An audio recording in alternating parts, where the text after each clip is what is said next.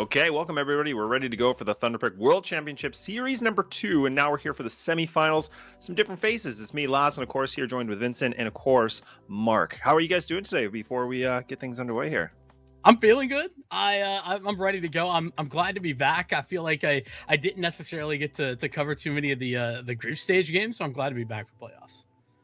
Yeah, to be honest with you, I'm in the same boat with Vincent. We were just covering, I know the three of us were just covering a whole lot of North American Counter-Strike. So as we've been following throughout the player break and a lot of roster moves, even, at the tail end of SA number 1, where Imperial made 2 moves and then went on to sweep in the playoffs, Laz, I'm really excited to see how, maybe we can cock up that storyline again today. Yeah, of course. Yeah, look, it's been a lot of NA action, but here we're going to talk about the South American region. So let's bring up the bracket a little bit here, just to kind of give you guys a little bit of a recap of what's been happening. We had a lot of good matches yesterday. The quarterfinals were underway. We got to see some good matchups. We got to see some good placements. And yeah, you can see here that, 9Z, they were able to get themselves that 2-0 pretty convincingly. Like it was a 13-5, 13-6. Then when we kind of move things over here for the Red Canids and Sharks, I was able to capture that game as well. Really interesting, just in the sense that, that went to Train, Mirage, and Inferno. Red Canids were able to kind of close things out with the 2-1, which, to be honest, felt a bit surprising, just because, considering there's been a lot of talk about that new roster. But all in all, how do you guys feel about this? I mean, ODDIK getting a 2-0, Fluxo getting the 2-0. Do we feel like that's pretty much normal business as usual, Vincent? I'm actually really glad that things went down this way. I think the Red Canids Sharks game could have gone either direction, but outside of that, for me, I think we got the expected outcome and also the most exciting semifinals setup for this, and potential for the grand final as well. That to me is kind of why it's such an exciting look towards this as well, because Bestia's looked kind of troublesome here in the last month or so. I'm glad to see Fluxo hit the ground running with these changes and such. So I think this is exactly what I was hoping for. I kind of agree with Vincent on, we got the, I think for name's sake, the most exciting functions here today. But to be honest with you, before we get into the roster discussion, I feel like Flamengo actually really dropped the ball. They were kind of skating by, and especially even got a 2-0 against these guys that you see on your screen right now. And they it seemed like flamed out against ODDIK there. But, all that same to ODDIK, it looks like they're going to, be taking that result and, running with it, where they're going to have their work cut out for them later on, Laz. But here we get into it with our first roster. We got 9Z. Yeah, of course, right? And I mean, we got to see yesterday, like we just talked about, right? It was the 2-0 that, 9Z on the screen. You can see they were able to get themselves a pretty convincing win with a 13-5, 13-6. I kind of want to pick your guys' brain on this, because for me, we got to see Lucan. There's been a lot of talk about him. He put himself at a really decent rating overall, which was a 1.69. But Martinez was definitely one of those guys that, for me, just kind of knowing the South America region, it's good to see him back in playing. It felt like he was still kind of in his top form. But, Mark, I'm going to put you on the spot here. What can you bring here for this roster? What are you kind of expecting a little bit more from these 5 players? I think for 9Z specifically, when we're looking at Martinez, it's absolutely going to be kind of the star of the show on this AWP. When, we were scraping by in the Series 1, it was kind of a tough tale for the rest of the supporting cast. I think Max was always consistently calling really good games. Lucan, when we're probably going to get into the head-to-head later, is going to be the guy that's there. I'll just be honest with you. He's really talented on this rifle, and I'm really looking forward to what he has to offer, because he has to lift up Last Out Peak and Adam S along with him. Adam S, honestly, for the ratings that he does put up, I don't think he's going to be, shocking everybody with what the Romanian is able to do, kind of on that sense. What he does in the server, Laz, is going to be, function with the eye test. This guy does a really good job at the anchor position, and so I just hope he comes out with a consistent look today and sets up 9Z for success. Yeah, I love it. Vincent, do you I know you and I've been able to capture a few things before. Do you got any hot takes on this roster as well? Man, I don't know if they're hot takes. I just feel like we haven't quite seen the 9Z that we had, a year ago, that we're making deep runs, that we're making everyone kind of look in their direction. And there's even more question marks now with the report that came out yesterday. I think it was that they're looking to, remove the European imports, Martinez and Adam S, and that They're going to end up going with a full South American look. I think Levi Urbano, that was the rumored pickups. That's, to be honest, clearly a downgrade. It has to be something that's probably hovering over the heads of at least those guys, if that is the case. I mean, those rumors kind of were just that, but they also seemed pretty legitimate to me, kind of on first read. So, you know, for me, 9Z, I just think that they got to play with no pressure, and I think that's hard given the circumstances. Yeah, that's totally fair. That really, really is. And again, look, like now we you know, of course, we got to bring up the red Canids, right? And this has been, I think, a big conversation, like we all talked about, because this roster has pretty much undergo a whole restructure, bunch of new players. You know, you talk about Drop, talk about, you know, coldzera still on the team. I'm going to put you back here on the spot here, Mark. Like, I mean, any initial thoughts with this new revised roster? Are we feeling good about it? Like, are we thinking this win over Sharks yesterday was really like a step in the right, you know, direction for these guys? It's hard to say, lads. It always has been with the Red Canids. I think me and Vincent will, you know, riff on it as we, you know, get into our BO3 here, probably a lot, man. It's a roller coaster with this team, kind of emotionally as a fan, and even here back on the casting desk. Like, watching the peaks, watching venomzera and coldzera play out of their minds, and then some days it really just seems all over the place, and that can be in a one-day transition. They can crush in a quarterfinal and wake up the next day and forget all that happened and unfortunately crash right out. So I really need to see a Red Canids turn up. I mean, it's really great for them that if they play well in a semifinal, they don't have to wake up tomorrow and play a grand final, right? That would be in a couple of hours. So I think it really comes down to how exactly you measure up the pressure, because they have plenty of experience to get this, lads. This is online tier 2 Counter-Strike. They got to deal with it. Yeah, that's true. That really is true. And look, you know, I guess we have the vetoes up here, and we can see that, you know, red Canids are the ones that pick for Mirage, and then obviously moving to the second one, which is going to be Ancient. But Vincent, I'm kind of curious on your thoughts, because for me, like for this pick of Mirage, like we got to see it a little bit yesterday against Sharks. It really wasn't looking that great. Like it really didn't, you know, they lost like, you know, 7-13. It didn't really feel like they had things in the right place. So I don't know if this is more of a redemption that they want, like a redemption arc or something like that. But do you think like this map is, you know, considering their win percentage, is this maybe the right pick for them, considering we saw the first two bans of Dust2 and Anubis? Listen, I think that Mirage has been a comfort for them a lot of times. I think Drop's calling has been really good on this map. I think that they've been able to put together some good stuff there. And on the whole, even though there's been some ups and downs, I think that Cold's opping can be pretty decent here. But like, I don't think it matters that they lost it yesterday. I think that's what I'm coming to.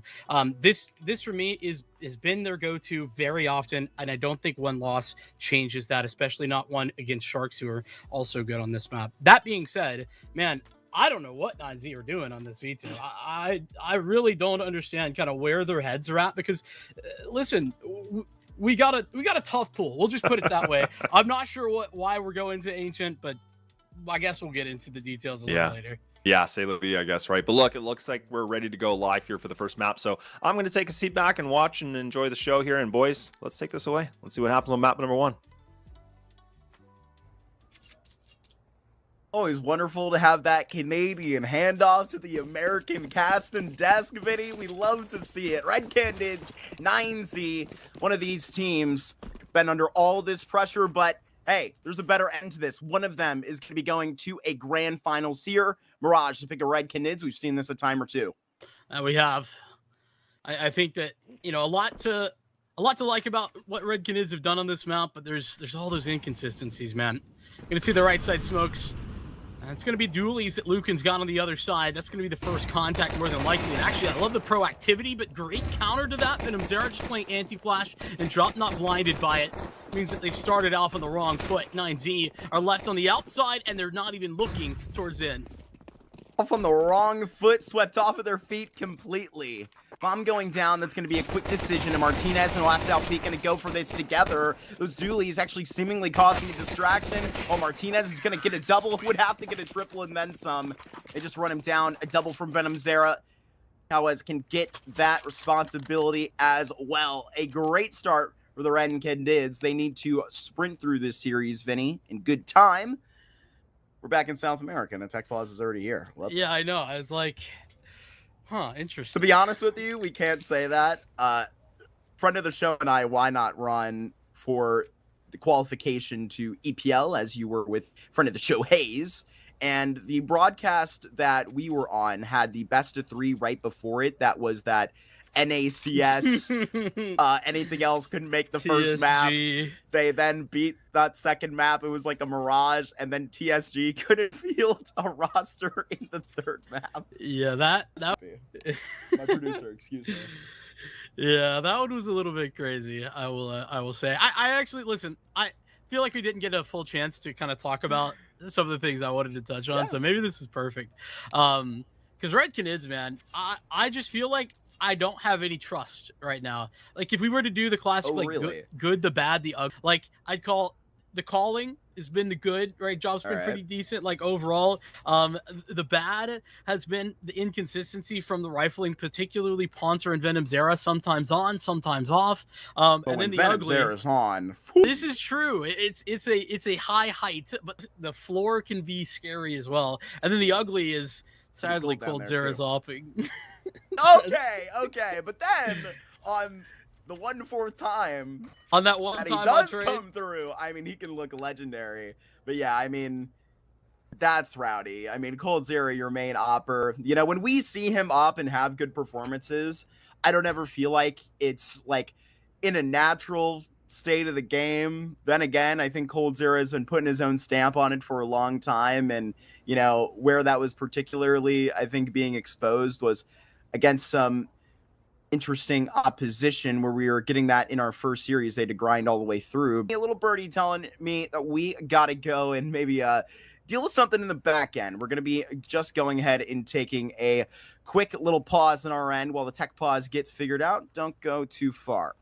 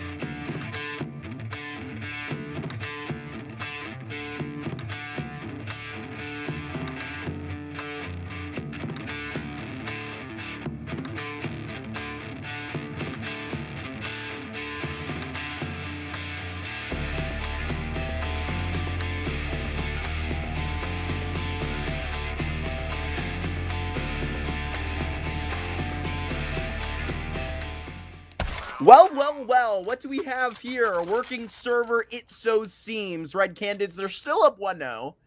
That hasn't changed, but this has got to be the largest honeymoon off that one round of all time. We've been chilling here. Hopefully 9Z's parade has not been, honestly, already tattered from that first round. Maybe this has already lifted him up. We're rolling up to it. It should be all clean. What do we got? 5 pairs of Kevlar over there with the USBs? This ain't live. We should be all good to get this going. Got to make sure everybody's ready and set, strapped in.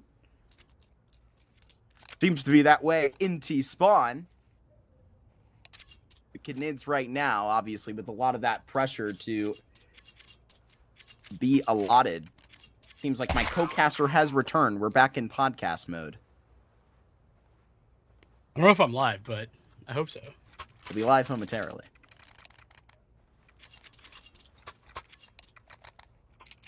Here we got things figured out, though. It'll be the real deal. Don't ever go for the bathroom break. That's the mistake I just made. Not ever, actually. You're not allowed. Are you guys at home? Not allowed. Laz? Sorry, bud. Production? Don't even think about it. Don't get on Mark's bad side. Did I forget about anybody? No, I think you got everybody. The chatters. 9Z currently got a 4 spot. Feels like so long ago that we had that pistol round. Yeah. Well, it's all good.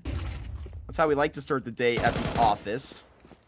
It's going to be a long day for either of these two squads. One of them, like we said, going to be headed to a grand final, but tattered path to get here by either of these sides, Vinny. 9Z got the worst of it from VSM and Co. in the group stage.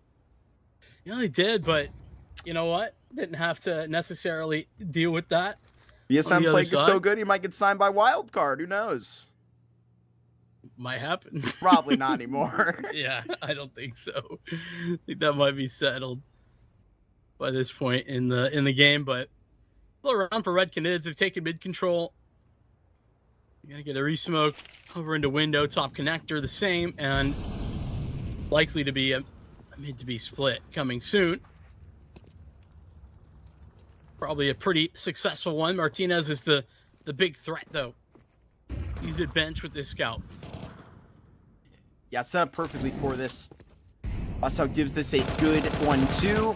When unfortunately falls right below the Molotov. Droppy's going to be tagged up and then bagged up immediately. This is going to turn that ship right around, likely back to A entirely. Right now, at least with a couple of traps set below that end, they're actually going to be heading into the belly straight up. I mean, there's 3 players here. Yeah, this is bad news, actually, for Red Canids. Adam S is in a great spot. Lucan just needs to not commit until they can play off of each other. And yeah, that's exactly what they do. Max comes in, Lucan gets his, and now Adam S can activate. They've got no idea that he's still towards ramp, and Venom Zero goes down. 9Z find the round, and it's all thanks to Martinez hitting that tag and then the frag to follow that one up from bench. Forces Red Canids back over to A and into the belly of the beast, as you said. They don't leave it. Great stuff out there from that triple peak, but Adam S with a great double on par. You know, I like to, hype him up for what he's able to do done at the anchor, but got to gamble up 3 players there on that site. 9Z fully take advantage, and as the old tale goes, back into the South American region, those Deagles are out, Vincent. Damn, anything is possible. Yeah, don't count anything out when there's Deagles in the server. I think that's... Yesterday I was casting Marky from Getting Info. Oh boy. One of the best Deaglers in this part of the world. I feel like that's not true, to be honest with you. Dude, online? Phew, yeah, you think again. Online in AFPL pugs? Yeah. Sure. Oh, yeah. Canids prepping an A attack. They have the bare minimum, though. It's a couple of smokes, a couple of flashes. And actually, they're just going to walk away from it. I thought that was going to be the A go. But instead, they're going to walk back over to B. It's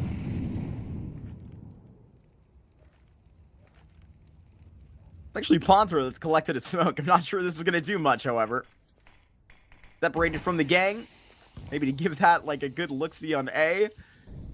Plenty of bodies here on B to go, and with an MP9 here in Wasau Peak, here's his first chance to really go out and get some in the semi-final. Double dips and may have to go for a triple. Does. Out with the sidearm and has to worry about it up close. coldzera has it personally reloaded and he takes care of it, but gets down. Martinez off the empty pillar after the triple from Wasau Peak. 9Z roll to 2-0. Yeah, at the very minimum, Red Canids taking their time about that, at least force a bunch of utility out of 9Z. Even if they don't get all the kills that they would have hoped. A bonus, I guess, if you could consider it that. Also goes down, but nonetheless. Fantastic. The 9Z were able to recover after losing the pistol. Now they're going to get a little bit more time to build up their own economy. It's Glocks across the board. Nobody getting anything else out of this for Red Canids.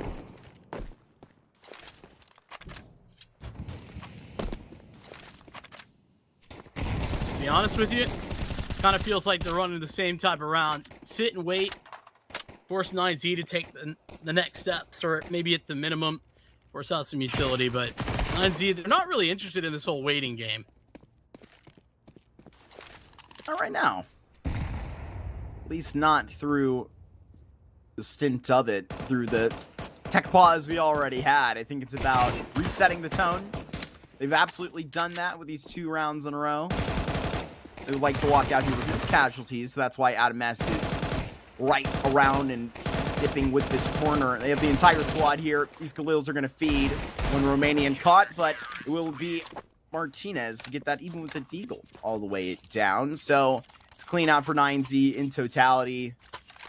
The guns of the Red Canids have been held off for 4 rounds, Vincent, but now they've arrived. Yeah. Contingent of AKs acquired by the Canids, and with that, Martinez will invest into an AWP. I think, you know, for me, the biggest reason that I'm so confused at 9Z's direction, at least in that rumor report that was over on HLTV, Martinez has been so good.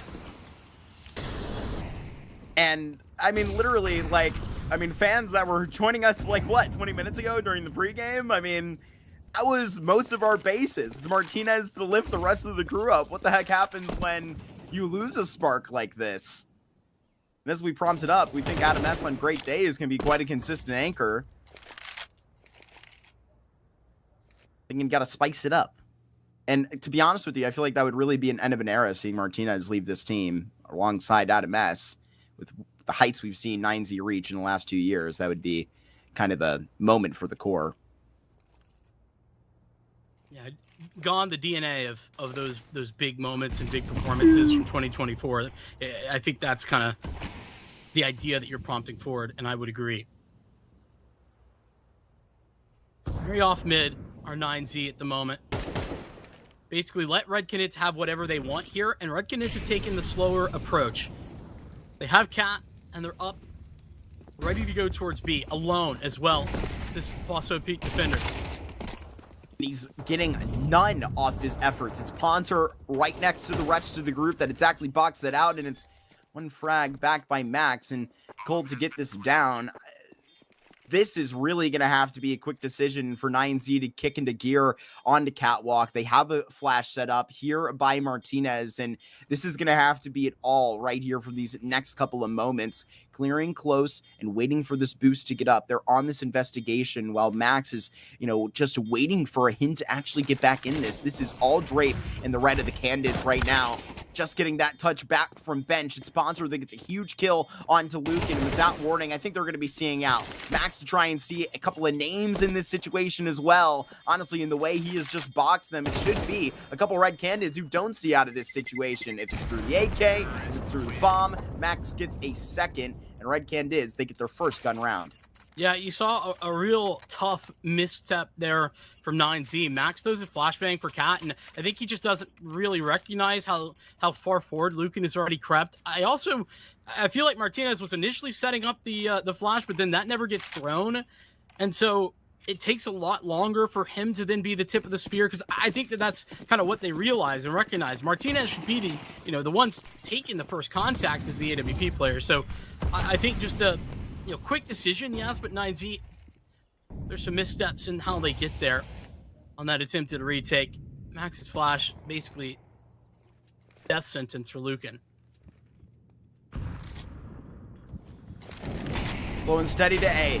It's going to seem like a pop, but there's a good response back. 9Z splitting this setup just for the moment. Red Canids with no space out of Palace. They are forced to fight now with their hand already shown. It's going to be onto the A site whether they like it or not, and now it's time for Lucan to shine. Now we prompted him up in our pregame. He's got to get a good look, and he's gone with nothing. Similar result to the hit last time with the one anchor they saw, and now it's 3 players behind this jungle smoke, and Ponter is just going to be swinging right into the drop to try and get this down. He's at a long-range sing, and as this all goes, it's 3 frags that are now rolling the way of 9Z, but it's all left onto Adam S. Had a great double here to actually prompt this entire streak of rounds, knocked back off by the 1-gun round of the Red Canids. Can 9Z wipe that off on the board like nothing happens, Vincent? Oh my gosh. Maybe so. Adam S, a stunner on the cold. Now it's up to Ponter. He needs all 4.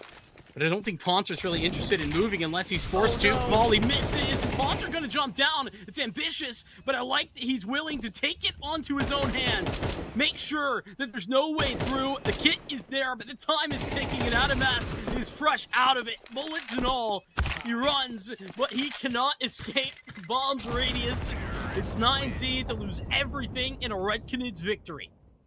Huge stuff there from Ponter. He continues to have impact on this Red Canid squad. It's a really good look for him, and the triple takes that into his own hands, all dictated from Palace. And remember, that was the part that was delayed the most, right? So keeping that position is a hard tally to keep. And, you know, Ponter, I know a player that you've been, you know, as a matter of fact, there's been so much negative discussion that I think we've had about the Canids in our pregame. I know you've been a fan of this pickup of Ponter.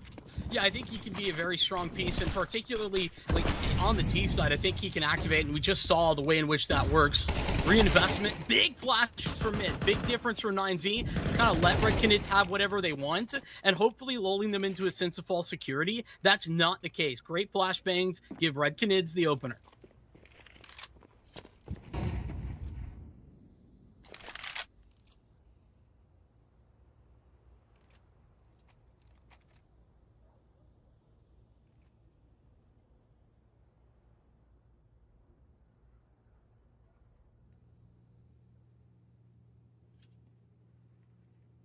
Investing a lot into this B play right now. Depends how far Cows does go, but there's a boost currently on the top of Catwalk that just audibly got released. And knowing that there was some type of function up here, they're going to be just keeping their eyes on it. Molotov is going to try and box them out. Hostile peek and can get in front of this, but he's still on top of the boost. He's looking down towards lower, and Drop is anticipating this. Max still hard on this angle. They may not be ready for this, but an angle seen, and right there, it is such a graceful segment. They get this down into the bomb site, and it's a 5 versus 2 flood right in front of Lucan, who almost connects into a second, but would it even have been possible if he does, Vincent? It's Martinez against the world, and Red Canids, they really fired up on this T side. 2-gun rounds in a row now. Yeah, I think that even if Lucan gets 2 kills there, it's not enough to answer your question. I know it was hypothetical, but the problem is for 9Z, I understandable, right, that things don't go exactly correct for them in mid. I think the biggest issue there is that there's just no one to support that play. Everyone is kind of putting their eggs into that one basket, hoping that they can find that early engagement in mid. And I think I like that as a change up, an adjustment, but I'd love to see with a little bit more support from that point on. 9Z just chasing the deficit and making bad decisions because of it. When you think about that elevated position for Huaso Peak, I think that Molly tells a very clear story. No need to stick around, and then Max is forced into making a more aggressive play because, well, if he doesn't get 2, then the round is over.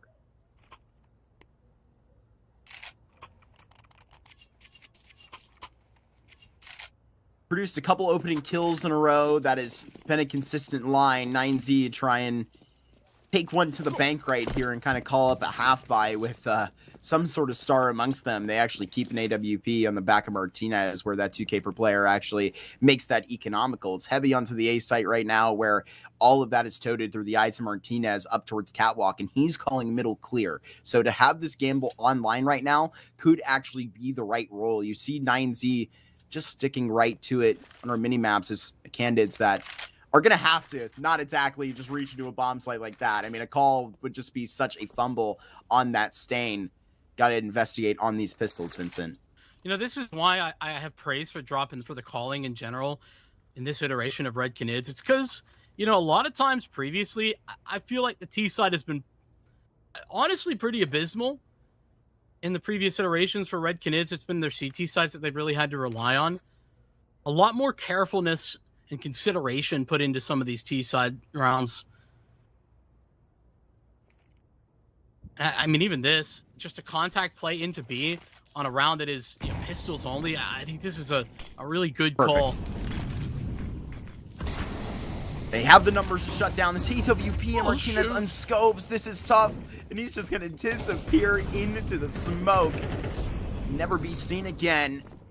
Potentially get this down, because there is a couple of members of 9Z actually sticking their nose through a drop. They got some on the back here that is pretty important. Got to get this down.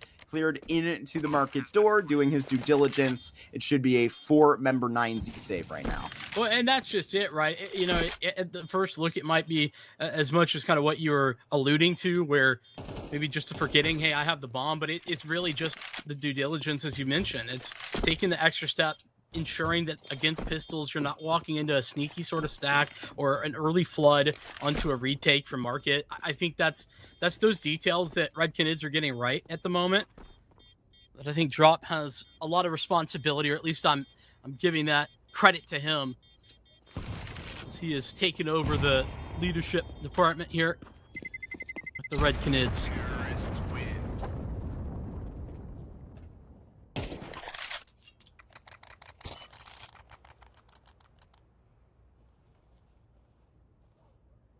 No real reason to panic, I think, from either side. The Red Canids as well have had their struggles in this, sure, but obviously really turning it up. It's gun round number 4 now to really place on the board. It's valuable wins that they have to the, 3 of 9Z that were, measly cocked up beginning of this half, but if they could stick it on the board, it'll count just the same. It's just got to come now. It's kind of a slow spill by the Red Canids, and to be honest with you, the beginning of the tempo of this semifinal doesn't really feel like it. This kind of feels like any other group stage game that you can get on, in the way that they're taking it slow and not getting ahead of themselves with this. It's 9Z that are honestly picking up the tempo now, the way they're reaching into middle, but trying to not really commit to much. Max gets out with his life.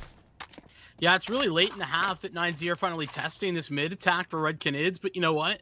Adam S finds a little timing on to drop, and there's no trade potential available either. Red Canids, this is what they've been doing, though. This is the norm. Oh, Martinez caught. Elbow seen, and with that, a head taken.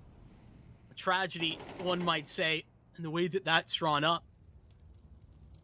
A seems the likely outcome for this one. Red Canids have called Zero holding the bomb. That could go with the big grouping. And you've got Ponter out over at Palace. Place that he's already had some big multi-frag performances, and that's the weaker of the two sites, arguably.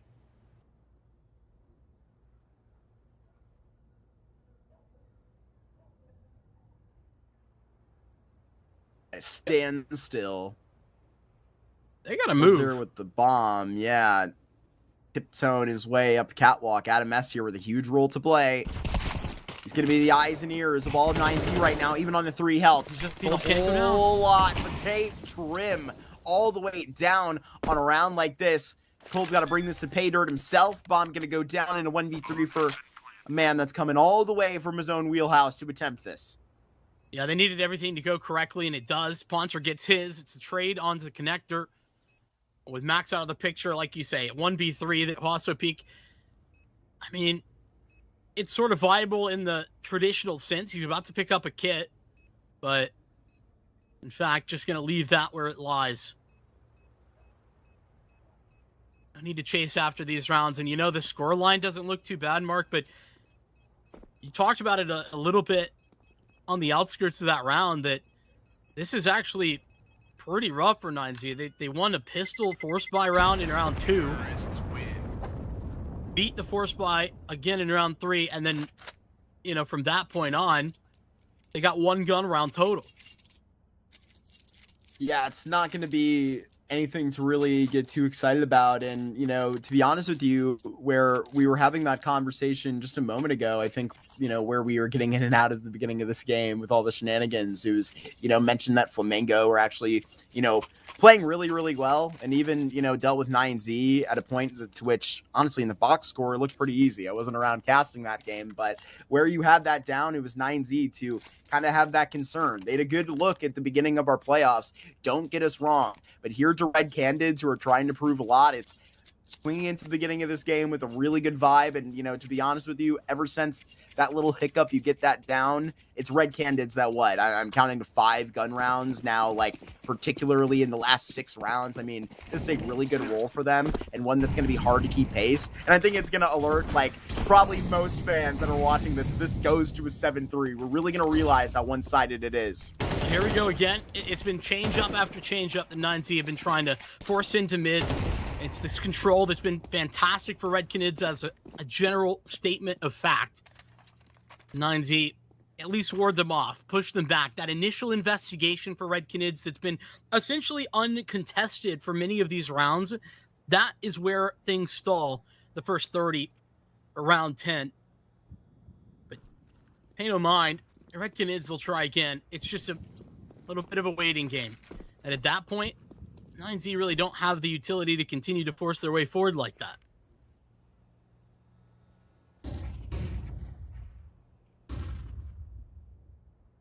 Always makes his way out of under. There's 2 players perched up. Max joins and out of mess, makes the contact, but there's an op up top, and it's not looking this deep, and they make the contact, and they sweep it all out. 9Z, they shock themselves back in the form, and it's Ponter that's separated from the bomb, the rest of his squad, and with 35 to go, he'll have to manage this clock while it's going to be 4 written up for 9Z, all the more likely. I think it's just fine if Ponter wants to hang on to this gun and save the utility as well behind it. They've got extra cash to work on. It's not a bad decision if he wants to try and fight for further economic damage, but the lack of control or information that he has on the rest of the players is going to make that decision for him. 9Z, I was talking about how they've been trying to kind of make adjustments and small changes to the way they want to play mid, whether it's entirely dismissing that factor and letting Red Canids have their way, or being disruptive initially, fighting aggressively, but then falling back. All of these little things that they've tried, the big difference in that round, Mark, is that they play for that first contact, and then they set a trap that Red Canids snap into effect almost immediately.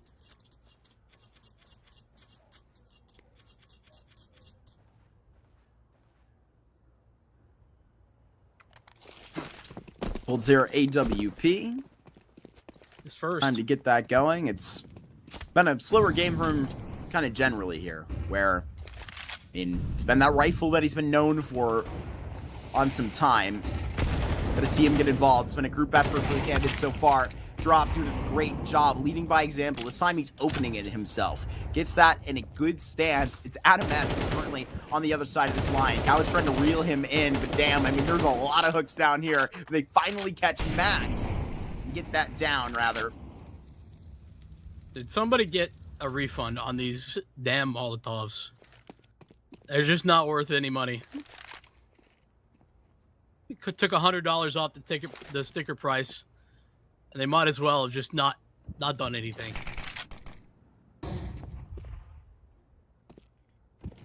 I like the response from Red Canids, working themselves back into that mid control, fighting aggressively, not allowing 9Z to take that more forward fight that they were looking for.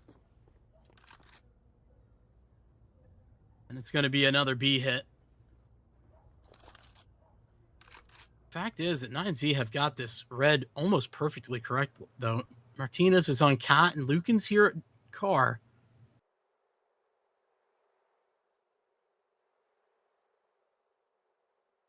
4 players. As soon as he releases this crouch, it's a headshot. He connects. He's got to know that there's more in time. And Martinez, he's got one on the hurt, and it is a triple that everybody is going to be putting on notice right here for 9Z. They wax themselves right back into position here with 2 back-to-back, and it comes by shutting them down on the B site. That was the guillotine practically, Vincent. It was a vicious whip back.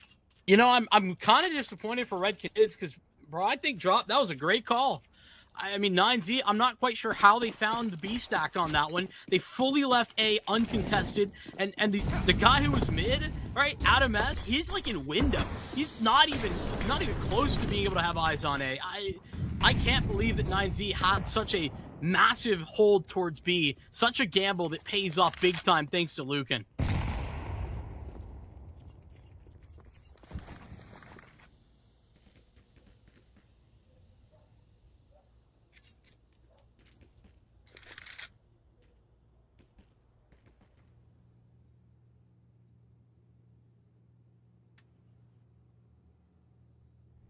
Like Martinez may just get a scratch right at the beginning of this. It's close, but no cigar right quick. It's going to be right back to it. Martinez can put us right in an even stint, but Adam S is actually quite bold in this latter position. See if he does make a little bit more space forward and make contact because he's hearing so much. Now to get a swing to potentially get on. coldzera holding. Very coldzera might have seen just an elbow right there. Doesn't seem like it. Again, good decision, but this is where you need your B anchor to be proactive, and Peak has been just that. Drop, hard clears him. Can't win the fight. There's more to be said, and now all of the reinforcements are starting to arrive. That was the bomb scene first and foremost, and now Adam S on notice. He's the one man who can stall this out. Hopping down for it. Adam has a double, and that is it all to do. Now Poncher to collect another clutch. 15 seconds in a fake plant. He's drawing Lucan out, at least attempting to, but a false time to go for the flag of the reload. Now Poncher exposed for this, has to commit to the plant, and there it guarantees a tie. 9Z push themselves to 6-all.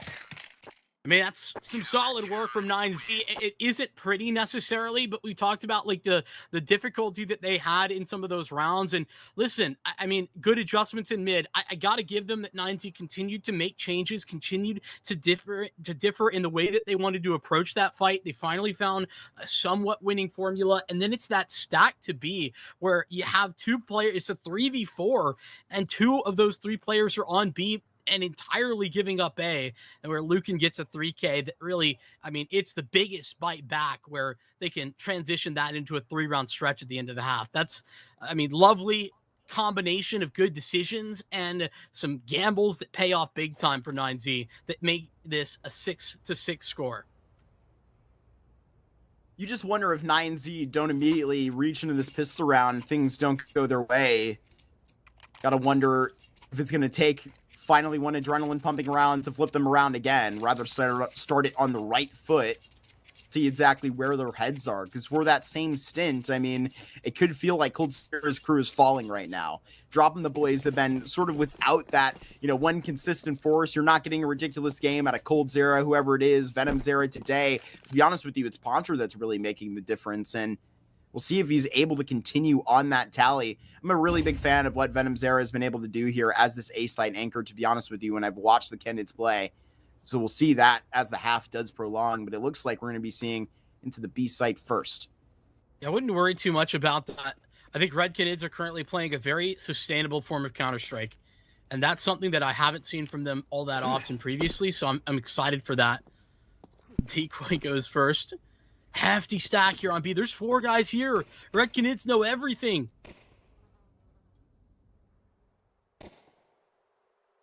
Not fooled. Not for a moment. Just keeping them in place. One tease. I don't know about this call. Have that right behind it. This is tough. Wait it out. 55 dropping. Max to join him right at the back end. He's throwing the util. In position now. Kawa sees it all towards A. Hasn't heard anything moving through that side of the map in a long time. They've been postured and ready for this for a while.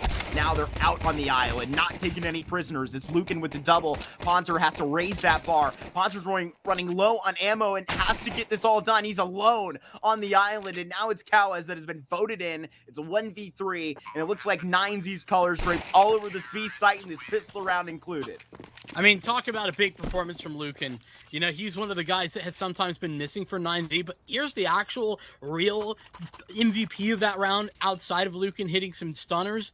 It's the utility, man. What great flashbangs were just being thrown by Max. Genuinely incredible. 4 players basically on that site. 3 there to begin with, and Lucan hits a fantastic opener. The flashes that follow that are incredible. It allows him to isolate towards Cat so that Ponter, even though he gets 1, he's basically left to be blind the whole rest of the time. That is exactly what wins 9Z that round for me. It's those flashes.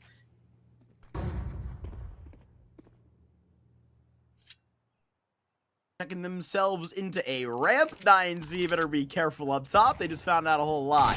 Gonna be trickling with them over on B. This is gonna kind of spoil the movement of the fake. Cowes gets a double on that MP9. Now 9Z are really in trouble. Martinez gonna be posted right here and not ready for it. Cowes is gonna have to get on the run. 11 frags deep on that AK, and Max with the Mac 10 currently equipped is now gonna have to see to his own devices. He's gonna be passing and waiting in that kitchen. Not going to take so long for the Spaniard to join him, but this rotation from Cold is going back to A. It's going to be alone for Ponter. Well, the problem is that Cowes saw the bomb in Palace, so even though he goes down, it's just so unclear where they're going. So that's why this A-lane is happening. Ponter is once again going to have to do everything. It's him versus the world. Max is going to lead the charge. Fantastic to put the Mac 10 first and foremost. Dropping right down to it. And now there is nobody here to stop you. Coldzera can rotate in with a late scout. Gets in front of it, in fact. And this should be an easy kill up for Max. And it absolutely is. Card swipe. Dropping a 1v2. Won't even attempt it. Yeah, unfortunately, the reality is that Ponter needed a 1-for-1 there at minimum to make this viable. And I think that Coldzera making some tough decisions, ones that I think end up really making this round an impossibility from the beginning, though. I think Drop just kind of looking to save this AK, and maybe if Cold gets a kill, then he comes to fight for that. But it's a good finalization of a round that was starting to fall out of favor. I don't think there was any reason for Cowes to give his life away so callously. On that red Canids, this is where things start to like fall apart for me. Some of the CT decision making can be flat out bad. I think we got a little taste of that in that round, which is funny because they had everything right last round, and I think 9Z had a pretty gimmicky play on B that worked out just because of good execution. It's kind of the opposite situation. Drop these sideline right now, back to 51 health. Flash didn't even get a chance to peek through that. Martinez decked. There is that little bit of spam. They had off working together. Venom's there and Cowes from that site. P250 lands it all the way to Catwalk. Lined up. They're literally roped out to Cat now. This could be a trap. Red Canids have a fast rotate available with 2 inside of window, but looks like it's lining up to be a B attack. Might end up working quite well. The CT side. Still plenty of time to make an adjustment, though, if they would like to. But I think with this rotation, it's a confirmation. You know, at one point in the first half, he praised Drop for taking it slow, really not trying to get really overzealous. This is the point at which I think we can praise Max and 9Z for the same thing. Not trying to roll up into anything too quickly here in this Mirage. They know it well, right? They have to just make the decisions at that right time. So this is an example of that good decision making. Max gonna have to be clean here with this HP onto Cowes. Adam S can't overlook the empty pillar, but it's Coldzera that actually slips the timing and is caught. Adam has a world where he could have maybe made that happen, but Adam S puts him down, does not give him a chance to set his feet. Yeah, you know, it's kind of funny, right? Because already on the CT side, there's like a dichotomy of Red Canids that I think we need to address, and that is the team decision making has been good. Like they've been stacked on the right side twice. They've had 4 guys on B, and it's unfortunately not mattered twice. But on the other side of that, it's, you know, individual mistakes or problems that started brewing that we make those very difficult. It's about Callas and him being overzealous up in Palace in that round.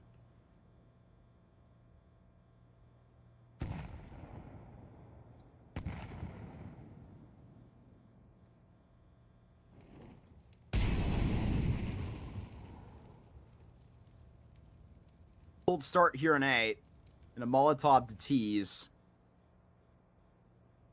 Trying to rev this up through anything. In a minute 10, you haven't really had even a drop of blood spilled. There's plenty more in the shed here for 9Z to be fully utilized. There's a point in which you're trying to pick on the timing. I feel like that was 10 seconds ago. Now it's about trying to actually put some respect on a play like this. And Last out B going and getting a very clean entry. This is exactly how they prompted this up. They caught Red Canids out of position, and now they have a site right where they want it. Good execution, and they're about to take space towards CT. I say that, actually, Max is low. Scary for a spam potential. Martinez has it covered for now, but there it is. It's the smoke that fades actually over towards Connector and allows for Kawez from Cat to cut off the head. The plant is no more. 20 seconds. Big trouble. Martinez has to hold this. And they're teasing him with the shadows. This is where the plays come through, and it's going to be committed all the way down. One of the players that's really going to be worried about here is the rotation in from the catwalk. Martinez is sending in Adam S to find out what is up with that. Holding a very fine line to CT. Double scoped in from Apex. Could have even cashed in on a collateral, but he's got them one after another. Coldzera now 1v2 has a collection onto his first, and now Coldzera has got it automatically every single time around this on Mirage. Put Marcelo David up the clutch, and he's going to get it done. But with this 10 seconds, it's going to be awfully close. 6 seconds, and he may not have it, but with 2-1, it will be that card swiped in the 7th on the board for the Canids. I mean, if you have your bingo card out for Red Canids, man, it's cold with a clutch at some point over the course of a game that keeps them alive. That's something that you can absolutely rely on, and that's regardless of the op conversation, some of the difficulties that we've been talking about.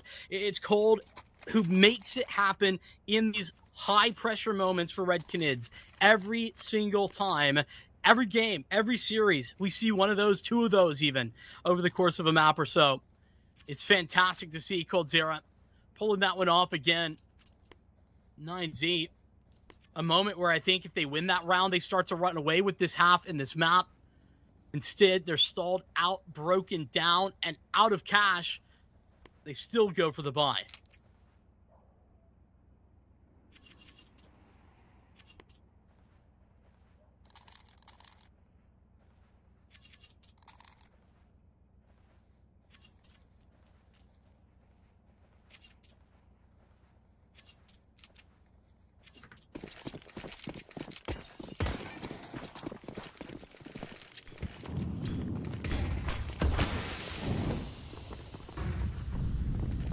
Heavy into Palace again. And I think this time it's going to be quicker off the line. Right now, even where you look at the minimap, if they pounce on this, the A player is going to be exposed under Palace. Venomzera now in danger. Gone with nothing right now. Coldzera up in hand. He's back to back out here next to his rifler. Venomzera and Coldzera back to back, but it's all up to the older of the duo. Cold has got 3 back to back, and he's on for the ace. Coldzera can potentially have it here on this ace site. Leaving Kawez and Ponter here as the double bodyguards. They'll be fine to lock this down. Martinez, though, with a lot of space to work with. Max, rather. Yes. Space is honestly not good enough. With the HP so low, the bomb on his back, I mean, the value that a plant even would provide, but that triple box, it's a fool's errand almost. They give him so much area to work with. Still don't know how Max is able to transition this into something more. As long as the riflers stick together. Considering the tease towards CT, you're cheering for this ace. That could be exactly the real estate you want lined. But all to give it that go. And they've actually even swapped it out. MP9 for the ace, and coldzera has got it hopping onto the bomb. And that ace denies double digits for the red Canids, who are just one more closer to 9Z now. coldzera with a couple great rounds in a row. 8 frags in the last 2. Yeah, I mean, talking about coldzera as a guy who can provide a clutch, well, he's also a guy that I feel like works off momentum very well right now on an individual level, and that's, you know, something where he barely really had any of those big moment rounds, and you're asking, well, who's showing up? I got the answer for you. Cold is making that statement now. 8 rounds in the last 2 is a terrifying tally, and it's one that, I mean, for me, pretty much sets the pace. I was talking about 9Z. If they had won that one round, then they probably start to run away with this game entirely. This is basically the opposite. That force buy and then that loss, Cold on the ace, that basically sets Red Canids for an advantage. Holy cow, Lucan. It's the one AK that could. But with the 2 deagles alongside, gotta pair this dish up with something. So deep. You've got no idea how deep Adam is right now. Giving these B players a surprise. It's going to be Ponter, the only player he's really going to be able to get eyes on. He has to commit to 2 fights right here. If he takes a chance, that is the reality. So he stays hidden. The Romanian is going to try and split them up. How does he actually find a time to strike? It's really going to be an awkward lay, but he just needed to wait for everybody else to get close, cause distraction, and Ponter has that. No clear gone, so it's Adam S now left on the site alone and earns some respect. Has the bomb now and a chance to actually make this thing full. Gets this over to get a little bit of respect, but can't even hide from venomzera. Takes that to a tie himself. Unfortunately, Adam S didn't understand the assignment there. The assignment was get the bomb planted, get that extra cash, and maybe afford, you know, an op for Martinez if possible. But he doesn't get that, gets spammed down and taken out. The tied scoreline is as I foretold. Despite a stunning shot from Lucan. He's having a very good game. But that's the setup for a good 9Z T side is you need to see Lucan and Fluxo Peak successful on entries. That's currently what we're seeing.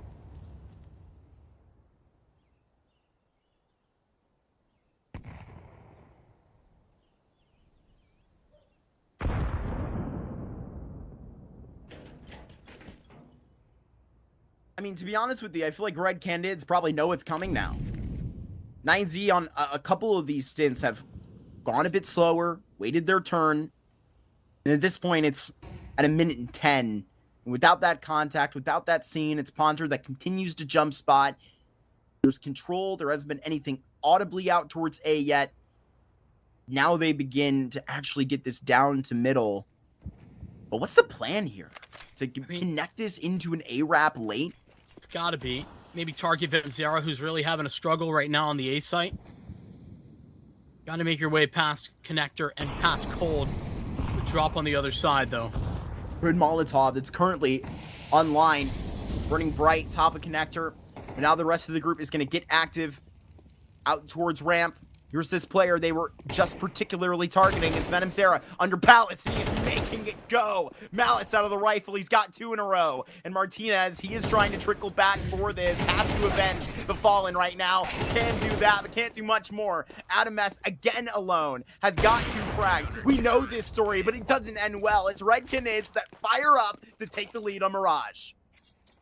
You know what, Mark? I'm going to say something surprising. Probably most surprising to you. I really freaking love what Red Canids are doing. There you go. They look there like you go. I'm loving this energy. They look like a good team right now. I was really happy with the T side. I know that, you know, there was some mistakes occasionally in there, but the calling was great. And then on the CT side, you know, they get some of these ball's rolling with coldzera. Poncer's having a fantastic performance. It's Cowes who can be the it factor. And right now, the rotations that they're making are really intelligent. The fact that they found Adam S on that flank, on that Deagle round, I'm so impressed that they were aware of that.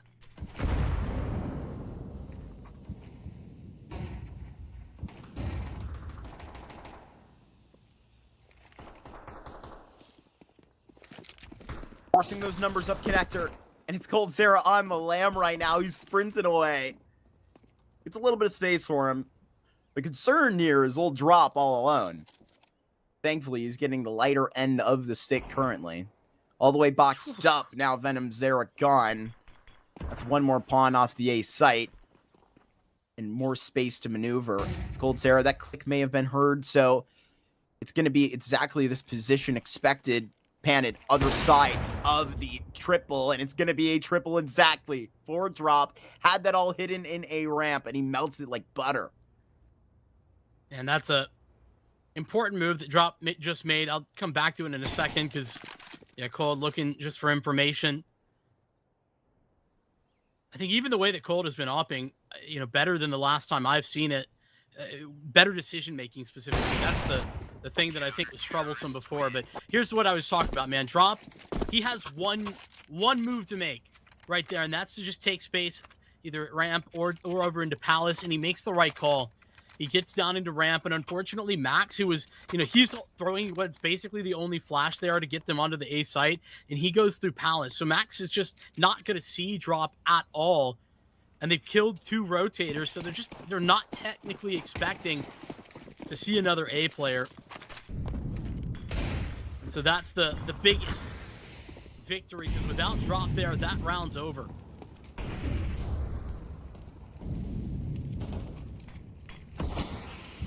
The tale of the 2 streaks. Red Canids have taken a hold of both parts of this half. At some point or another. It was washed away at the end. 9Z forced a 6-6. This time they got to finish. Right here, coldzera toting an AWP. Vision limited, out from window. Cowes is going to try and hear what he can. It's all this type of treatment. It's all under the shoulders right now of coldzera, who makes contact. Would have loved the confirmed kill. But there's going to be a lot of attention here in this B site, and really with it to worry from Catwalk. coldzera is trying to communicate back right now and getting into a pretty good setup. They should have the room to maneuver.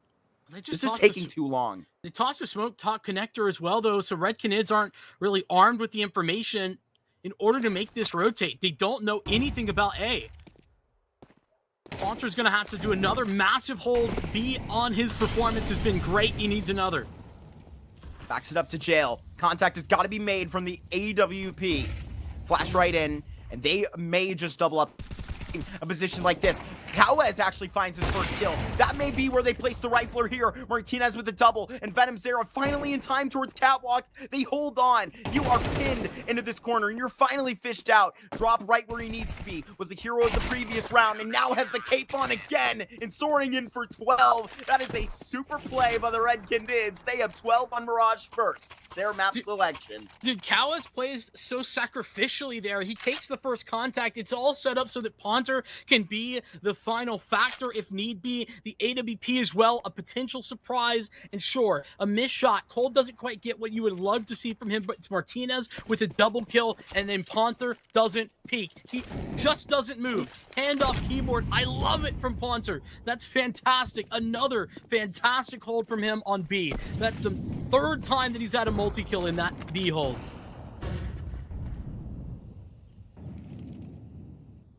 Opening it up onto Max. Gonna have to call from the grave and potentially will stay there all the way till Ancient. There's Lasal getting a good look, but it's all the way doubled down. The Argentinian puts it into a 3v3 personally, and they have this to a post plant here, but he's caught.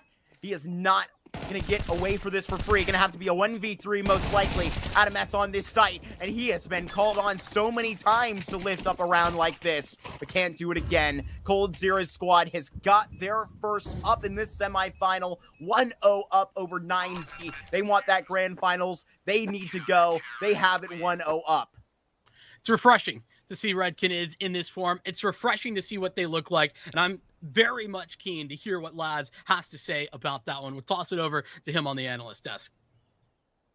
Hey, thanks very much, guys. And yeah, honestly, a really, really good game. Like, I mean, this was definitely not the way I thought it was going to go. It definitely felt like, you know, in the very beginning, we saw that, you know, Red Canids were able to get themselves some really good control in the first pistol, pretty much a basic A take, and, you know, just able to like clear out CT spawn, which I thought was really good. So again, just kind of back to some basic protocols. Then we see in the second round with that, you know, 9Z, they invest pretty heavily with it, with a scout, some DEEGs, and MP9. I got a little bit nervous for them in the sense that, you know, the positioning of B was a bit questionable because Red Canids were able to take mid control easily. They got a kill right away in the B site, but then everything just kind of turned around. That's where 9Z were able to bounce back. That's where 9Z was able to find themselves, you know, 3 consecutive rounds in a row, essentially, which really did kind of turn the tide for me a little bit here, looking back for these guys. But honestly, you know, I think the biggest thing that I heard both, you know, Mark and Vincent really talking about, which I definitely agree with, is this whole first half. It felt so interesting that, you know, 9Z, they were just kind of allowing this mid control to be up for grabs all the time. Like, they didn't really contest it very often. I think it was around round number 9 where we finally got to actually see them like contest something, right? That's where we saw that the scoreline was 5-3 for Red Canids. It felt like it was kind of a little bit too late at one point. But either way, like it was some decent amount of effort that was coming through, ending the first half at 6-6. And then when we kind of moved over to the second half, I definitely agree with Vincent here. Like, I was, you know, I'm really impressed with to see how well, you know, Red Canids were able to bounce back on this, because this was already an improvement from what we saw yesterday. We already saw their CT side was looking a lot more polished, a lot better communication. You know, Cold Zero was actually like activating the op, which was really great to see. I know there was an ace on the eco round. You can argue that, but it's still important because when you have, you know, 4 players just swinging you with pistols and Tech 9s and Deagles, it's pretty scary, right? It's pretty intimidating, of course. So I definitely love the fact that, you know, you got to see Cold like putting himself up some pretty good numbers, considering he was able to get that op into rotation a bit. I definitely think that Ponter is, you know, he's really just gotten better and better. And even Cowiz as well. Like, he was somebody that, you know, yesterday Zola and I were kind of criticizing a little bit on, just saying like, look, he was absent, you know, on the second map yesterday, but then he kind of had himself a little bit better in the series. So we finally get to see that now, where he played a lot better. So that's a really good thing to see. That was something I'm really impressed with for Red Canids, because I think that was much needed. It was a big question of like, who other than Venom Zera is going to be able to pop off? Who other than him is going to be able to put up some decent numbers? But I do think the one thing that really turned this game around for me, in favor for Red Canids, was round number 16. So that was actually the round we saw Cold Zero getting the 1v2. That's when he was able to find that, you know, that big clutch that they really, really needed, because essentially from that point, they were able to get a bunch of rounds in their, you know, in their favor, thus getting them the victory here in Mirage. So we're going to take a little bit of a break. We're going to get ready to go here for the second map in just a little bit. So go grab a snack, grab a drink, whatever you need. We'll see you in a little bit.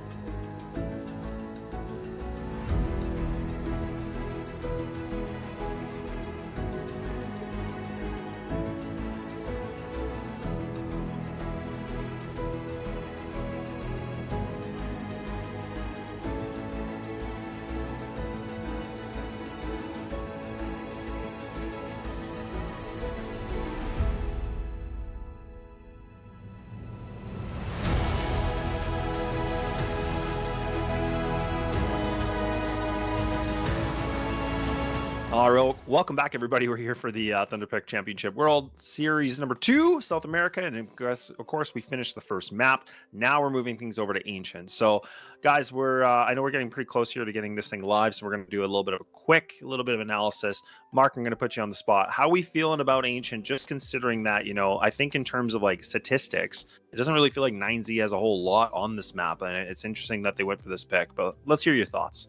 Yeah, I don't really know if I'm too concerned about that, as currently the situation didn't really feel like there was much to actually push back on, where I mean, like, after it was a good Coldzera clutch, kind of letting that go, they kind of control the rest of that Mirage out. So I mean, I don't really, I mean, I think it's good kind of results. It's not against great opponents that you have that over for the Canids. So, I mean, they run that down, I think, in the current form that they would like to. They would love to sprint in 2-0 fashion to a grand finals. Chillax for a couple hours, watch the second semifinal, get some dinner, and then play a grand final, Laz. This is all up on the docket for them. Bro, I'm worried. I'm worried. Does it ever work out for them, though? I'm telling you, I'm worried about this Ancient for 9Z. I don't know why they picked it. I feel like that Nuke was on the table and that should have been their pick, but yet they're here. Yeah, well, we're not going to have to wait any longer. We're going to go right into this game. So, boys, let's see what's going to happen. Either 2-0, or maybe this thing's going to go all the way to the distance. We're currently not going this way. They're walking their way up to this cheetah, and these dualies are still out making it happen. Clocks are going to connect on a couple of heads. This is 9Z with the ball in their court first, and they're currently going to be balling up in this site. I mean, this is a quick matter, and it's Ponter left alone. 9Z start off on the correct foot. Yeah, listen, I think that, the reality of this series is very clear, though. Lucan having a good series already. I think that's a win condition for 9Z on the T side of Ancient. That's where they're starting. He opens up with an early duel. He and Walto Peak with a couple of kills put together over in Jag. And, my worries for 9Z is just that I presume that they have something prepped here, but I like that word. I just don't think that this is like historically been the map that I would think they would want against Red Canids, especially. So, and I'm like the #1 Nuke supporter of all time. I want to cast that. I want to play it. And to be honest with you, I don't really see where I mean, it's played a lot by Red Canids. I mean, especially within the last month. I mean, that could be a scary thought if you're not too hot on it, but you're not too hot on Ancient either, from what I can tell. Yeah, I mean, I think that's got to be the story. At least teed up for this one, but I mean, Train, it doesn't get much better. That's such a clear win of a pick for Red Canids as their decider too. That's why this is concerning for me, and it's even more concerning now because Red Canids won Mirage and looked really good doing it. I think that's the other thing. Red Canids can win maps just about any time, but it looked really coherent on that Mirage. Pushing this right at the correct moment. Ponter connects, gets 1-0, and Lucan is so clean. Pristina map #1 for the most part. Did well for 9Z to push that, and really we're in competition for much Mirage. I think you're going to be saving these 2 pairs of Kevlar. Not exactly handing over the bodies, but yeah, I mean, already getting off to a good start. This is going to be a good pace, but I mean, not letting this affect where we were coming with the conversation. It's just where, to be honest with you, if we're going to kind of riff on something a little more comedically, like, I feel like anybody can go and look at these HLTV statistics over here on Nuke for the Red Canids results, and it literally just, if you don't know what we're talking about with the inconsistency of Red Canids and some of their results, Nuke's a great example. So, to be honest with you, Red Canids probably likes this too. I mean, more than they already do. Yeah, I don't know. I think they're not sad. We'll put it that way. I think it's sort of telling who did the banning of Nuke. The second round of bans. That's kind of what I would put that into, and that's what Red Canids were doing. So we shall see.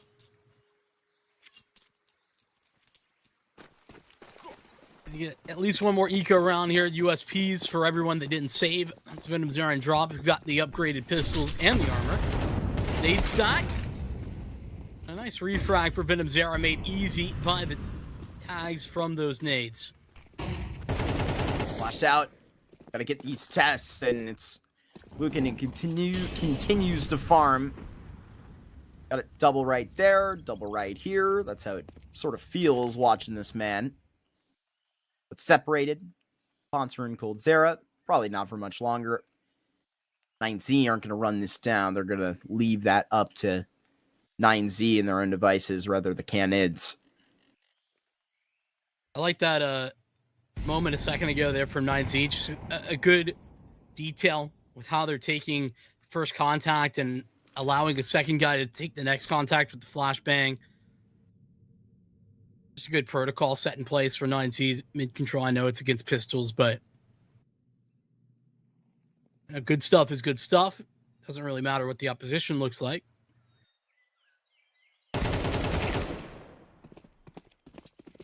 Looking hot off the races, man. He has gotten 7 kills to open up these first 3 rounds. Boom.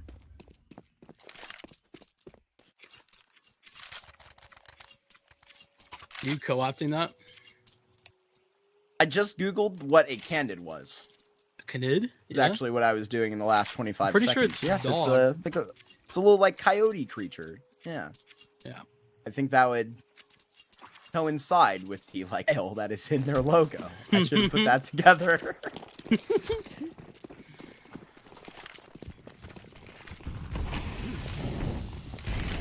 There's also hold on a second. Back to the biology in a moment. This is an animal planet. This is ancient. This is Thunderpick. Max might get a double here. He's endangered. Max to 30 health and he's gone. The Poncer puts us at a 4v4. I feel like Max is so alone out there. That's, you know, the questionable part of that, and even more questionable now is the fact that 9Z don't have any choice but to, you know, press the go button on this B attack or play the very, very long game of rotating out, trying to slowly and methodically clear out angles. And even by doing that, you know, it wouldn't guarantee them anything. Red Canids prepped and ready. 3 strong on this B site.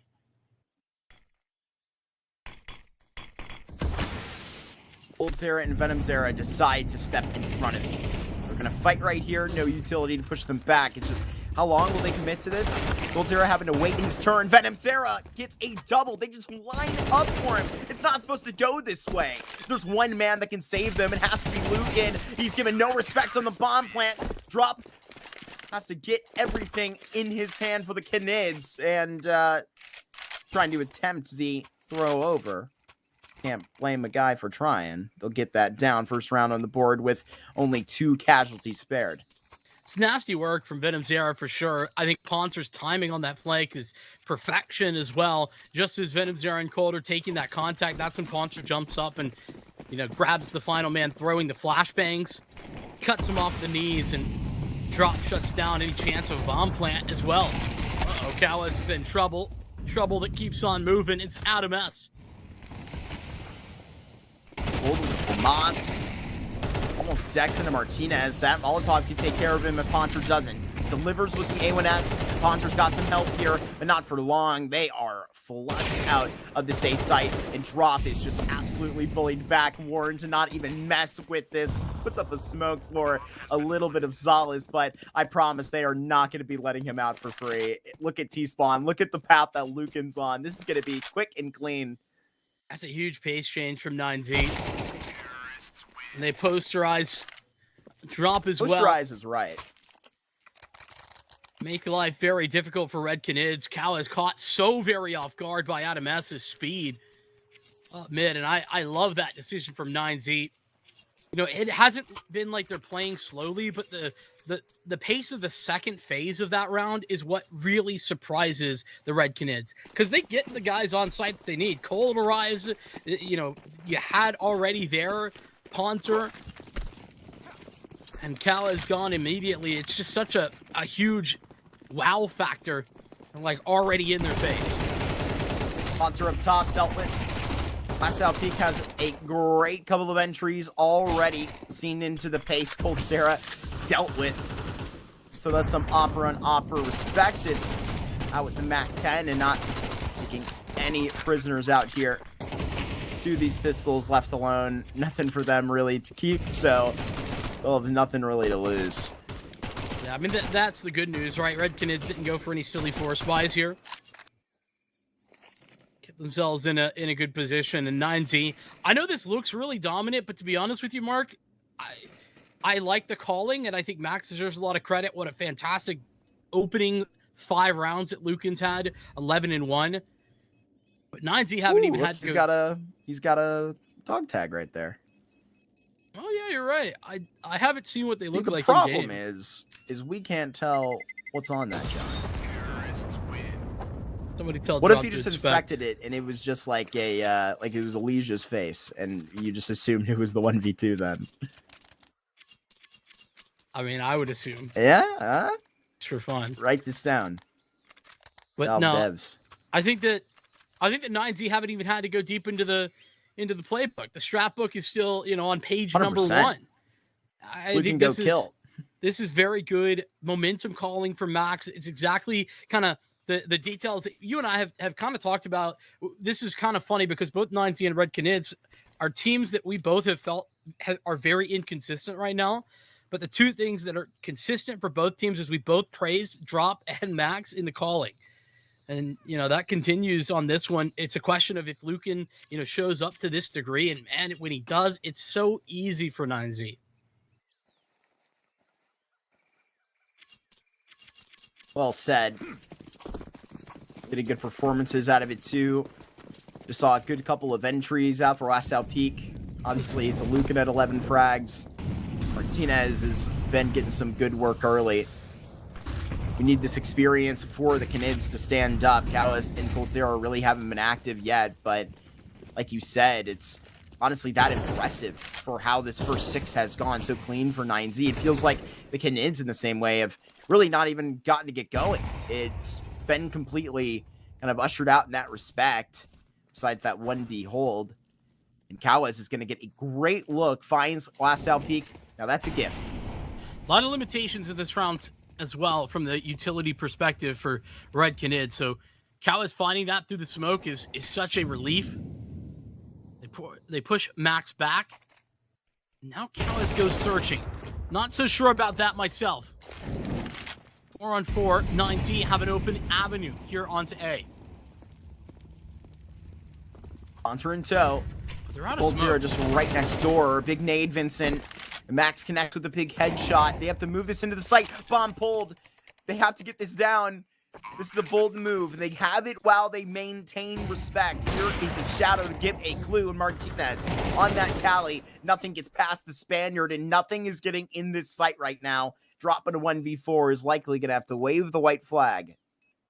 Martinez is going to get 2 here. He actually gets credit for the entry, but it's his AWP that allows 9Z to actually play in this way. They had no smokes, Mark. They had nothing really to play coverage. And unfortunately, Cowes going searching there gives them such ease of access because that's your donut player gone. I really think that Cowes looking for that kill is the knife is placed squarely in his own back.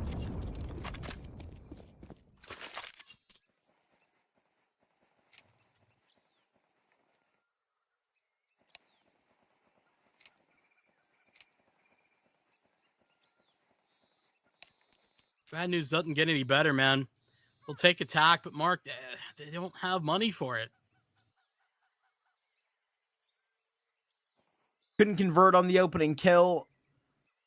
It's a kind of a lot more complicated than that, but even for the way that I serve my point up, it's hard for me to imagine this getting much better. To be honest with you, here's what I'm thinking. 5-7 buy, pop down the ramp, give them a taste of their own medicine, Vincent. To be honest with you, it takes a pop, a play, an adrenaline pumping round to get this started, man. I mean, that's where in that sense. You did have that clutch from Coldzera, right? That did put in a lot of hold into that real start to that second half dominance, but it needs to come at a certain point because 7 on the board to 1 is... It's going to be a daunting tally in the second map for Red Canids, and that's when we get back on kind of the same story that we've been on. But to be honest with you, it's more of the respect to 9Z, which is how you served it up just a round ago. I think it's half one way and the other half the other. Because Red Canids, I think Kawa is making some really difficult but ends up being bad decisions here in Donut. Those are really telling. And it's exactly what I said previously. It's how good 9Z look. I mean, Max with some good calls. Lucan with an incredible start to this half. You can't really knock the individual level, even though it's not something that you can anticipate to see every time.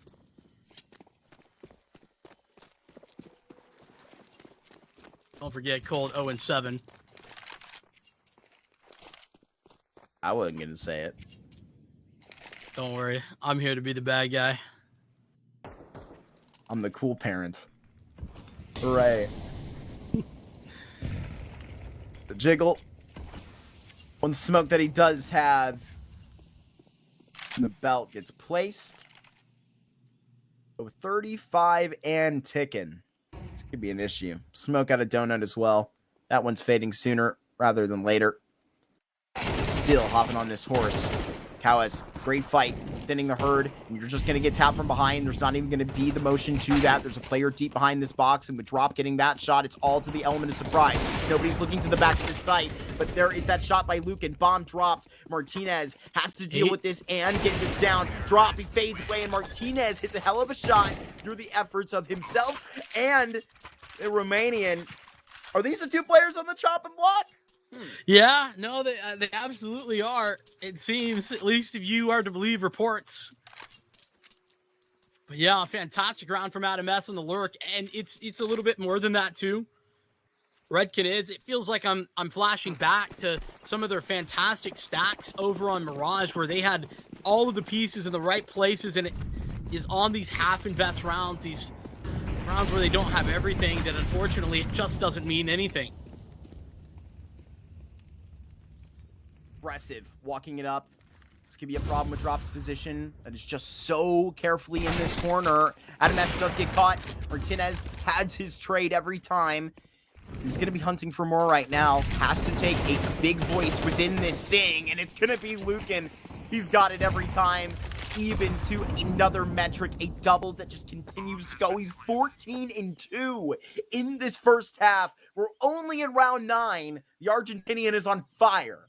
Yeah, it's just hard to stop the entry prowess. I think that, there's a lot of criticism that's been sort of leveled at Lucan at times, because when 9Z don't have him in form at all, right, they really struggle. It really falls to Huaso Peak to kind of make the plays and step up in his absence. But, man, when he's on, it's a recipe for unbridled success, as you would expect from any, hard entry fragger like Lucan is. Oh, it's fantastic to see it. Yeah, oh no, indeed. He just legged him. Can't write it better than that. It's only getting worse for the Canids. To be honest with you, might be time for 30 to tally this. Canids in a free fall right now. Yeah, and the longer this goes on, the more you have to put on Red Canid's shoulders for not showing up. But the longer it goes on, the more you have to just give credit over to Lucan again and again. Right in front of the flash, Mac 10s came to a feed right here, and Drop gets a good serving himself out of ammo. Max has to get this down, equipped with the numbers. They have the utility as well. Oh, his sponsor not died right here. Long range, it's Coldzera connecting for the very first time here on Ancient. And round 10, to be honest with you, when it matters, if this is one they can serve themselves, they will take it any way they can. Lucan and Martinez, they are in and out of this because the bomb is on the other side, and they don't want to give them a freebie. Oh, talk about a freebie. Ponzer finally tracked down, but it's through the wall. It's the fashion that he goes. Pitching it that well again, potentially. Nobody They're home. doubling up through cave. I think this is a great decision from Red Canids. I'm not quite sure where Lucan's gone. They're so concerned about like the mid prong of this, it feels like. Interesting. Love this though from Red Canids. This is all the right moves that they're making right now. They heard Lucan sprinting across right there. They're going to be walking down, and now both of these hands seen. Molotov box have been close. They have to go ahead of it, and it's a great shot. And now it's all left onto Lucan, who went around the world to figure this out. Up back in the hands of Cold for even a second, and he takes full advantage. Second on the board here for Red Canids, while they still can go. Yeah, I mean that's the value that's lost in when Cold Zera's having such a stinker of a game. He picks up his first 2 kills in that round, and he makes them incredibly valuable by picking up a clutch frag in a 1v1. I think 9Z making their first real mistake of this map, actually. Not sure why Lucan is separating. Not sure why they don't feel the need to kind of fight together, but they don't.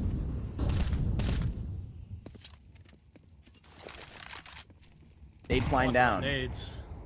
Oh, finally. Woo! Cold Zera kept in the flick. He's the one that actually is going to get legged and now into the fire. Cold Zera will he be free? Gets 1 for it. Lasso Peak gets the worst.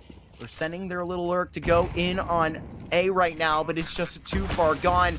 They have lost the timing here, and Drop, he's tallied up to go ahead and slam down on the rim. He has just posterized all of 9Z on the bomb site. Max left all alone, wondering what the hell just happened. Yeah, I mean, that was already a really late lurk that was going to, need to get activated sooner rather than later. But when everyone goes down in an instant, that one flashbang devastates, absolutely destroys all of 9Z. What a fantastic placement. I didn't even catch who that was that tossed it. Presumably Cowes. Drop gets all the information. He's close up on that short smoke, and he knows where they're all at. That is lovely stuff.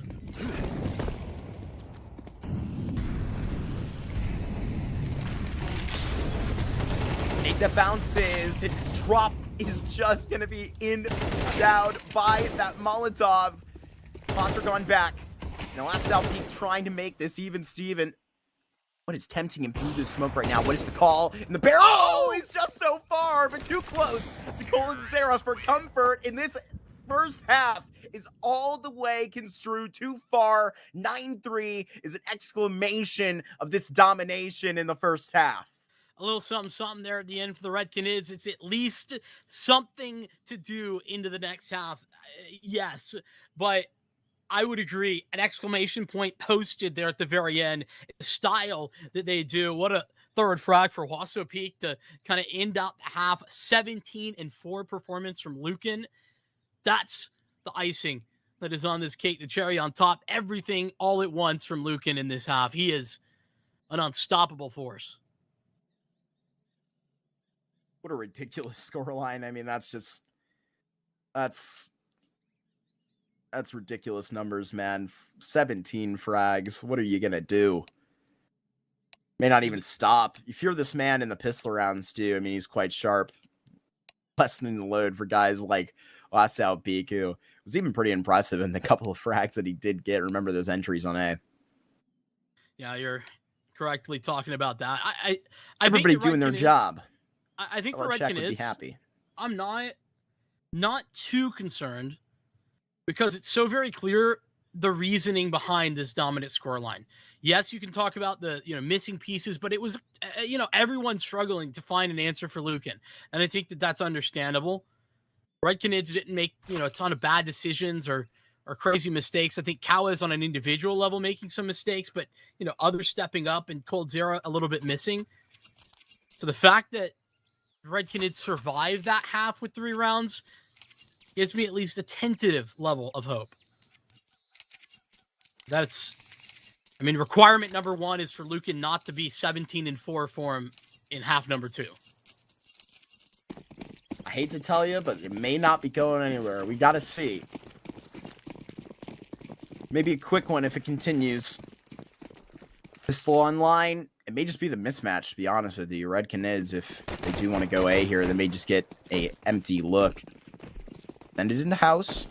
Drop is going to be leading all the way front. Bomb's right here as well. The numbers are right around this corner. They can see all of this. They can hear it. And now it's Drop to continue around this corner. It's Drop and Cold Sarah in between. They're the structure of this roster, and they got to be the reason that the Canids are lifted up in this pistol, and they are clearing literally house.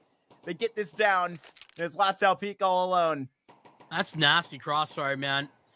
Great work from Drop, just to let Cold take the next contact, and then Cold again continues to play in a non-committal fashion to allow Drop further shots to the back of the heads of 9Z. Lovely from Red Canids, and it all, is set to the tone of a 9Z stack to be that never comes in any form or fashion. A lovely pistol round and a victory for Red Canids, much required. A victory that's not got anything to do with, bad work from 9Z, but Red Canids, the architect of their own fate.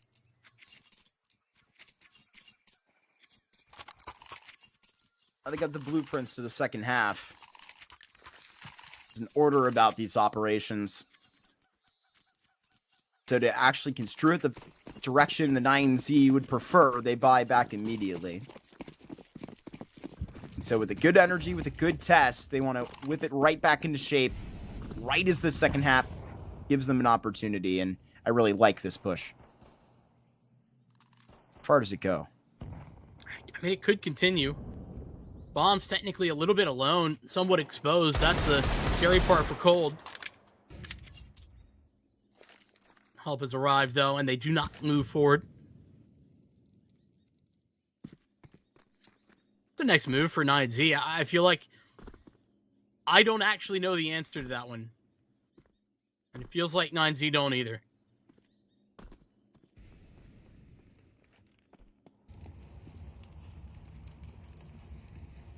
Bomb in T-spawn.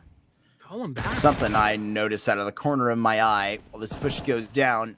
Martinez gives it a good shot in the cold. Has to actually split this down the middle, but it's Ponter that is really doing a lot right now. Was very active on Mirage. Here singing well into A main. Got a mess up top. Gonna have to adjust for it. He played that position so many times, not expecting it himself. Into an interesting spot right now with the respect was all the way towards A. Red Canids going to be giving this a test towards B, slowly clearing, but they're going to realize nobody's really here. Yeah, 9Z did all that hard work to get aggressive, and they took cave control. They had Jag, and then they met that smoke. They pushed all the way up into A main, and you can understand why they don't want to continue forward. That's not what I'm criticizing, but what I think is more questionable is they didn't have the next step. It was like, oh, we've got this far. What do we do now? That's kind of the way it felt for 9Z once they got space in A main. They just left Huaso to fend for himself. And Martinez eventually arrived, but that's only because Red Canids were so careful in their approach through main. Ultimately, it's just going to net the one kill. A reclaimed Galil. Max maintains the FAMAS that Huaso put down. And Lucan's got the MP9.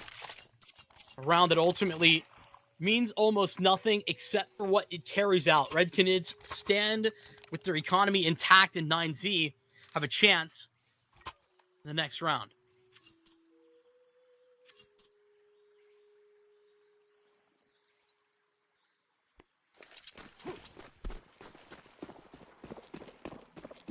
Drop knowing that there's some room to make up right now.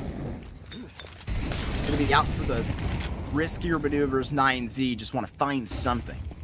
And they're streaking through Cheetah right now, putting a little bit of respect on that tally, just audibly, with the warning construed.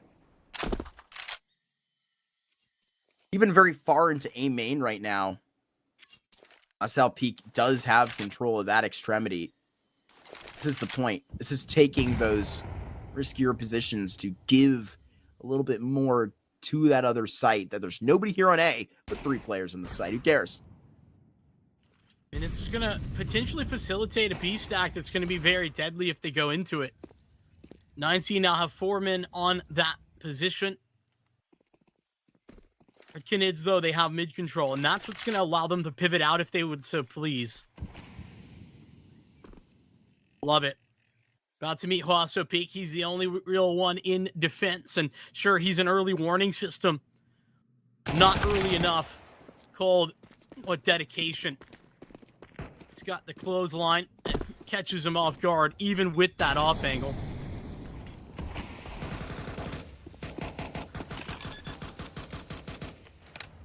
Monster plants. Martinez could potentially give this a good go. I'm not sure anybody else is going to be attending the floor right now. Just Martinez potentially take a step to give this a good go. And potentially minimal blood drawn right now. Yeah, this is Martinez respectable. may decide to hold on. Respectable for 9Z for a couple of reasons, but let me pose the counter to that. All right, their goal right now, Mark, is just to keep this armor. Max can use that FAMAS if he wants. Automass, the Galil's a very viable weapon. Can add a lot of additional economy into the coffers for 9Z. And of course, Lucan probably going to upgrade from the MP9, but he doesn't have to. Head armor and everything, that's just fine. Counter to that, though, Mark, is that they have just allowed Red Canids to build a huge economy up over the last 2 rounds. 10 players go into those last 2, 9 survive. The Red Canids. One incredibly dominant gun round later. Red Canids could be building in such a manner that it might be unstoppable. Did 9 players survive? The GDP of this server just went through the roof. It really did. Farming up some cash that's going to lay a bet. Damn, Automass is going to have the rest in. What the hell is that shot at Akalas? Just an opener that the Canids need. I don't know if they deserve that. However, they'll take it. I mean, listen, it's not a question of deserve. It's a question of what is. What could be. I love that angle, by the way, from Cold. Yeah, I mean, you're going to drop a smoke, but at what cost? Holding on to what exactly, you know? Right in front of it, you're already in Cheetah at the moment. Martinez trying to stand off for this. The longer this goes, it's just so awkward. It feels like 9Z have taken so many of these weird buys where they fully haven't had that gal about it. Martinez with a great shot. Venom Zera can send a warning to the rest of his squad that A, B, where this is to go. That op is awfully potent, and now you're seeing exactly where it rings. Bomb dropped right now, and that is going to be bringing attention back to this B play, but there's nothing to stop it from being picked up and carried elsewhere. Right now, there's going to be a big bug in middle. ODDIK is going to be seeing it all, but he should be tucked to catch Cold Zera on the run right now and not be exposed. He has to win this gunfight and does. ODDIK with 20 seconds has now just put 9Z on the timer to put out Red Canids in this round. Can't let him escape. Has gotten around the corner, dropped to make it happen, and now there's new lease on life for the Canids in this round. If you have something to say about it, Martinez at a CT, you gotta say it right the hell now, and he does. Doesn't deny the plan, but he denies the round, and it's double digits for 9Z in such an extraordinary way. I just don't understand why we would ever want to stick around at B. Martinez is the one man who can actually do something to win this round for 9Z, and he gets the 4 kills required to do just that. It's a 4-on-3. Red Canids have it all. They have someone on the extremity at A. They could rotate through their spawn if they wanted to, but they also could have taken mid, but so careless about it, so late to the party. Let the bomb drop, let Martinez get another fight. Oh no. And Fluxo with the fantastic timing to catch the bomb on the cross, but I lay that at the shoulders of Red Canids. They had everything set, Mark, but they cannot convert. Opening kill now. That'll be a little bit of momentum. Dude, we gotta attend HE class, all of us together, all right? I'll teach. Benny, No, you you got me won't. in my sub the days I can't attend. You're not allowed. They've taken your teaching permits. You're from North America. We can't do that. This is true. It's the blind teaching the blind. What was it called? The Fallen Academy? Gamers Academy it was called, correct? Yeah?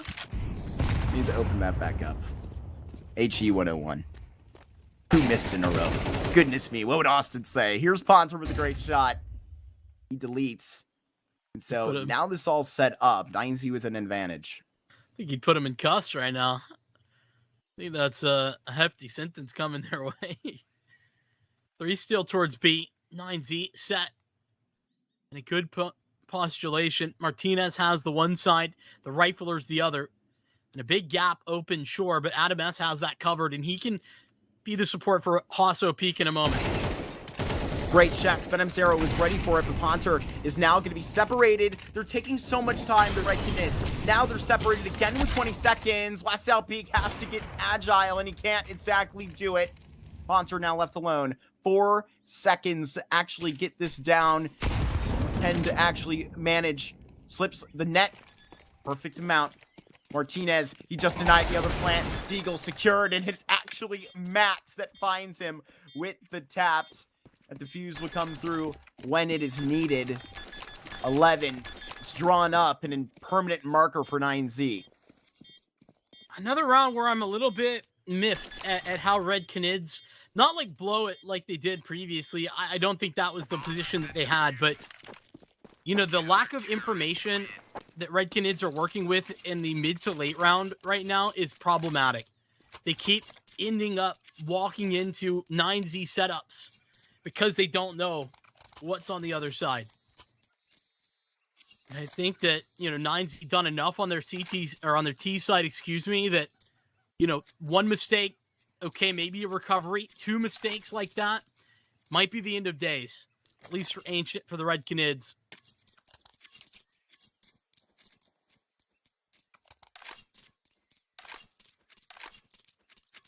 I won't say that Ancient has been, you know, fully convincing. I still have the same questions about like the reason for this pick, because we haven't necessarily seen something, you know, crazy different from 9Z. But when you have Lucan on such a fantastic form in the first half, and then Martinez picks up the pieces in the second, you know, wins some critical rounds, that's all you really need.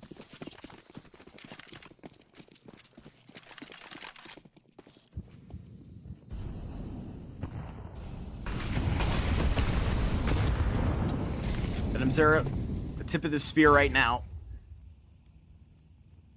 was wondering if we were crunching down onto early middle fights. How is it takes it diligently. With this pack of riflers feeling uninspired, I mean, specifically the experienced Cowaz is who I'm worried about struggling right here. I mean, Venom Zero, hot and cold. I feel like with an opportunity of a third map, a point to recover, this is not really the vibe, the energy you love to see from the Canids. It's a semi-final opportunity today. Got to make the most of this. And here's the nade smoke open. We're trying to run this door down. Lucan, he hasn't had a lot to do in this second half just yet. Now he has his hands full. Gold Zera on the other side. He has the bomb right now. And that's going to be the worry here for the Canids. Can they actually secure this? They can. 3 frags in a row. And Adam S at this health is the only member that stands between the bomb plant, and he can't even get that down. All of a sudden, it turns from good to way, way worse for 9Z, and they are now in a 1v3. Yeah, I'm going to be honest. I feel like there shouldn't have been a way back in for this. You know, Cowaz with the multi-kill that, you know, levels it up in a big way, but Lucan had done the damage. He had this set double kill there from sight. Big difference in this round, though, from Red Canids, and I think that this is where the positives do start. You know, I've been very critical of how often they've been walking into bomb sites with no information. That's not the case this time. Red Canids starting to pressure other areas of the map in a consistent manner. Mid, in this case. You know, so they had a reason to force the issue into B. And I thought Lucan had done enough, but it seems that's not the case.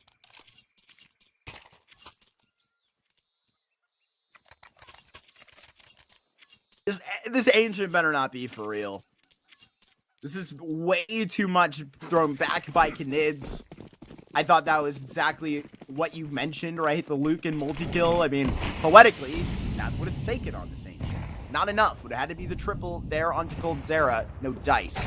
Quickly towards A. And back to back. This is timing that's going to cost you. Spacing that is going to separate. And they're not chasing between this Molotov. Cowes was already out on the line. And drop reels in another frag. Look at this. Between the fire and the flame. It's Lucan and Wasau Peak that stand here in solace. They send the Canids back with all of their utility. You know, this is the difference between a struggling Wasau Peak and a struggling Venom Zero on this map. Wasau's had these really high-impact single frag moments. That's one of them, where he stands tall, gets his kill, and then stays alive. That's the difference between what he and Venom Zero are doing. What a crazy timing from Max. That felt like that could have been a moment where they throw it away, genuinely. But instead, they find the frag that nets the advantage once again. But an open B site. Venom and Ponter. There's not any guarantees in this. No one to play defense. And plenty of time to get whatever hopeful post-plant positioning the Canids would like. You're going to have to get to this side of the court and get there fast. Rotate in from T-spawn. Ponter and Venom Zera set up shop. And right now, they're not even going to knock on the door. On a busy morning. But now they've seen their first customer. Wasau Peak not even being lent in the front door. Smoked off. Flash secured. There is a bit to maneuver here. A Molotov that Venom Zera is not really going to be able to work with, but they line up. They reach too far, and they are denied. It is the Canids that continue to row here, and I gotta say, they are pulling along close on the stream. It's 3 that separate now. I mean, Venom Zero might have heard me when I was talking about the comparison between what he, you know, on the struggle bus was doing compared to Wasau, who has had some of those big moments. He steps up big time, you know, finally finds one of those situations that I was just discussing where he can have the, you know, hero play, but this is a multi-frag. It's not just one here, one there. It's a triple kill and a 2v3 that changes the complexion of the game. 9Z, look at their money. It's broke. Red Canids close the distance massively.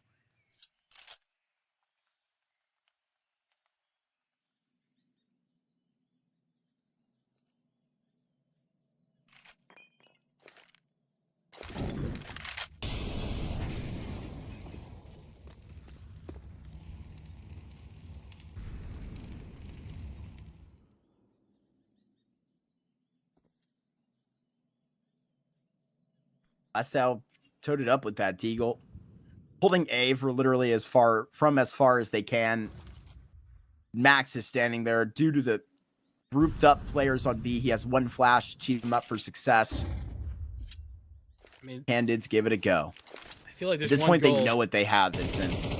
Don't go for the stack. That's got to be the goal here for Red Canids. Oh my goodness. Lucan gives you a fair warning. Drop challenges. Now they're sprinting out of the smoke. The numbers will try and just get this down. The 5-7, it turns the tide, but can't turn it all the way up the tally. It's a USP versus the world. And this should be just fine.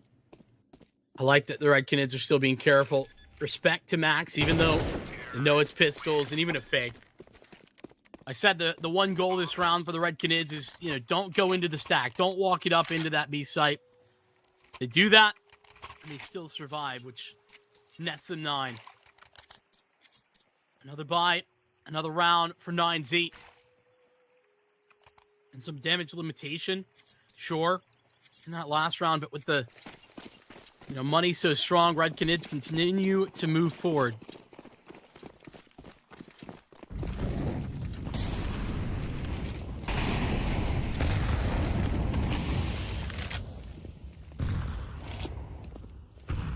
This has a quick stance about it. Confidence that is coming from the bat of Cold right now. Have to see this teed up. It's ran right through. Smoke that's going to deny. It's a commitment that they are not ready to make. I'm actually loving this. But do they really have the second tally for it? There's 4 players here for 9Z. It's a mind game that they are essentially forced to play on the Canids. Man, 9Z are ahead of everything in this round. Basically, from the very beginning. That's defensive smoke kind of tells them that that's probably going to be a fast B hit.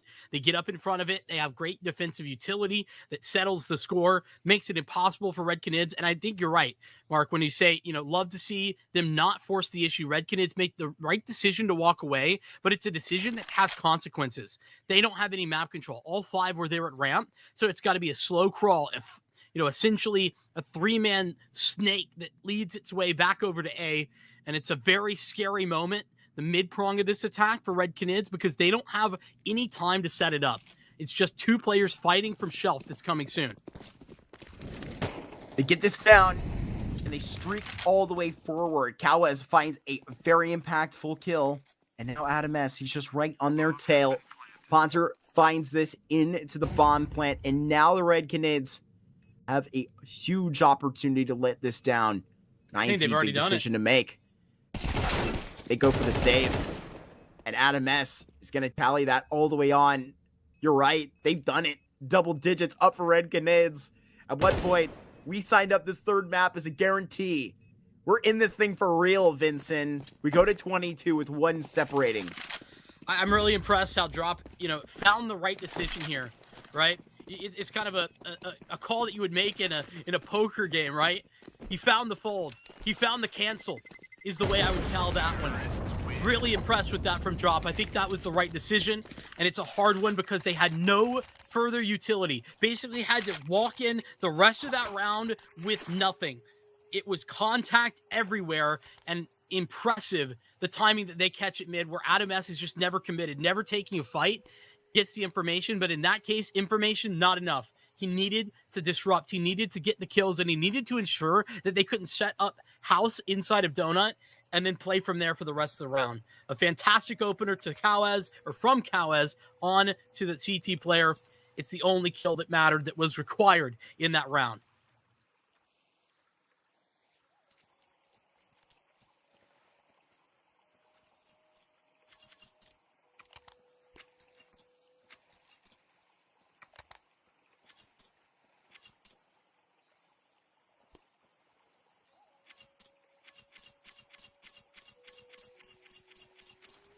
When it matters the most, at least Martinez, fully equipped here. AWP.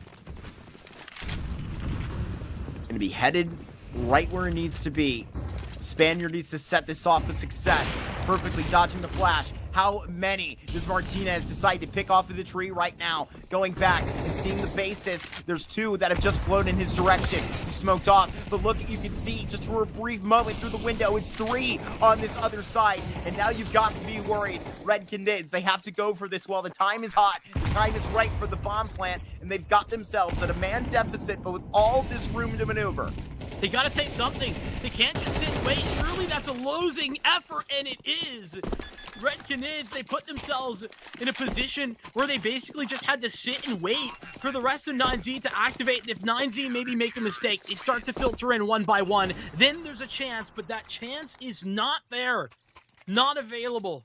9Z take 12 first. They get the first chance to close and maybe push that train into reality, a thought that we thought was set in stone, that there would be no questions about. Instead, we still have to answer them. Red Canids with plenty of money. They continue to buy in. 9Z with a statement round. The last possible moment. Cowes swinging down to 4 health, and Lucan with a great trade. Drop here may not be expected. But with the Argentinians double, that the entire series has meant so much for 9Z. Turn it into a triple, and now you're living in the nightmare.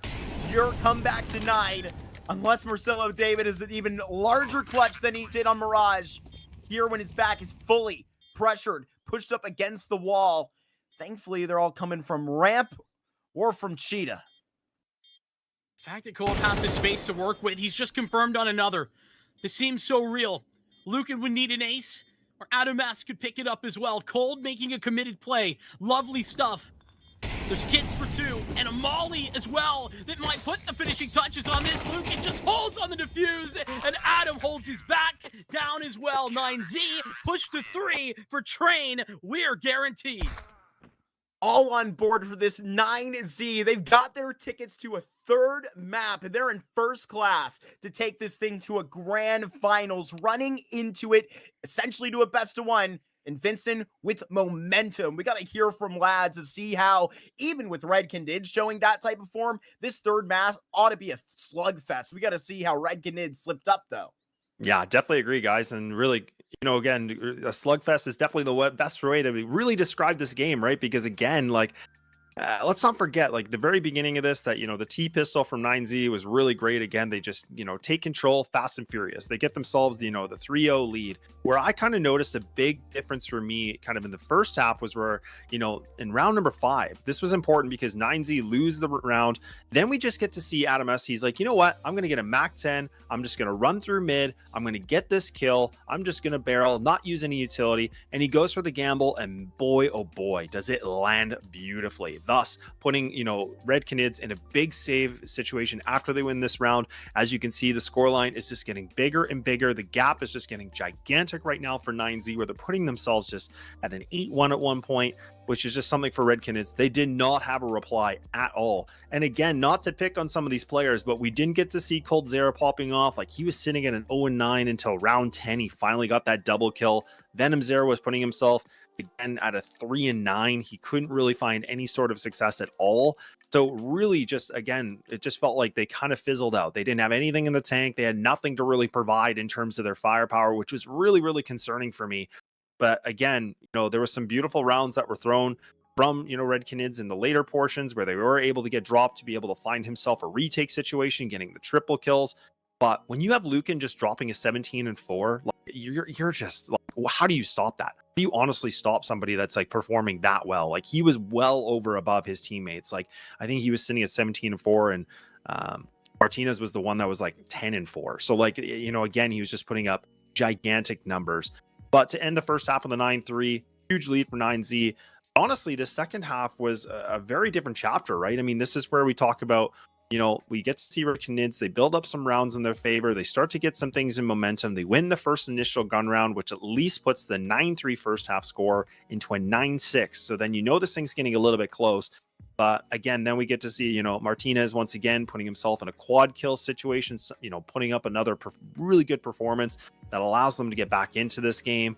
But the biggest round I'm going to quickly talk about is just, for round number 19, where Red Canids were able to bring things back pretty closely, considering 9Z shut down the rush from Red Canids. Then we get to see that drop Venom and, Poncher. They take their time. They take a lot of steady pace onto this, and then they actually win the round, which, 9Z, they couldn't capitalize on getting the retake into B. They took forever to get it done. And these retakes from them were honestly a bit dicey, in my opinion. But look, it's been dicey as it is for this series, because now we're going to the third and final map. We're going to take a bit of a short break on this, and we're going to get ready for trains. So don't go too far and buckle up. It's going to be a good ride.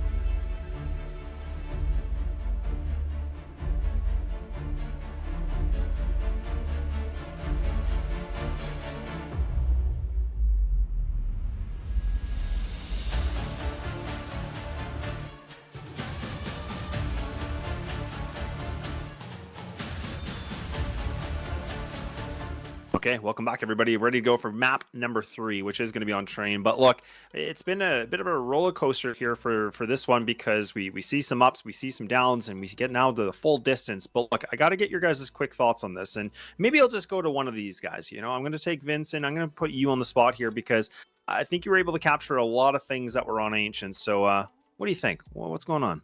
Man, 9Z might have won that map, but Red Canids were the better team, and I think that bears out by the fact that a couple of things. First, like coldzera, what a slow start. Cow is really struggling to begin with. They able to find a way to win a couple of rounds at the end and then make that T side look very viable. Was a big fan again of what Drop was pushing through. And that's something that you and I both mentioned, Laz, where we like what Drop has been doing. And I think that 9Z, listen, they win that map, but man, is it made so much easier when Lucan has 17 frags in the first half, and it takes him going nuclear. Like, he's got to get a 4K to close that out too.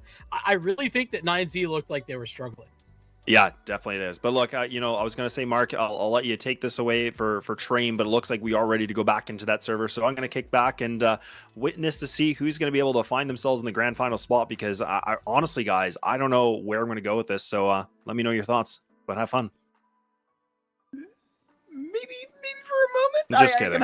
I can hop on that train for it. I think I can. Look, you know, while we do have a bit of a moment to speak about it for another couple of seconds, I think I'm kind of right there with you, to be honest. I think a lot of people would look at kind of just the sample size out there for 9Z and, you know, kind of be shocked. But Vincent and I were casting that series that they had that train versus crew over in CCT, if I do recall. And it was actually crew, like, swindling in and thinking, man, we got a punish pick here. We're about to put 9Z out 2-0. And it was Martinez that had a great game, but it was actually 9Z that looked pretty seasoned on the train and played pretty well. So I think you're going to get a really good third map here, regardless of the way the Canids were warming up there in the second half. Weren't able to win out that map, but I kind of agree with you for the better way or not. I mean, they were looking like the better team on that back end of 12. And so it should be really interesting when we do get to this train finally on. I was going to say we were kind of full steam ahead to this third map. We've slowed down on the tracks a bit. Yeah, well, I mean, that's the thing, right? It's a, you know, this one's been a little bit of tech issues here and there, and that seems to be the problem right now. So we're kind of just chilling. We're kind of just waiting. So look, I mean, Vincent, I'm going to get your thoughts on this, because you were able to talk a little bit about, you know, Ancient, and you're thinking that, you know, Red Canids are definitely looking like the better team. You know, just considering how late of a start they had in Ancient, where like the first half was honestly abysmal. They weren't really getting anything moving. Do you think maybe now they got enough, you know, gas in the tank, you know, so to speak, here to get the thing done here on train? I mean, I think Red Canids, this should be a layup for them, just to be honest. This train, you can look at the results and say, you know, maybe they have some up and down results, and that's a true statement. I don't disagree with that, but I also think that they have a lot more time that they put into this map, and I think that, you know, they've proven against some decent opposition, you know, how well that they can play on this map. I think there is a little bit more reliance on what coldzera's opping form is going to look like on this map as opposed to others, because I think most other maps you can probably run 5 rifles and it'd be fine. This one, not so much true. That being said, even that like game that Mark was talking about where 9Z beat crew, like that's a game where like 9Z, that shouldn't be a hard match to begin with, and honestly it was like pretty close. So for me, I think this should be Red Canids. I said it at the beginning and I'll say it again. The veto in this series favors them so greatly that if they don't win it, I'm going to be disappointed. Yeah. That's a fair statement too, because, you know, I think for me, just watching the most recent game from yesterday is just the fact of, you know, when Red Canids were able to play on train, they were able to get that 13-5 victory against Sharks, where it was interesting because Sharks were the ones that went for that pick. And I was kind of like, you know, I've been criticizing Sharks for a long time, saying like, again, a team that can be on these really good momentums, they can get themselves in the winning column, but then all of a sudden they hit themselves in a bit of a hole and they can't get out, right? And that's kind of what we saw from them yesterday. But I don't want that to go away here for what Red Canids were able to bring to that, because, you know, someone like Cowes was putting himself at a 1.93 rating. We're talking about Drop was still putting himself a 1.73, which I feel like Drop's been playing really well. Like, I think, you know, Vincent, you talked about it with him calling. I do think his firepower is really starting to add up as well to the IGLing, which I think I'm becoming a big fan of this with this new roster. But Mark, I mean, I guess for you, like, you have a little bit of history with these guys. Are you still kind of on the same pace as Vincent? Like, are you thinking this is a Red Canids game, or do you think that 9Z might be able to kind of work off something with that win on that second one? 9Z, they might be able to actually toss this up. And again, I think I'm pitching this from a storyline perspective where the history concludes for the first two tier 2 tournaments that the Canids have participated in so far before the major, including, look, it's been really disappointing. And it lost a 2-game that they had in 3 maps, where 2-game ended up winning Series 1 of CCT, which was crazy for them. PKL had to go through the group stage to get there. But, like, here you are sitting there, and that was a huge disappointment for them. And then, obviously, lost in the very first round of our Series 1 of Thunderpick, right? For the Canids fans watching, this ought to be the one that they at least get a step into the grand finals for. Here on this train, for the sample size I towed up, I think that matters a lot. I think that train has some nuance to it, and you have to be a seasoned team to actually be able to consistently win on it, which they have. They had a really good win versus the Sharks literally yesterday, so I think they're warm to it to go, lads. Coldzera and crew should be able to push a final here. It's theirs to lose. Yeah, it really is. It does feel like that too. And the one thing I actually really appreciate that both of you guys have been talking about too is just the fact of the oppers, right? Because I think that, Cold has kind of showed us that he can still kind of bring, some action with it, make some good connections. But at the same time, it feels like Martinez is just another level, right? We talked about like the rumors of him leaving potentially this team. It's kind of questionable to say the least. But look, we're going to have to wait a little bit. We're going to have to ponder on these ideas because it does look like this tech issue is still kind of hanging out, still kind of lingering a little bit here. So we're going to just take a break, get some refreshments, get excited, because this one is going to definitely be able to finally get underway in just a few minutes. So we'll see you in a bit.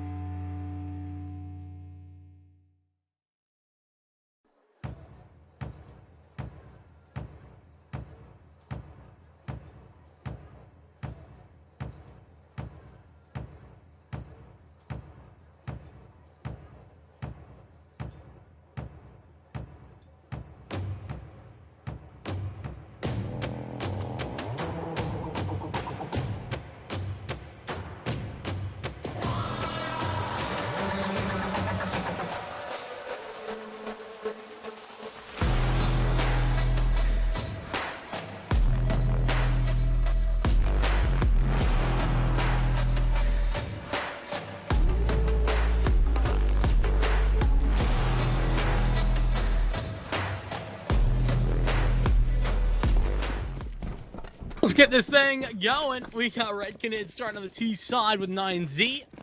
On the CT, they're going to need to bring this one back. I said 9Z, they might have won map 2, but I think Red Canids looked the better team. Time to prove me wrong for map number 3, Marky. Headed up top. 3 players on the other side. This thing can quickly already get off the rails. They are finally going to meet. These dualies are going to get what's coming to them. Venom, Zera, and Drop. They're starting this thing off hot, and they are taking these fights confidently. Venom, Zera struggled on map number 2, and he's already making his impact felt out on this B site, and it's all onto South Peak alone. I mean, I feel like those dualies were in perfect locations. They should have been able to really have a lot of success there, but just can't connect the headshots. Tragically for 9Z, you know, good setup, but the execution falls flat. And Red Canids take advantage, like you said, Venom Zera. He was a big missing piece as a general theme across Ancient. You know, tough start for multiple pieces of that Red Canids team. I talked about Cold, I talked about Kawas. I think both of them really picked it up towards the end. Not the case for Venom Zera. Glad to see him on early. USP's out. They're just grouping up outside. 9Z. They'll wait their time. Because it was the betterment of that crew game that I do bring up. And I think you give a little less credit than me. And where I think the CT side was much better in the stint for 9Z and the fact of the way they made most of their ground up there. So getting that one back, it's going to be 3 casualties here, which is way more than they should get at all. Ponter and Venom Zera, they flush this out. But that is significant. Yeah, very much. Those were USPs pretty much for everybody on 19. They didn't invest nearly anything. And that is a warning sign for Red Canids at the very least. But you know what? We'll talk about the gun rounds now. Martinez out an AWP, and he's gone no armor with this one. And I was stat searching, Mark. You know, Martinez has been the opper of this series, no doubt. So that's why you put the big green in his hands. Immediately getting past that scope. It's Martinez that was posted on B. They go A out quickly. It's the right call. Kawas finds Lucan. The last out peak, he's chiming in all the way from Icon with the frag. Kawas immediately traded. So they have to get this down onto the site. Venom Zera with the bomb up. And Adam S, he's going to get boosted up here. So he has this all under control. Here at 1:20, it's the Canids that have now came to a stop as they've gone quite far. But at E-Box, got to be able to turn this some type of way. They are patient for it, and that's what counts. Even considering going back up to Brown Halls, they're going to give it a notice. Cold's sort of the critical piece of this right now. If they go back towards B, Cold's going to have to take some contact out here. I don't think he's really interested in trying to get across E-Box at the moment. They look to leave for a second. Now Red Canids, they continue to hold station. Bob's still theirs. And nobody on 9Z moves an inch. They're unyielding, waiting. Boost unseen. Adam S sticks to his guns. They aren't going to be expecting this, but now with the premature spam, he's got that down. Thankfully, Martinez has got that quick hand, double quick scope. And there's nothing to worry about on the site for 9Z. Cold Zera trying to take this close quarters. We need to find this frag and then get the bomb down. Well, there's step one. And having to actually meet this, gonna likely give it a fake. And coldzera quickly off of the plate, and Martinez will eat it too. He gets a triple, and the glass cannon pays off. Well, this is what I said. 9Z, they have the opera of the series. They have the most impactful one to wield that scope, and it's Martinez without armor that does it again. 3 kills in that round.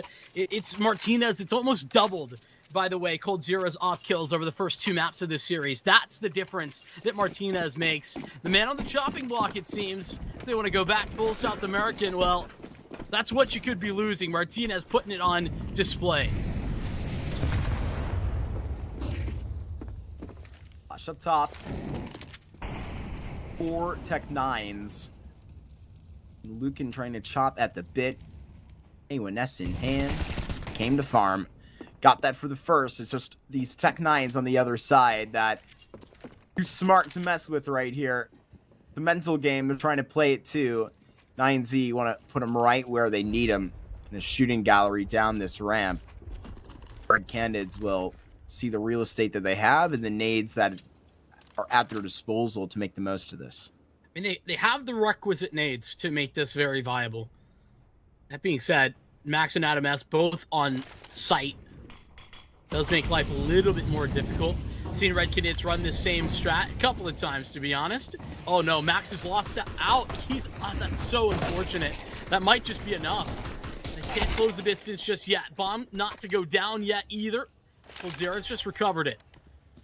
Finally punching in those digits. Lucan getting a spam off or 2. Dropping coldzera back to back. It's not impossible now. coldzera fading in and out of the smoke. His positioning is going to mean the most because, I mean, there's really not much Drop can do up top to help his teammate. coldzera having to really see around this. And now the vertical play can potentially catch Lucan. Now finding coldzera. It's an automatic headshot, and Martinez takes care of Biz. We are back to a tied game quickly through 4. I mean, talking about individuals stepping up. Martinez a multi-kill in the last round. Lucan now gets 4 in the next round. Yes, that one a little bit more easy when you're talking about range against these Tech 9s, but to be honest, I feel like there was a missing piece or two to the Red Canids execute. I think they needed an extra smoke. Might have even needed 2, to be honest. But the only smoke that I saw goes for upper in order to get him off of the first angle there. I don't know.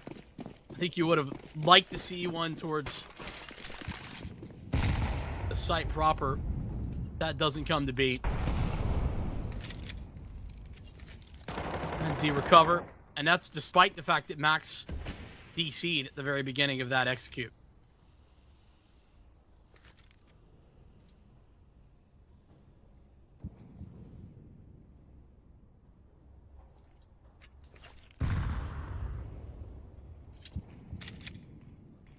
Closing the back door, locking it. Smoked out on the front end of Pop Dog. Lucan's flank developing. Thing heating up real well. Longer this lasts, sooner the Argentinian comes to pulling that trigger, and he gets 2, 3. How many more for Lucan? It's a 4.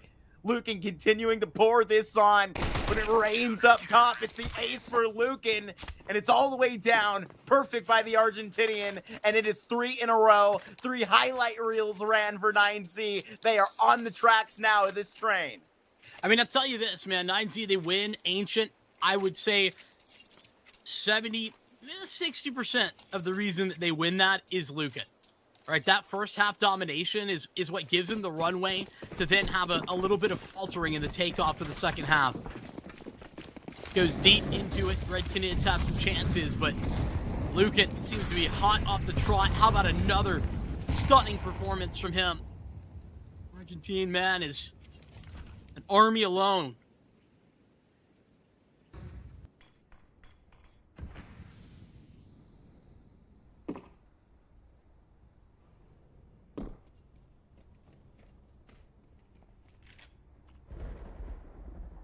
Drop walking his way forward. Wants 9Z to walk his way. I think that's easy for him. Not when it's 9Z. You'll let Trishan just at the box right now. Smoke in hand, though. And that may tempt them out. That cover's all the way gone. Gonna have to be an adjustment on this setup, and it is. Lucan gonna be elsewhere, and E-Box gonna be really within the notice of Wassow right now. The amount of utility, though, that Red Canids have to work with for an execute's pretty massive. Problem is, they're not in a position to have to utilize it. Max gets flashed in. They're smoked off of E-Box. This is bad news. Red Canids, honestly, I don't know how they break through.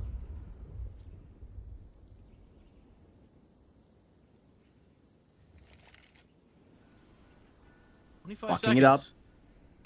Max would have to just get cleared, and he does. That's a beautiful shot by Ponter. 20 seconds is the problem here. So the numbers, you can practically surf them up for 9Z. At the moment, they're dialed by Coldzera, and he can even pick up onto that AWP. But it's 10. That turns to 9, and Coldzera will extend. Adam S, he doesn't have the timing to shut this down. He's just a couple seconds late. But it's Coldzera that can continue to get this down. Considering the adjustment, he gets the headshot and a Molotov to just box this up. It's Wassow that's now going to have to respect the fire if he is to approach this clutch. Sticks it. There's just no way. 2 seconds left, and Wassow would really have it all the way gone. 2 seconds to it. The Red Canids respond through their AWP player that now is going to have that sweet stint. I mean, it's another example of one of those rounds that Coldzera just kind of like takes on his own. It's 2 critical openers that he picks up and finds success in. That was such a bad position for Red Canids. They had the utility, but they just didn't know necessarily how to do that. A must-win fight for Ponter on the Max as well is the ticket to an opener there on the A bomb site. That really should have gone way worse for Red Canids, and I know that Hwaso Peak ends up looking a little bit silly there, but I think the right call was to stick. I think that gives him the best chance of winning the round. It just doesn't work out.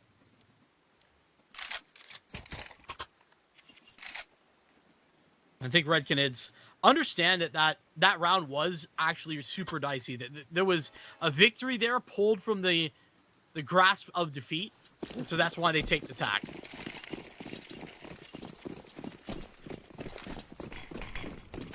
Preemptive smoke. Coldzera wants to take his own measures. We're getting teased right now. Martinez posted up. Nobody saw this. That's the damn problem. Venom Sarah removed. There was no adding that up into the equation. Well, I mean, maybe. I think that flashbang might have given an inclination over to Cold, but the communication not necessarily there. You know, you see one thing, doesn't necessarily mean another. That could have been the moment that Red Canids got the inkling. Not true.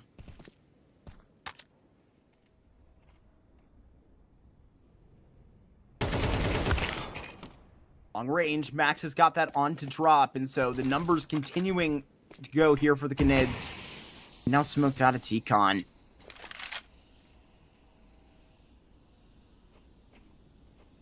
The boost to find somebody at the top of red, nobody home. Might as well fish while you can. I mean, Coldzera's got the hook out. See what kind of bait he's working with. It's not one that's going to pick up Max. The Uruguayan just ready and waiting for the second man to walk out of E-Box. Such a tilting off angle. Top of E-Box. Yeah. Good shot to get that down. 30 seconds left, and there may be a world in which this corner is the final home for the next 25. I think that's likely. Only thing that'll change that is if 9Z go investigating. For me, if Lucan even gets a half- whiff here, he's going for it. They have a flash? Yeah, they do. Where's that a mass, though? Nowhere close. The Mercy. Yeah, they're going to let him be. For me, the goal here for Red Canids, though, I want to put it into perspective. Like, this is important context. It's about surviving this T-half. I don't necessarily think that they need to do anything crazy numerically. I think keep it competitive. 4 or 5 rounds would be fine. Very, very good, actually, if you're Red Canids. So, considering they've won the pistol, they've just won a gun round. It's not looked good, but if they can, win 1 or 2 more, even in that ugly fashion, I think that's fine. Oh, goodness gracious. Oh, no. Oh, no. Please don't spread. Scotland's got the worst of it.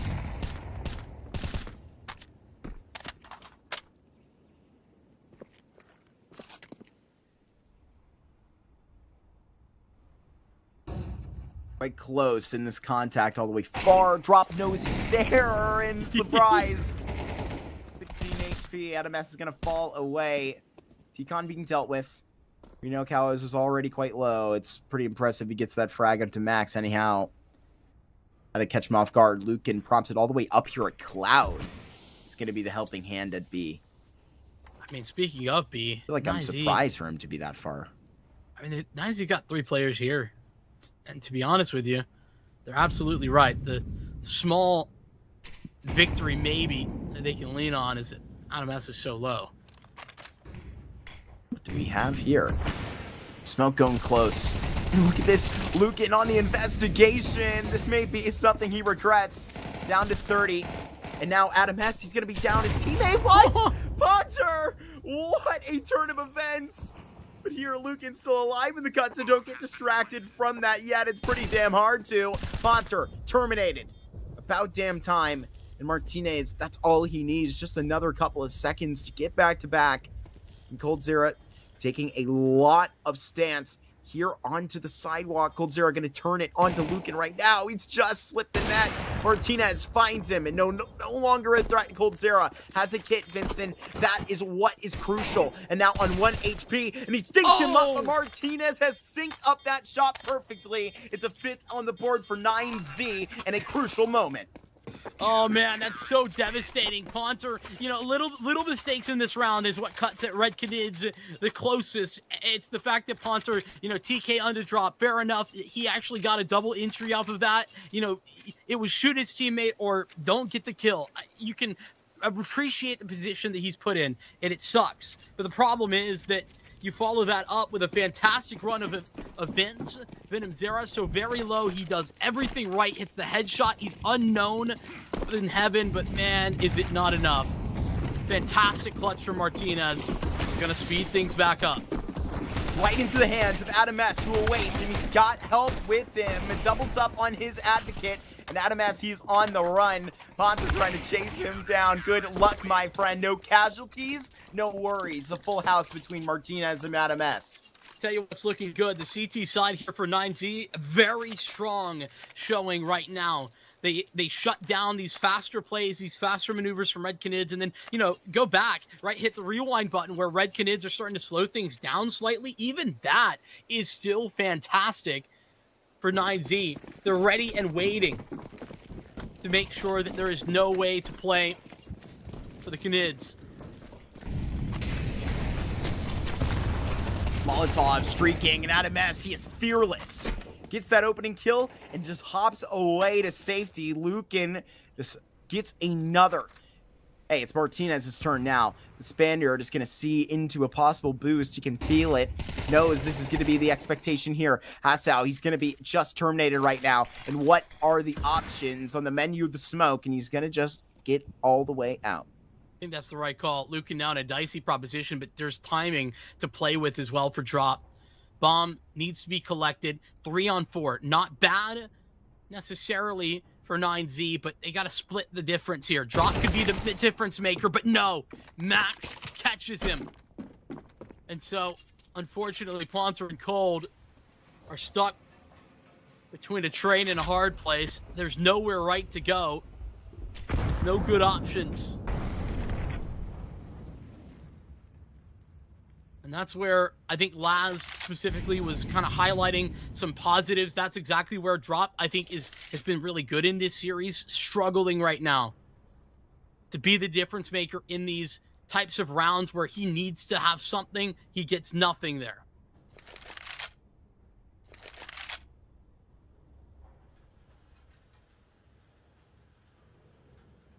.22 to go. This just makes it harder. Now they make this contact, and Max, to feel like your barber. It's a great headshot on the Cold Zera, and 2 appointments that are too quick. It's Adam S to get that all the way back, and it's 7 already on the board. Vincent, this is a similar stint that they had against Crew. It was an 8-4 that they put up in that first half on the CT side, and they are not slowing down. Yeah, I mean, for me, I think minimum for Red Canids is 3, but I want to see a little bit more. We're starting to talk about some needs that aren't going to be met. You know, shout out to pretty much everyone who's been required. Multifrags from Adam S, from Lucan, Martinez. Whenever required, they pull it back. It's just some of these clutches that Red Canids have been able to post up. Tech9's on A. It's a party with an open invitation. And now it's Wasau is going to get a good spray that's going to connect. It's a lot that's going to have to go through the smoke right now. Limited vision, but it's going to absolutely be 9C that are limited in weapons. They can get a bomb plant off of it. It's going to be all good. Contra fades away. Cold Zera can try and clip a branch or 2. Finds an M4. Let's see if he can find more than 1 frag. A matter of time and a cold day in hell. It's a 8-round half, and it could get better for 9C, and you can see how they feel about it. Adam must feel some type of way, that's for sure. You know what, though, Mark? I think that that's a round where Red Canids are just capable of sowing chaos into the A site. The fact they get the bomb plant, that's the goal. That's the impact that they're looking for. Ensure that we can get an early AWP. And you know what? I mean, this is where... Shout out Cold. Where's he going to go? I'd love to see some sort of aggressive stance from the op. He's heading towards B right now. Adam S can't get in front of this Molotov. There would have been a tactical nuke on the other side. Doubled up for it. Kawaz 53 health. There's actually a really cool smoke that 9Z used the previous round to let Adam S take that fight before. That's why there's so many nades coming his way. It lands in the rafters and it waterfalls down so that it extinguishes the molly that the T throws in order to stop that aggression up lower. I think it's really fun how Red Canids have made such an adjustment there to stop that specific move from Adam S.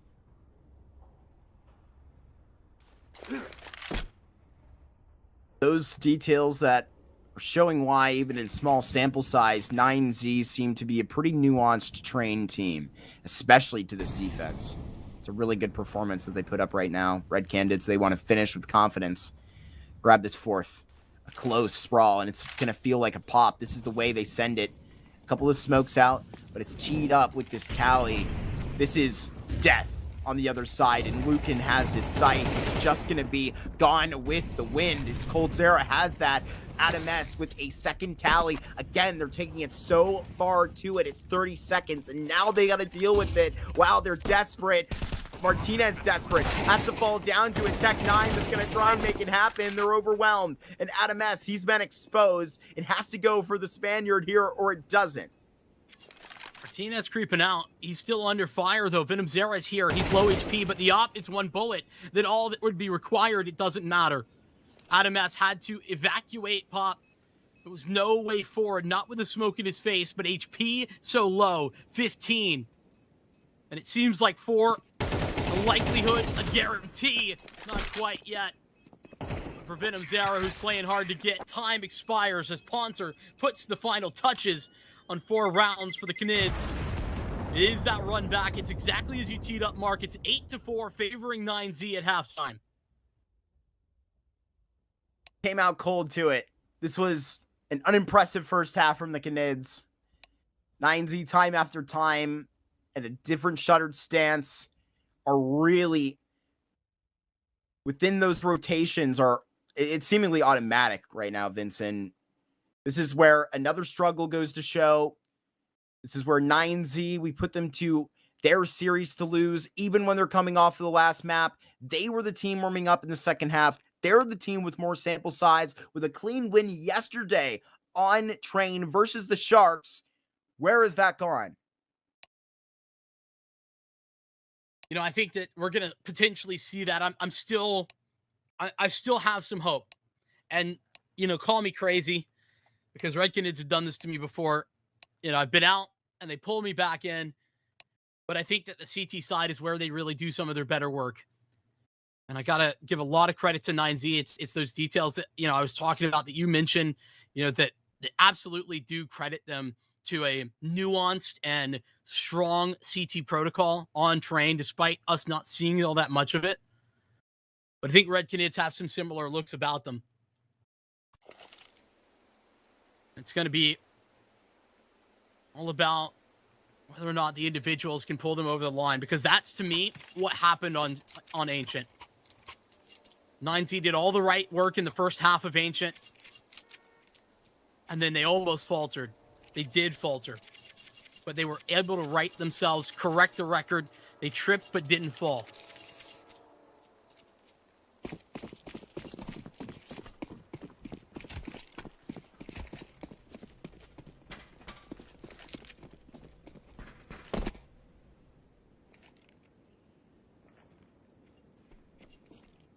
Z with the ball in their court now with house money to be bet. Cowaz sees this all, and it's a threat out of Team Con. Doolies, they're going swinging. And he's got that into that first fight. It's tempoed in that tally, and they clean him up. They know how the tempo is supposed to take advantage of the T side right now, and they are onto this site, and they are taking it the way that they would like. Coldzera long range is taking care of Max, and he's got that on Tar, and it's Martinez hits a hell of a shot to the back of the site. That is one you cannot take for granted, especially not now. Vincent, this is a 2 versus 4. Both dinked up Ivy. Red Canids are, yes, still favored, numbers better in their court, but the problem is that they don't have a lot of health. True for 9Z as well. The bomb devastated on the back of the site. Coldzera, thanks to him, that they're set into this position. Red Canids now know what's at stake. They know what they need to do. Big moves being made, but no steps taken forward yet for 9Z. Inez walks it up, checking. Ponter checks him. 3 versus 1 for Adam S now. Plenty of room on this site, and he commits to the plant. Get this down. Softened up on 2 players. Here comes the full healthy Venom Zera. And the Romanian may have just got the timing game into a great supply. It's just right around that corner. He should be getting encroached right now. There's so many targets, but so much for the Romanian to do. Has to be overwhelmed and is. It's a pistol round that is stamped here for the Red Canids. They get to continue to roll. I'm loving how Venom Zera's dancing like that, just never committing. Don't give him a chance, but be a threat the whole time. I actually realized there, after a moment, that the fact that Venom Zera goes back to B means Red Canids didn't realize they had the bomb back site, that it was dropped. So actually really impressed how stalwart Red Canids were there in Ivy. Not moving with so low HP.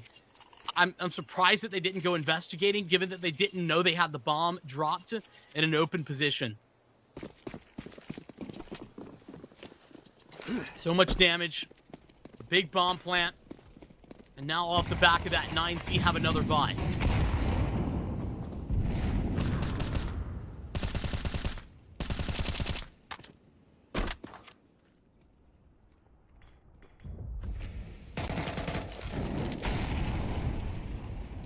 In just the foot right there, Molotov goes right back down. 9Z make this a problem pretty quickly. They want to buy back into this. Couple of Galils and Deagles to make the difference. Good find. It's big time for Drop to stand up, that's for sure.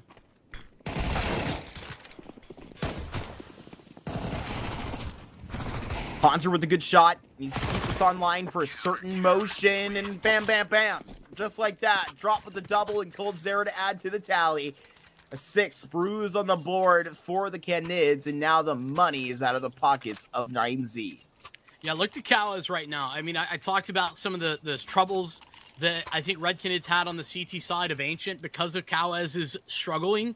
Well, I think in particular, I've really loved what Cowaz does in E-Box, or on the E-Box position right now for Red Canids on the CT side. I think he's not only critical, but very strong in that position. We're going to see 9Z with Deagles in this round, though. Sorry, correction, Adam S. has a P250 as well.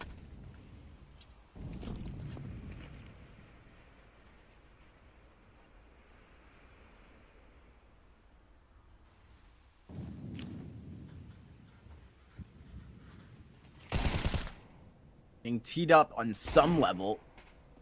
Hunter wants to keep himself safe. One and then done in the last round. Lucan and Max, it's their turn. And spammed up. It's a hard knock life. We're getting the same treatment.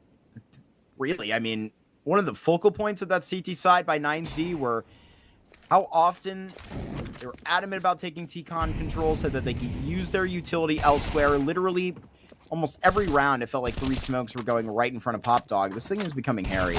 Drop up close as Adam S breathing down his neck with an A1S. And so this should be all good. Ponter in rotation right next to Cold Sarah. Martinez with the headshot and now into a 2v2.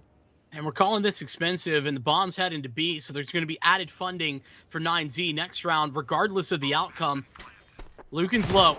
Escape trying to make that. Now Venom Zera gets the confirmation. He can start to run him down. I mean, this would have to be a stunner of a headshot from Lucan, and it's not. The fuse coming. Martinez. I don't really know if it's better necessarily, but he is going to hang on to a M4. You can drop that to a teammate and get the op. Has the funds for it. I say that. He actually has kept it. Yeah, I think he's just going to maybe build a bank for another round. It'll be all good.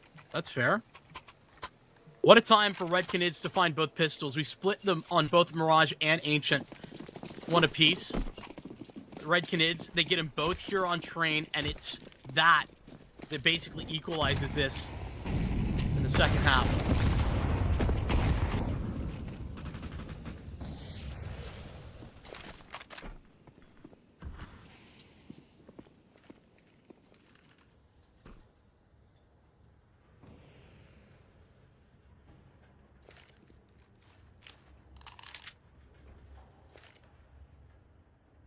And look at the reaction here. The tragic start to this round that Drop just had, eaten a nade, spam as well. And because of that, he's fully rotated off A. They're going to put the op into prime position in order to try and hang on to A instead, and then add additional defense to the B bomb site. That all off the pretense of Drop just losing so much health at the very beginning of this round.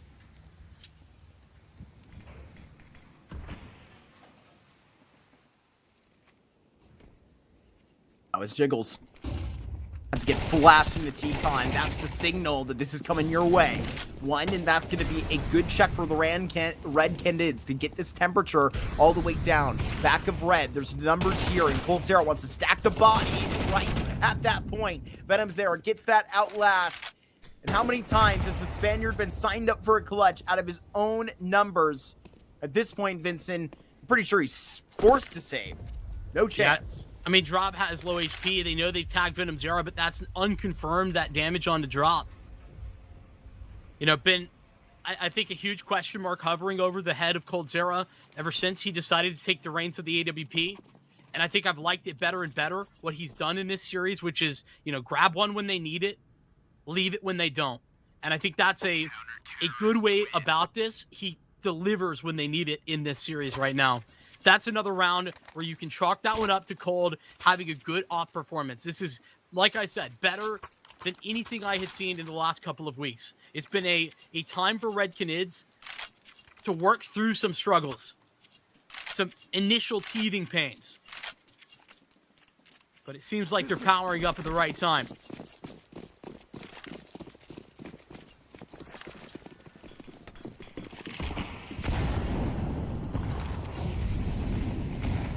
Box getting served up early from the utility set of Martinez. And Nines is awfully adamant about this quick. The point at which that A1S was dropped was so in the success of that round, potentially the op of Martinez would have been up right next door. That's denied through all of the budget that was wasted in the last round due to the negligence back out. Lucan, great entry. He has great positioning, but such little health. Still gets a great shot onto Cold, and Rassau doubles up. Now finally deleted. Venom Zera against the world. Quite a punch thrown back by 9Z, and he should be packing up this op and seeing into storage. I mean, yeah, he's going to try, but dude, they have already got him closed in on.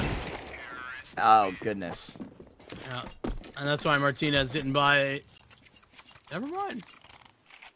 Leave the op Running where with it the lie. rifles right now. Yeah, I guess it's a conscious decision. I feel like with my free will every time on train, I choose the AWP. Yeah, and if I had Martinez, I feel like I'd be doing the same thing. But that dynamic duo, I talked about, Lucan and his entry prowess. It's he and Wasso on the T side that typically are going to take those roles. And when he's having such a good game, I mean, I talked about it on Ancient. He was dominant, unstoppable on his T side. You come back to it, and now on the first gun round of Train's T side, he does the same thing. Was already having a good game, continues to do so. It's Red Canids that take the eco. They take the timeout ahead of it. Tragic dollar amount there for Cowes, unfortunately. He's going to be lacking no matter what his decision is this round.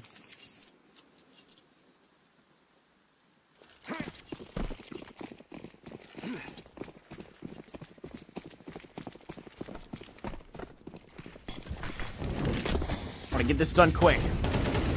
Deal with it straight up. Get Lass out involved in the action. There's so much more. It's expensive, seemingly. A couple of dinks that I'm hearing across the board. Martinez is 25. So there's 3 more pistols to sniff out. Fortunately, the biggest threat, the Deagle, it is currently gone. I like that. Or not. It doesn't spread.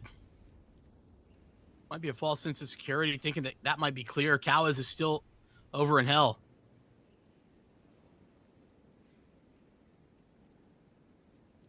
I don't quite know why they don't just leave. They're so scared.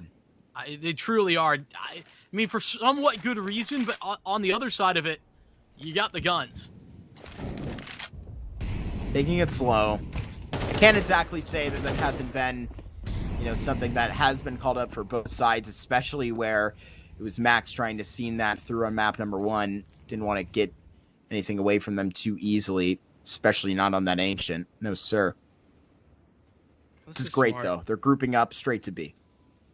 Yeah, I mean, I think the critical mistake on a round like this is splitting up ever, right? And as much as I was saying 9Z a little too slow for my taste about this, slow's fine as long as you stick together. Now Red Canids, Poncer, and Cowes gonna sweep the floors. See if they can find any juicy weapons. Juicy weapons. Ooh. Yes, we have. Those are 2 juicy. clean cuts. We like that. That's actually going to be really good for them. The hunt is happening, just for the record. Max is investigating, but I think that for this point in the game, probably not worth it to lose anything more if you're 9Z. Strength in numbers, including those in your bank account. Gotta keep those high for 9Z as campaign runs on dollars. Yeah, it's that moment that you highlighted about Martinez keeping extra cash that really, bails him out of some difficult back and forths here over the first couple of gun rounds. But 10-8, Red Canids equalized. 9Z pick up twice over, 2 in a row. 1 eco, 1 gun. Clawed back to a lead.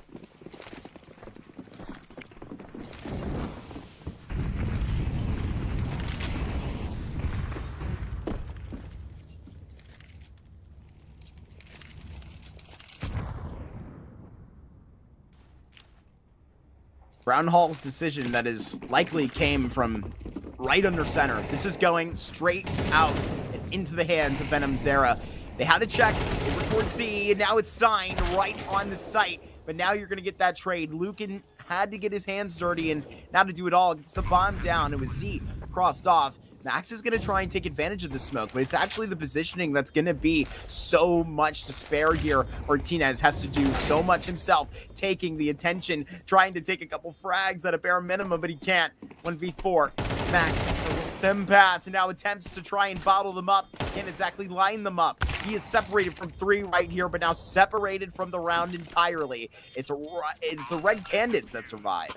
Yeah, I mean, I just want to highlight again, some good decisions here from Drop, who, comes in, he's the first arriving on the scene to try and support Venom Zera. But this is why you have this guy. This is why Venom Zera has stuck around on this team. All the other pieces outside of Cold have been moved and gone. 9 roster changes, Marky, over the last year for Red Canids. And Venom Zera has been here the whole time. It's because you can let him sit there on B and he'll get you 2. He'll keep you alive. Drop lets him have it, and he comes back in with the rest of the team. Lovely as Canids close out on that 9th round. Look at trying to lurk. Thankfully, he's the one with the clue right now. Cowes could have just seen. Popped up head. His head popped. It's Drop now that immediately has to get that into a squared stance at a 4-on-4. 9Z not quite prepared to snap towards B, but they have the individuals in position to start making their way out. It's Venom Zera under fire again. Can he do it twice in a row? He hits the first and he's looking at the second, but he can't fall back and no adjustment made. So the singular, not the double, it's 3-on-3. Ponter and Cold, they are right where they need to be. Cold to take this on a fine line. The bomb is going to get to the site. Martinez up top. That is the kill of the round. That could be what posts 11 on the board entirely, because there's even consideration whether or not to give this a go. Staying right on the other end of it. Cold Zera has to walk the line. It feels like a tightrope right now. Any one sway of the slip could let this round go, taking advantage of the smoke. It's Cold Zera's squad that's desperate right now, and he is going to have to see out of this one. Red Canids, they get dropped another round at the tally, and this just becomes more and more expensive every turn of the go. It's a nasty pill to swallow to have to go in for a save there, and that's why Red Canids stick around. I think that's the right call. They don't have the time really to play with, not in the round, but in this series. The score line is starting to get out of control. 11 now to 9, and unfortunately Cold, though he can drop a rifle, the rest of his team, they're going to be pinching pennies. It's MP9s, it's a pistol, it's the hope and the prayer. And you pointed it out at the moment, Mark. It's that drop kill where he goes down to Martinez. That is what seals the deal. If Drop is able to pull that one back, then Red Canids are likely to retake. Struggle that's continued.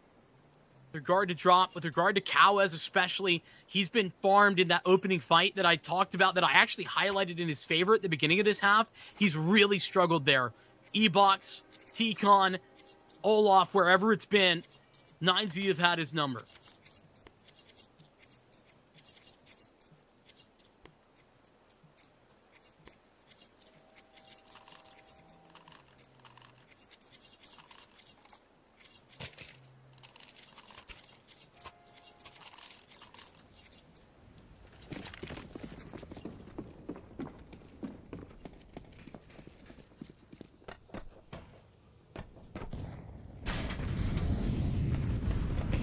Zera can find a whole lot right now.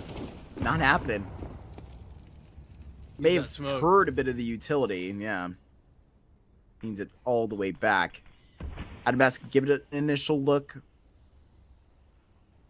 Adam S hopping up on E-Box, giving off angles the run in the first half. Shoe on the other foot now. I really love how punchy 9Z have been on their B executes. We saw that in that crew game couple of times. It was actually a highlight for me, the T side of the BXX that 9Z were able to put together.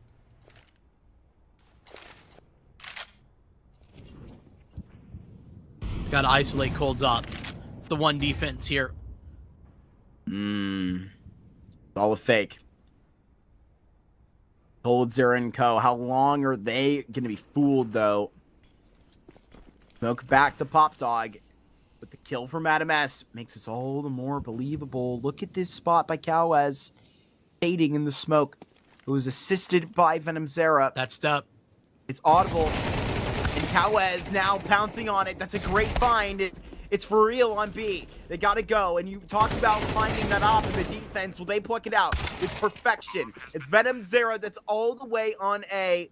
and you can go ahead and initial this and sign it off. It's 12 for 9Z, and they are going to have the first opportunity to grand final and potentially punching their ticket to qualify for the Thunderpick World Championship close qualifier stage. My goodness.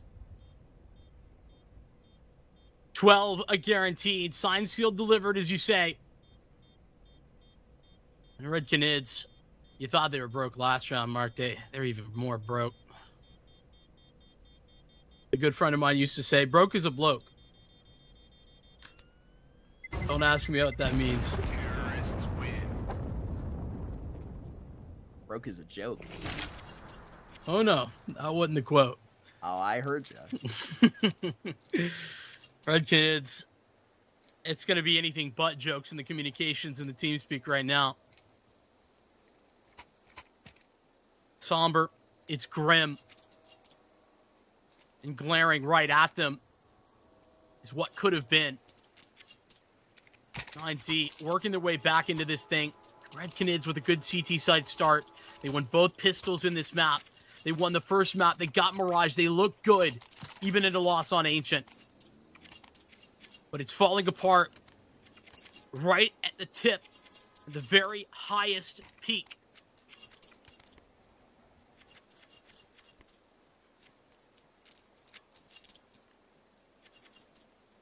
Z, hold on. One final call. Gotta get across the goal line one more time. And they're in the red zone, Vincent.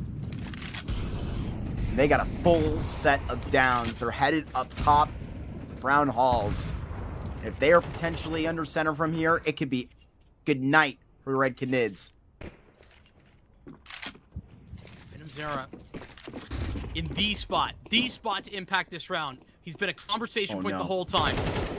Needs to make the most of this. Fades out, and he's got one. Is this enough for the symbiote, though? Definitely not. This is not going to satisfy, even for our liking. Here goes with the shot, and Martinez gets the bomb down. Venom's there in the back of our minds, but Martinez shoves it out. 3 more bodies. They got to stack up. 9Z, they could do it, and they could practically construe it right now. It's 2 versus 4, and Cold Zero all alone.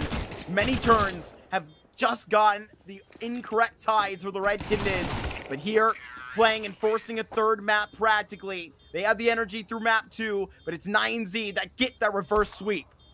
They send it through. An impressive performance from 9Z and a team effort to be sure. I mean, lovely to see them in a grand final as well as we bring lives back into the fray, man. What a showing from 9Z. Yeah, honestly, what a great performance from 9Z, right? I mean, the fact that they were able to get things through and they get the job done. And like, Mark was saying, like, could they be able to get themselves punching the ticket, getting to the grand final? The answer is yes. And I mean, the thing that's interesting about this too is, again, the beginning of this game, like, I didn't love, honestly, like what we saw from like Lucan. Like, he pushed, into hallway on the pistol round. He tried to get the dualies out. He's trying to get a little bit cheeky. He thought he can get aggressive, get in their face, catch them off guard. And he gets punished for it, which allows for, the Red Canids to be able to find the first opening 2 rounds and pretty much getting themselves a really good start. Then we get to see 9Z finally bouncing back. They get 3 rounds in a row. There was some good attempts that was made from Red Canids, where Cold almost got himself that 1-on-3, which did cost a lot here for 9Z. But at the same breath, I mean, it felt like 9Z did really, really well, considering they were able to get themselves in a pretty good lead in the sense of an 8-4. And then, realistically, a lot of the rounds were starting to get pretty close in some degree, but it did feel like, 9Z were really just kind of taking over a little bit because, Red Canids could only find themselves the 4, first opening 2, then it was round 6 that they got themselves back in, and then the very last round. So, I definitely think there were some good moments from these guys, but it just felt like 9Z, honestly, were in the better position. It felt like, they had a bit of a slow start to maybe just say, but then it really felt like the engine was just warmed up and it was just purring, man.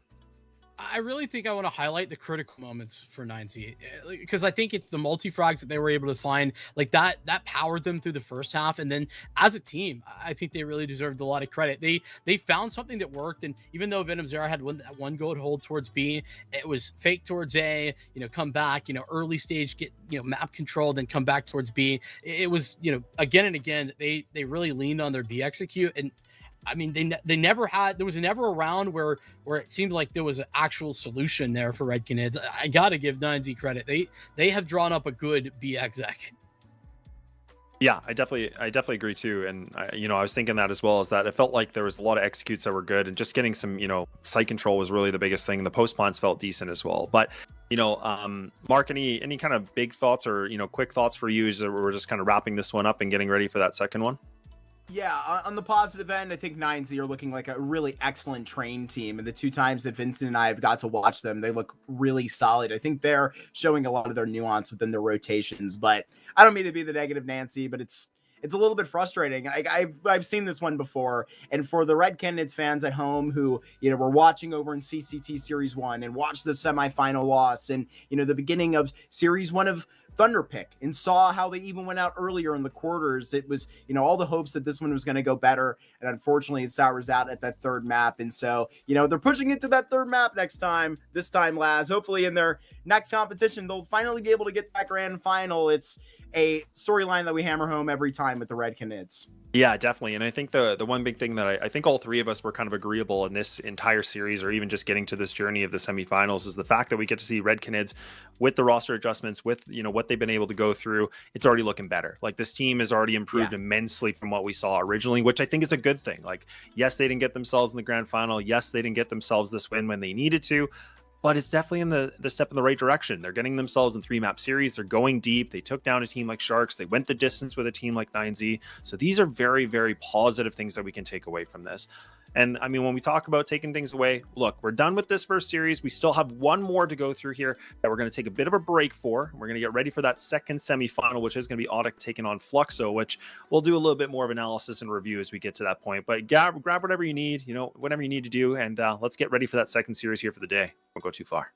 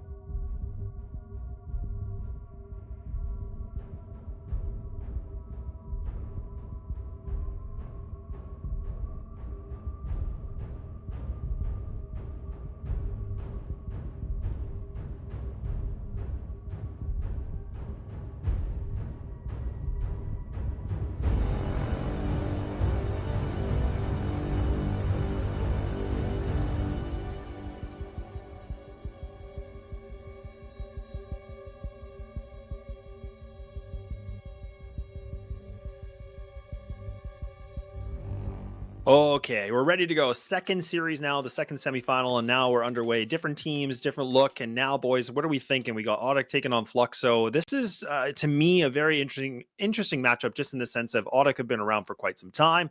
They've been able to beat some good teams in the history, but do we think this new Fluxo team might be able to do something big here?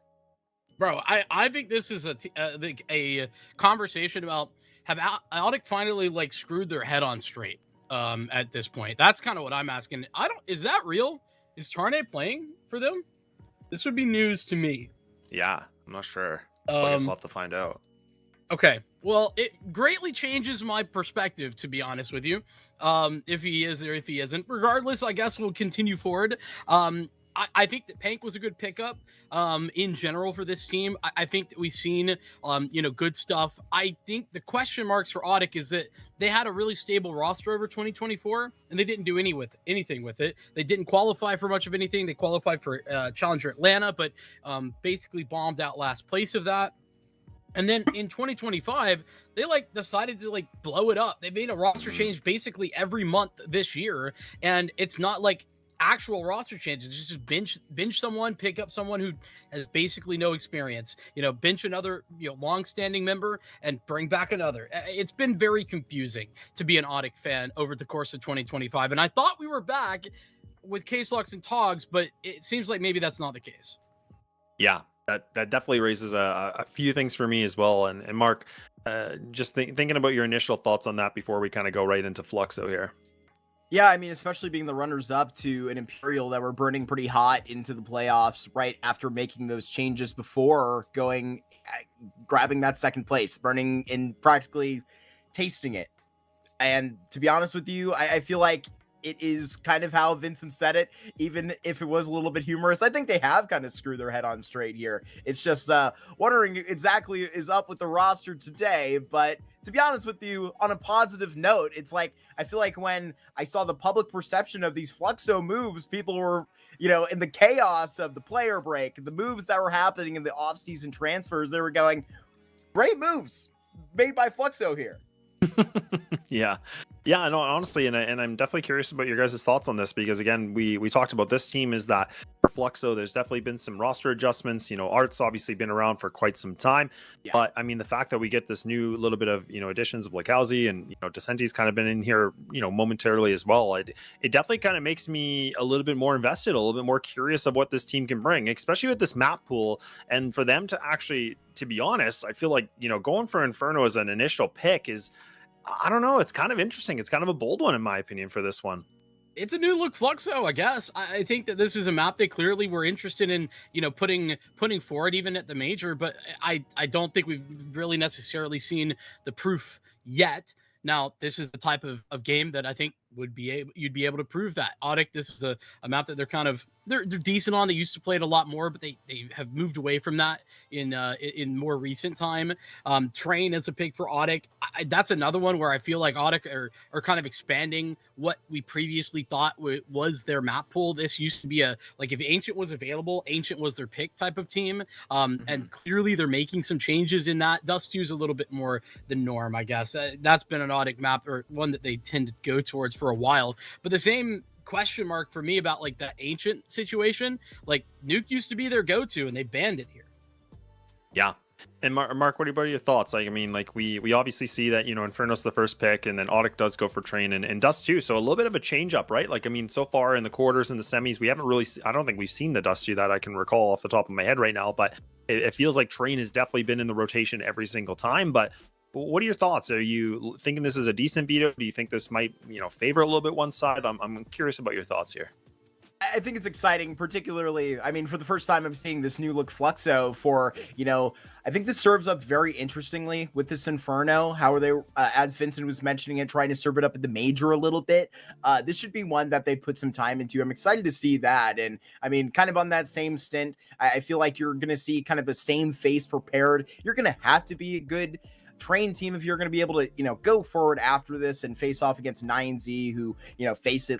I think they have that in their pocket now. They're not ever really picking it. And, it comes up at the end of the third series there and, looks pretty good for them. So, with on that stint, it's an Ancient that had a pretty good performance versus a struggling Bestia, you know, in all consideration, but, you know, in a clean win for, you know, a Fluxo straight up. So, I mean, trying to avoid that, I think trying to avoid common ground and, you know, make a new look Fluxo as uncomfortable as possible.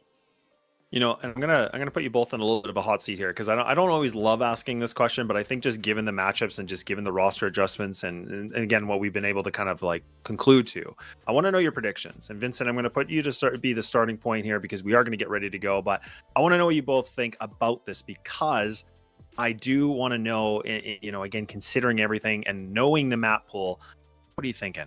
What's your thoughts? I feel like this is a slightly unfair question because I think it really depends on if Tarne is going to pop into the server or not. Just to be completely blunt. That being said, I'll give you what you want. I'm a man of the people. I'm willing to send it. Fluxo 2-0, baby. It's so easy. Okay. Mark, what about you, buddy? Yeah, I'm really kind of wondering what's up with the roster, you know, thing, but without kind of considering that, because I feel like I was forming my opinions, getting ready to talk about this series as if we were, you know, reaching with the full, you know, tog. So, I mean, I think that particularly with it, I feel like you're on a bit of a hot streak here in terms of, you know, series 1 for ODDIK. You kind of look at the details there. It really hasn't been easy for them. It's going to really take a big step up for ODDIK today. You know, it's grand final Sunday. Put your best out there, and here versus Fluxo, I think in the veto, serving them up probably a pretty good stint. As Vincent was mentioning, their kind of history on, you know, used to kind of playing into an Inferno. It's been in and out of there in the last couple of months, so I actually really hope to see them maybe get off on a nice sprint, but, you know, some questions to potentially be answered, Les. Yeah, fair enough. Well, look, I thought we were going to maybe have to take a little bit of a break, but that's not going to be the case right now. So we're going to actually jump right into it. So, boys, take the wheel and let's see what happens here on Inferno. We're right into it. And, yeah, I mean, like, I'm going to guess that this is a long-term deal. Tarde played yesterday on their Flamengo match. So I'm surprised, but yeah, a little crazy. Lots to say, but there's game to play. And we're getting into that. Naite with the first contact, and he's got case locks right next to him. I like that nade. It's just a little preemptive. Naite comes back for more. Now case lock's got to do it all. Yuli's out in this range. So much lead let out here, but how many can he actually collect? It's only one to get stamped down, and they're already seeing another player taunting on the headshot angle. It's Pank. That will just keep them in line, and so Fluxo get the respect right back at Banana, and now get their graces to take those next couple of steps. Pank is going to have to likely show off here from the back of Emo if he's just sticking out. These are going to be aggressive fights taken. He wants these aim duels. Right here facing off against Art, it's Lakozy that's just going to chase him down and converts a headshot. Well, that'll do. A lot of missteps from ODDIK to begin this round, and it doesn't change as we get into the post plant. Not the greatest of positions if you're Fluxo, but you know what? You'll deal with it. Art's got the low HP. He takes the search. Unfortunately for Woody, he's already sent Tarne off to play a saving game. So this is really just for, I don't even know, the money, like, I can't figure out what it is we're sticking around for. Sometimes it's not about ego. Sometimes it's about self-respect. Tony can stay elsewhere, man. Why not? Tony Soprano. Okay, I was like... They're all out of here. He was covering a lot of our, I was going to say Swiss, group stage. Correct. I know he was saying some great things to me about Flamengo yesterday. You know what else he was saying? Great things about Red Canids. Ooh. What does that guy know, huh?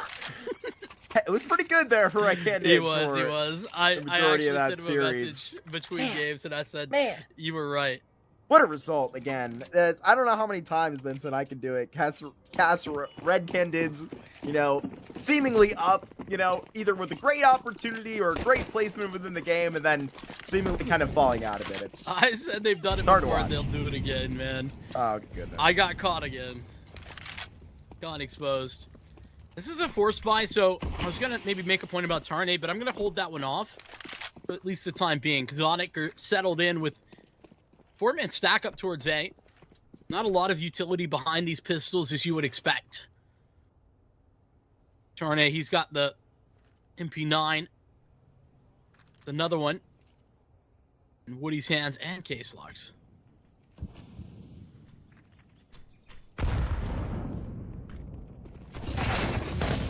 Dive it out into their deaths. Tornado does get one, but they're clearing house. Good look out here. They can actually get it done. Seems like with a full minute, this bomb should get down comfortably. It's gone down the chain. Easy enough. Despite that opening duel from Tornado, it's a pretty clean sweep. Otherwise, lots of damage, but no frags to follow those. For Fluxo, he's done a good job. Yeah, I don't know if this is short-term or long-term. I kind of hope it's not. I'd really love to see Togs continue to get another opportunity. I agree with you. I'm not sure how permanent it is, but continue. But you know, Tarnay's been around the block. He's a guy that I think you really can't level a lot of like negativity towards him. But I also don't feel like he's a guy that like makes your team the team. You know, he's gonna do his job and he's gonna do it pretty darn well. But I don't know that he's the hottest prospect at the moment. He's kicked it around at a very high level here. Played with some very good individual pieces. With Red Canids, with Fluxo not that long ago. Couple of actually outings with that team, but you know, kind of leaves me in this position where, yeah, it's probably fine. But you have a very young prospect like Togs that has kind of been toyed with over the last like 6 months, I feel like, on this ODDIK team. I wasn't kidding, Mark. When I said they've made a roster change like every single month this year, except for April, I was not kidding. A lot of roster moves, man. It's a lot of roster moves. Feels like the normal from where we come from, Vinny. NA casters. Yeah. It is what it is. Maybe we can speak a little bit more positivity. I think a lot of confusion more than negativity for me on this ODDIK side. But I'm with you, man. You were talking up the changes here from Fluxo. I couldn't agree more. The only slight disappointment is that I think Period Jr. getting the axe is a little bit sad. Yeah, I feel like I would have liked to see him have a little more time. But when decency is on the market, I think that's an opportunity that you take if you're Fluxo. And I think I can get behind that. You know, Luke Halsey, there's no question. Yeah, yep. And I mean, particularly with the Imperial player, I mean, it serves it up pretty sweet, right? You know, especially with Imperial making those moves into their first competition and then they win it, right? I mean, it could be the same for, DCT trying to, at least that would be a potential revenge matchup all the way in the close qualifier in a couple of months. But either way, you serve that down. Difference is with Try after 21 months, he's out of there, and Lukosi, who's also fresh on the squad, is fresh out of this round. Yeah, was without death until a moment ago. And that all changes in this round where ODDIK finally have their first statement as they take banana control. It's been a hot minute, really, since I've seen ODDIK play this map a lot, but when they used to, it was very consistently Night Day, very aggressive over towards B. Look to him to define their banana control in a moment. Oh, that's tragic. It's 4-on-4 now, thanks to K-Slux dropping. What are you gonna do? Can't do nothing. Play on. We'll see you back into, K-Slot slot in the server. Couple of moments. There's a Molotov that's gonna separate Decent all the way out from this apartment scrawl, close on this inside of lane. Tarnay has to give it the business and a respectful look. Zebi has a quick trade on it, but no commitment. There's 25 seconds to go. Have to go ahead and pick up the rock and carry this thing into the bomb site with 19 ticking down. And Art finds Pank at a particular time, has to clear onto the cold box. And Woody, he is holding this to perfection. 12 now all the way down, but it has to be or it's gone. Finding hands on that bomb. 4 seconds to go. Night running through that smoke and gets a great shot onto Decent. He's down onto 1 health, but trying to box out Art. He is not going to let that happen to his squad. Not today. They start off on the correct foot of this semifinal. 4-0 up for Fluxo. I mean, you really got to feel for ODDIK, though. I think that rarely is there a clear case where I will just say this outright, but if K-Slux doesn't drop, I think ODDIK win that round. They just have the numbers, right, a little bit easier if that's what happens. I feel for ODDIK, but yeah, Fluxo take advantage. Art, wraps that one down to a real close scenario, but ultimately they get there. And Woody, a valiant effort there from the cold box, but he's only capable of just that singular down to the very moment, the very last moments there down to the wire. But yeah, I think the jury's out for Imperial right now and whether Decency was the right cut, but I really think that he's going to be able to provide a whole lot to this Fluxo squad, because over the last 6 months, I think that Fluxo have basically been searching for a little bit more experienced piece to add to this team, and they had no one at the cusp, and they've basically been. What was the quote that Art said? His teammates were like babies in diapers and needed to be guided at the major. Is that what he said? He did say that. I believe he wasn't wrong, right? I mean, 2 MIBR Academy players that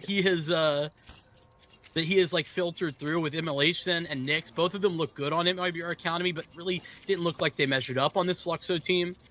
That's, just over the last 6 months, you add FURIA Jr., who I think is a really good prospect, has actually had a lot more experience than those guys, for example, but still clearly lacking when you talk about comparison to Art himself or even a Zevi. Quote, they are like players in diapers. They need to be guided. I believed you. I appreciate you have the receipts, though. This is called Not Live, it seems.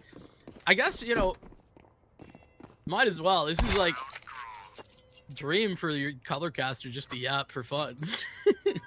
Absolutely. There's so much to talk about. Vincent. I haven't even talked about the fact that like they cut Zebi at the beginning of this year for history and it looked really bad and then brought him back. It was a benching, let's be nice. Okay. Said sit right there, pal. Zebi. They benched him. Said come back. Yeah, it took 3 months for that change to come back. Right call, by the way. I was fighting for Zevi as soon as it happened. I'll just say.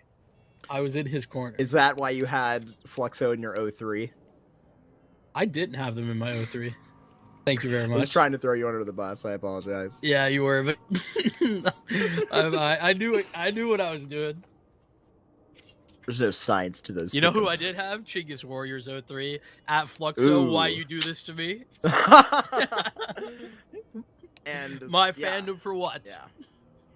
Goodness me. Yeah, that was one that was hard to accept. I know that was, probably part of the reason why their disappointment led to the changes made out at post-major. And I'm a big fan of bringing in Lakozy. I mean, MIBR, have a good stint. If it's never really working on that side, then I think, honestly, maybe it says a little bit more about a player like Lakozy, who now gets to come home to Fluxo in his roles that he prefers and gets to actually really have an effort, but it wasn't incredibly consistent on that MIBR side. Very different Fluxo that he's come back into, just for the record. This one not live either. Yeah. This one not live either, it seems like. I get to hop around and be funny. But yeah. The fun kind of tech buzz. I don't know if I'm assuming that they just sent in new pictures for the Thunderpick side of things. True. Or maybe, to be fair, these are the same ones I think on HLTV. That's an Imperial jersey on Decency. Well, yes, of course, that happens so quick. I was gonna point out, new picture of Woody just dropped. Hey, looking good. He is. Well, the one they used to have like on HLTV was notably very old. Yeah, that happens. Like 3 or 4 years old, I think at minimum. It might have been. You gotta update those. Yeah, pretty sure it was like the same picture of when he was on Fluxo. Oh. And just like photoshopped with a different. I think that's like jersey. a good gag. I like when that happens. All right. Well, we've been yapping and having a good time. It's not for no reason, I swear. It isn't. We were in that tech pause. It seems like we're back. They're playing as if it's live, so I'm gonna assume it is. are into some MP9s for ODDIK, though this is still an eco round. They are still saving.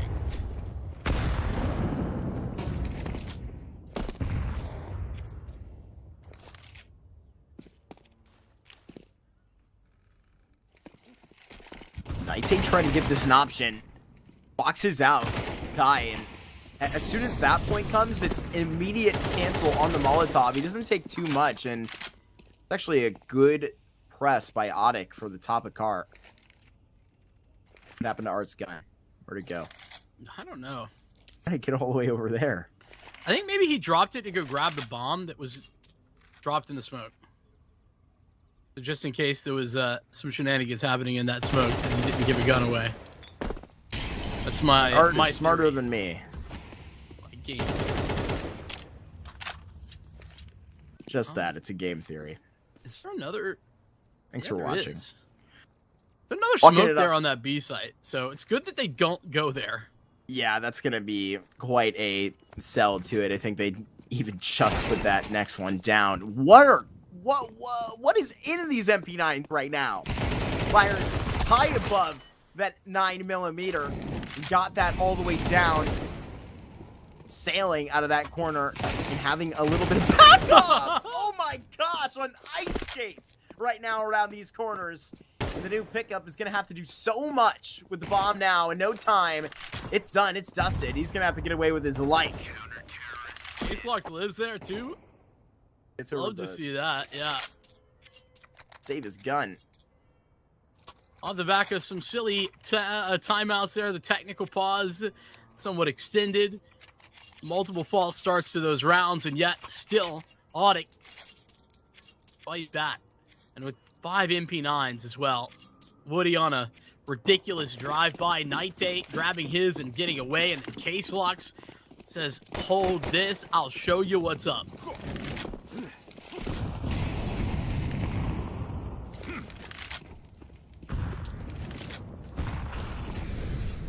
We really do need to get the nade police involved. So many missed nades. Just have one on standby watching the game with us, you know. Get involved at any point. Need to interject. Woody staring all the way through boiler there to line that one up. Gets a great shot, backs up. I think for ODDIK to have a chance of winning this series, I really think Woody's got to be on his game. The opping from Woody can be, I think up and down is the fair way to put it. His in-game leading solid throughout, but can sometimes go missing with the op when he's really required. He's the last man standing in many aspects when it comes to the op in-game leaders here in the South American region. This is true. The dying breed. Except my goat Kaiser's still in there. Let's go. Bounty hunters. Not here though. Former ODDIK member Turtle on that team. There you go. I see the vision. He comes over. Sees a whole lot. In the vision, puts down a Molotov. This is going to be just great. May have missed the shot, but they needed this Molotov because it's going to put them on the tally right now. They're even getting flanked. They have to go in whether they like it or not. Nite is just going to get denied. What is Art shooting right now? Turning with the spam. They got to turn their heads to CT. Running through against Woody. He just goes gun-ho with the op. And Art now in an all-to-clutch in a 1v3 is denied. ODDIK arrived with at least a cleaner gun round victory. I mean, it's clean thanks to Case Locks. He's the reason. I know that he only gets one frag, but it's him who's so fast on that flank. That's one of the weaknesses, I think, of this Fluxo team, especially on Inferno when I've seen them. I know there's not that much like tape to watch, but even previous iterations of this team with their previous individuals is that they do slow down a lot. And Case Locks takes advantage of that. He's at the bottom of banana there, gets them fully contained. And so Fluxo have to accelerate before they're ready.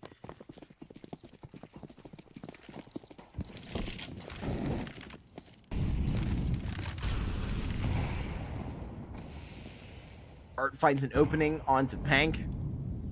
Deleted. One foul swoop.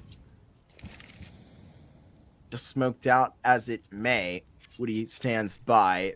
He needs to get that out of his hands All right, right so away. Watch this. I'll show you how it's done.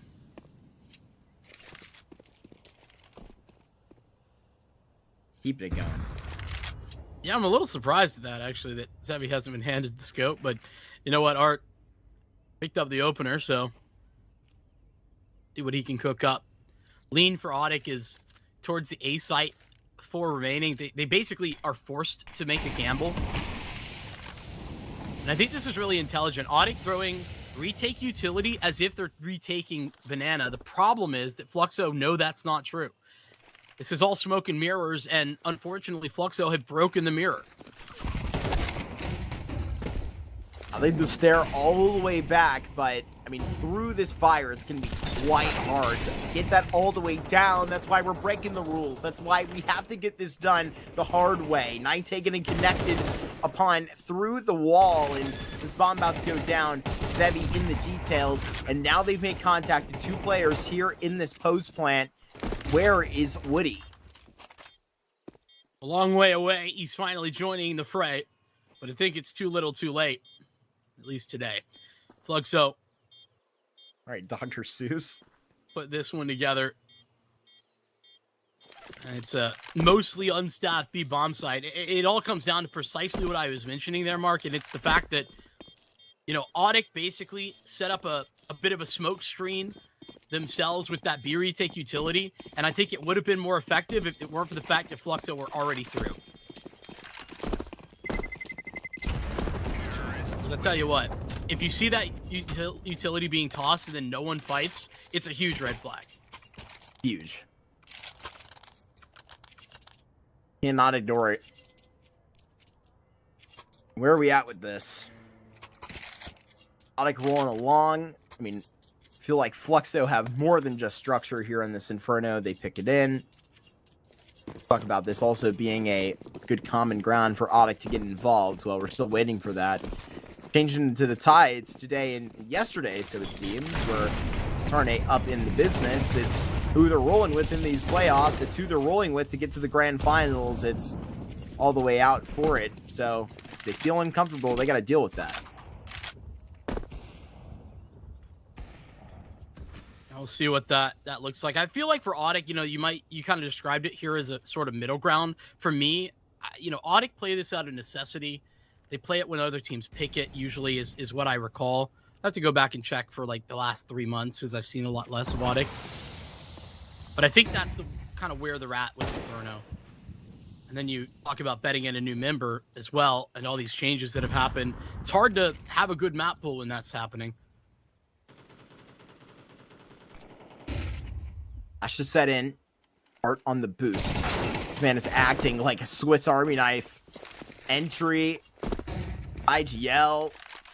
What do you need him to do? He'll do it. Woody trying to get this quick scope in. But this op needs to be more effective right now. It's going to sprint towards backhaul to get a better angle. 40 seconds, and at this point, it's got to be a commitment. Keeping Tarnate over on A still.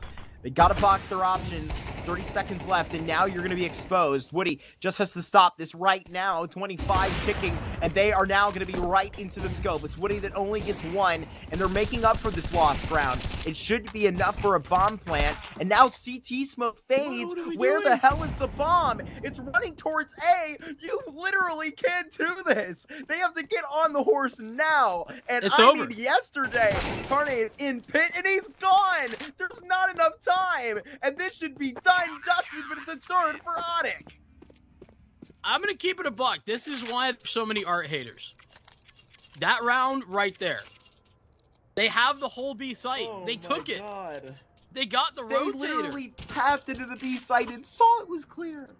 Yeah, exactly. Oh, no. And without the time to do it, they run back towards A.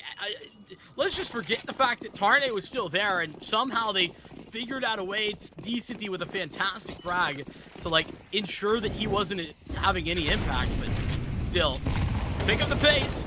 Down mid is K-Slox, but Lukowski breaks open the smoke. Surely K-Slox not known. Line them up. Wait, But you let your Gets that teammate kill. die. No, he better get like 3 right now. He's gonna get 2, and that should be good. Fades away. Doesn't want to leave his teammate's life in vain, but look at how it turns out. This is not how you need this to go. A nade right at their feet, 19 to Art. Still waiting for that missing link. Separated him from the bomb. Where are they It's at? impossible right now. What is Fluxo waiting for? They're playing so respectfully. I really just wish Lucalzi and Decent had tagged up together. Now they're separated. This 1v3 is happening. K-Slox is on for the ace. Mark, how? How is it possible? In some world, apparently it's this one. In a 1v1, K-Slox goes from a confusing play to what is made today. The ace on the cards. He's just got to deal him properly. Cozy, he knows where he's walking, straight into the grill. He's got to shit on through the grates. He's get that down. Lacozy with the headshot in one of the most hectic rounds we've had in this tournament so far. I don't even know. I don't even know, Vincent. Should ODDIK have had that? Should it have all gone to Fluxo since that all gets down? I don't even know. Those two last rounds have thrown me into an error. I don't care who you're a fan of. From both perspectives, that last round was that meme format of we're so back, it's so over. We're so back, it's so over. That's exactly what that last round was, and I don't care who you're cheering for. K-Slox, I just think arguably a bad decision. He bails himself out with his aim, and then Fluxo somehow almost let that 1v3 happen. Shout out Lucalzi, who picks up a 4K.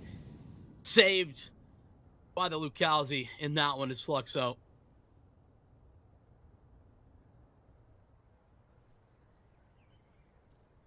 What a time to be alive. That's the problem. K-Slox alive for so long.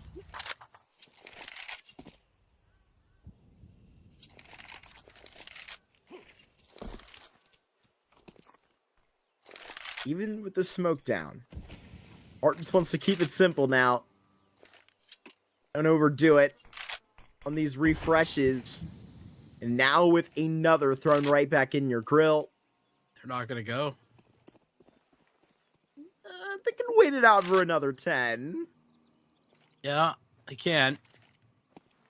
They have the smokes to refresh it, that's for sure. And Pank's actually repositioned into arguably a worse spot. Bam it up from CT. Does have a little bit of help now. Couple of players here. There's really no reason that besides these smokes this should be happening at 22. They're lucky that there's nobody really trickling in the site waiting for their chance to pounce, and gonna be attempted for all 5 to get out for ODDIK right now. This is quite a run of rounds we've had. I think what's crazy is that ODDIK have Can't wait for Laz to break this down. It's gonna be so funny. Yeah, it is gonna be awesome. I can't believe, to be honest, that Fluxo haven't really figured out how often ODDIK just like fully leave one guy at B. Like that's been the case for probably 5, maybe 6 rounds. Not in a row, but like on and off. All half. They correctly targeted B and found only one guy there.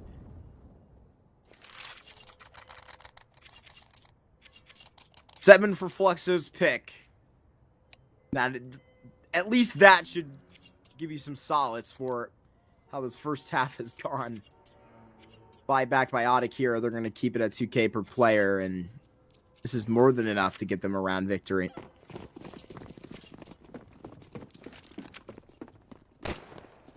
Should be.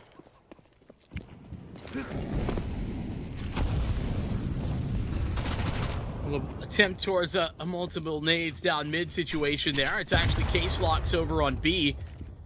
T in hand with that support we've been talking about very often. Peek over there. Position or Fluxo? A little worse position now. In good shots. You're still at an even stance on this A side to go, a 3v3 essentially. Art trying to get the attention out from pit. There's got to be somebody out there. The double setup on the site. At this point, they're not going to be expecting this. Art now around this corner. He's going to be boxed up and shut out. There's 3 players here, and they are not letting go.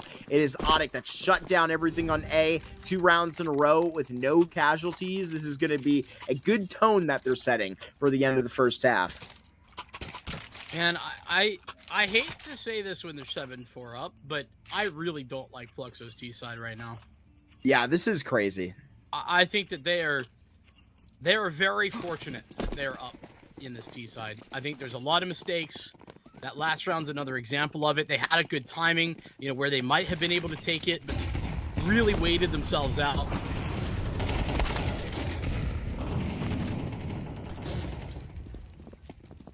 Doubling up. Keep that A sight on a line. This is the last round of the first half, and I mean, even with your complaints that you just put through, they may even be able to get one more here up to par. This is the scary thought. I mean, bro, it's the easiest T side to call, though, when ODDIK are giving them so many early fights. Woody got to hit the shot. Does. Denies a bit more room, and this A site showing its strength again. Decent D, he pokes back. Gonna have to be more from the IGL. The rotation goes back to B. I'm yelling at my screen, just leave. Right call made. Kai got to get across. Naite, he's a thorn in their side here in a moment. Comes through on the perfect timing. Fortunate there for the trade for Kai. Plenty of time to punch in the numbers. But it's the IGL. It's Woody, who's tasked with the clutch. And to be honest with you, look at the HP. I feel like he might just have it.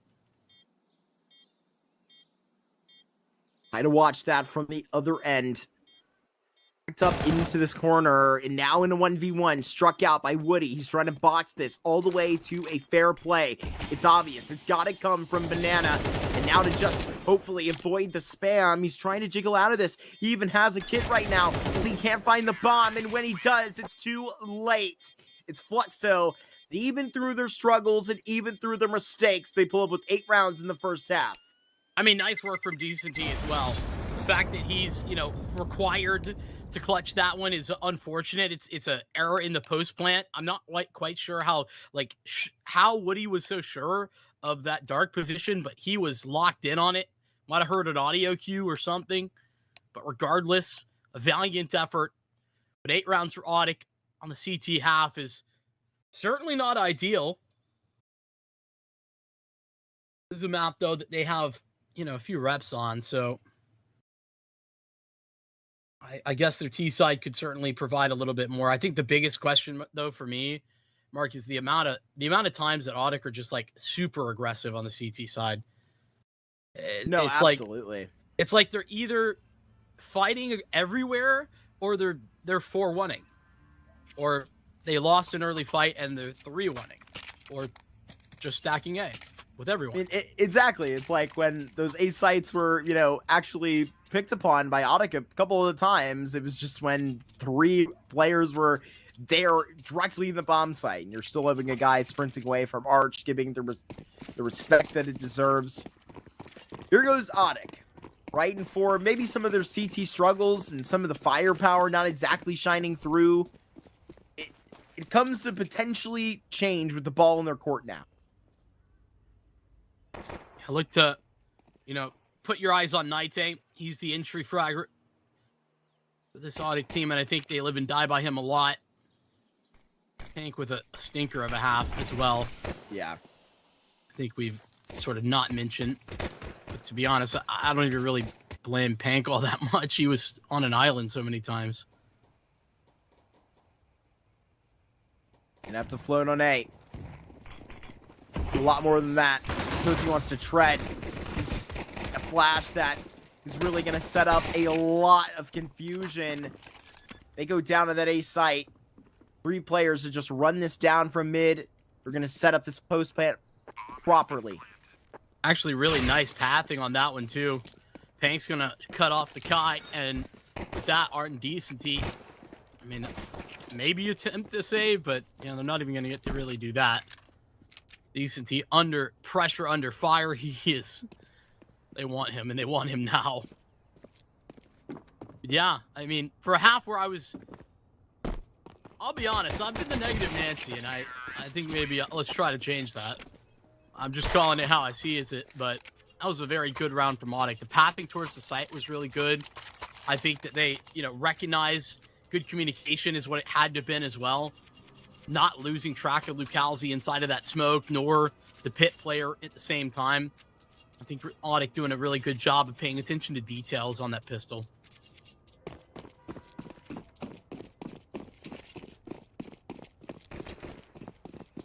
Art calls up a force. Fluxo to get this one down. It's the team Vincent that's already qualified for ESL Pro League. Right. And well, I believe they're actually, you'll see them soon. I believe they're also headed to Philadelphia. That they are. To be honest with you, I know that there's some, you know, very interesting teams going. That's the type of event that I think they should be primed to win. 100%. I think likely going to be the most experienced team there when it comes to like LAN play.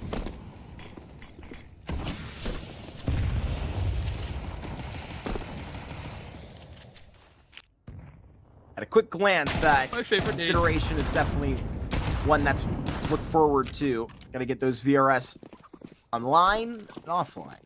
But right now, we're trying to rope this in where, hey, these deagle shots may ring a little bit better online. Not on A, though. There's nobody here.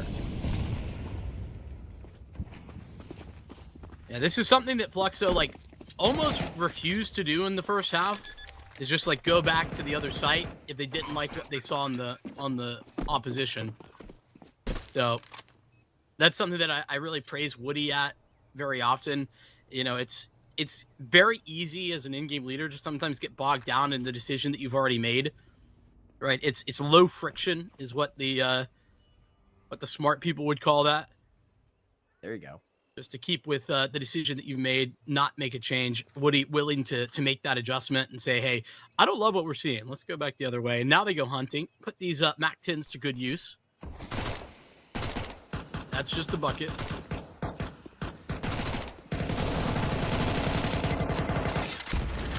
They have at least intimidated Fluxo. Man, we got so many bullets for you. We're ready. Come get him. Come get him. Come get them. Fluxo politely declined. They kind of get to run back this force, which is not a terrible option. No, I like that a lot. I think this is the right call. And hey, look what I see. That's 4 nades, Mark. Where mayhaps might they be placed? Looks like they are going towards banana. Try and bottle this up all the way off this rip to potentially begin. Headed in this direction. Unfortunately, they don't really find much. You know, it's kind of sad. They go for this off timing on those nades, and it's ironic, but ODDIK, because it's an off timing, they had gone on the normal timing, they would have been guaranteed a kill probably. But ODDIK dodge.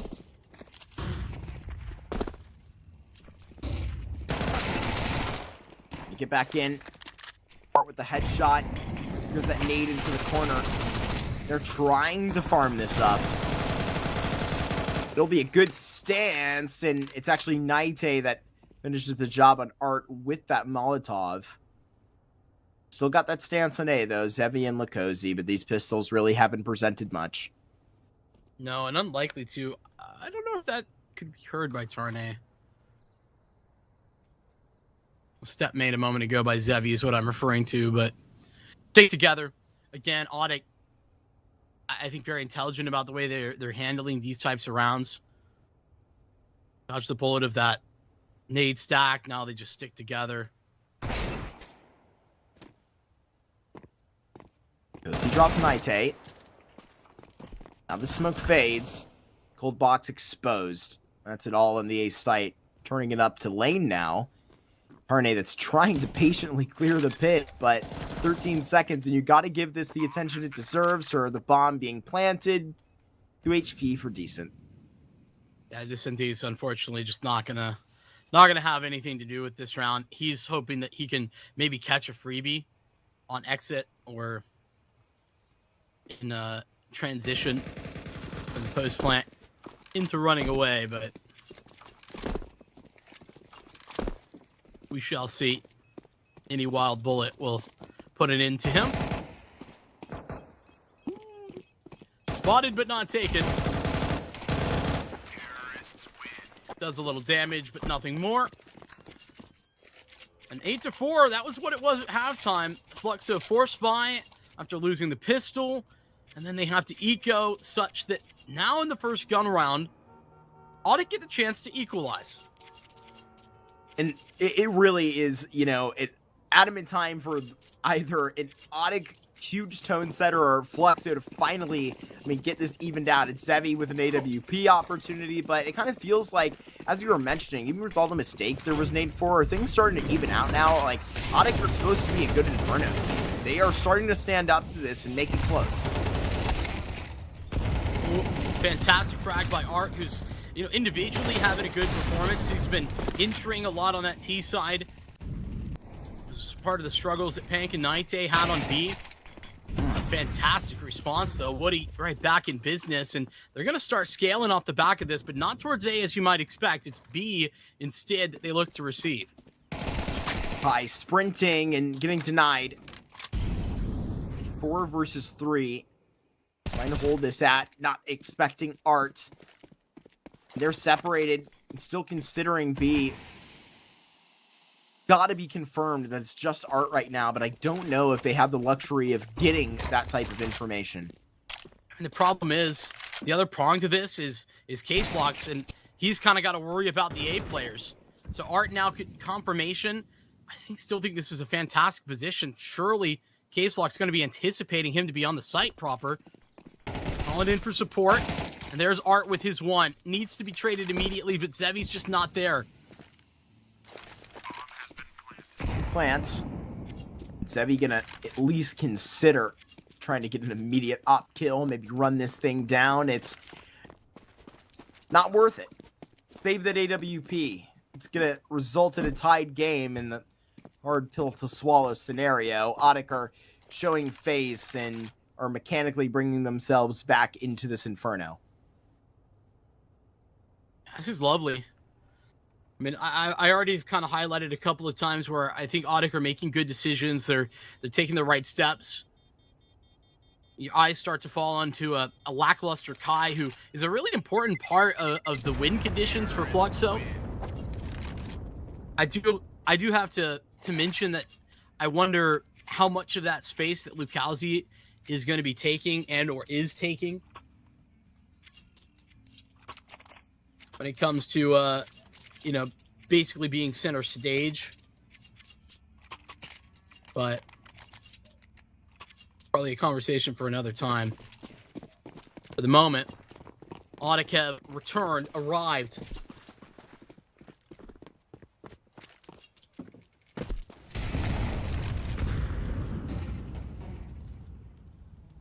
He worked his way so far around this A that he's not going to be able to get the initial chance for the pick. I think it's going to be kind of slow and steady for Fluxo with the buy that they currently have. Go ahead and maybe play this rotator game out, but it's one Molotov that it's going to be thrown by Kai, force them to fight. Art going to try and separate out, and now he's just a body here. He's got to make himself useful as Kai goes for the swing, and he's confident. He's got a good shot all the way forward, and now they're trying to fish him out. They might as well boost him here at this new box, and I think that's what's going to happen. Kai trying to watch for anybody sprinting in, but it looks like this bomb is headed elsewhere. You gotta evacuate the premises, I guess. Still have Tarnate. I know a secondary lurk here on this other side of the map. Still maintaining some critical control. That's part of the reason Fluxo didn't have the ability to do that. A lot of times they didn't have someone like Tarnate sitting and waiting and maintaining space. ODDIK have this all settled in. It's 4v2 as this A attack comes in. Stevie from the pit. It's such a close miss, and you can't have those. 0-2 from that back side, and now you're getting nada from inside the site. ODDIK are boxing you in B, and this time close on A, and you're forced to save these 3 guns. Yeah, I wasn't really all too critical of Zevi's scoreline in the first half, mostly because Fluxo were number 1 winning, but also it's the T side of this Inferno map. Like, that's a tough one for for an opper. But Zevi now been in positions with an op multiple times this half and not been able to deliver. That's concerning. You tack on the fact that Kai's struggling. This is not a recipe for success for Fluxo. ODDIK stick it to him. 8-4 half, but now ODDIK take the lead.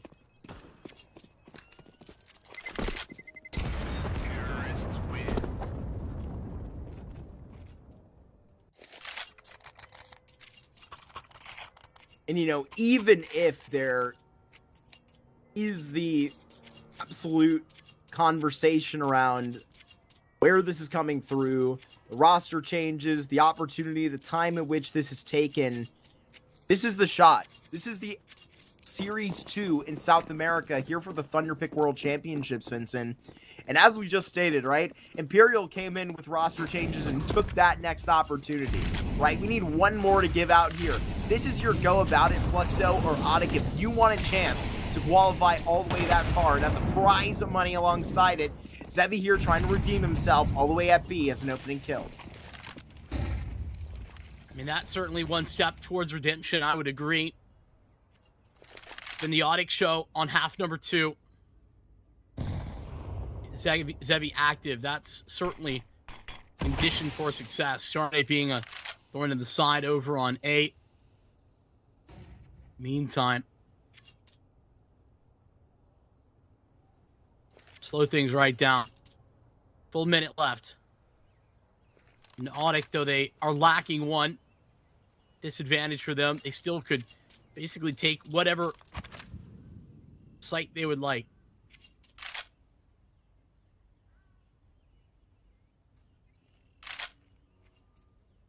.45 seconds ticking down to transfer, and Zevi is going to be the welcome mat.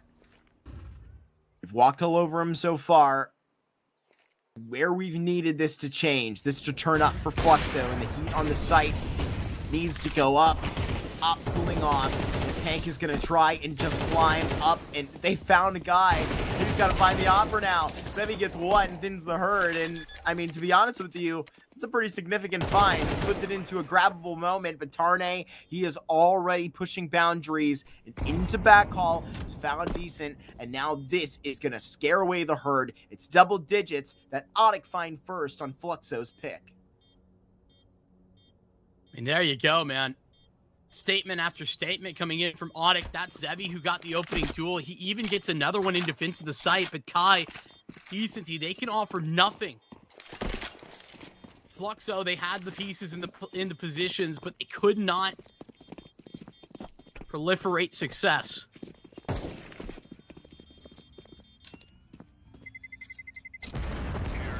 Some tough times.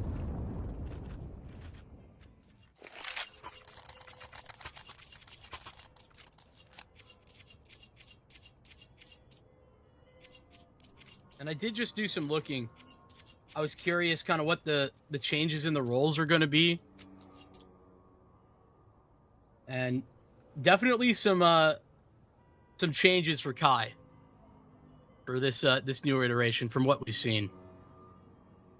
You know, he had his roles were mixed, especially on the CT side previously, but a lot more hard anchor situations for him. You know, he had a couple of those, like on Dust 2 previously. This was from the beginning of this year. I guess, to be fair, a lot of changes since then as well, but it's the data I have. So, curious to kind of see how that continues, but an important point.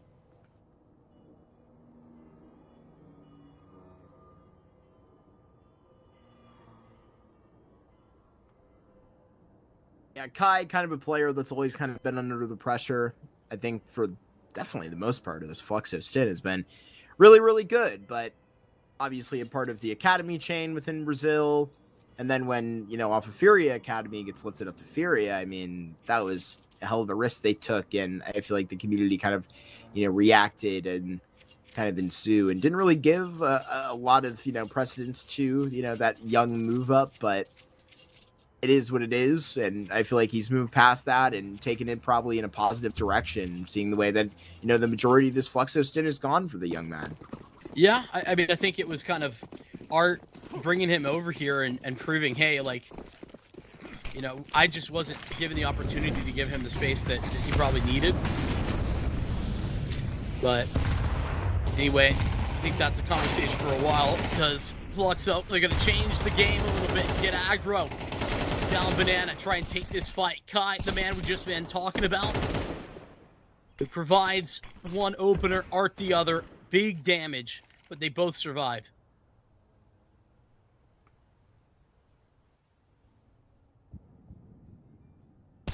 Decent peeking around that corner, and K-Slots blasts him. Gone with the wind. Now this A site to be on notice. Fluxo with Zevi here has gone through so much. That's more like it, Zevi. In and out of the lane pretty quickly. They're still encroaching on his positions. Zevi not ready for it. Slots punishes. There's Woody in that same vein. Lakozy holding on, and he has not made a peep. He is here without a notice. The bomb headed his way. The K-Slot's in the investigation. Considers this. And what a pickup from Lakozy with the bomb on the back, and Woody still figuring this out. He's committed to the A side. I mean, this is still problematic. Fluxo, that's a massive frag from Lakozy, but you got to be realistic here. They're split one aside, and I mean, if Lakozy goes down, Kai's got no health. Oh, and he's just walked in. That Molotov basically does him in. Oh no, never mind. Get a flash off, and it's enough to give the advantage back to Lakozy. 3 kills for him in a massively important round. Great showing. Love to see that out of the former MIBR member. Newly back. Donning those same colors he did 9 months ago before hopping on that particular train of Made in Brazil. With a good slash out there. It's the reason why they're still inflated on this Fluxo side. On this gun round, it's going to be on a dime for both of these teams. You need to hold on if you want to continue. And Art gets that onto Night. You can't even see him. I mean, Art having some big impact frags in these last 2 rounds. He does it again. Provides the opener. Very difficult for ODDIK to play a 4v5 every round. Heavy hanging around. Trying to go for a shot like that. Here goes Tarnay. Gone with the Opper. This is going to be a tough go about it. Back and forth. It's one member still at B. Art holding on. Has one more smoke to refresh. And now a great pickup from Lakozy again. It's going to be a problem here for Lane as K-Slots picks up a very big kill. Closer than you realize. And Lakozy now on a dime. What a great self-flash. He's trying to tee this up for Woody, and he makes it a problem. They are now stacked back-to-back, and Pank is going to have one hell of a clutch. One that, typically I think you might expect from Pank, but ODDIK, we haven't been seeing exactly the type of form that we would expect from him. Kai, the higher health, so Lakozy going to take the first contact. Uh-oh. Guess it's going to be okay. Kai unknown on the back of the site, and so Pank doesn't understand that that is still a threat. ODDIK might find double digits first, but Fluxo, they're back in business. 2 rounds straight. It isn't exactly pretty, at least not that first round, but that one looked far better, and it's powered by Art down Banana. Yeah, I'm satisfied with those deliverables by Fluxo right there, one in front of the other. And so this is going to put, an interesting stint. They really needed that a lot more than ODDIK did just now, being the fact that they can kind of rest their head on this T side economy and what Woody was already kind of storing away there. They have to kind of maneuver through this and through their second to last time out, excuse me, they are going to be calling this to their wits and really just trying to power up while they still can.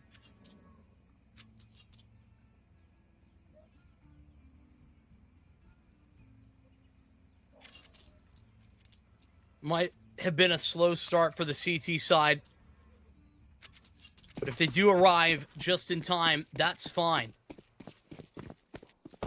Now, I know that Fluxo pick into this map, but to be honest with you, I don't necessarily feel like this is a guarantee. Ooh. As bad as it could have been. Taste your own medicine, perhaps, and what a nade.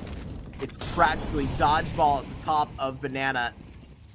Art has a very potent smoke right now. Don't even try, Pank. You were denied. 2-man advantage up here for Fluxo. Go ahead and tally it to 3.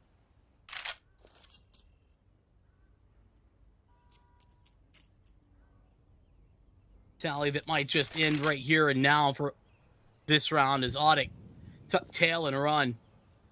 More like walk slowly, but you get the point. Round limited. Art says no again. And it is very much Fluxo living and dying by Art's ability to hold Banana. Really need these rounds. It's these last 3 rounds that he has had just a flurry of success. Made even better by the fact that 5 Fluxo members are going to survive. He'll take that every day of the week. How do you take this tournament performance right now? I mean, a guy that's leveled out. I mean, yesterday it doesn't look like he was, causing too many issues. In fact, I mean, letting some good lines is right now a pretty effective member on this T side. I mean, I would agree. I think that, it's exactly kind of what I talked about when I was saying, don't know if this is like permanent or not. I don't think he is an individual that I'm ever feeling like on any team I've seen him is like the problem in any way, but also, a solid piece that doesn't necessarily have that insane of an upside either. That's kind of where I've seen him previously. So I think it's the same situation right now. You got to look towards Pank, really struggling. He's often more lurky on the T side. That's not been the case, at least not right now. So I don't know if Tarnay, who's been the more lurky individual for this T side, is maybe taking that spot. But Night especially struggling. That's who I look towards for ODDIK. Kind of bail them out.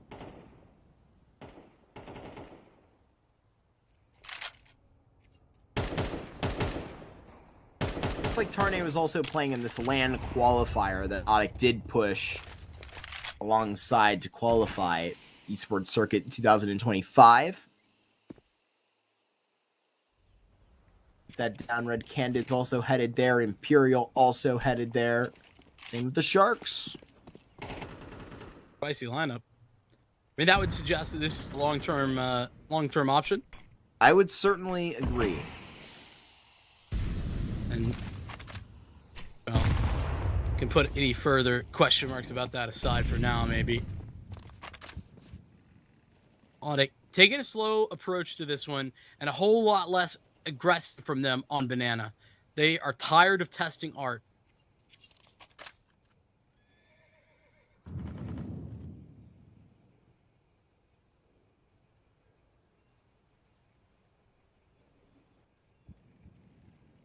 Cozy locked and loaded. Fluxo's ready to go. If they need to spar here with 15 to go. This is how they like it when it gets down to the wire. And Zevi has to track K-Slots all the way out. It takes a stylish couple of shots at Zevi, look cozy, and Decent gets in to just get that all the way down. Salt in the wound, and it's going to hurt for ODDIK. They burn so bright at the end of this Inferno, but Fluxo, they put a patch on and recover. But can they stop the bleed here and finish out the first map? I mean, that's actually fantastic looking moments from Lucalzi up on the top of balcony. I really appreciate how he's tagging in, tagging out with Zevi on the site. Makes for a phenomenal duo when it comes to that crossfire. Oh my goodness. Decent checks in. That's what you want to see. An aggressive stance. Bold, it's brave. What I'd call the kill shot attempt. Like that? That'll do. Lucalzi, he's a ghost. He's escaped. It looks like he wants to float around even more. This is absurd. Oh, no. No way! Lacosi just turns it on Intarne. He is going to be so tilted in the VC. That is diabolical stuff. But it's all a footnote. Why to crash and burn in the series, and Inferno only heats up hotter for Fluxo, who are trying to get this in. 2 moves made, 1 move made closer to that grand finals. Fluxo are now going to head onto the tracks of ODDIK's map pick. It was a good look on the CT side at times. Questionable in the T. We'll see what Laz has to say about all that on the desk. Yeah, look, guys, yeah, I really appreciate that because, again, like, there is a lot of questionable things for me in this one, right? I mean, there's 3 particular rounds that we're kind of dive into a little bit. You know, again, a lot of back and forth. You know, Case-Lox put himself in positions where, you know, him dropping from the server was not great in the beginning, but whatever. We're gonna move past that. I think the biggest rounds for me, as we get later in the portion of this first half, we go to round 8. And round 8, just for people that are kind of wondering, what are you talking about, Laz? What was round 8? Round 8 was the one where we see Fluxo. This is where, you know, I think Vincent made the comment of like, this is probably the prime reason of why people love and hate Art, is because they have the site control. They're pretty much in B site. They have pretty good territory of it. I think Nate was close on by. He was trying to, you know, cause a bit of distraction. But then all of a sudden, with less than, I think it was like 16 seconds, they decide to leave B, go all the way to A, and they can't even get the plant down. So not even just about time management issues. It's just more about that very late round decision making that's very, very questionable for Fluxo. And that was something that I felt was a devastating round that they should not have given up. It was a round that they should have been able to get the plant down. It was a round that they should have been able to win for them. And it just felt like they made a really bad call when, again, I know things are chaotic. I know things are going really quickly, but that's the thing. Like, these split decision moments are just not good. And then we move over to round number 9. So we already talked about, you know, the Fluxo makes a really bad decision. Then we have round 9, and let's just remind you that this was the round that Case-Lox pushes through mid. He allows Lucalzi to run through mid. So he trigger disciplines it. He doesn't calm it because his teammate goes down. And then he's able to find himself, I think, down to a 1v1 essentially. Like, I don't know what's going on, but he's sitting in mid. Both guys don't really communicate to each other. He's able to get some kills, and then it turns into a situation where it's down to the 1v1. And, you know, again, a round that just goes back here for Fluxo that just probably never should have happened. But either way, I feel like this game was a big demonstration of just some pretty sloppy Inferno, in my opinion. I didn't feel like the comms were clean. I didn't think the positioning was all that great, in my opinion. I think there's a lot more polishing that needs to be done here for the bumpers because, yeah, let's be honest, this map had a lot of scratches for both these teams, a lot of unnecessary peaks, not the greatest utility the most times, a lot of unnecessary, you know, swings when they didn't need to. So look, I'm going to be optimistic. I'm going to hope that we can see things are a little bit better here for the second map, but definitely need to see some more adjustments made here as we move on. But we're going to take a little bit of break. We'll let these guys recharge and we'll see if those adjustments can actually happen.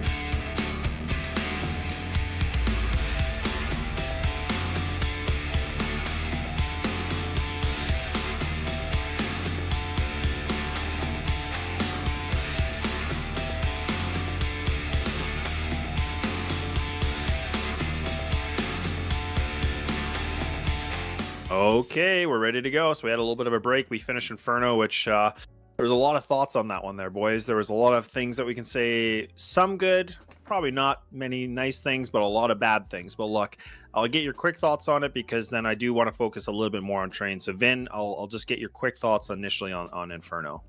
Here we go. I'll hit you quick. All right. Fluxo T side. Boo. We didn't like it. ODDIK T side. Yay. We liked it. In general, messy. Pretty not great Counter-Strike as a whole. What about you, Mark? How do you feel?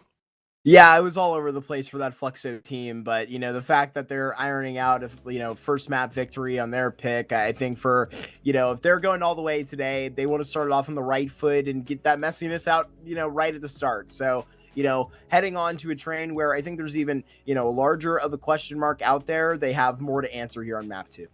Yeah, and I mean, look, I mean, it's easy for us to, kind of nitpick a lot of the things that are good and bad. And obviously, from my perspective, and when I did the breakdown, I was thinking there's a lot of negatives that I took away from Inferno. I really didn't see much for me that I was really satisfied for both these teams. But look, I do want to, we'll turn the page, we'll go to a new map, we'll see what could be a little bit differently here. Because, I mean, now we see that there's a position where this could be a 2-0 potentially. Do you guys still kind of feel this way considering of how the first map went? Do we feel that confident that Train really could seal the deal? Or does maybe, ODDIK really pull themselves back, out of these deep waters? And Mark, I'll ask you first on that one.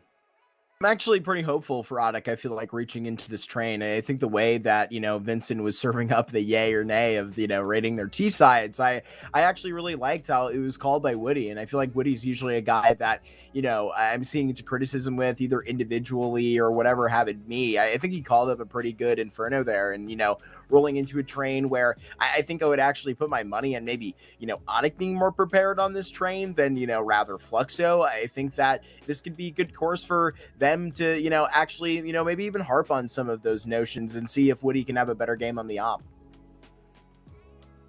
Yeah, that's a fair point. And I guess, Vin, I was going to ask you too, just because when we talk about like this roster, Fluxo, and the lack of tape, and I think you made that comment a bit earlier on in the first map, is that a worry for a map like Train? Just because I don't want to say it's new, but like it is the newer map out of the pool, right? So like, is that a problem? Do we think that maybe like them just being the lacked roster experience together really is going to hinder them in pushing this thing to the distance?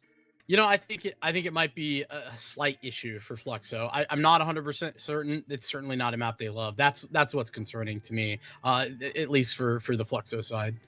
Yeah, fair enough. And look, like we'll figure this thing out here. We're going to go on Train. We're going to figure out if this thing can be done in 2-0, or maybe this thing will go all the way to the distance of Dust 2, but we'll find out. So let's take it away.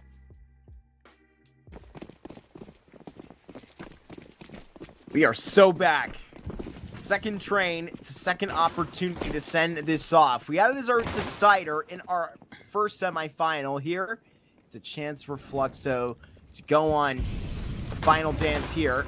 Cozy trying to stretch around, and he actually is finding a couple of bodies. Look at how they're stacked by the dualies. I'm a little bit biased, Vincent. That's something I absolutely love to see. You are melted by those 4 pistols. Crazy, like one tap find through the smoke there to start things out for Mughalzi for sure.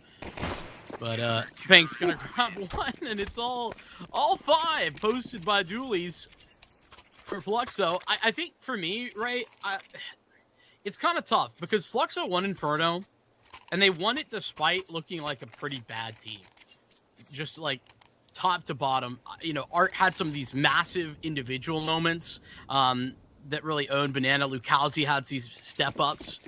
And outside of that, I think Fluxo were pretty dicey. It was thanks to a lot of individuals missing for ODDIK that I think allowed Fluxo that T-side success on Inferno. Here, it's been a map for Fluxo that they found some wins on over this year, but obviously not with this 5. It's ODDIK that are in the same boat for me, where I don't feel like I can reliably look at any of the past history and draw any conclusions for what this might look like. I respect that. Where it's unreliable. You need to give it the respect right now. Missing Togs. Potentially permanently. I mean, I did some further looking, and I just feel like that, the more we find out about this, the more that seems likely. considering Togs was on the chopping block. He was benched prior to cutting Matios. And so he was only back for a couple of games in Matios' stead. So seemed like that might have just been a temporary assignment. And something that's definitely gone on under the radar here, as still technically kind of in the player break here, right? Like, True. This is one that could see into the news cycle in, you know, a couple days time. Like, I feel like yesterday I feel like North American Marsborn team actually pick up Viz to be one of their players, Vincent. That kind of went under the radar, replacing Minus all the way out there. So that's going to be interesting to see. And I feel like I'm like tallying up my list of player announcements that actually haven't been announced, but we've seen in our almost positive or permanent editions. This is my favorite part of the season, man. It's a lot of fun. I love when the major happens too. The games are happening, but the transfer season is so much fun. It's always excitement, you know. You wake up on a Tuesday or whatever, and something crazy has happened. Wake up on a Tuesday, and Rops is on Vitality. And then they win everything. Yep. Very aggressive stance for Fluxo in this round. They're going to get punished somewhat. Pank wants to do the punishing. Whew. Decked, wrecked. The cozy down. Already given it to the outside portion of this A site. A Molotov that may snap Pank into action. Maybe that's just going to straight up dunk him down at 19. Art may see into this easy kill that he picks up off the back end of that. They're holding the booster at the top of red right now inside of T-Con. Fluxo buy themselves more time.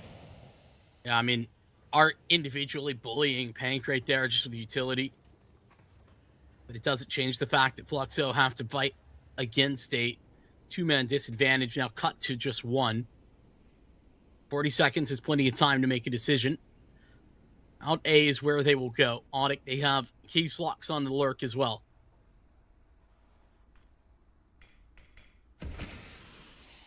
Locking this out. It's a smoke that actually goes in a bit deeper.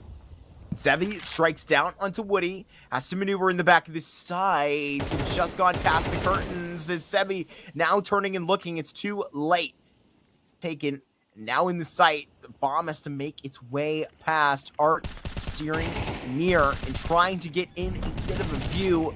Still waiting for this Molotov out of Long Dog. It's Fluxo that get turned away at every glance. Yeah, this is a save from the very beginning when Zevi goes down right there. I say that, Art's actually sticking around more than I thought. Like, Kai is so far out of this, he's not a factor in this round anymore.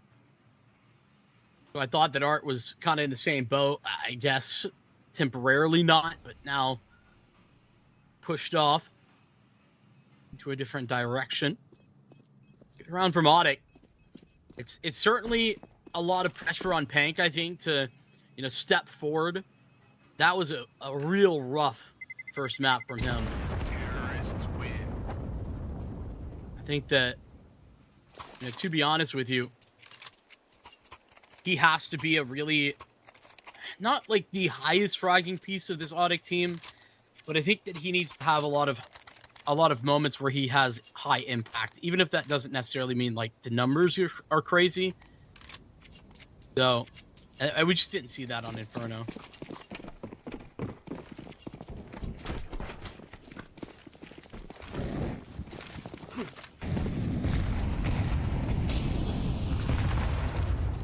Further all the way out.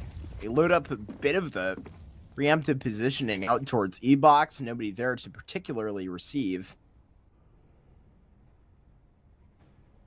And this is where ODDIK going to show their best on this train. Likely take advantage of it, even if it is slightly less favored. In today's times, it's easier than ever, some would say, to kind of play ball in the T side of train. I mean, I would say that. I think that's accurate.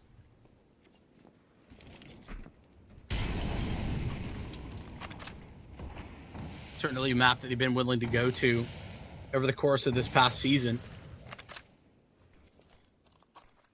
I think that those results, though, like I had said before, hard to put any relevance on due to how often ODDIK changed and continue to change their starting lineup. Forward position for Fluxo. Calzi, it's a power play in T-Con. Flashed in. Lukosi hears everything going on behind him. Right now with that shot getting down, it's 50 HP, and Lukosi takes a great stab. It's just recycled into a double refresh all the way out from Olaf, and finally clearing this position. But it's ODDIK that is rolling on the positive end of this, still in a man advantage, but no way this shot is found onto Art. Now this is flipping the table all the way over. Well, you're now in a clutch. K-Slot's all alone, and you're right, the clock catches up before anything else. Yes, maybe could have had something to start talking about. I agree with you, a stunning shot from K-Slots to find onto Art, but it's just a little bit of a tight window of timing that ODDIK were working with. They really didn't have time for Lukosi to have such success, nor for Zevi, nor for DESEMPREGUEIDOS, who actually got 2 kills on the entryway. Zevi was kind of prepped and ready. He was the man set up for success, but DESEMPREGUEIDOS picked up the double kill before Zevi was even required. ODDIK take their tack. First of those of that kind for Train. But I mean, just to talk of that history that I was maybe teeing up, they actually played Fluxo here back in April, did ODDIK. Again, very different Fluxo team, but it was a dominant loss. And willing to go to it, even against the likes of FURIA when they played in Astana.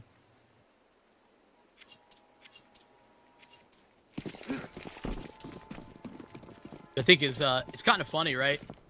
ODDIK struggled to qualify for much of anything last year, but in all of this craziness, they managed to qualify for an S-tier event. That might have been their first in over 12 months.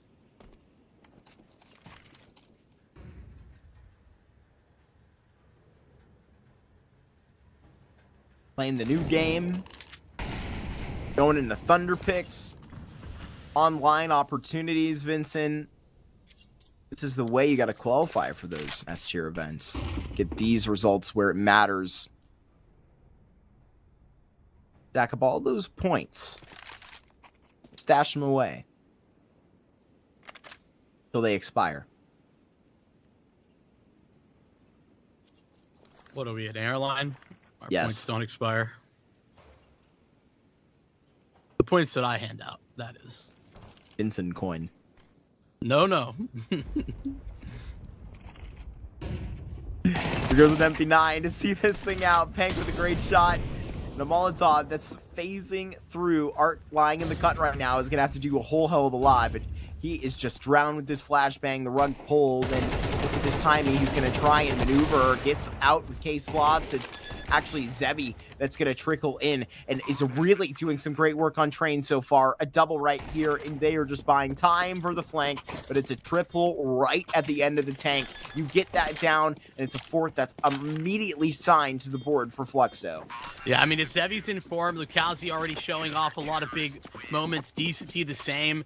Like, that's a trio where, you know, Fluxo, this team, I think with the role situation that I was kind of teeing up on Inferno, I think there's complications, and I think it's going to take some time for them to get situated with that. But the firepower that the CT side can bring, just big upgrades with Lukosi and DESEMPREGUEIDOS coming in. I think that's the takeaway from the off-season, at least off the rip.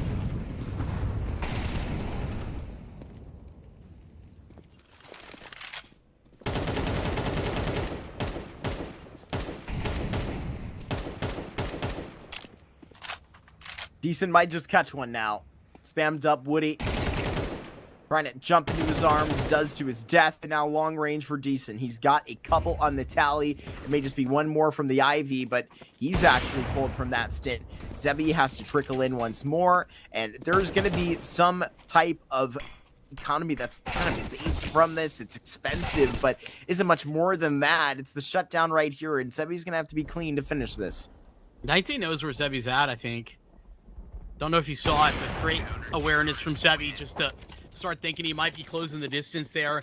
To be honest, Fluxo lose a lot more than they should, and it's mostly based on a little bit of greed. They want them ecos. They overstay their welcome in a couple of those fights, allow Pank to get into a good position. All of that, though, is fine. 5 rounds is still such a strong start, but it does put a pretty big dent in their swimming economy.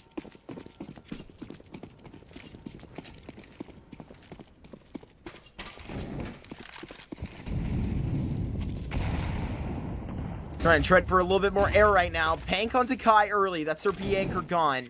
But the rest of this is tallying all the way out towards Ivy, so nothing to dogpile already on the tally. It's going to be 4 faced out in this direction. I mean, I guess the good news is that Arch still is over on B, so there's no, like, further audio cues off the back of that. Further investigation for decency. Oh, and that's just a really nice patient play from ODDIK.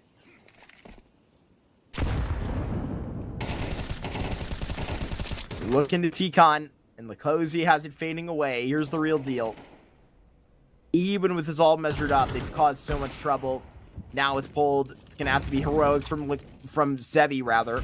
You get this down, it's another Molotov that's going to push him into the fire. It's already pretty impressive. It would have to be Olympic shots all the way on, and it's a 1v3 for Art that he's not even looking to attempt. It's really not so much that he doesn't want to, it's that he can't afford to. That's where, you know, the conversation of the previous round that Pank does a lot more damage, ODDIK get away with a few extra kills, and it comes down to a 1v1 for Fluxo. That's where that starts to become a real problem for you. So keep this gun. Fluxo can likely purchase. Not going to be great, but Art can drop. Zevi will be able to buy up on his own. For everyone else, it's a matter of MP9s. But a good enough buy. See if that'll include anything AWP wise. I was going to say he could glass cannon. And that's exactly what Zevi's gone to do.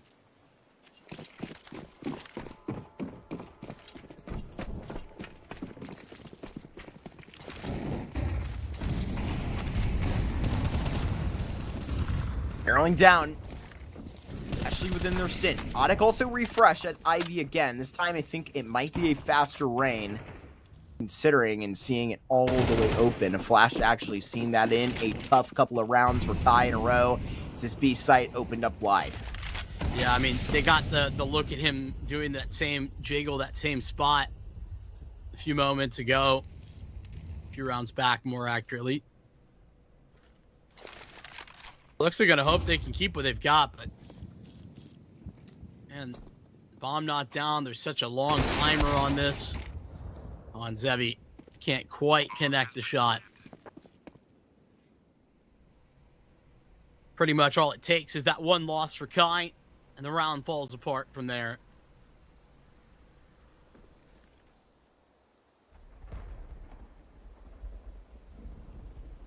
It's a slow burn. They're very much slowly but surely making a half of this thing.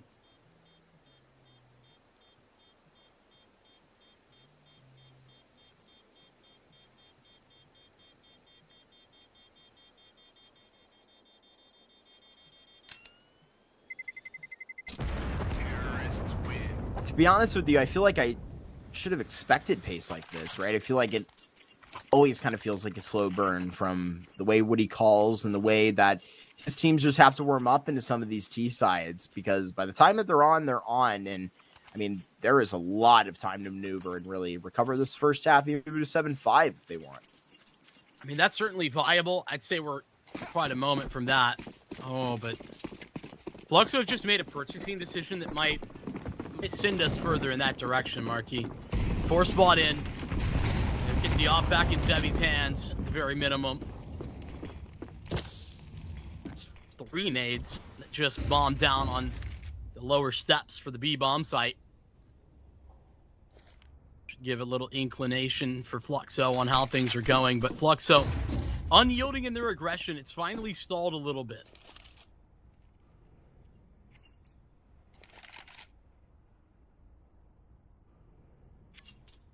Stopped up, waiting for their time. Zevi outside at E-Box. It will have this roped in. Bomb goes back to T-Con. ODDIK back to A. There's no real pull for more of it to go, right? Kai is a 5-7. Not a whole lot to work back there with the 2 pistols. It's all the stopping util also on B. Gotta hit the shots and gotta hit him now. Lugosi serving him up long range, and he's gonna get traded. Tarnay, he's gonna be getting in for the first time right now, so it's gotta be successful, and it is onto the AWP player. Now Zevi knows he's gotta box out both of these positions, but it's definitely the majority out here from T-Con. They're all the way at the top of Red Dow, and they're trying to chase down this AWP player, and they finally have. I mean, DCG just really couldn't provide too much help or support from this position, and hell, Art gets his one. And he's just hoping that he can buy enough time for Decency become a threat. The smoke finally fades. And while Decency activates, Tarnay's going to see him. Bomb has been planted. He's locked in. Naite has his exit from the sandwich side. Watched. Terrorists win. And that'll be the man to put him down. Well Tough worked. stretch. That's great. A better stretch for ODDIK, though. This is looking good. Feels like ODDIK just... all they needed to do was correctly be patient so that Fluxo's early round shenanigans weren't punishing them. And then from that point on, it feels like Fluxo kind of don't know what they want to do after that first phase of the round.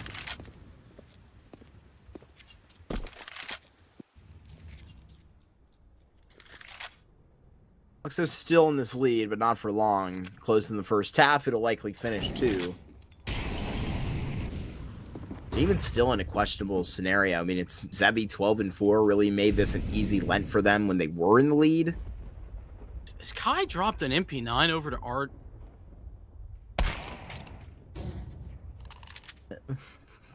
Yup. Now it's in the hands of Lugosi. I mean, to be fair, they're getting 3,400 with the loss bonus, but I don't love that.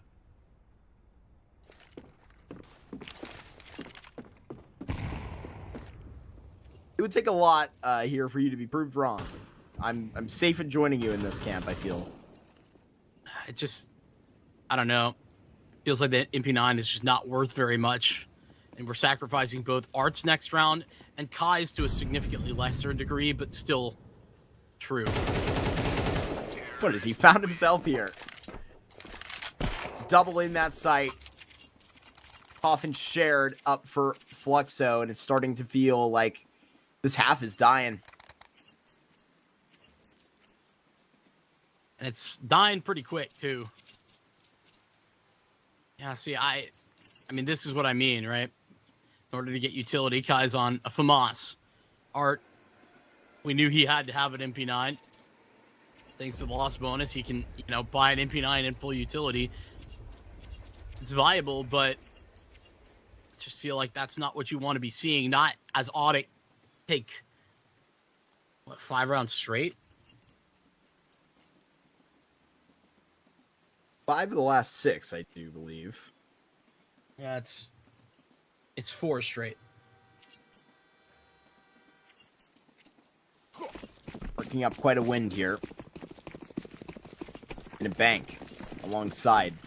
Got plenty of cash to last them the rest of this first half, that's for certain. Filling up the nade set in quite a normal temperature to the round. ODDIK are teasing Fluxo. I mean, Fluxo are just playing so very aggressively with their utility in the first 10 seconds. They're dominating in trying to place themselves in positions where then ODDIK cannot take. You know, talking about a main. That's one of them. But the issue is that ODDIK are just sitting there and waiting.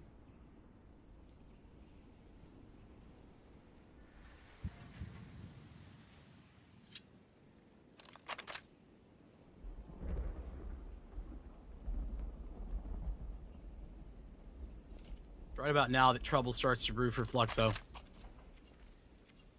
And they're looking for something. And ODDIK feel like they have them on this line. They just tug them back. Taking a stint. That's a deep smoke that is going to be rather ignored, and it's just so much worse than it seems. Kozy trying to stick out of Olaf and get a kill, but can't exactly do so. Zebi is automatic and has to be if they want to continue to win, and Kozy lines them up. This is a great stint. It's all coming together for Fluxo right now. 4 kills in a matter of 30 seconds. Yeah, I mean, more to say, but we'll see what he has a chance to mention first. Bomb collected. There's just not a lot of time to do this. Zebi actually just been spotted. Would really be painful if Zebi loses this op. But he doesn't. And yeah, I mean, it's like first 10-15 seconds of the round, Fluxo toss all of their utility. They're stuck with a couple of smokes, a couple of flashes there by the, I mean, not even the 1 minute mark. And then it's a question of how effectively does ODDIK push in and find fights, right? If Fluxo can have an individual pop off like that, then they can win. But outside of that, it's just a very flat back into the round for the CTs.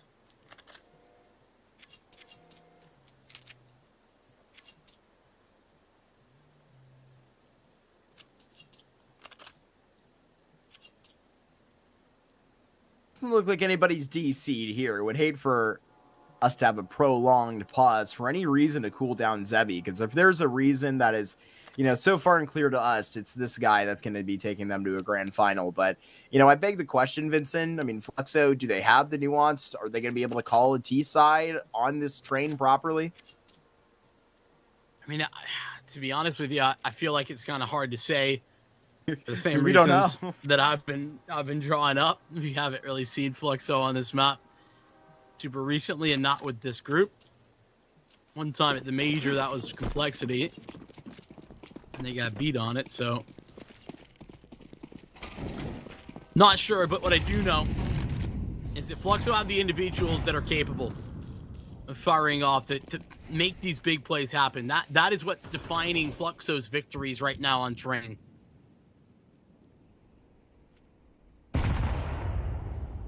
It goes deep.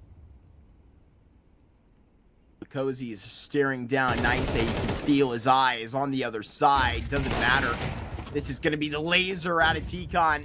And Ninete is taking heads. Art picks up this AWP, a familiar sight. Let's see if he can just match the output of Zebi right now. Decent holding on to Ivy. This isn't a done deal. I mean, Lukowski's playing Olaf like it's a position you start at every round. I feel like that's what enables Ninete to play in that fashion. Another missed shot from Art. That one a tougher task than the previous. But he does survive. Fight yet another day. Easing an Ivy approach. Getting ready for anything. Decent approaches back towards B, but it's really out here on the A site. So much within these details. It's going to be a full send for ODDIK. Art +1. See if Art can do more. Has to get this out from Ivy if anything else. And Woody finishes the job. Kai and Decent with the challenging retake. Challenging, nigh impossible with Decent. So stuck. And that's Kai going down. Decent just going to try and find a timing, but Tarnay puts him to bed. I'll call that one a fantastic recovery from ODDIK. They looked deathly at the beginning of that half. But they bring it back to a tied scoreline on the T side. That is impressive. Absolutely. Avoiding a star performance on that op. I mean, that's the best Zebi could do without the supporting cast. And well, this continues to kind of be a struggle for Kai today. Decent with definitely a lot less than he had in map number 1 as well. Fluxo with, some of those cracks starting to show in the CT side. That's kind of where I, prompt the question of if they're actually going to be able to dictate this with the ball in hand. So that's all to come. A good start on the beginning of this defense too, added to, a good bit of their success of, winning for the 5 of the first 6, excuse me. So wondering if they've got something planned for this pistol. We got to have a good plan, that's for sure. That's the other thing, right? Fluxo winning the pistol off to such a hot lead, felt unstoppable, but then I think they overheat a little bit. They continue pushing everything to the extreme. And it's, as I was highlighting, the second phase of their CT rounds just felt non-existent almost. Nice recovery from Tarnay, who had a troublesome beginning to that, and Pank with a far better half than we saw at either side of Inferno.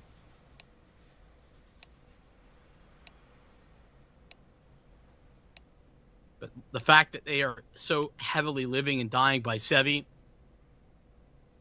Lucalzi in some of those instances as well, I think that's the hard part for Fluxo.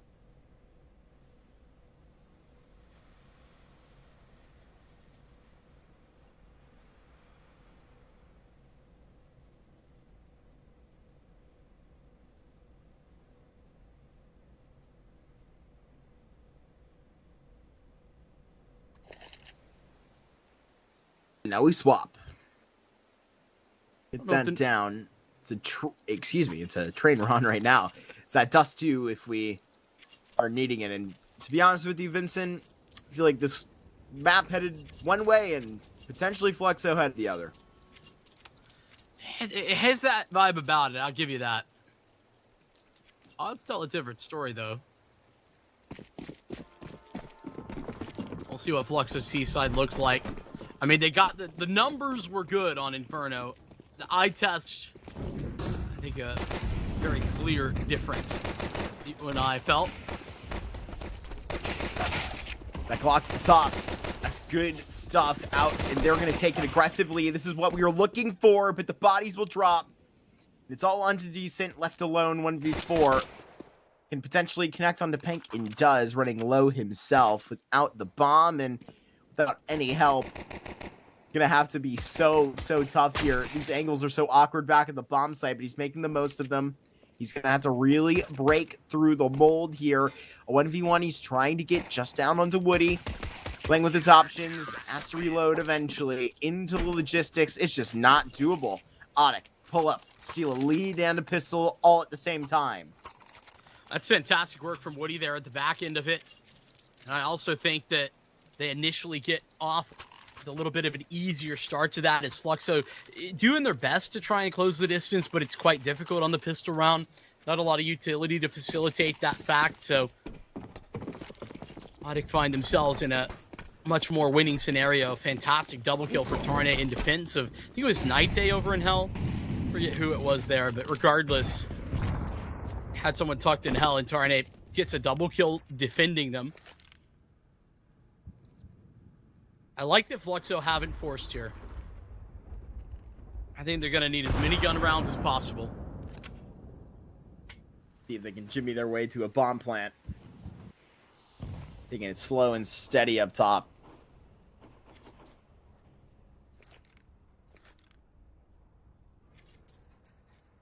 Blocks and a P250 out here to actually bring the business. Flash forward. Tarnay's MP9 is going to open up shop, but Woody spoiling with the triple, double on the nade. No bomb plant here. Nothing. The door is closed. The B site not open. Between Tarnay and Woody, they collect them all. So first chance here for Fluxo. The issue, at least by my surmise, for Fluxo's first half was that they were kind of out of ideas very early in the rounds. Didn't have a deep layers of protocols, as you would understandably expect from a team that's brand new. Right, chop and change 2 pieces. That is a huge adjustment. Decent right around that bend, a bit at his feet, and I think there's a lot kind of at the guts right here of Fluxo and what they're trying to manage here. Beginning of the T side, decked by the nade and with the headshot. Quick trade out there by Kai. And here goes Art trying to chase this down with really so much in front of him. Art fades away with one frag, and he's doing so much in coordination with Kai. This is a great round that Fluxo have put in the crock pot and absolutely boiled to perfection. It feels like Pank's really dead. If he continues to swing, he's actually looking to play the escape game. It's ODDIK tuck tail. They run. Fantastic second phase to that attack from Kai. Saves Art's life.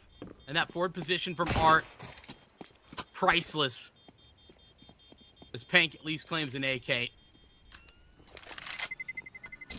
Terrorists win. He's going to save that along with K-Slock's FAMAS.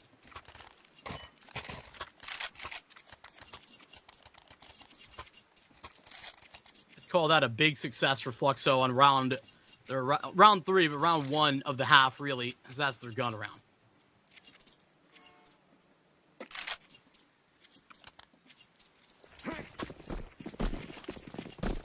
Can Woody best the performance of Zevi in the first half?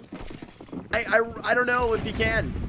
It would really have to prove a lot to me right now. Woody's been slow and steady in a different style. I think altogether, if I'm to compare the apples to apples and call them that, it's kind of that to an orange. He goes a little bit more steady, but I think kind of waxing in that way, he's got to amp up the pace on this train. Push it to the limit. No, Pank has arrived. Still feels like if this B hit comes through right now, they could be pretty isolated. That smoke's going to stall things heavily, though. Tarnay, a much better position now. It's all got to be through lower. All top goes out. Kai with a great headshot. Tarnay's going to dip in between, and this is just so pristine from what they had before. Tarnay is a terror. He's going to get 3 from up top. It's still manageable, but how has it gone this bad? Art and Cozy, they're separated. Now this is a science. He's just got to get this out. He tests his theory onto that first. He's working this all the way out. He's the variable that matters, and he's dependent on this to actually go and be successful against Naite. But it's Woody that is just trying to give this all the way out. The timing from Art is spectacular to get off of this spot. He is just nailing these headshots out, Vincent. It's beautiful, and he brings his own squad himself with the triple to a tie game. Too many times on Inferno, I said that Art was the architect of their success. On Inferno, it was his fights down banana on the CT side that really defined these rounds. This time, a lot more credit, I think, is due. It's a triple kill for Art. And yes, dicing up those fights so very difficult. He makes it impossible for ODDIK to even get a fair shot at those. Woody made irrelevant by how long it takes him to creep up oil. Art just says, Lucalzi, I got it. Don't peek, don't swing, don't do anything.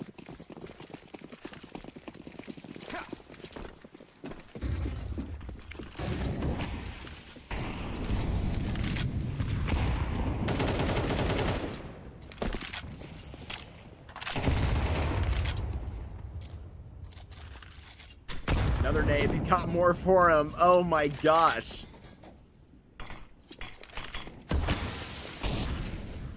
Down to 18, Zevi is. And Decent is just holding on up top, and Art's sneaking out. Exposed. There's really no plan about this, it seems. I can't believe it. Walk out. I feel like Art's so unlucky there, though. There's basically 3 players looking for him to walk out, like watching that smoke. Fantastic frag from Lucalzi. Decency's caught the B aggressor. That's in the form of Woody. Tarnay's here, as is K-Slock's, but K-Slock's seen. Tarnay here can still tear, and no multi-kill. But he delivers just so beautiful up top. K-Slock's now to clutch. And audible about this. He's going to be meeting a weak Zevi. Holds on this tally for a moment. Quite a timing to turn around, but I think this actually just paints a pretty picture for K-Slots, who now Here's this bomb going down, separated from Decent, and he takes a great shot. Just needs a close miss, but it's Sevi, who has been so online this second map and wants to be the reason why Fluxo moves to a grand final with swagger. I mean, this is what I was kind of worried about, I think, from the very beginning, Mark, and that is the fact that Fluxo look like they can shoot far harder than ODDIK right now. You just look at it across the board and who you might, see as an individual that can control the game. It's almost anyone for Fluxo, and it's basically Nite, very occasionally Woody, and Pink maybe. And I feel like that's very unfair to the fact that Tarnay is playing very well, but it sort of doesn't matter, especially not when ODDIK in the last 2 rounds have kind of fought themselves into oblivion.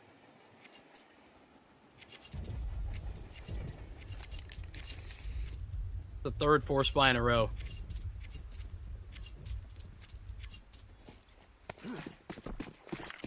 Five MP9s.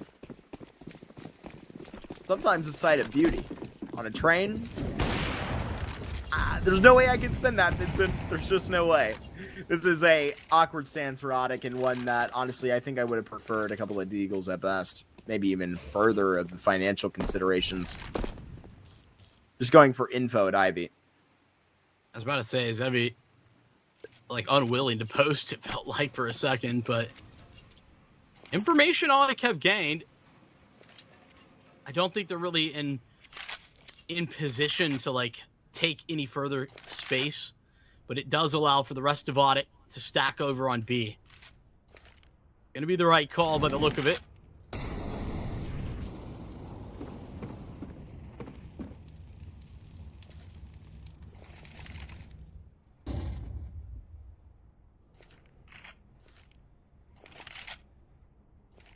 Oh, my timing. Lukowski stopped watching, and that's exactly when you see Case-Lock step forward. Does turn around for it, but too late.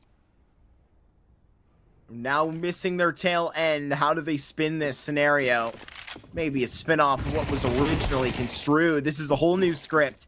And Tarnay gets this all the way down. I was serving this up as if it was about to be an audible to B. This bomb is going elsewhere. This round is not going to be attempted by Fluxo. The 5 MP9s pay off for ODDIK.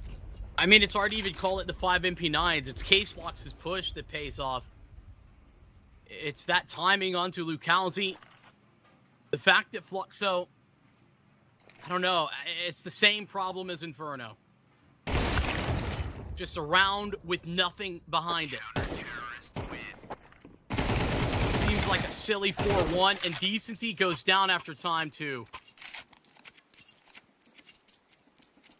That is a disaster class.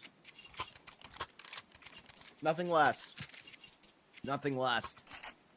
I mean, this prompts up ODDIK so well. They can thrive with what they have. Hell, it's more than 5 SMGs. They lost that themselves. Their nerve lost that. The timings, they did get a bit unlucky, but hell, man. Unconfident at this line. It's another shaky art call. Well, I mean, let's just put it this way. Fluxo were never in position to execute anything, and they basically got no contact anywhere on the map. That's unacceptable.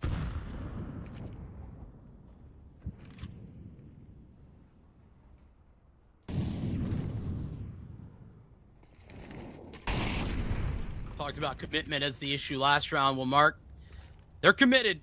Committed to B. That's the only play, the only option. Smoke out, that's going to be close. Carnate below that. Again to this side. They're going to be just jumping it all the way through. What a find by Kai. Beautiful landing. And it is rolled over into a great stint. They get off all the lint, and it's Fluxo who are now looking pretty to move up to 10. I'm almost frustrated that disaster of a round isn't going to necessarily be more than a road bump, it seems. But that's what it is. Fantastic work from Kai, that opener. It's he and Lukowski. that are capable of that. Good flashbangs as well. Fluxo didn't have a wide variety of utility, but they used what they had very effectively. And like I said, a road bump, it seemed. It's nothing more.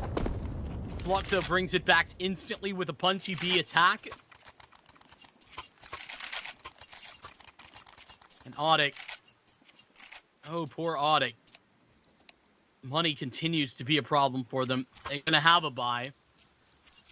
But if they go for firepower, they're going to be missing some utility.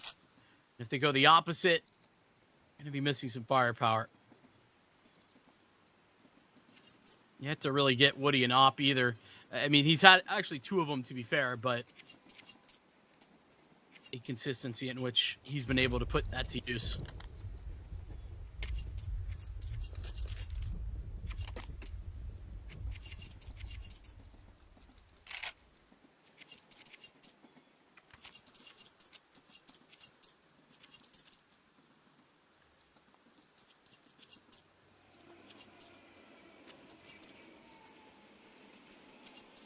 Canids recovered quite well in this map.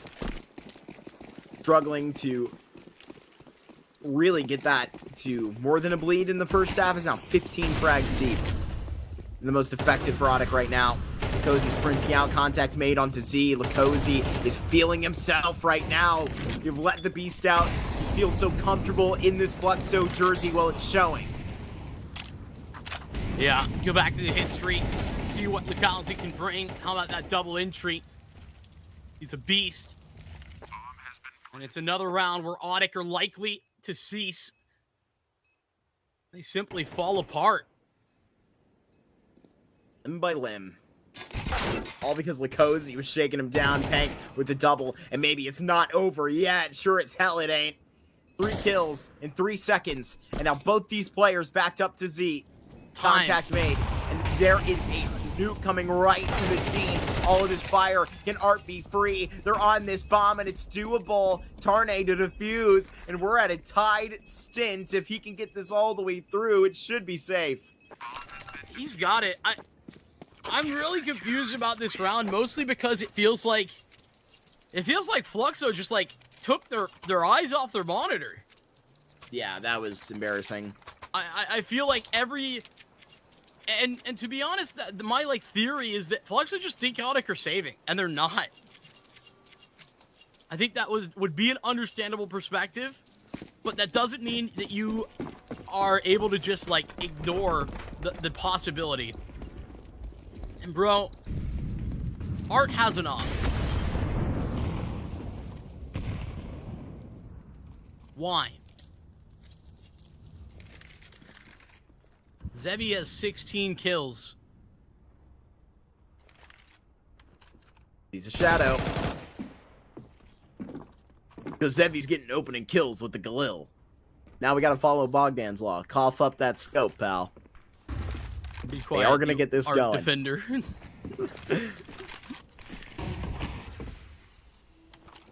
I mean, it's They're just denied the easy entry. That was a big timing that they could have just pounced on. Dude, Mark, I'm so frustrated right now. Like, the map control that Fluxo have right now means that they basically can't not go B. And I understand that ODDIK don't know that, but...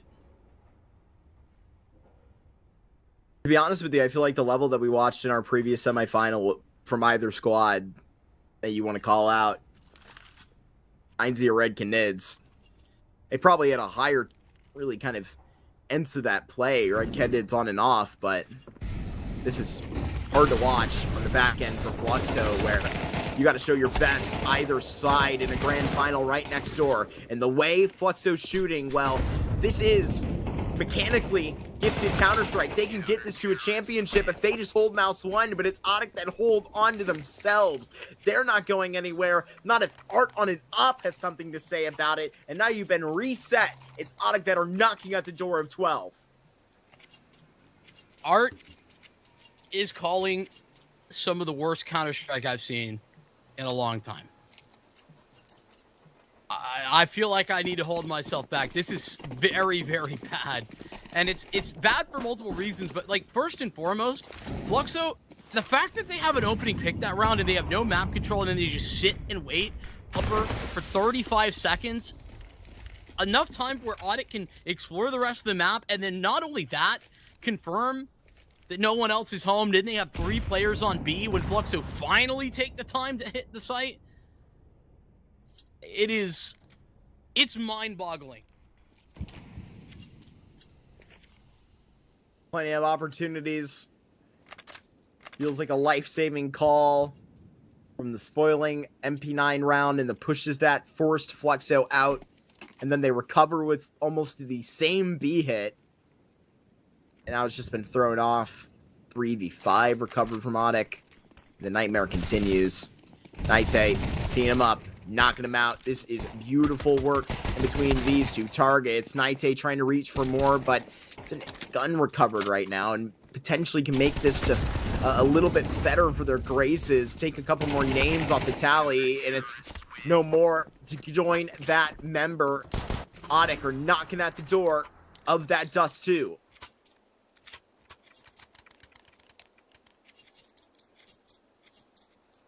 Feel like I have very little more to say about that round. I appreciate that Fluxo at least go for the eco. They have been a team that does have these incredible gun rounds where, you know, their individuals shine in a beautiful bright light. So they keep that as a possible outcome for this round. Lucalzi out, but oh, so much damage. As Art takes the brunt. He goes down to the HE. Lucalzi not that healthy either. Nite gets that shot, and that could be the last time you watch Lucalzi here on Train. Decent. If he doesn't connect this second shot, well, it might be. Good thing he's got that still online. Same with Fluxo. Seemingly stopping the bleed for now. There's a lot that's about to be discussed with Woody right around this corner. Still reaching for more. It's going to be a crunch right down. There's the bomb, and they can set up shop here. It's a pretty picnic and quite a line, and it's Woody that can't collect. Pank all alone, the newest member of ODDIK, walking up, trotting in his way. Surprise! And now he runs away. This is how ODDIK secure the key and lock you away. 24 is required. Kai to keep us online. We're not done with Train yet. No, and it's thanks to Decency, who just pulls out an absurd spray transfer. It's not exactly pretty, but it's through the edge of the smoke, and so it's hard to respond if you're ODDIK in that moment. Locked him down. Thought Pank had the way out, but yet Decency had another stunner for Woody. Decency owns that round. Takes Fluxo kicking and screaming over the finish line, but it's overtime required in order for Fluxo to do this in 2.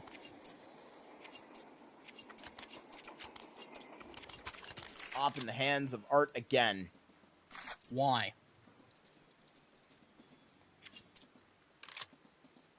Is there just something that Zevi does not prefer about opping on T-side Train? I don't know. I mean, Way he knows those you, angles from the CT side. It's just no way. Go ahead. To be honest, I don't think it even matters. Even if this is a Zevi decision, that's when you as the in-game leader say, absolutely not. You're my offer off. There it is. At least is. he's going to pick the opening. Making up, at the very least, for the disaster that was previous.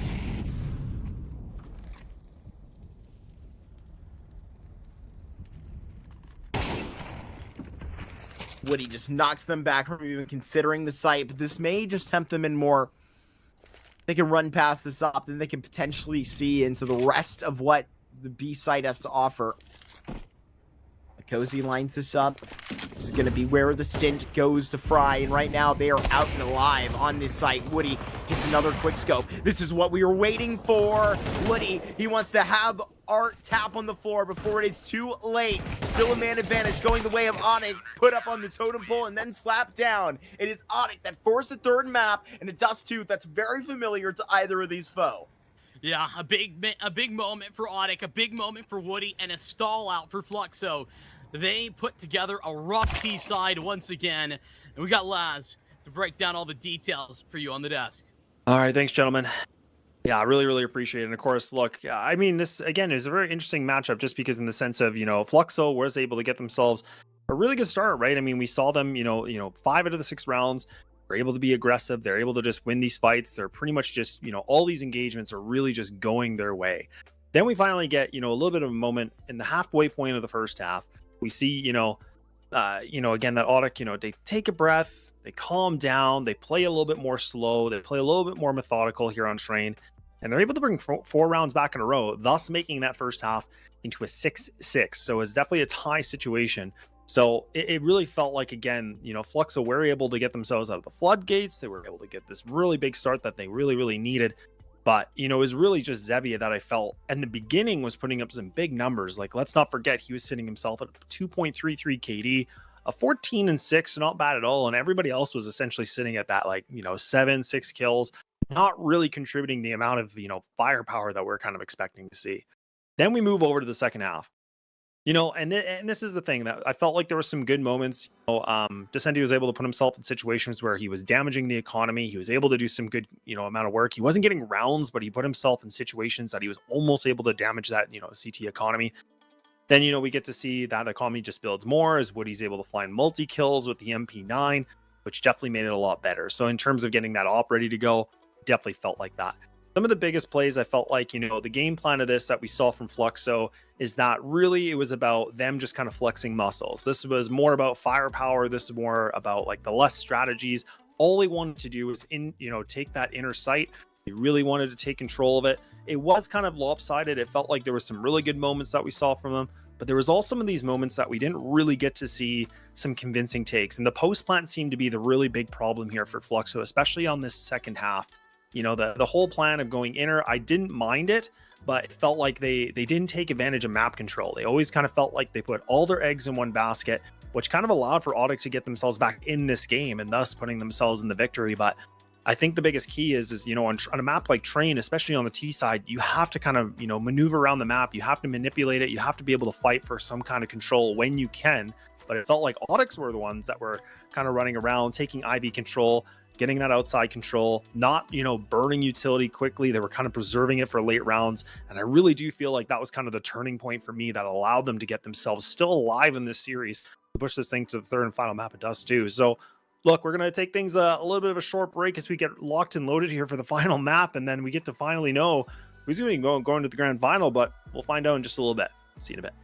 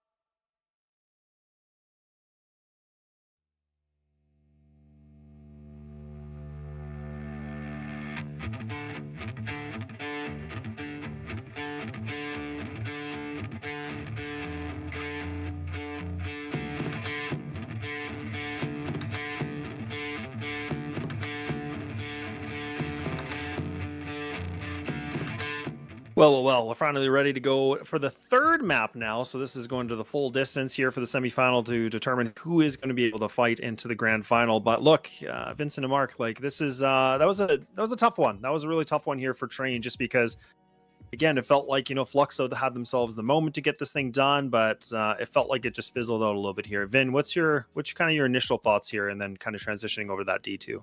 Man, it didn't fizzle out. Art fizzled out. I lay that squarely at his feet, genuinely. Okay. I can't remember the last time I was so frustrated watching Counter-Strike, because I love Counter-Strike, but that I didn't love. All right. Okay. Mark, look, we'll step away from the train, right? That was a long train ride. There was a lot of things that were a little bit bumpy on that one. So let's talk about Dust 2. I mean, we know that there's not a lot of tape here that's available, but do you think, given the history with Art, given his history with different roster, could Dust 2 really be the thing? We're going to go into the game, but I still want to know your thoughts. So hit me with it. Yeah, I mean, with this Dust 2 being the latest at bat right here, it has to be. I mean, Art, please don't take the op out of Zevy's hands. That's all I'm begging. That's all I'm begging. Please. He needs that for a win condition on this Dust 2. You just saw what he did on that CT side, but more than ever, the pressure is back on that man. Art, he needs to deliver a well-called half here with the ball in his hands. Yeah, and listen, as much as Fluxo were up in this series and they won Inferno, and they won the T side of Inferno, there was no praises there the whole time. So that's why the pressure's on for the most experienced player in the server in Art. Woody dunked the nade onto his opposing in-game leader and says, see you later for now. ODDIK up by 2, a 5-on-3, the big advantage. And to be honest with you, Vincent, I mean, level in this series just has really been inconsistent and all over the place. You need to see one team really step it up here to have the confidence to go and win a grand final. That is also something on the line here. Pang fading away. Of course, ODDIK would like a second chance. They just lost to Imperial in Series 1. They've got to go. And Nite on the corner has that headshot, and now they're trying to fade back in. Kai teasing a bomb plant, but not even getting that economical bonus. ODDIK start off on that perfect foot. I was about to put Nite under fire there a second ago. He had some ugly whiffs there for a moment, but it's okay. Recovered it and was able to take a couple in the end. So we'll put that one under the rug, if you will. Fluxo, not exactly an ideal start to this one. They really just toyed with the idea of fighting towards mid and got punished pretty heavy for it. Mark.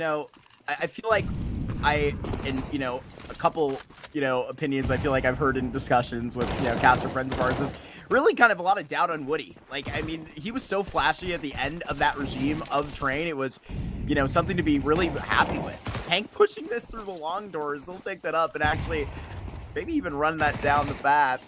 Bomb, it's abandoned. I think they maybe know. Picked back up by Lakosi. I mean, listen, I think to kind of address the point you were making there, Mark. Yeah. Nice shot. Like Woody can have some pretty good heights, and actually, particularly on Dust 2, I feel like I've seen a lot of highlights from him. Okay.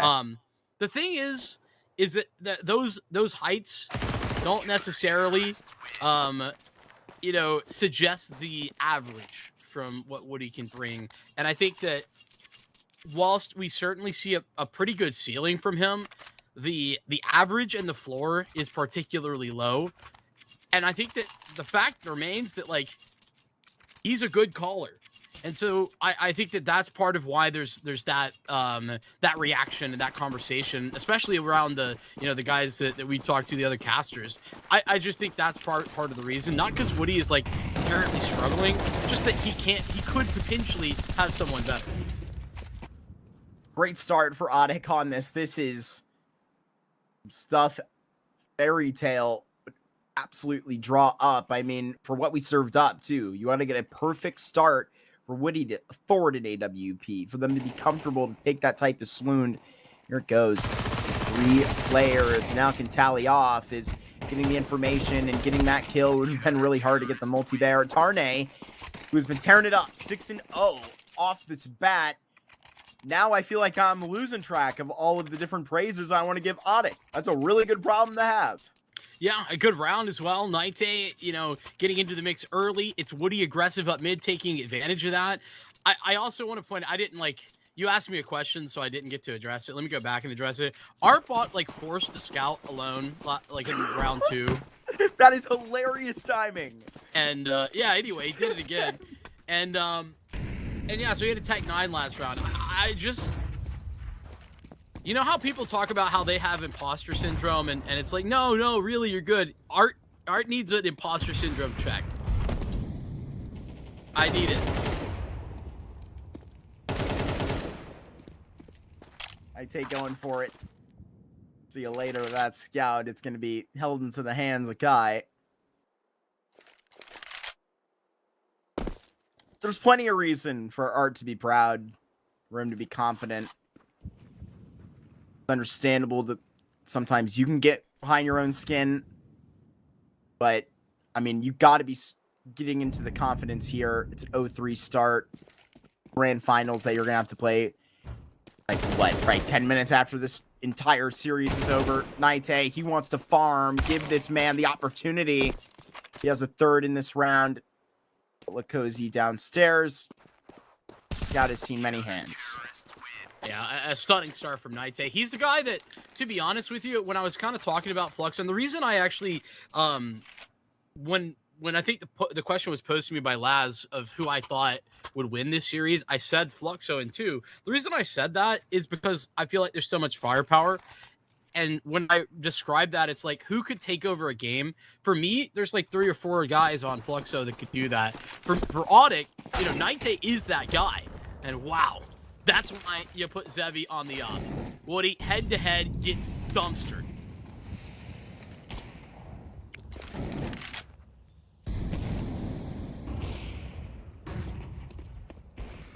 On that call, Hank is looking deep, far into long. Look already on it. ODDIK recently have really loved this double up on Dust 2. To be honest, I feel like taking the rifle out of Naite's hands ever is like bad. I think he's so fantastic on it, but I'm just gonna settle in, split the map. ODDIK have 2 per site right now, and op on either direction as well. Giving them a lot to work with in the middle. Not going to be, you know, so susceptible to like a fake right now because they ain't moving. Line this up. Middle B stint. I was going to say, I don't think I was too much of a fan of this setup, but I mean, whether he gets this kill or not up top, they just got a whole lot of information as to where this is going to be bringing attention to. Here goes somebody making contact in middle. Naite is going to do the most that he can. Checking into 1, and now the op in Naite's hand. He's going to deliver. They're running low. He has just gotten 3, though. Naite posting the best, and it's in a 2v2. A winnable stance for ODDIK, and they just continue to fry. Wow, what a shot from Kai. I thought Pank had the advantage. Now K-Slock's going in as fast as possible. HP's low. Decency needs some help, and it's arrived, but K-Slocks has the 1 and the 2. K-Slocks clutch for ODDIK to continue to step forward. Dude, it is destiny right now on this Dust 2 for ODDIK. There's just no other way to say it. Man, Naite pulls up and does spectacular stuff with that AWP at 20 health himself, the only man that could, and a 1v2 for K-Slots, has to box them out confidently. That's what's flowing through the blood of ODDIK right now, and I couldn't be happier to say that. We needed one of these teams to start reaching a level that we could be proud of, and now this is one that ODDIK can roll through. They need to continue to press on the gas. I mean, let's just say if I told you that you had an opening pick through the double door and you took B and there's only one guy there with like 20 HP, you'd think that you'd win that. That's what Fluxo had, and that's what ODDIK were able to win. Are added up. It's supposed to make sense. Never does. Look, that's going far. Art and Co. need an answer. Oh, this is the same problem, Mark, that we've been talking about a lot. I mentioned on Train, bro, these like five-man walls. This is terrible. What map control? This is a gun round. Mark, it's a gun round. Make it make sense. Trying to catch them off guard with potentially a timing from up top, but it's easily read. It's dust too that you can just read in between the lines, because you want to know why. This is what the curriculum is based off of. Everything on top. Tried to go for one of the easiest plays in the book. Well, it's just as easily batted down on top of the net by Pank, who has 3 to the bank. Yeah, I mean, ODDIK over the opening 6 rounds of this half, it's a who's who of multi-frags. Tarnay, Woody, Pank now, Night. I mean, K-Sluck's the only guy that hasn't really gotten involved in that, but honestly, doesn't super matter. And it's all 5 that survive for ODDIK. They look clean as a whistle. Sorry, no AK for you, darn it. That's unfortunate, but I mean, Fluxo needed timeout. Yeah, look, man, I feel like before we were, you know, even kind of just riffing, leaning into being more comical. But yeah, there really was a problem. Something missing out of that calling over here from Art. I think, you know, the symptoms that you point out, not stopping and, you know, seeing into, you know, easier feet says a whole lot. Yes, a small victory is that Decenty has the hero. He's the one throwing the utility. Anyway. The bowling ball. But it's the Pins fighting back. His slots have got that down, and potentially with the 3rd around the corner. Woody now up to bat, and potentially on a tee. Art is, and he is decked. I mean, Decenty's still alive. Kai reclaimed AK, his 2nd of the round. I'm still in hand. B site actually open. Hold on. Fluxo have a chance at this. There's a smoke for the cross. And the investigation towards mid for Tarnay is not netting them much of anything. Nobody's going to see this cross.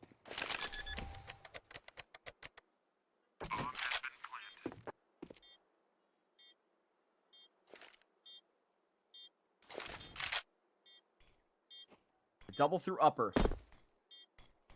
High wounded. But still a warrior. 2 he has already taken in this round as he continues to protect.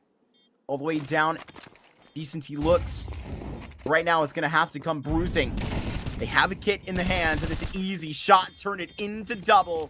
ODDIK can do no wrong. Hopping on this bomb. It's going to be 7 in a row that they get by the skin of their teeth. Yeah, how about that? I said last round, you know, it's been everybody but K-Slucks who's having one of these multi-frag performances. Well, how about a 4K? That'll do. And maybe I'm on the hate train too much. Maybe hold me back if that's the case, Mark. But if you're going to have a hero rifle on Decenty there, like, put him in the mix. He's the guy throwing utility for that long take. With 3 Tech 9s going out instead, he needs to be like the 3rd guy out to trade everyone on those Tech 9s.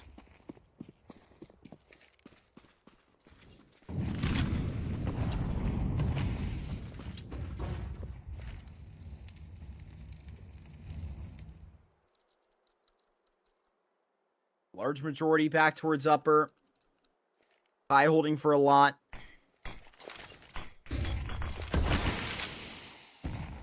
There's going to be contact made in by K-Slots, who rather is behind the smoke, so it does not end up going the way that I suggest.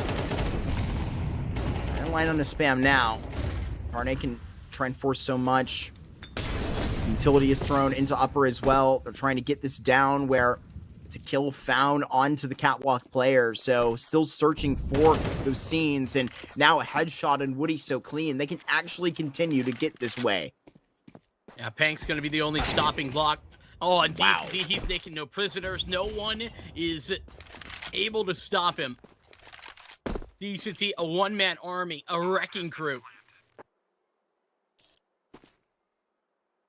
He's got all 3 requirements in this round for Fluxo is ODDIK. Down bad. They'll have plenty of cash to fall back on, but no point in giving up this op that Night Day's actually grabbed in Tarnay's AK.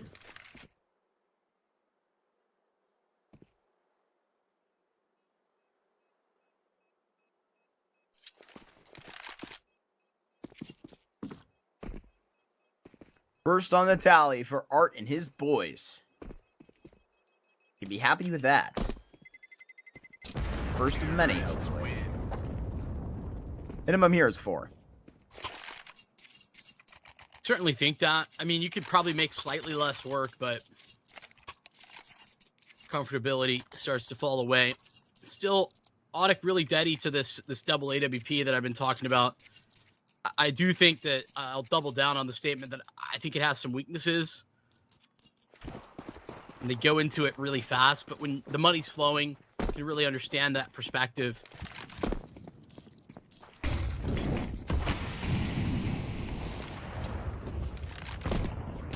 Quick play, facing pack. Not actually finding anything, Naite on the quick op. He's going to go back up top.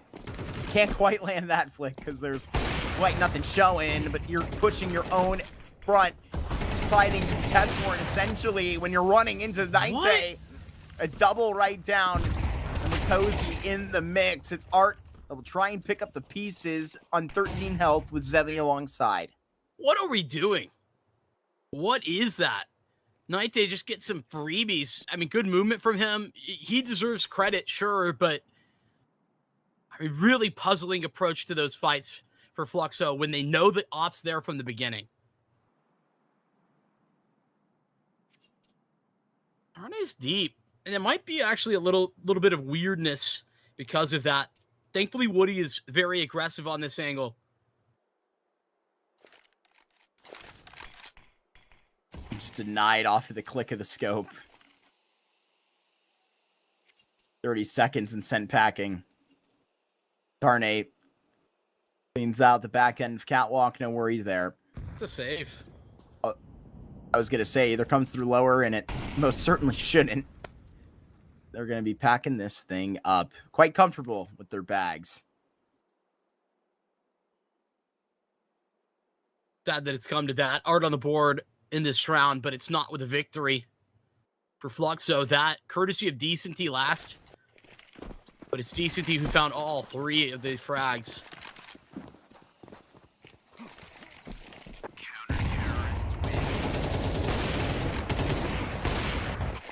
Thankfully, escape made. Ain't that intimidating? Yeah, it's scary.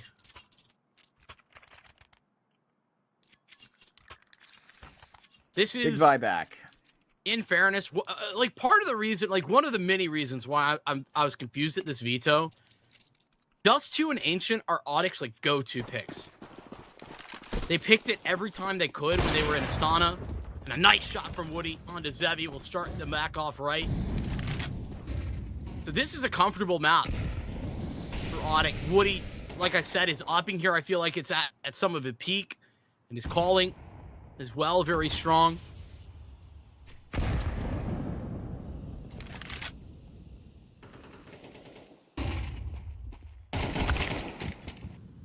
Good stab by Lakozy. Naite will carry along. He'll get the chance to refresh next time. This is the way it's supposed to go. Lakozy causing the issues. Doesn't have a whole lot to say on this map, but look at the way they present these kills. It's easy. It's crazy timing that Lakozy finds right there. He's just as getting to look at Case Flux as he's starting to jump back up onto the elevation. I think the big criticism, if there is one, to level towards ODDIK this round is the fact that Naite is playing so committed in mid with an op and with an advantage. He's got no support, no nothing. So the rest of the ODDIK team just going to save their 3 guns.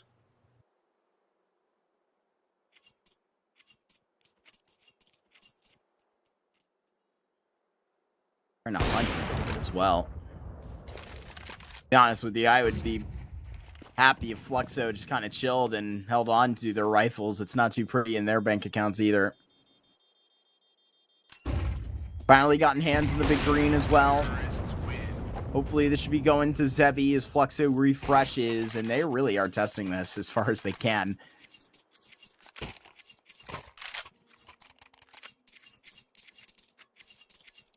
It's actually Decenty that's going to grab the AWP. He's got a long spawn. Oh They're my going to drop gosh. a second one over to Zevi. I mean, time is ticking. Who can afford another one? Why not? Yeah, that's what I was just about to say. They got the money to do this, so I don't hate it at all. Towards the end of the half, you got to take a gamble.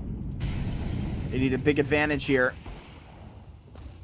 They smoke out those middle doors, boost it up on catwalk as well. That's a nade that should do a lot if they stay in place. Woody finds Zebby, and now that is significant. Oh, it's not necessarily a perfect setup, but flash hits and case locks takes. More to be seen. A two-man advantage for ODDIK. As Fluxo barely get off the blocks.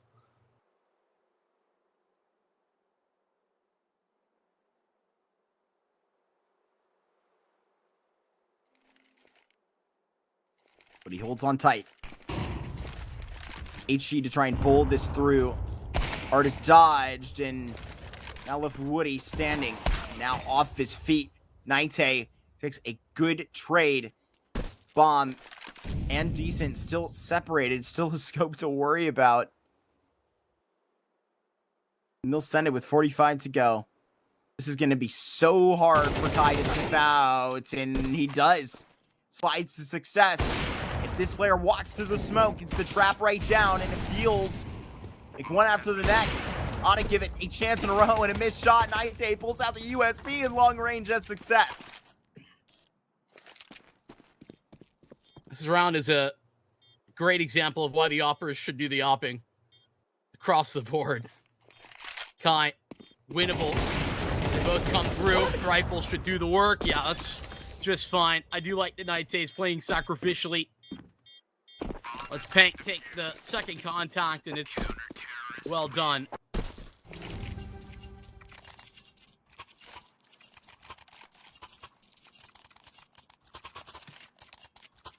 ODDIK have a great lay of this land. And Fluxo even have, great results to show for it. Dust 2s that they have had no issue on in the past against great teams in South America, BESTIA, Legacy, but few and far between, right? It's not one that's ever out of your catalog. It's Dust 2. That's all I gotta say. Woody out here teeing him up and absolutely far on the green is Kai now. Slots gets this into an easy stint. These are the kind of plays you go up for when you're up by 7 rounds. And he wants to spoil out here. Just sits at a corner. Quite a 90-degree angle to have all of the advantage. Execution. That hurts more than the backstab. I thought he was pulling the knife. Not the case. Art goes down elsewhere. Where do you go? What do you do? Try to test Tarnik. How about that? Mikauzi's currently selling a pretty effective fake.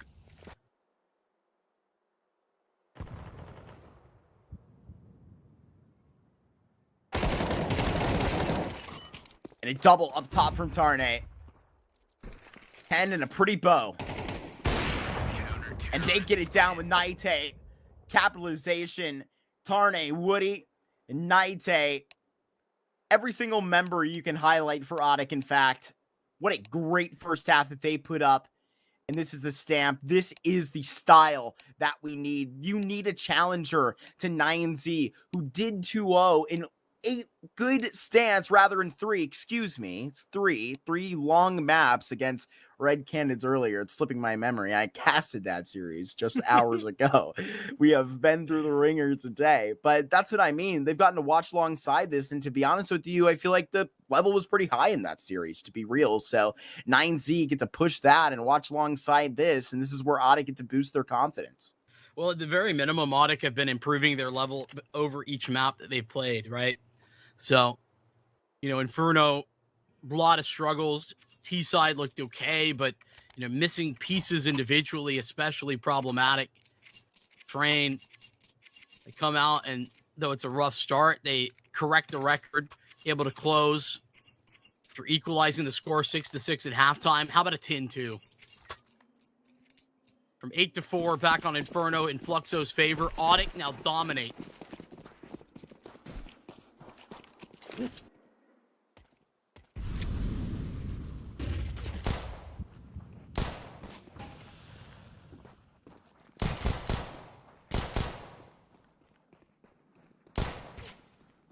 Shadow out to grab with P250, and it's Art that starts off well. what they need. Now to just bull down. It's Art with a great shot. And what is this? Fluxo opening up the second half with potentially some hope. But yeah, that's about how the series has gone. Just a little bit of hope. And then swallowed up by ODDIK. Bomb goes down, though, with an attempt to retake. Taking it one at a time. It just won't work. Hasn't proven to in this series. Kai head on a chopping block, and it's taken a long time until Woody comes and does it himself. 13 frags. He earns 2 more in the pistol and an 11th for ODDIK. I mean, it really does seem destiny, doesn't it?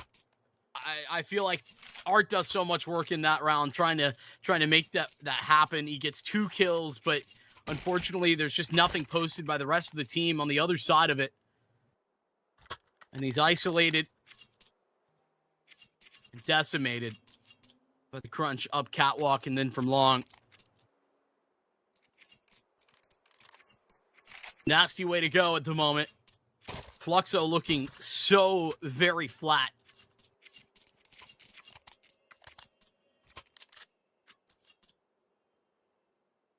I don't even feel like this is the same team that we saw just a map ago.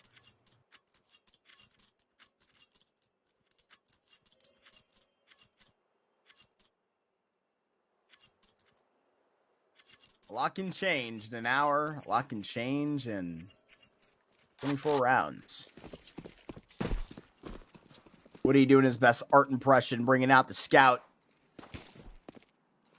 Seeing into a meeting real quick. At least they're going to be out here right on this corner. An easy kill seemingly for Naite. That drops onto Art. And it's looking like it's more than one aspect of that. The B site under fire, courtesy of case locks. They get a smoke down, and I mean, I don't know that Decency had much of another choice, but that certainly wasn't it either. We'll get ODDIK on 12. Fluxo up against the wall. They need 10 rounds straight just to proc overtime. ODDIK looking likely for a grand final berth. They've been so close so many times. And it's been Fluxo more often than not in these South American competitions that they've fallen to. Today seems different. It's true. Drop to Fluxo in Series 1 of the Thunderpick World Championship in the quarterfinals just last summer. Did not go. Out of those was Imperial and Bestia to earn either of those spots. Time to trinkle in a fun fact. Here today will be ODDIK with another chance to punch theirs. Didn't drop a map in Series 1 until they seen into the brand new look of Imperial. Into the brand new look of Fluxo today. They absolutely washed it over. It's a bit awkward on the way out, but it's anticlimactic as it comes. When you think of a semifinal finishing and a team punching their way to the grand final, you've at least got to get your respect back. It's anticlimactic, but ODDIK will take it. Second time will have to be the charm. They head their way to a Thunderpick grand final. A massive final as well that ODDIK make their way to, and a big victory on Dust 2 as we're going to bring Laz back into the fray, man. What a game that was, dude. Yeah, boys, it really was. It really, really was. Yeah, and honestly, that's a lot more like it, right? We get to see, again, just full domination mode here. This is where ODDIK, they finally wake up. They realize, all right, enough is enough. We're just going to play our game. We're going to play the way we want to. And boy, oh boy, the fact they're able to find themselves in, 7 rounds in a row. They're able to just, again, they don't look like they can be touched. They're just completely crushing everything in their path. You absolutely love to see it. And again, I think you guys both were able to capture this really well. It was round number 5, which was really, really, big for Naute. Like, again, he put up a 3K with the op. I think he honestly had like less than 15 HP, and he was still able to find a double kill in that B site without getting traded. Nothing like that from Fluxo. It looked like they were flat. Like, those tires had no air in them at all. And these guys showed that they had nothing left in terms of protocols or nade work or anything like that. And honestly, it kind of felt like, again, where we saw Fluxo kind of still going in the same direction of what they did on Train, where their map control, it just didn't exist. These guys didn't really fight for the real estate that they should have. They just allowed ODDIK to just kind of bully them around. They got to be the mean landlords of the whole map, and they did whatever they wanted, and they can get any territory for the cost of nothing. So honestly, it was definitely a really good thing to see for ODDIK, but it was one of those things here for Fluxo that was just a little bit worrying, just considering it looked decent in the very beginning of the series, but it felt like it kind of got a little bit worse and worse as the games kind of kept going on. But in all honesty, very impressed to see that, again, ODDIK, they put themselves in Terminator mode, and then when search and destroy, they, any post-plant situation, they're able to retake it. They pretty much went for map control when they wanted to. They did such a great job of just isolating someone like Zebi that, both Vincent and Mark talked a lot about, like, look, give him the op. Give this guy the op, and he's going to do something big. And, ODDIK, they honestly came in with a game plan and said, you know what? Don't let that happen. We're just going to be able to take him out. So I love what we got to see. Woody called a really, really good game. Everybody played the way that they needed to. And now, like you said, Mark, they get themselves to a grand final. A great opportunity that they do have. I think that 9Z's kind of been sitting and waiting for a while, and to be honest with you, I think that with how I think shaky it was for kind of Art's crew, I think that they capitalized on a shaky crew. I think that said a lot about how they were vibing into this at the end of a semifinal. It kind of looked like they were having fun with it all the way out there. Like, even where you have that all added up with every single individual, it's kind of an op-eye committee at times. Even when I really like, to be honest with you, where I've kind of thrown doubt to Woody on a, op IGL, one of the last in the region, right? Naite had some really good stuff. There were some, moments where it's questionable, but like when you have a Dust 2, it can, sometimes be that. I'm going to bring up my man Mayern on the Bounty Hunters, because sometimes he can pull out the AWP for them. That won't be happening anymore, as I hear he has just been benched. But like, there are plenty of these teams that can bring that out and actually be really, really effective. And like on that Dust 2, some memories watching him. Like, I don't just say that to say that. Like, I think you really can do it. So got to be able to like really kind of hone in and see if you can deny 9Z, who I think are kind of even still sitting as the better team between all four this afternoon, with the best chance to qualify. Yeah. And Vin, I wanted to ask you, because again, like, we get to see now that the grand final is essentially solidified. We have 9Z that's going to be taking on ODDIK. And I want to get your thoughts on this, because now, I mean, we got to see a little bit of 9Z earlier on in the quarters and how well they played. But like, how do you feel about this now, considering that, the first two maps of this series was probably a bit dicey? We were all kind of wondering what's going on. Are you feeling a lot better, considering the Dust 2 looked like ODDIK really just got back into fighting form? Or do you think that there's a bit more of a lean, I guess we'll say, for a team like 9Z and their caliber? I think ODDIK are the ultimate team to take advantage of opportunities, right? And this is another one of those examples. They take advantage of a huge opportunity where Fluxo, I mean, they really been it in a way that is honestly impressive in a couple of moments. And I think that, that's something that ODDIK, especially considering they look better as each map goes on, is an encouraging sign for me. So I think that ultimately, you got to expect ODDIK to come out, and if they play well, I think they can absolutely take it. They've proven that they are better over time today, and if that holds true, I think they could make it happen.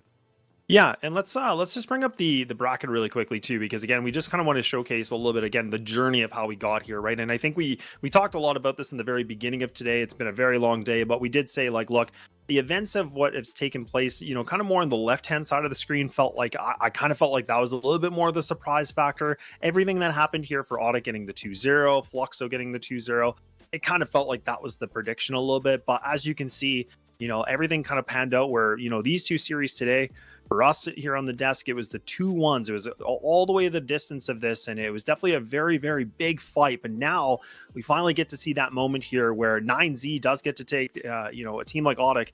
And I don't know, I'll get your guys' last thoughts on this, and I'll let you start, Mark. I mean, there's always the theory of when a team that just finishes a series, I know there's going to be a bit of a break in between this. Do we think that's a good thing, or do we think that maybe overextended them a little bit? Maybe that exhaustion might just kick in a little bit here. What do you think? I always think that that's going to be a good thing. I think that good teams can take advantage of rest well, right? We don't want to be walking out from this 3-hour break somehow and being like Max on the interview. He's not going to get interviewed, but he's going to be like, we were exhausted after our 3-hour break. It's not going to be a situation like that. They should be cool. I really do prefer that. And to be honest with you, like, speaking of Max, he called a great game earlier, consistent through 3 maps, even when the pressure was on. I think especially when the pressure was on. So even as that goes out, I do think I still prefer 9Z to take this and be our second team to qualify through South America. But I think Woody is about to bring his best. And I think this is probably a better opportunity than ODDIK had before, just considering their form. Like I said before, ODDIK are a team that take advantage of opportunities, and this is a big one. Some of the shakiness that, I mean, despite the fact that I think 9Z looked better today than they have more recently, I still think this is a team on shaky ground, and we saw that in many of those moments against Red Canids. So for me, I think ODDIK, I think this is their chance to move forward. I think 9Z favorite though is kind of the way I walk away from that one, Laz. We got a whole lot of fun coming up though, so you're gonna want to see. Yes, We really do. That's a really good point. So yeah, both you guys are kind of a little bit different opinions, which is really fun. So it's going to be it for us here on the desk. You guys are going to have very new faces, you know, different voices, everybody here, but we're going to take a bit of a break. We're going to let ODDIK kind of cool down a little bit because they had themselves a pretty long journey to get here for the grand final. So we're going to take that break and we'll be back for the grand final. So we'll see you in a bit. Thanks so much.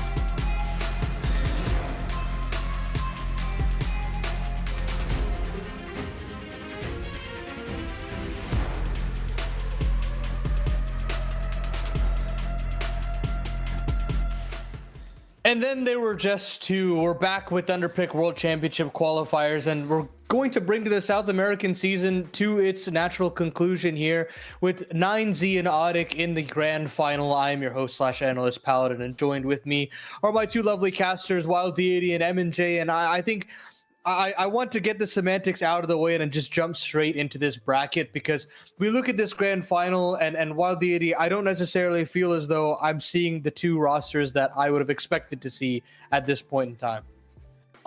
Let me tell you this much. Having any expectations whatsoever in like a South American derby is absolutely inane. So I'm not surprised at all. Like this is always bound to happen, okay?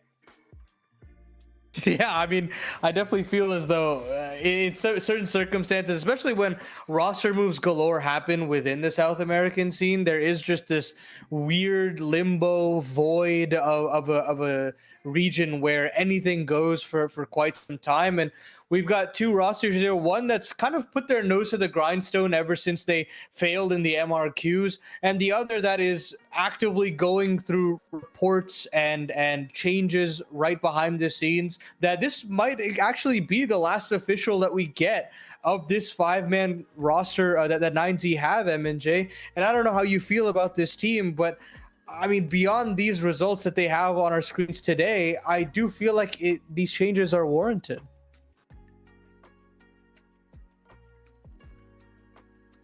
M&J? I think we have a bit of a technical hiccup on M&J's side, so I will gracefully steal that question from him. I'm not really sure if the stream could hear his audio. Actually, sometimes it gets a little muddy behind the curtains, right? But yeah, honestly, with the lineup that they have right now, I have no idea if they would have progressed. So like if there is a bit of a shakeup, I think that could be a good idea, but it kind of sucks that could happen after they're on like the cusp of like making it to like a big close qualifiers and winning a big regional tournament, right? Because it almost feels like you're ending it on a high. Yeah, absolutely. And it's unfortunate that that's the way that it has to go. But unfortunately, it never felt as though Adam S really brought enough to this team to make me excited about 9Z in the future. They're definitely a far cry from the roster that had this insanely good run over in IEM Dallas not too long ago, now ranked 76th, and they go up against an ODDIK roster on the other end that I think have done some really smart decisions in terms of just grinding out as many games as possible and still staying relevant. They're now world ranked 32 and beyond their PGL appearance. They've done fairly well, I'd say. Actually playing with Tierney throughout this tournament is interesting. I'm not exactly sure if you've got any takes about this ODDIK roster, but to me, I'll always kind of keep my good graces around Woody as a player, because I think he's just got enough potency to just keep a team relevant or an org relevant for as long as possible.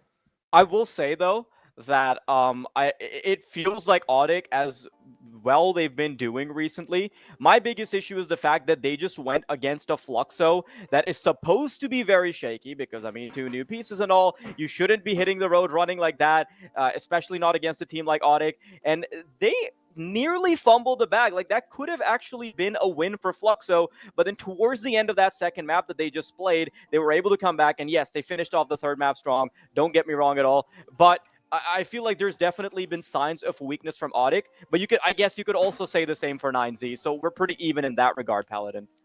Yeah, I think for 9Z, they play with absolutely no pressure in this circumstance. Obviously, the core would love to have the close qualifier penciled into their calendars and have that available to them. They'll actually pick into Nuke. It's been a staple map for them for years and years now, so things will not change here for them. And I mean, getting Ancient for ODDIK, another staple map on their end of the equation. We go comfort both ways. And then we end on Dust 2, which is a map that 9Z have wanted to adapt for quite some time. Obviously struggled across the course of these last few years to actually adapt it beyond the Dallas appearance. But M&J, how are we feeling now that the tech issues are resolved, for one, and for two, now that we have this veto on our screens? I'm good. I'm glad we got that ironed out in the pregame. I even made a joke earlier, and neither of you laughed, and I was just sat there feeling all sorry for myself. But oh no, we heard that yeah, one. It's we, good we to didn't know. find you funny. Nah, I'm just kidding. Oh, get out of here. Get out of here. But no, the vetoes are looking good, right? I think they do ever so slightly maybe lean in the favor of ODDIK, but both teams have dodged a bit of a bullet. ODDIK not having to play Mirage or Train. There's those sort of parallels in terms of both of those teams not really liking those maps. And I like the fact that we have sort of the sample when it comes to ODDIK, not just for their games within the South American scene, but because they actually qualified for PGL Astana, we have a little bit of a sample for a couple of months ago, them playing against some top European teams as well. So on Ancient, not only have they been dominating the South American scene with it, but they actually 13-2'd Astralis like 6 weeks ago, right? So it is actually a really, really strong map for them. And I think they're going to be feeling pretty confident with the maps they've got in front of them. I think Woody has really figured out how to play that map overall. That I think he just commands the troops very well there. That 9Z and Max will have their hands certainly full in that regard. But we'll go over to the head-to-head if we do have it. Might as well discuss a little bit before we jump forward. But overall, there are a lot of head-to-heads that I do enjoy for this matchup. I think Martineza and Woody is one that will actually have a lasting impact. Particularly because I think it's a very one-sided one. While Didi, I don't know if you echo the same sentiment, but to me, I think Martineza has got a lot to like about his game, and it's why he's being touted as a guy that will leave the South American region and go back to Europe. So exciting stuff there. And then this one's also an interesting one in Lucan, who I didn't think would have the chops to come back. But Wild Deity, what do you think about this guy now that he has returned? Here's the thing. There's the fact that we have this head-to-head, and like, yes, Lucan's a fantastic player, right? But I think this head-to-head also sort of signifies how the matchup's going to be for the rest of the team, because generally speaking, I think 9Z are also a team that is a lot better in terms of if we're just playing the game purely off of firepower, okay? And obviously, like, the first thing you notice about Lucan is that solid rating. You've talked about how he's come back. He's been doing well, sure. But if you also click through everybody else, I think on average, ODDIK is not the type of team that would just want to go band for band with 9Z purely based on firepower. They're going to want to outmaneuver them rather than outgun them. So I think that's one dynamic that we're going to be seeing throughout the game. We're probably going to be seeing ODDIK try and out-strategize 9Z. Well, we don't quite see the same for 9Z, but I think firepower is going to be a big one here. Yeah, I think 9Z have lacked the real leadership that I actually expected Max to have developed into by now. I think he's been given the reins for quite some time. He's been figured out countless amounts of times. He's adapted accordingly because of that. But still, I don't see that same level of potency. I've seen some abhorrent T-sides from him in seasons past, and that's what's really worrying to me. And that's where Woody, I think, on the other end, has definitely exceeded my expectations at commanding these troops that he has before him. That's not to say that this team doesn't have firepower. I still like a lot of the work that Naite can put on when he's on his A game, when he has that momentous occasion that he can kind of snowball into just a map victory on his own right. Case Locks is another one that showed some promise in international competition as well. So I'm not going to say that they don't have anything to actually fight back with, but we'll see if it's enough to get the job done. Our game is live. The grand final is set. 9Z ODDIK here on map number 1 of Nuke, and we'll have Wild Didi and M&J take it away. Absolutely. Well, Not quite Nuke, unless it's a totally new theme and a new skin that they've added to the game, which, you know what, knowing Valve, they just might, Paladin, so who knows. We're going to be putting you back in the analyst box, though, as we kick things off in the grand finals. 9Z on the CT side, ODDIK starting off on the T. As we head into the swing of things, ODDIK leaning a little bit more towards the B side, Josh. Yeah, very heavily leaning towards the B side. All 5, no Larka, no presence elsewhere. Indicates that they've got to get a bit of a wiggle on before 9Z get exploratory, and that's exactly what they'll do. Flashes come over, Lucan only takes the one with the jollies, and that is just a little bit sloppy from Max, playing through the short smoke, unaware of the Glocks charge in his way. And the man advantage will go to the T side as they have the bomb beep in, and major leverage here in the pistol round. As it is right now, you just don't want to be the first player to die. Give the opportunity. Tornay responds. Headshot opportunity missed, and the chance to get the equalizer will go down along with the round. ODDIK, first round on the board. Yeah, pretty good stuff, to be honest. I did worry when the initial util came down on ramp and they slowed down for a second. I thought, oh, you can't go for a 5-man commitment like this and then not commit to it. Inevitably, 9Z will start taking space in A main, start taking space in mid. You'll have problems on your hands, but yeah, they don't. Balls to the wall, they make it work. They group up together. Hit those early Glock shots that were needed. Full eco here for the CT side. They've given up B. ODDIK won't know that for now. But it shouldn't really matter. It's all about trying to get these frags with the SMGs. Try not to take too much damage in the process. Oh. A bit of weird timing. Not going to be a real issue, though. Mac-10's good enough to clean up the job, and it gets close to a casualty for a couple players, but nothing to convert just yet. Maybe Lucan can get a consolation prize before he bites a bullet.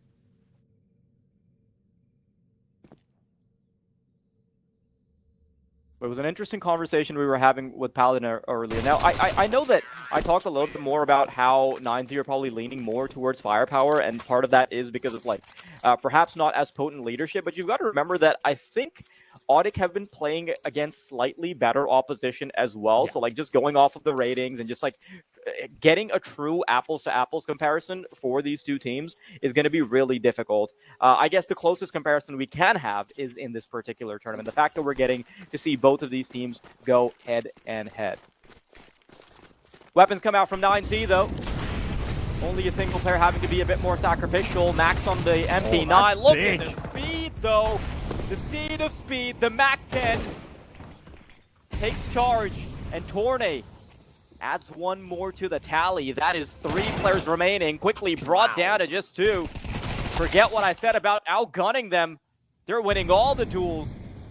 But Lucan wants to make sure that they can't just keep their foot on the gas, gets a casualty going, and starts to back off. This must be a save.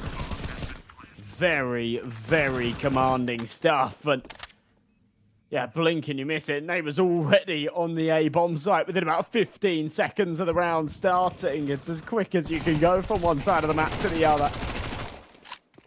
These SMGs will be able to upgrade into the CT premium rifles as Woody adds 2 to his tally, racks up a little bit of cash, and yeah, there you go. Not quite the right one. Jump into the fade.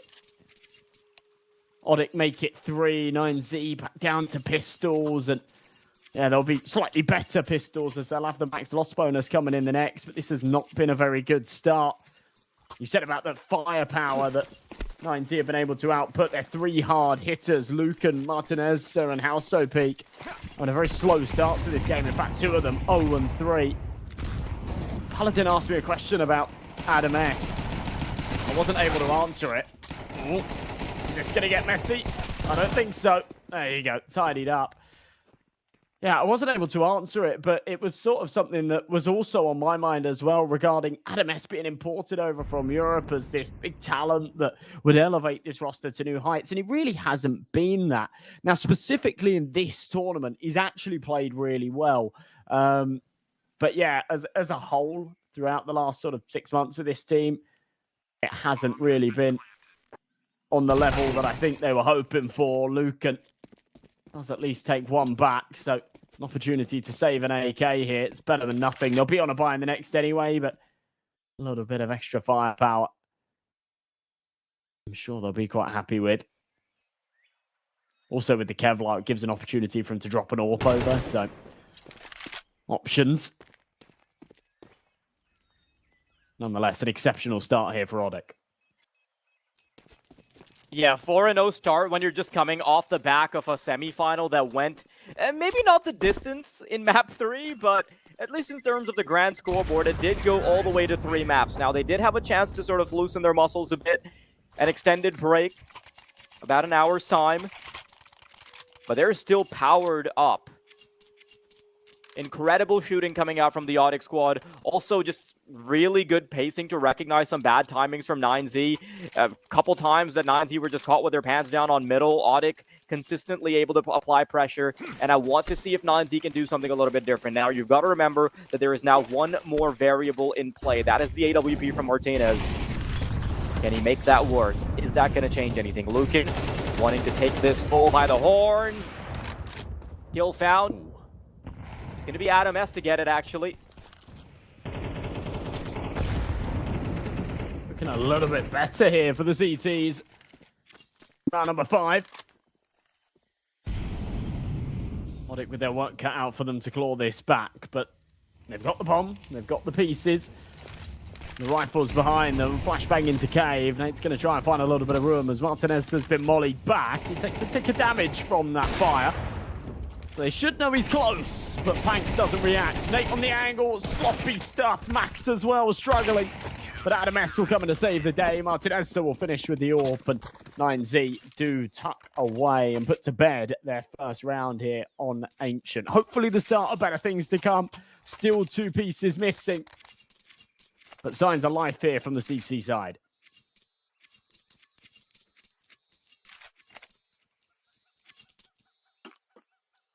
And that last round was somewhat convincing, right? It wasn't the fact that it's kind of weird to say that after we see a 4-0 start, but 9Z, hopefully they can start coming into their winning ways. 90, oh, that's a little bit rough. Fair amounts of damage, but he will be picked off. Still, they've got to recede back into Donuts, so there's going to be a lot of lacking information towards the middle. 9Z playing a 2-1-2 setup, but there is the potential of a rotation happening. They can very quickly make this a 3-man setup on the B bomb site, and that is where ODDIK is going. The lack of info on middle does mean that they still have to stick to their guns over towards A. Utility coming through starts to telegraph the info. When 90 started cutting down mid with the Mac 10, I'm thinking, oh god, not again. But this round, following a very different blueprint, ones that lead to trades on the B site, and a bit of friction being put up by 9Z. Woody, great awareness, catches off the mid pincer. No way! Pacelock's gonna line him up, but he can't take both. On a 1-for-1 duel between the 2 snipers, left to try and dictate this one. I don't think Martinez realizes that the bomb's dropped. No, I don't think he does. But he's still going to wrap around. This is a much better position for him. There's surely no way Woody expects this. This is the right play to make regardless of whether or not he expects the bomb to be there, to go for the full wraparound. Now Woody, quick plant, but he has infinite angles to work with, and he's got an AWP, so he does kind of get locked into an angle if he decides to hard scope it. But I do appreciate this little operation from Woody. Goes forward, yeah. Finds info deep into CT. He's narrowed down the angles to just a couple of them now. Just have to worry about ramp and cave, and he's going to be able to find Martinez. So good recovery there from Woody on the positioning. And ODDIK, they'll only treat that singular round as a speed bump in the grand scheme of things. Yeah, with or without the info on the bomb, you're right. It was the right play to wrap through mid, but he was just a little bit too slow with it. If he came through earlier, he can catch Woody off of that bomb and have that element of surprise. The second that Woody walks up short, clears CT, he's got all of the leverage in that situation, holds all the cards. And 9Z left with absolutely nothing against a royal flush. Max gets aggressive, doubles down with the MP9, frustrated with the way that that last round ended. And another 2-man advantage here for 9Z. The last time they found themselves in this position, they were able to make light work of closing it out. ODDIK still with plenty of time at least. I'm picking at straws, but still an opportunity here in round 7.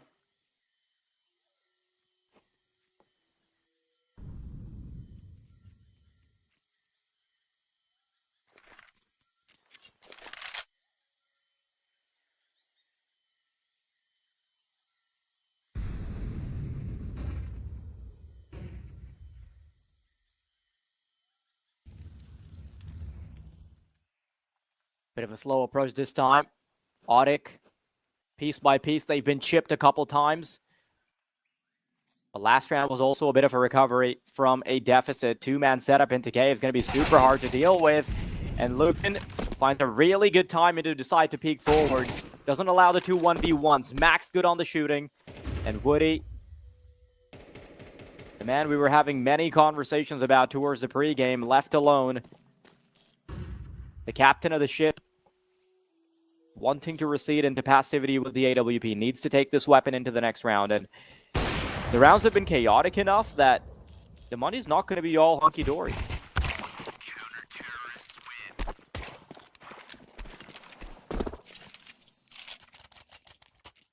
Yeah, it's actually quite an undesirable situation here for ODDIK. Even though they're 5-2 up, and I think most people would take that every day of the week. You are right. These rounds have been coming pretty close. You've only got to look at the deaths on the left to realize how many players they have been losing, even in the rounds that they have taken. So, has to be a full eco here. 9Z will comfortably take a third. And the pressure will certainly be on here for ODDIK. Unless this Tech-9 can get busy. Woody, the one man that you'd certainly want on it. Pressuring into Cheetah early. Looking for the fight in Cave. How so, Peak? Gets a bit of a firing range. A shooting gallery here in middle. Yeah, this one's easy enough.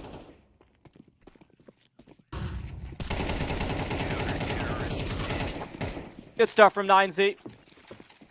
Nice to see a little bit control back from them, because a FURIA no star did start to feel a little bit too one-sided, especially when we have a precedent being set by ODDIK in the previous game where they were absolutely flattening Fluxo in that Dust 2 decider. But the weapons are going to come out now. A couple players having to be the sacrificial lambs as they pick up Galils instead of AK-47s to prioritize the utility. It's going to be something a lot faster. Here it comes, right into ramp. Couple kills from Max, though, makes it possible. One is being a problem as well, though. Martinez goes for a double dip. It finds one, but Torne is trying to desperately get this back. Adam S finds Woody, 1v2. Torne chips it down to just one, and now has to try and get it done. Has control of the bomb, minimizing the number of angles he has to worry about. But Adam S is rotating in from CT. Is Torne going to be ready for it? Going right into Cave after having mollied it just a few seconds prior. I think Torne's playing this pretty perfectly. Max was able to give such a huge lifeline to 9Z earlier on in the round. Now, Adam S needs to be the cherry on top. 78 points of health. He's got a kit. He's got a bit of util, but he doesn't want to deploy it. Doesn't want to blow his cover. Now throws the smoke, but the bomb's planted front side. No way! Adam S returns the favor on the spams. And I'm very surprised that Torne rattles off those shots before Adam S goes for the tap. But it may be the mistake that cost him the round. 9Z just about scrape ahead for the fourth. That got really close. And honestly, after Torne gets into Cave and Adam S is looking around, looking at multiple angles, you start to think that the timing is going to favor Torne, but somehow, in the nick of time, towards the end, Adam S is able to return a fire, and a tactical pause coming out from ODDIK. They realize that this isn't just a one-off round. This is true showmanship coming out from 9Z. The recovery, the clutch, and a couple of really convincing rounds that are now making their mark on the board. They've also started to build up a little bit of bank, so this isn't a one-time issue for ODDIK. There's not just one round that they have to get past. It is a multiple rounds long issue that is going to continue to plague them. Look at Adam S. He's got $7,000 on the bank. Martino's on 5K. Others following it pretty close by as well. And ODDIK, their own finances, not quite right. Bit of a fumble there in the last. I think the tempo change was absolutely right, but yeah, just couldn't close it out. I'd like to see a little bit more activity over towards this A side of things, though, and I think that's what we might get in this round. It's very easy to get complacent on as a team here on Ancient, because it's so easy to get onto that B bomb site, but for all the same reasons, it's so hard to hold on to it after you've got that bomb down, and we've seen the victims of that a few times now. It's a good start with a boost over the top. M4 and P250 will trade back. things getting messy. Oh? And the Tech 9 by the No. trigger discipline. He's seen the AWP in the red room. Wow. This is This huge, does not but I'm not work, sure right? he gets away with both here. Yeah. Oh. No, he hasn't reloaded. He hasn't got the bullets. What is going on? P250's out. Oh, he it's buys enough time for painful. Woody, but there's a flank there. Lucan, he's the one that's gonna be Oh my god. That This such is a South American disaster. Counter-Strike for us. This is what we signed up for. Oh my god. What an absolute roller coaster. A circus of a round. So trigger discipline that doesn't work, that eventually works because it works as a decoy, and then a flank that's meant to be a trigger discipline play that also doesn't work. Pretty much. All with Tech That's 9. exactly what I signed up for. And ODDIK, they've signed up for a B-side push. Couple of shots being exchanged, but look at this. Bodies dropping like decoys. As ODDIK have won all but one duel. Yeah, That's enough to pull the plug. Yeah, There you go. already know their priorities. Makes sense. Money is rough, actually. They are sat on $50 between the two of them. So, yeah, it makes sense to just get on out of there. For ODDIK, who don't have heaps of cash in the bank either, they don't really want to go hunting all too hard. They could justify it. It's penultimate round of the half, and you have got a couple of players with more than enough to reinvest. So, there's no reason not to send sort of one or two feelers out, but Case Locks falls to the AWP at range. Yeah, they don't want to pressure it any further. 90 survives with 1 HP. That AWP carried through. And the rest with more than enough in the bank to get these rifles back out. So ODDIK still looking good. It's not the half that I think they were hoping for after the start that they had. When we saw the the P90 for a second there, I did get excited, but it's just teasing us. Things are getting silly here on Ancient, but we're not ready to get that silly just yet.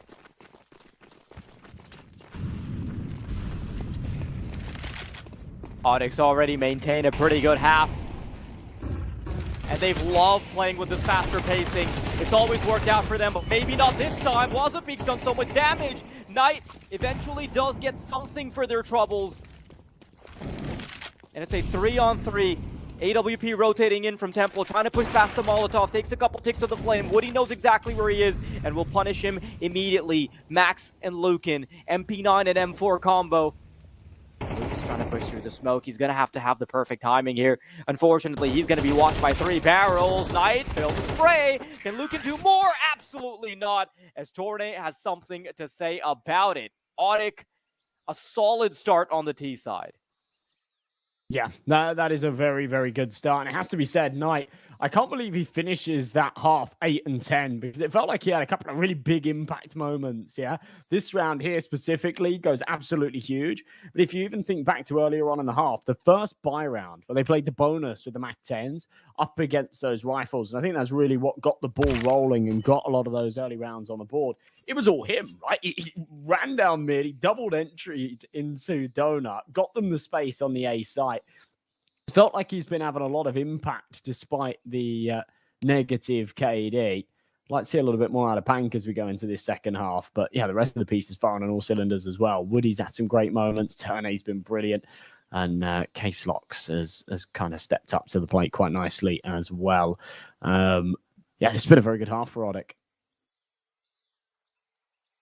And we've already seen something that is quite chaotic. I like the fact that this is the precedent we're setting for the rest of the game. Yeah, more of this, please. This is the kind of South American Counter-Strike I like. The kind of South American Counter-Strike I don't like is the one where everyone's PCs are breaking and we're sat in a tech pause for 45 minutes. That's my least favorite South American strat, but yeah, this Listen, is bro, cinema. I grew up with Pakistani Counter-Strike, so whatever that is still an upgrade for me. It doesn't get much worse than that, does it? Mm-hmm. No, I feel you. Imagine there's been some pretty wacky excuses.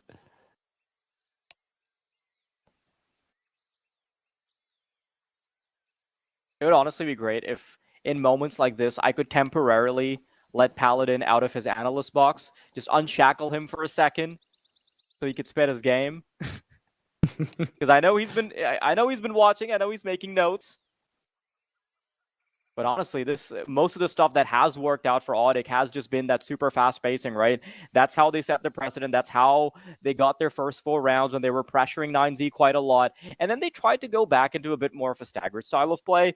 They're getting picked off one by one, just slightly more utility coming out from 9Z, slightly heavier utility rather, early into the rounds, shuts them down. But then ODDIK switch things up a little bit, go back to a faster playstyle, switch up bomb sites. It's really just been a rehashing for the same thing a couple more times. And surprisingly enough, I didn't expect ODDIK to be the team that would be brute forcing their way. I mean, Paladin could talk. It's not like we've got him gagged. Yeah, we do. Oh, yeah. I forgot. That's how we do is... things here. That's one of the terms and conditions before you sign up to be an analyst. Yeah, gotta wear the mask. Yeah, one of you made it sound a little too cool. Like he's got like Bane's mask on. Squid Game mask. No, it's not that cool.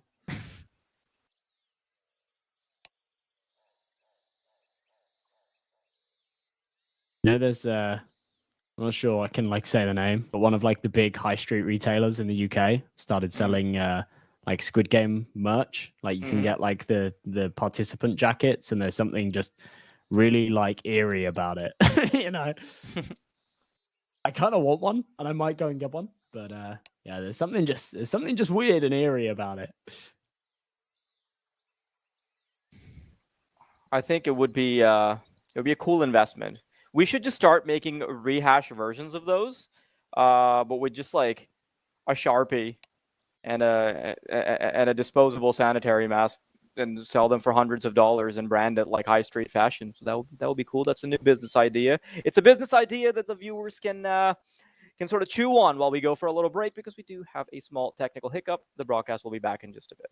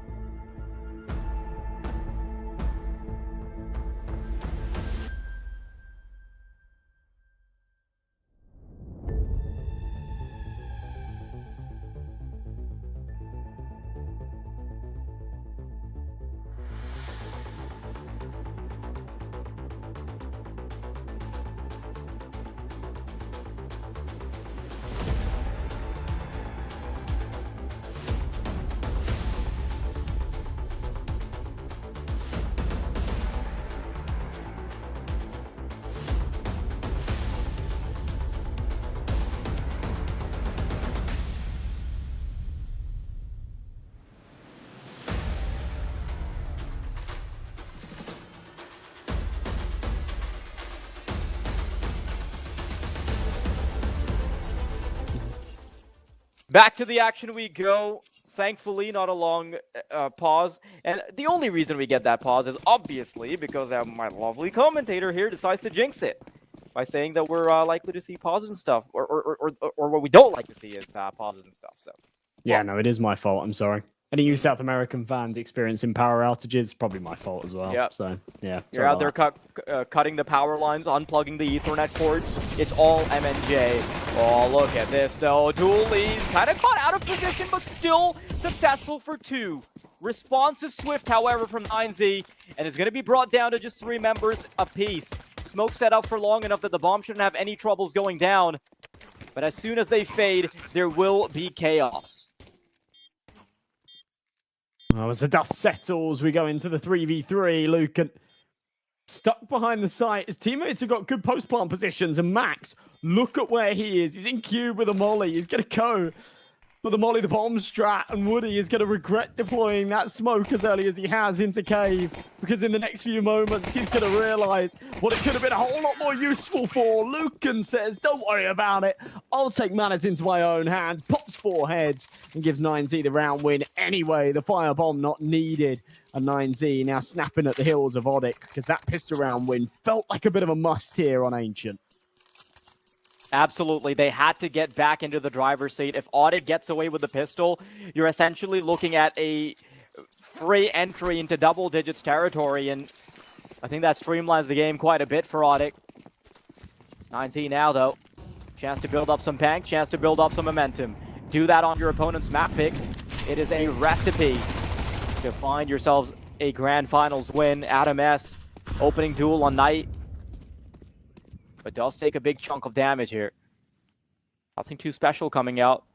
It's playing as duos, 2 players towards ramp, 2 tasked with the responsibility of holding down middle, and they leave the bomb all the way back for the sake of letting that decision be made a little bit later, just based on where they find info.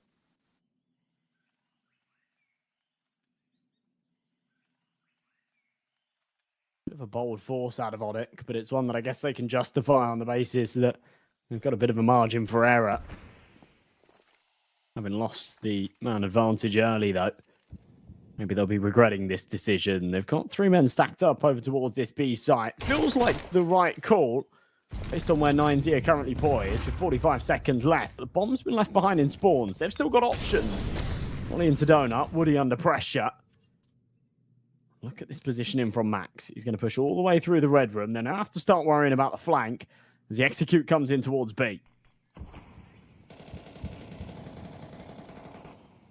He's going to be instrumental in making sure that their passage into B is as safe as possible. You get that MP9 out of the way, things become a whole lot easier. There it is. Tank doesn't realize what hit him, doesn't react in time. Now they can quickly start to come through. Without this flank, this could have been so much worse.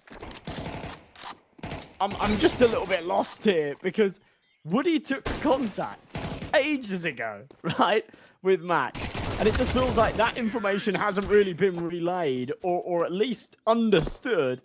No one's expecting the flank. And even when Max takes the contact for the first, there's just no reaction at all out of Pank. He's just still looking towards ramp.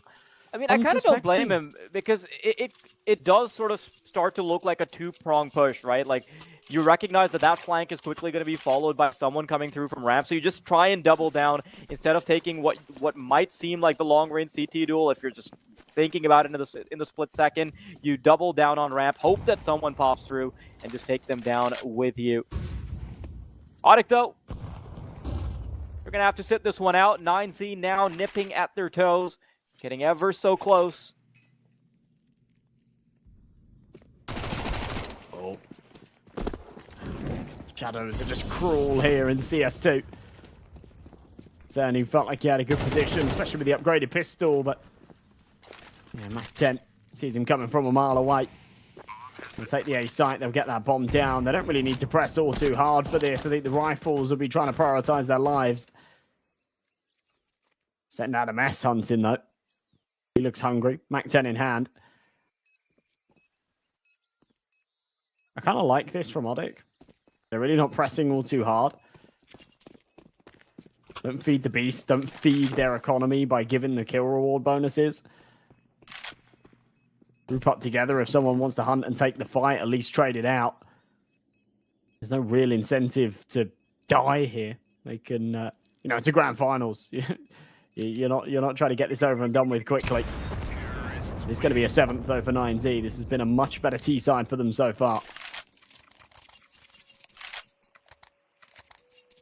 They carry that momentum a little bit more forward, and ODDIK could be in a lot of trouble. You've got to remember, this is ODDIK's map pick. They lose this. Could be a big boon to their confidence.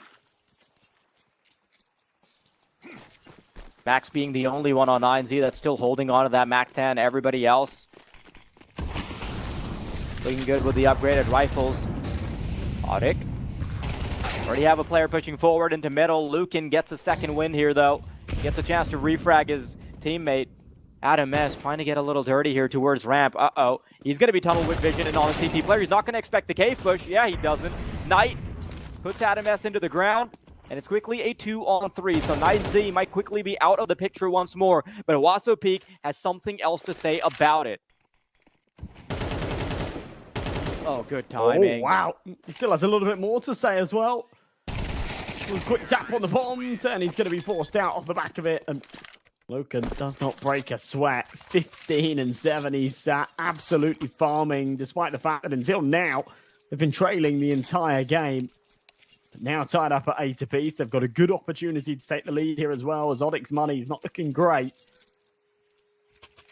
I think one of the conversations that Paladin wanted to have was about Lucan earlier, right? And if he's having performances like this, then suddenly there is no doubt to what he can accomplish. And he's already like sort of touted as the heavy hitter. Bringing that into a grand finals, bringing that energy in, definitely further clears those doubts up. Quick tactical timeout will subside, and ODDIK have actually opted to go for MP9s. They're going to have just enough money in the tank that they should be able to buy up in the next round now. But they also give themselves a reasonable chance at being relevant in this one.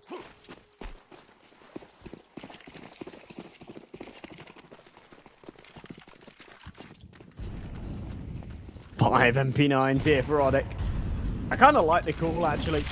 Now, with the max loss, they're going to be on a buy in the next anyway. Sometimes you see sort of rounds like this get a little bit disjointed. Someone goes in a little too heavy with a rifle, a couple with the pistols, but I like the idea behind it. Whether or not it works is another question. Knight tries to get aggressive. Doesn't work for him early on. Taken out by Adam S, who in the process only loses 10 points of health. And 9Z just playing a slower approach to this. This entire game so far has gravitated constantly around this B bomb site. There's been very little activity elsewhere, to be honest. Same theme continues here, but with the bomb venturing out of elbow, it might finally find a different destination.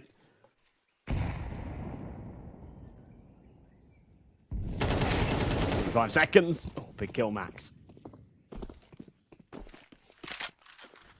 ODDIK now going to have to fork over what used to be their lead. 35 seconds on the clock. Still plenty of time to get the stuff done. Wildcard in the back of Woody's body, in the back of his head actually, lands a bullet. And it is a comfortable plan for 9Z with 0 casualties. Until I say that, of course, because Pank has crept up on Martinez. And that's the best they can really hope for here, though. And certainly a nice That's consolation prize. Yeah. 9Z have got the money to hunt for it, I guess, but You've got to remember that they bought down to just enough money to be able to scrape a buy together in the next round. So when AWP kind of just restructures that entire buy, right? Not only does having 2 players alive mean that you don't have to invest into Kevlar anymore, it also means that Torny can drop over a proper rifle and a bunch of utility, drop that MP9 over, and Pank's going to have enough money in the tank to drop a whole rifle alongside the fact that he brought an AWP into the round. So these are some big upgrades that can happen. It is totally what this buy is going to... Yeah, actually, the economic setup for that last round did not factor in an AWP at all. It would have just been a 5-rifle setup. So stealing one away, being able to drop it over to Woody is a big, big piece. Woody, it was a big piece in that first half. He finished it with 11 kills. He's not been able to find one since then. Maybe the big green in hand is the magic answer that he's been looking for. Aggression into middle, but the sea of smoke obscuring the vision of all 4 parties involved. HG's going to do some good damage. Pank will draw first blood onto Lucan. It's a pretty massive piece to be taken out first. Early doors, 30 seconds past. As the smoke starts to fade and we move into the quiet before the storm. ODDIK do have the advantage. Martinez scoped in with a sniper, waiting for his moment to bounce. There's 2 inches away from exposing themselves, but for now, incognito. In a minute to tick, he's got his teammates to come and join him.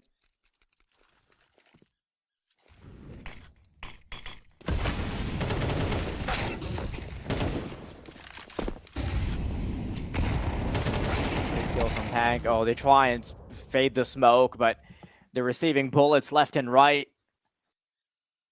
That buy ends up working out for them really well. Pank, of course, doing all of the heavy lifting there, but a 1v3, bomb in control. Still a sliver of a chance, but Martinez is going to have to be really quick on his feet to make this possible. Okay, he does actually want to wager his chances at it. Yeah, give it a go. Yeah, but the time's dwindling, man. I don't know. I want to see some. I want to see some action for us. Don't. You got to psych him up here. Even if he can't hear us, he can feel it. No, he doesn't want it. He doesn't want it because you've said maybe you shouldn't go for it. This is you. This is your fault. Yeah. I do feel like you didn't have faith in the Dragon Ball effect, though, right? You didn't. Did you raise your hands up and try and channel the Dragon Ball effect? You know, like the thing they do where they raise up their hands. I mean, I was just gonna explain it anyway, right? They raise up their hands to try and transfer. I think it's called like their chi, so that so that Goku can have a bigger spirit bomb. Like, I know the Dragon Ball fans know what I'm talking about. Okay, you gotta lend him your energy. I know you weren't out here raising your hands, so can't blame me. I don't know what this guy's on about. Dragon Balls? I don't know. Come on. Big start. He's trying to get aggressive. Oh, wow. Pank follows up. A lot of damage inflicted through this smoke, but somehow we end up with a 3v3. And a bit of room out onto the B site as well. Turning here in cave, but not for much longer. HowSoPig wakes up and puts himself even with a double kill in this round. Adam S takes contact in Cheetah. A tickle of damage dealt, and he won't press it any further.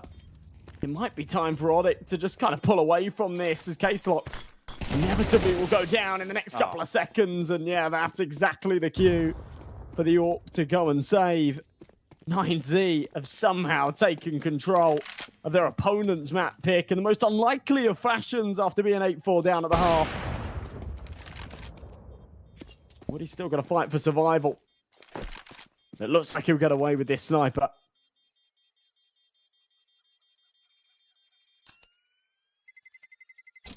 Terrorists win.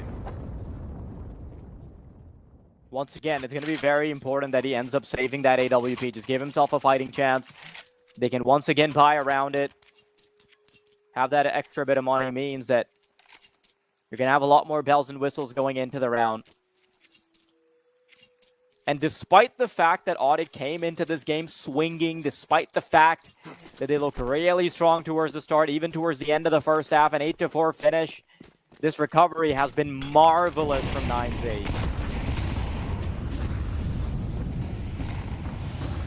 Certainly has been, but job's not done yet. Woody on the angle, the solo anchor of the A bomb site. Have to go big. Have not really touched this A site. That is such an unfortunate miss. I talked about the advantage that the Shadow gives a little bit earlier. This time it really lets him down. He sees the Shadow. He gets excited, pulls the trigger a little too early. Smoke in place. Tony's going to walk that from Tornay. Denies the plant. Oh no, this is all falling apart. Yeah, what a recovery there from Tornay, but Lucan is going to bring it down to just two members once more. This is a tug of war that has not been decided yet. And the weaponry slightly favoring 9Z.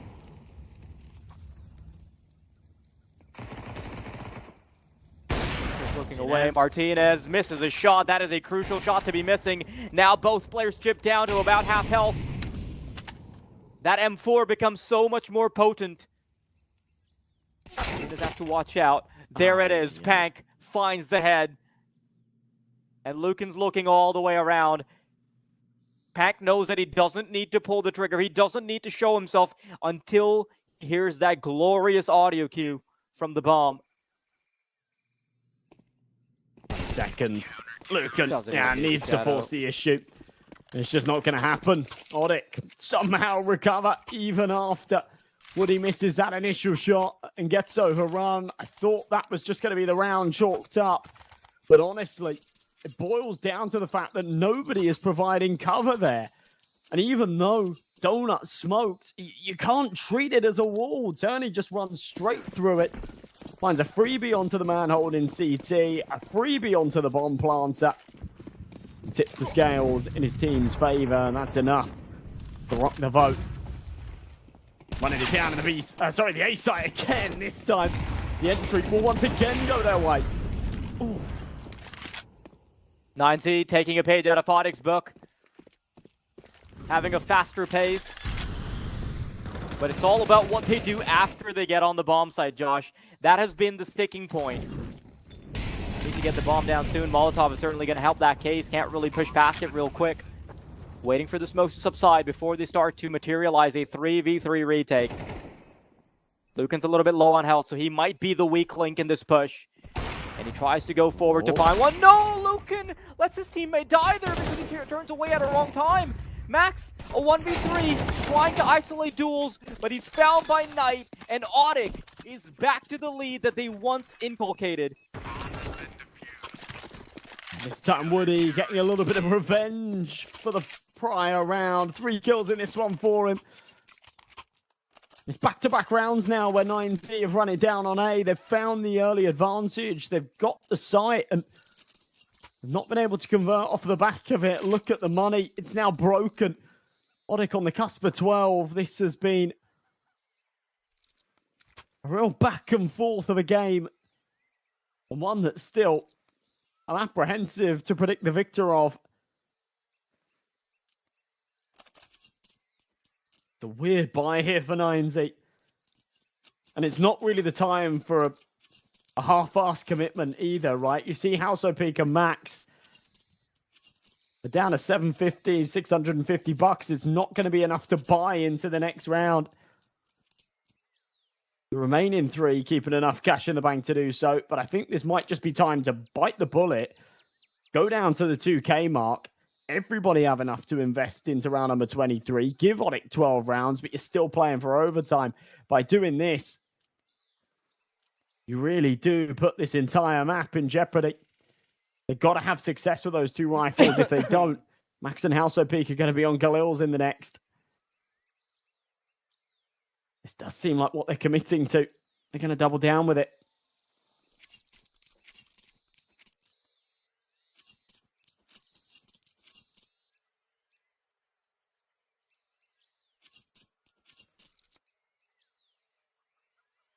It feels a little bit unfair almost for 9Z, right? To have such a great recovery, to make your mark,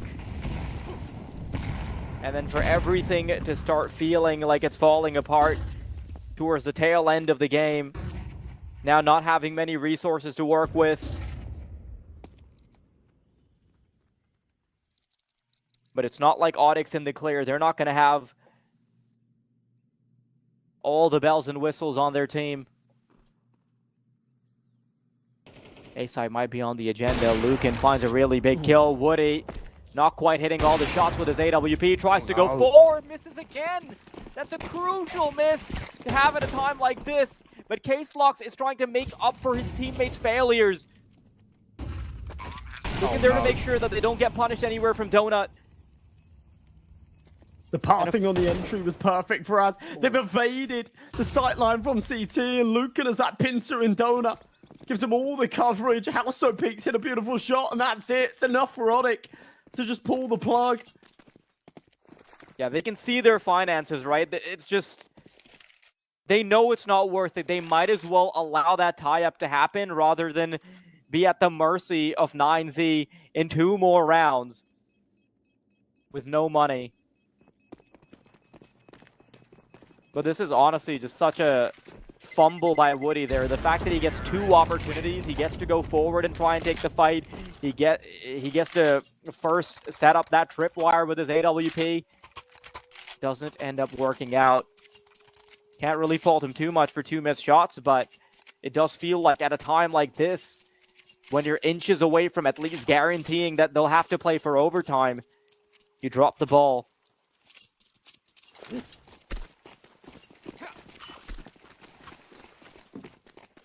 Bad time to drop the ball. The AWP had hit the initial shots on the entry. It would have been a very, very different round. And, well, if they end up losing this map and the series off of the back of it, it's going to be nightmare fuel. Here in South America, the prize pool very, very top heavy. You make 4 times the amount of cash for first place than second. And Of course, the ranking points, invaluable. The glory to go with it. And ODDIK, of course, as the favourites. Certainly lose sleep tonight if they can't get this one over the line. Good early damage from the util. One silver lining as we hit the minute mark on this clock. 9Z. Take some room in towards Cheetah and Cave. Timing a little bit awkward. So Lucan's able to cross. Well, there is a smoke up, so we'll certainly expect this as a possibility. There's the contact. He'll drop another one. Methodically giving up room in exchange for time on that clock. And with 40 seconds, Max has drawn first blood with a huge spam. Okay, Slox tries to hit some shots. Pank doing a decent job before he falters. But Horny and Woody, there's a big decision to make here. Molotov's actually good. Does a fair chunk of damage. But it's all down to the shoulders of Woody again. That's one. Manages to isolate the ramp fight, but Adam S knows exactly where he is. That information is asymmetrical. Switching over to the AK-47. Adam S is tucked into the corner. Has to peek out, and there it is. Easy does it. 9Z. Pushing past ODDIK as they approach 12. Oh, what a bad time to lose control. A round that felt so plausible for ODDIK. They've been in control of the cash for the last couple, but when it matters most, they're scraping the bottom of the barrel to get weapons in hand. 3 A1Ss, 2 MP9s, not a lot of util. Not a single helmet in sight. It's not going to matter against the AKs, but it does just show how weak those finances really are. No kits either, so want to get this one done before that fuse gets put on the round.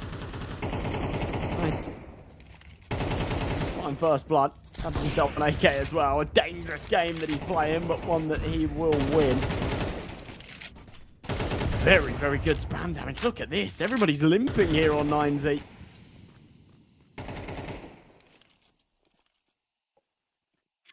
A very fitting start to a grand finals if we go to overtime in this game. And the conditions have already been set. You've got a 5v4, 3 players, like he said, limping, losing blood by the second, and there's a minute on the clock. I want to see what they try and do with this. Everyone's starting to go towards middle. Trying to group up your resources. Makes a lot of sense when you don't have a whole lot of HP. Trying to isolate. Oh, Max, great 180 to find Knight. But the rest of the players are slowly starting to creep up into Red Room. There is one player with his finger on the pulse, though. If they can catch him out, suddenly they've got so much access all across the map. Oh, he sees a shadow. Yeah, he has a very good idea where they're going. Is he going to follow them? If he plays this right, he might be able to find 2 players as freebies. He's already made the calls as well. They're following them in hot pursuit. Max not going to expect what's coming. Shot to the side of the head, and now they're going to start to feel a bit more aware. Wazopik, a great Molotov, which will buy them much-needed time to start setting up on the A site, but the HP is not doing them any favors. Oh no, missed AWP shot at a bad time as well. That tiptoe through Red Room actually took out the only player with a full head of health. Everybody else so low on health that this becomes a problem. Turney takes one, trade it back out. It all falls onto Wazopik. And yeah, not going to happen. Bites off a little bit more than he can chew there. There's just too many to deal with. ODDIK are going to make it 12. And we will go to overtime. 9Z, they fought exceptionally well to even claw that back from the deficit, but they just can't get it done in regulation. And as you say, very, very fitting for the first map of a grand finals. These 2 teams are inseparable. It's very interesting that we've seen kind of the same narrative for both teams so far, right? The fact that ODDIK had such a lead, and then there was a recovery from 9Z. ODDIK had to have a bit of their own resurgence to come back into the game, and then they just kept going toe-and-toe. Oftentimes, with the same type of pace as well, where 9Z were happy to bring out the aggression. ODDIK was doing the same. In fact, I think that precedent was being set by ODDIK when they started off their T side with mountains of aggression going into things. But I want to hear your thoughts here, Josh. Who do you think outlasted when this game lasts long enough?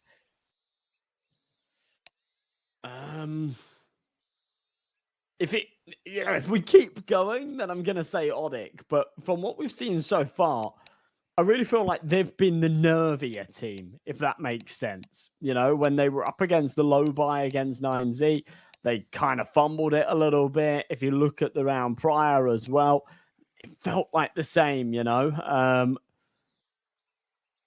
They've had their chances. They've had their advantages here in this map.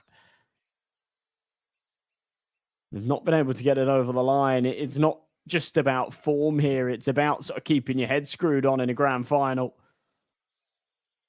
They know that they're the better team. They know that they're the deserved team. They've still got to prove that.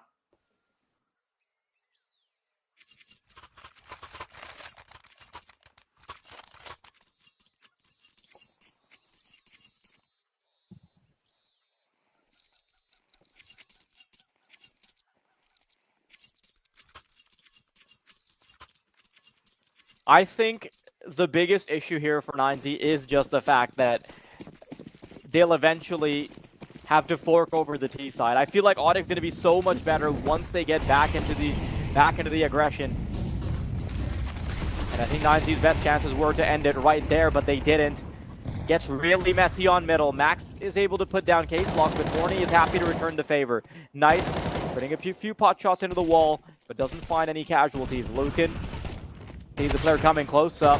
Woody is able to find Adam S on the fadeaway, but Lucan's happy to make sure that this tug of war keeps going. But the numbers might be even, but the HP certainly isn't.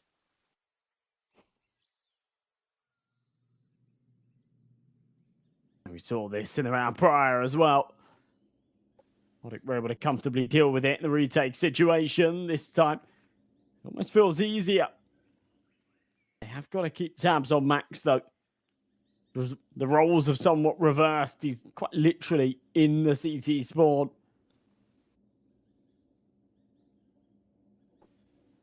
With that information relayed and the space to stretch their legs, he'll call over for Martinez to come and join him. That bomb on his back. Lucan, massive kill. It's now going to tip the scales in their favor. He's very aware that off for the back of that contact, and he's going to try and work his way up, and he does. Straight into the waiting crosshair of the AK-47. Pank's now got to try and clutch. And again, they're all low, so this feels viable. It's not a round that he's going to save in. Surely it's overtime. But a tough task on his hands. And one unfortunately, maybe, yeah, he doesn't want it. Once he's calculated that in his head that his chances of getting it are 0, there's no point in trying to go for it anymore, even if it feels like there's no money to be saved. But an AK-47 certainly not a bad upgrade.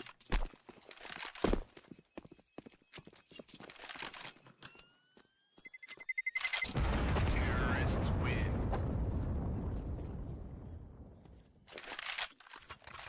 Well, Max will go down with the ship. Not that it really matters.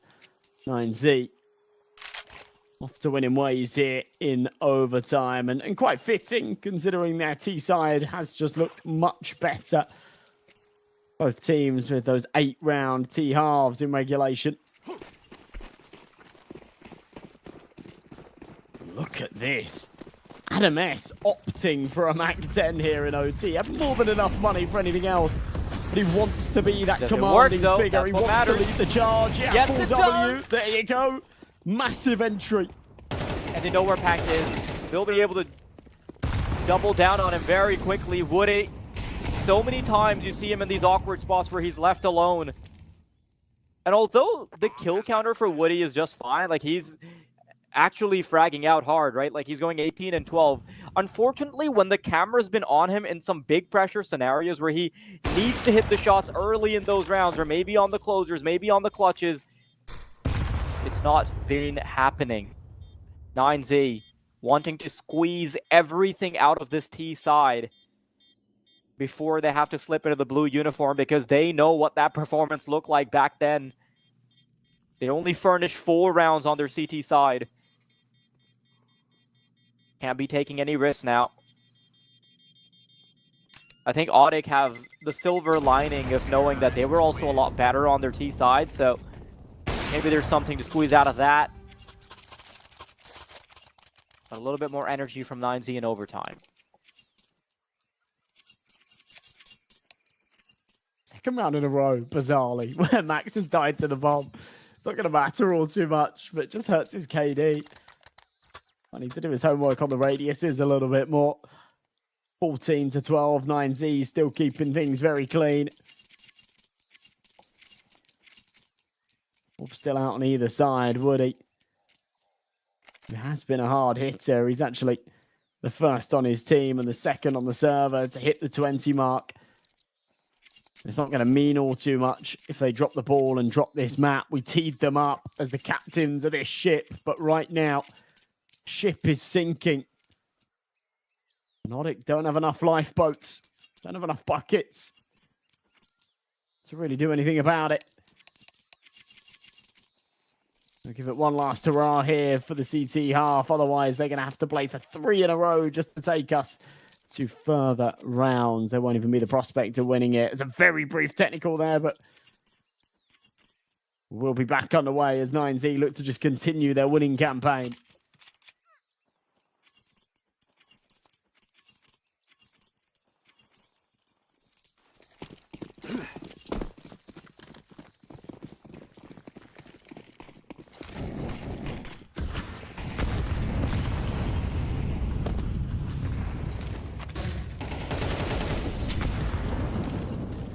Z this time around will be stopped in their tracks if they try to push past middle. Lucan, unfortunately for him, goes on a little solo adventure and will be punished for it. But in the meantime, 9Z have tons of access to A. They only really have to go past the first donut player who's going to try and creep past the smoke. Woody, you've got to be hitting your shots now. There it is. That's exactly what we want to see. Max goes down. And the way this smoke is positioned kind of actually makes it awkward for the T's to get closer. They still have to clear out the back of it. Molotov is going to stop them further. And it's a 5v3 with HP missing on both sides. Yeah, once Household got that sight line over the top of it, he was then able to relay the information that no one's lingering on the other side, but took a little while to get him there. Martinez holding CT, won't realise that there's one touch so close in the corner as ADAMS takes contact. C4 will go down, but it falls all onto the shoulders of the Orc. 1v5, this would be a magical clutch that needs to come through. It's a beautiful shot for the first, flicks with the second. No way! Take9 takes a trifecta, almost finds all 5, but has to stop at the quad as 90 holds his nerve and makes sure that things don't get out of hand. That was one hell of an attempt out of the sniper, who'd had a little bit of a quiet game up until then. 9Z giving us some exceptional stuff on their T side, but it's just not enough to hit 15. Unbelievable attempt there. And it really comes down to the wire in a round that should have been anticlimactic, should have just been over. And, you know, one of the conversations that we were having with Paladin was about the fact that Martinez is, you know, this big superstar talent, might be on the way out for good reason for him. But after a quiet game like that, I was starting to have some question marks in my head. But he has that spark. A little bit of that beast starts to flow out in that clutch. And nearly gets 9Z a flawless half in impossible circumstances. But ODDIK, happy that they can at least cling to that singular round that they're able to manufacture in overtime. But this is where things start to heat up a little bit more, Josh. ODDIK, they were so much better on the offense. An 8-4 finish in regulation. We saw what Torne was able to do. We saw what Knight was putting up. And I fear that that might turn up again.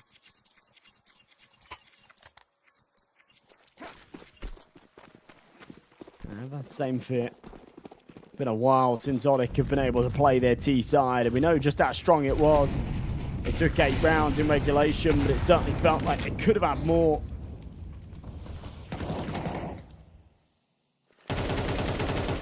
Leaning towards this B site once again, 9Z. Actually prioritizing the control elsewhere. They are going to get aggressive into cave.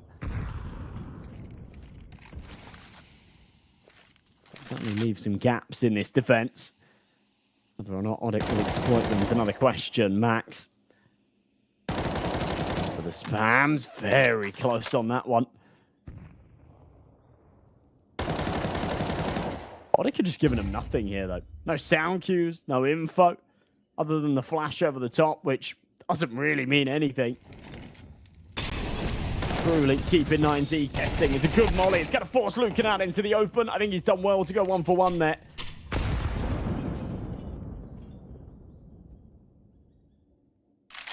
A 4-on-4, 45 seconds.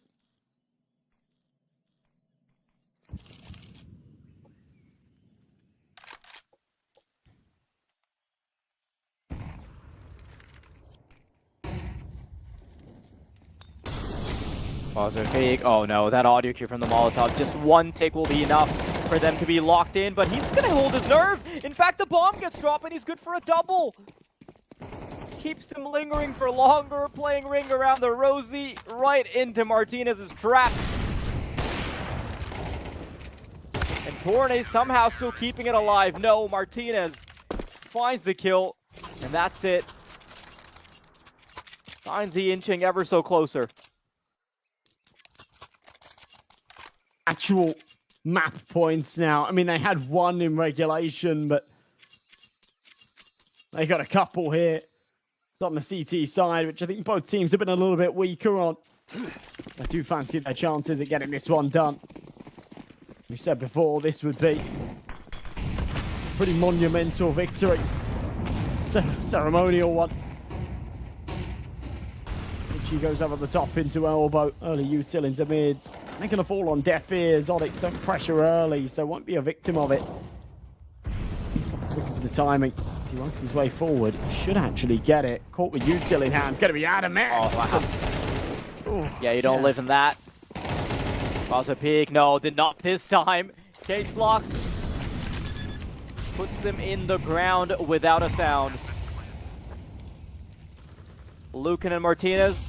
Yeah, pretty much nothing they can do. Martinez is just trying to make sure that that AWP can get the hell out of there. But even that would be a luxury. One that he simply can't afford with Pank waiting for him around the corner. ODDIK clinging on to dear life. And one more hurrah to go, or we'll be doing this rodeo all over again, Josh. I don't know. I think we might be. The 9Z CT side. Turns out like that again. They just had no grasp on that round whatsoever. Not a mess. I don't know if it was just sort of a lack of awareness of the situation or poor information relayed, but got a molly on the contacts and had no idea just how close they were. This is brilliant from ODDIK though. Anticipating that 9Z have gone heavy on the mid presence again. Woody just pushes all the way out. He's going to be here in Temple. And they are completely unaware. Look at this, Max.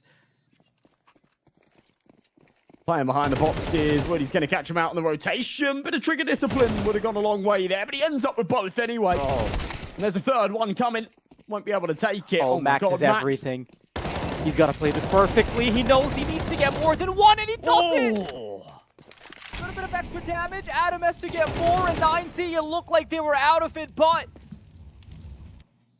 they've held on. Not only that, they've got the advantage, and Martinez is one bullet away from stealing ODDIK's map pick.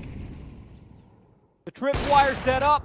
There's the body. Buys himself some more time. Now Knight has information on both. No. There's the headshot. And that miss could have been everything. Trying to jump across again.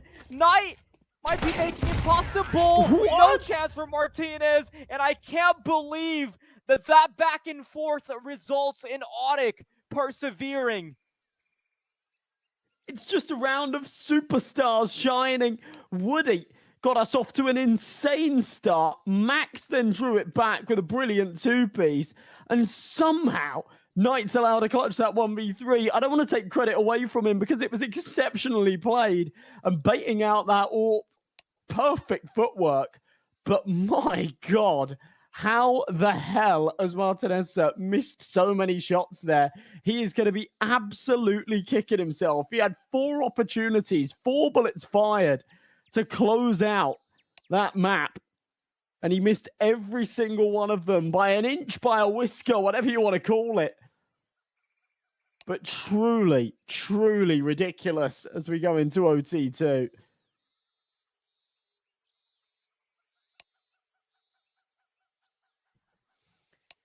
Unbelievable that we're seeing this at all. It's kind of crazy that we're seeing some of the most basic shots being missed and some of the hardest, most difficult shots connecting. Yeah. We saw that little clutch attempt from Martinez. He was hitting everything. But then when all he's got to do is set up the clothesline, let them walk right into it, it just doesn't happen. It honestly looked like it hit. Like when Knight was trying to jump across, Martinez paced himself, sees him coming, tries to pluck him out of the air, and nothing. Yeah, I'm going to be honest. The other ones, not so much. That one, I was very surprised that didn't connect as well. I actually sort of swung back in my chair a little bit as, yep, he gets it done. But painful. And I think that's where it sort of starts to play on the morale a little bit too. I mean, these guys are hardened veterans. They've played at very high levels of Counter-Strike. They've been in these positions before. They're no strangers to adversity in games like this. But I do feel like, especially for Martinez, he's going to be feeling really disappointed with that. That is a very sore round to lose.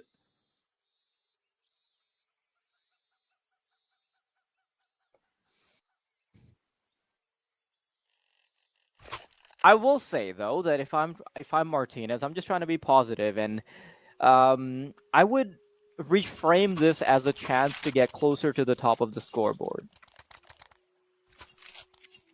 Is that copium okay for you, sir? Yeah. Would you like any other flavors, or? No, that'll do. Uh-huh. I did just watch back that last shot on stream as well. Yeah, it felt like it hit. It felt like it hit, but either way, perfect. The game has a mind of its own. Yeah. Make the most of the bad situation. ODDIK into OT2. Now need to get a little bit more out of this T side. We've seen both teams look better on their attack. If either one fumble it, that does feel like the win condition, or I should really say the lose condition. Either one of these sides. As weird as it might have gotten, I know we've been talking about how 9Z, they missed some very crucial shots, but it's also, I think it's also very fair to give Knight his flowers because it was a 1v3. You can't blame all of that on Martinez's miss if he also gets 2 more kills beyond that. I guess so. ODDIK, with the way they're positioned, looking to start making a move towards the B bomb site. 3-man setup from 9Z, playing very close to Cave, and they'll try to push past the smoke. So this could actually be totally unprecedented. As the smoke starts to fade, it's all about who can pull the trigger first. Max waiting inside it, fumbles his words, but big. It's enough of a decoy for Lucan to make it work. Molotov deployed, trying to rush through it, not gonna work, buddy. Lucan puts him right into the ground. A 3K for Lucan so far, but eventually torn apart by Torney. It's Woody and Torney trying to make it work. The first of them already down. Wildcard and Martinez tag team up to find 9Z their first round on the CT of overtime number 2. Yeah, nicely recovered there at the end. That one got a little bit scary. I love the setup though in Cave. One thing to have the player getting aggressive into that cheater position and sat in the smoke, and another to just have that support. Play off of the contact, assuming that he doesn't get both. And yeah, he was just able to draw damage. So it was a good job there was that second prong there. Run boost into middle. Boost over the top of this smoke as Lucan anticipated it. The answer is no, as Adam S Will go 1-for-1, but jumps up a little too high. Exposes himself over the cloud. 4v4. 30 seconds expended. 90 going to start to rotate over towards B. This is the wrong play. ODDIK start to work their way up main, maybe? I mean, they're still taking their time with this.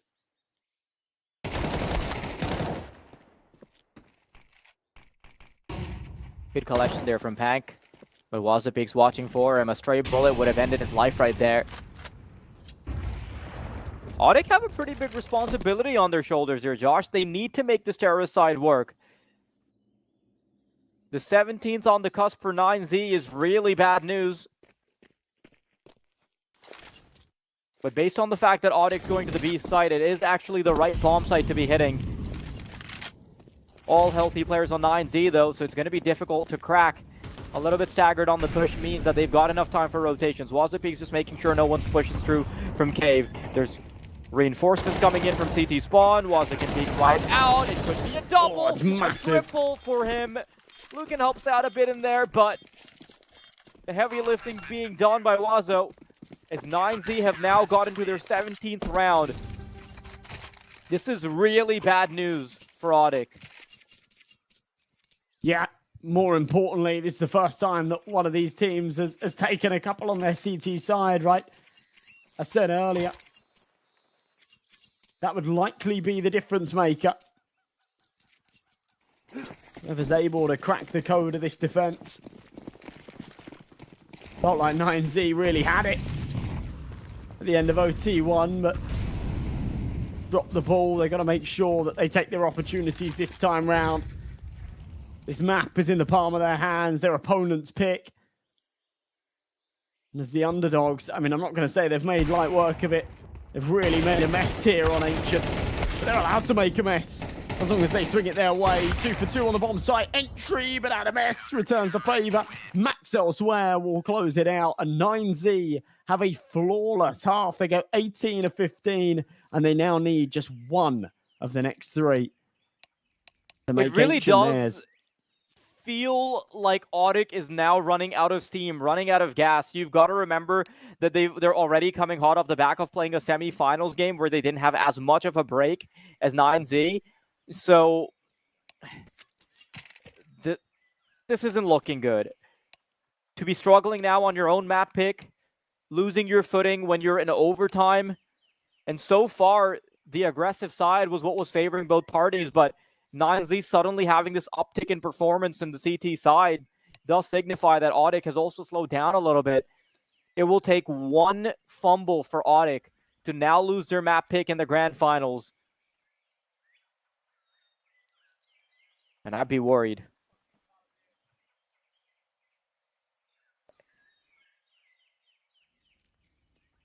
Yeah, I would be too.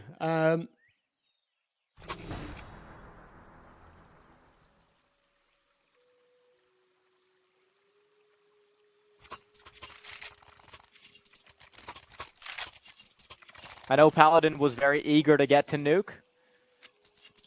We're on the cusp of getting to it. There's honestly been so much action here. I can't wait to hear Paladin's thoughts on this.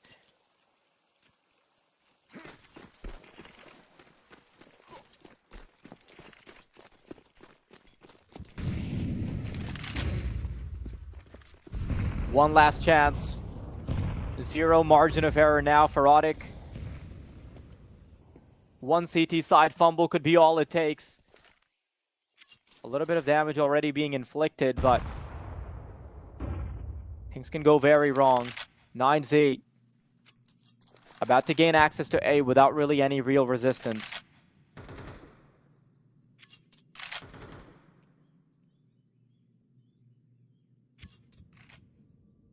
Case Locks will have his work cut out for him here. Not only is he by himself on the A site, but he's got no one even close to come and join him on the rotation if 9Z go for the pop right now. He's even going to pull it back further, giving them all the room. 9Z won't realize this just yet. They're running down this clock quite low. Not taking any chances. They've got 3 to finish this off, but they've already fumbled 2 in the past. In fact, they've fumbled a grand total of 3 so far.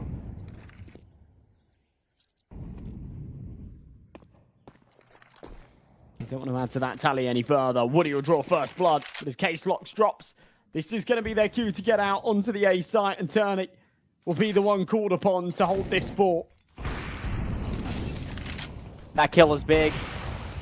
Torn is the only thing that is keeping them relevant here on the A bomb side. Adam S, though, falls as well. And Torny might be extending play, maybe not for long, because Max steps in. Pank needs to find a double, tries to keep spraying forward. Martinez doesn't expect Pank to just creep through the smoke. And ODDIK has been kept alive via a 1v2 clutch. 2 more chances for 9Z to go into their own map pick with their heads held high. But ODDIK don't want to allow this. Surely not. They are going to call a pause before going into this next, knowing that that one was a little bit close for comfort. Everybody's starting to pick up on the tally now, and nice to see that actually the kill disparity is closing as we get deeper into the game as well. So no one's... So some of the harder hitters from earlier on aren't really pushing above and beyond. We are seeing everybody pull their weight, and yeah, the top and the bottom of the scoreboard draw nearer.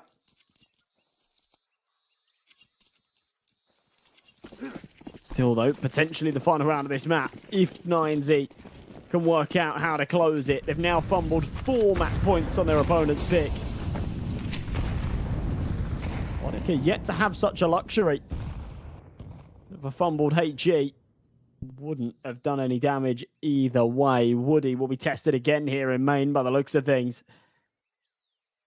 Are they just going to dry peek him? If they do, this should be a shot he's hitting every day of the week. Oh no, the timing. He's been asked for a flash in middle. What? What is that? He actually lands the leg shot somehow. Dude, the shot through the box. Somebody needs to check on Martinez's AWP. Yeah, it's another one of those moments, right? It was bang on. It was bang on. Gotta make sure it's not made of plastic. It begs the question of if he's like moving a little too quick after pulling the trigger. Because for that to happen twice now, it makes me think, like, is he tapping S as he's pressing mouse 1, or something that's kind of leading to that slight inaccuracy? Oh, it's a huge Whatever kill. the case may be. ODDIK has still managed to recover.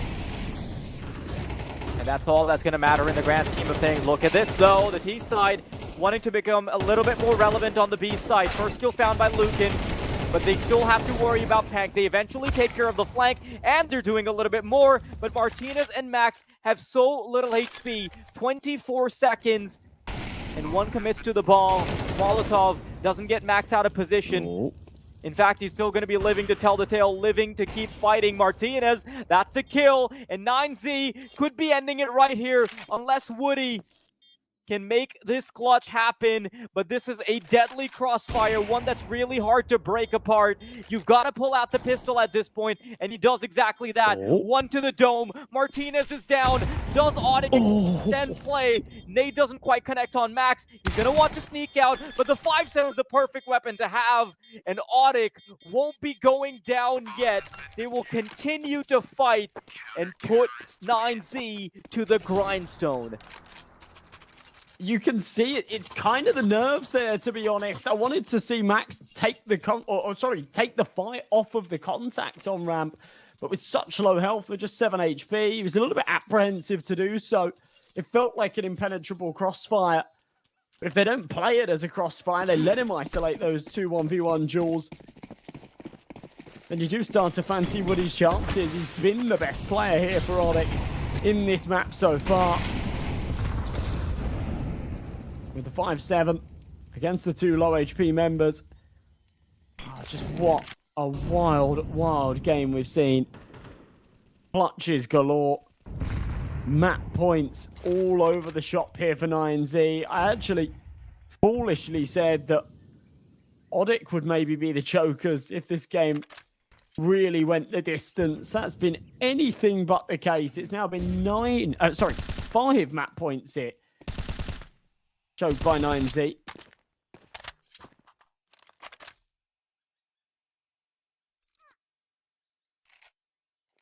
If they can't take this one, it will become 6. Loads of room. Gained here by ODDIK with a deep cube smoke. They're going to press all the way up the B slope. Last chance for 9Z unless they want to get back on the horse. Flashbang's really good. Knight and Luke can do some good work, but Pack's response is even better. Ooh. Martinez, this time that plastic cop's going to work and catch one on the retreat.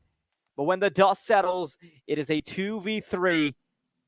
Pressure on 9Z. ODDIK refuse to let go of their own map pick.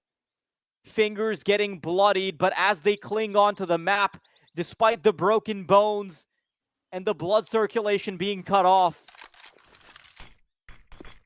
their grip won't seize. But Martinez might want to cut those fingers off. That's 1 kill. He's done so much more before. How does he get past here? I don't know. The bomb. It's not really the weapon you have, but the timer is gonna favor 9Z. And it gets, sorry, ODDIK. My oh my, you can tell my brain is starting to get a little bit fried. Insane. I actually can't believe that Gayslox lets him cross back to the site there. I thought that was just going to be Martinez sort of dead to rights as he ran for the bomb. It was the right play. There was 7 seconds left. If he plays for the duel, then it's round over. But yeah, it doesn't end up getting to it in time anyway. So 18 apiece. 9Z not only choking 6 map points now, but most importantly, of course, failing to close out all 3 chances there. This is just painful. Painful for both parties involved.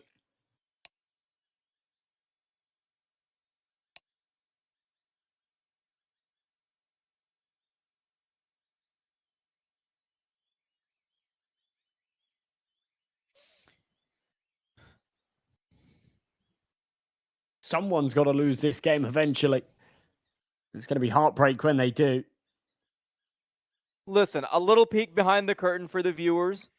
I'm from Pakistan, and it's already 5:30 a.m. here, so I mean, I'm already double booked, right? Like, I am already down for this rodeo. Might as well make it quadruple overtime. Might as well keep this going. At this point, a good sleep schedule is a distant desire in my life. We're about to A break fleeting records wish. here.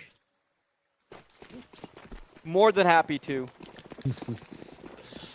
All right, well, strap yourselves in, folks, because it doesn't look like either of these teams are giving up anytime soon. Jump up on top of the shelf. Martinez doesn't see the M4 poking over. As the flames will obscure his vision. Adam S at least able to find an entry elsewhere. Put things into a 4-on-4, but 9Z we have a little bit more space to work with here.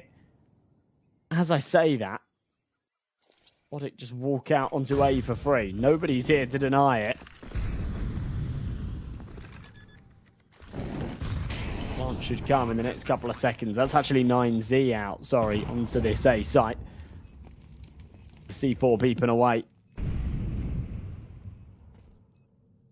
Also's in a good position. Oh, big kill.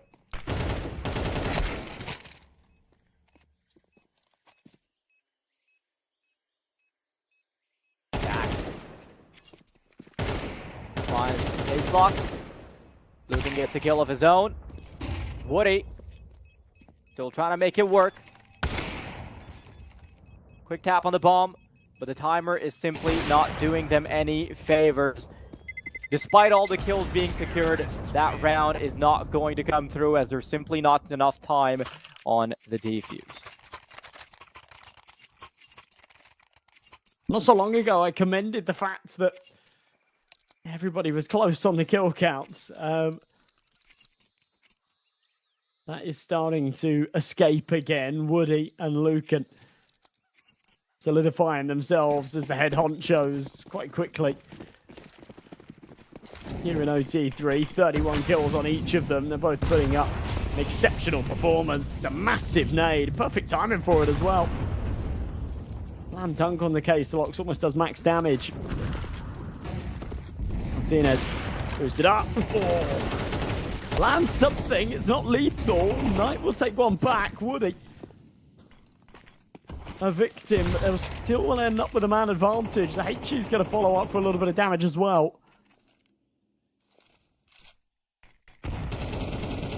19 successes, maybe short-lived here in OT3. They're stopped in their tracks towards this B-bomb site. Minute 10 on the clock, they've still got options. With no map control elsewhere. K-Slox pushing all the way through main. They do feel a little bit suffocated. They do feel like there's only one option. It's not even a very good one.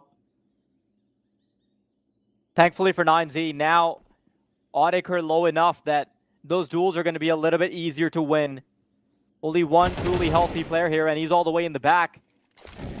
Not sure when Torna is going to activate, but there's still one more trump card that is inside the site.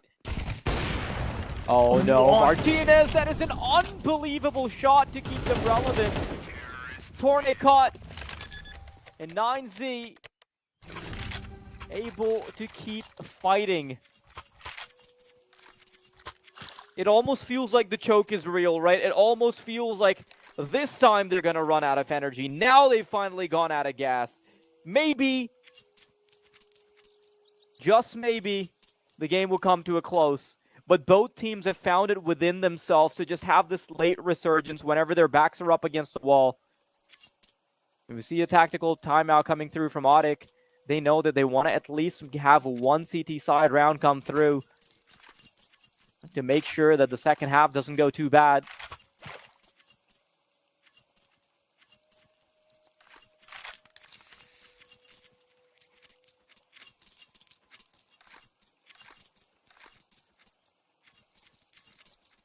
A massive choke there on that flank, and you can just, I mean, unbelievable awareness, to be honest, for the AWP there.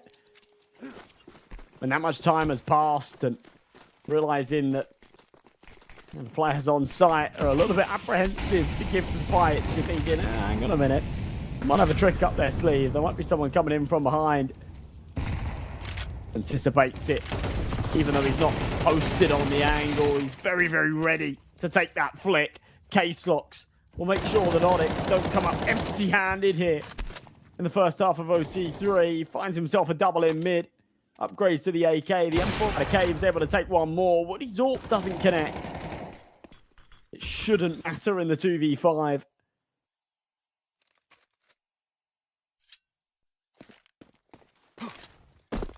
ODDIK's strategy has always just been to keep their heads just above the water and then worry about the fine details later. And that's going to be the theme of the end of this half as well. Woody's getting ready to dig a knife into the back of Martinez. I mean, I know he's got kills, but a bit non-negotiable. ODDIK, 19th round on the board. This is a rodeo that keeps on giving.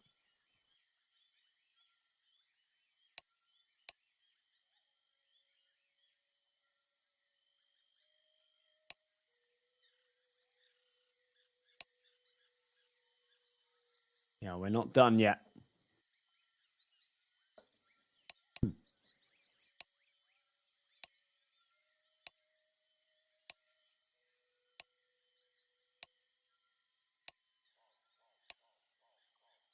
I don't think ODDIK are going to give this up on their T side, to be honest. It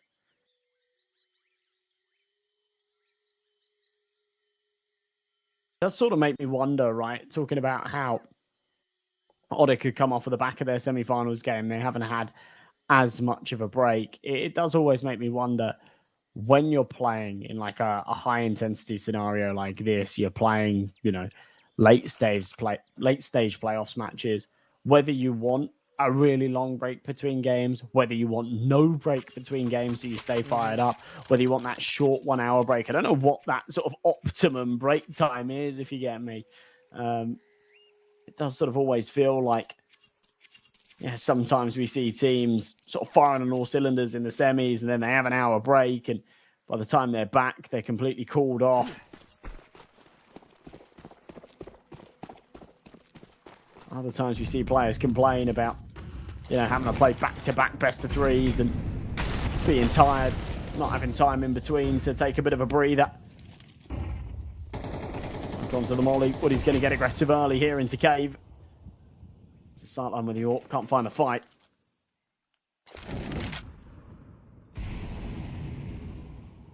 Molly goes in. Zinni's very aware there could be one close red. Oh, what a reaction shot. That's beautiful.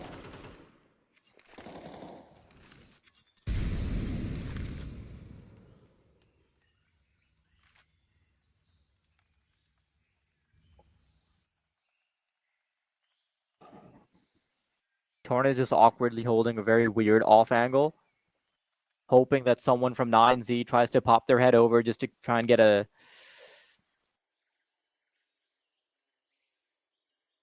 bit of information. My train of thought is crumbling as the game progresses. DESEMPREGUEIDOS might be able to find a good timing here, though. But he does let one player cross. 9Z. His case locks just keep going forward. Yes, he does. DESEMPREGUEIDOS is waiting. Now they've got a bit of a two-pronged approach here in A site. Also still has to worry about one more member behind them, though. Pank quickly brings the ball back in their favor. Knight is doing some heavy lifting. Lukin, however, makes sure that Martinez still has an honest shot back at it. ODDIK quick to drop the smoke.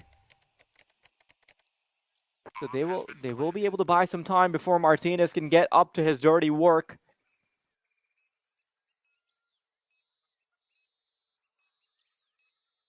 Problem is that in positions like this, it's just really hard to make that AWP work. He needs to get closer. He needs to start fishing them out of angles. And there's the audio cue from the scope. Big Box player has now communicated the info. Someone needs to keep an eye on things. Really good shot from Martinez. Does he expect the second prong to be behind Big Box? He doesn't. Not convinced enough. And Woody swings out late, puts him into the ground. And ODDIK, oh boy.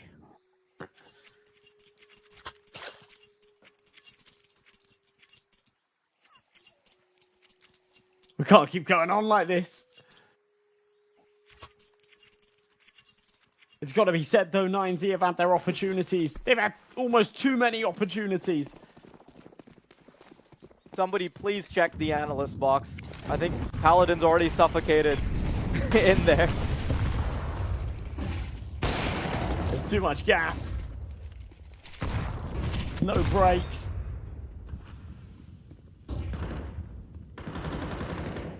Paladin being choked out. This one's to secure OT4 at the very least. Either one of these teams would have to take the next two to close this out without the need for further rounds. Follow betting man, I'm thinking this goes to another overtime, but maybe Martinez can now start being a little bit more consistent. Okay, 1 out of 2 is not bad, but there it is, Adam S. Before the retake even starts, he's able to pin the numbers down to just 3.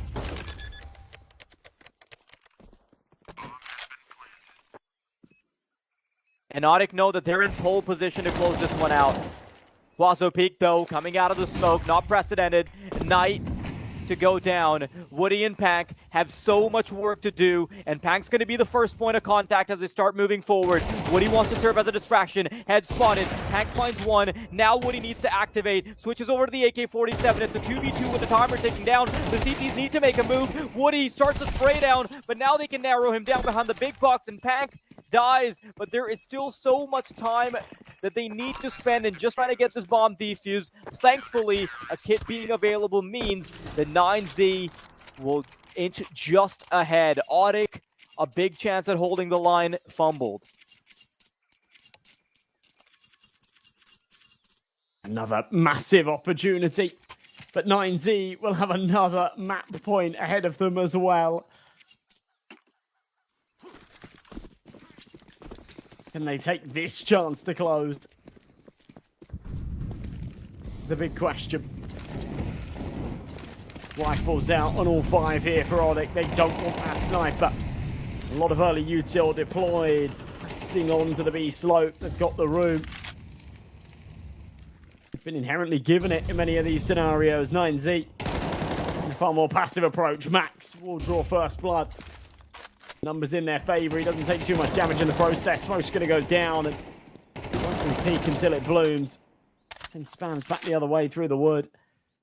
Neither really connecting. Pang turns the flash, gets back on the angle. He'll lose his life as well. This one. What a push from 9Z. Beautiful. Yeah, this is brilliant. 3-man push works out perfectly. Woody, so many responsibilities have been on him so many times, but you can't blame him for this one. An extended game now finally about to come to an end. The bomb simply too far away. Woody with 40 points of health would have to get all the way to the bomb and find 3 kills in the process. And I don't think Martinez is letting that happen. 9Z will have the last laugh. What a game. Yeah, a wild, wild map. ODDIK will be disappointed, but frankly, they didn't have a single chance to actually close that out at any point. They didn't have any map points at all. 9Z were littered with them and choked over and over again. So yeah, it just a really, really tough slog, but they get it over the line eventually. We are going to take the gag off of Paladin, though. You get to hear his thoughts for the next 5 minutes. So yeah, Paladin, so much to break down there. Take it away.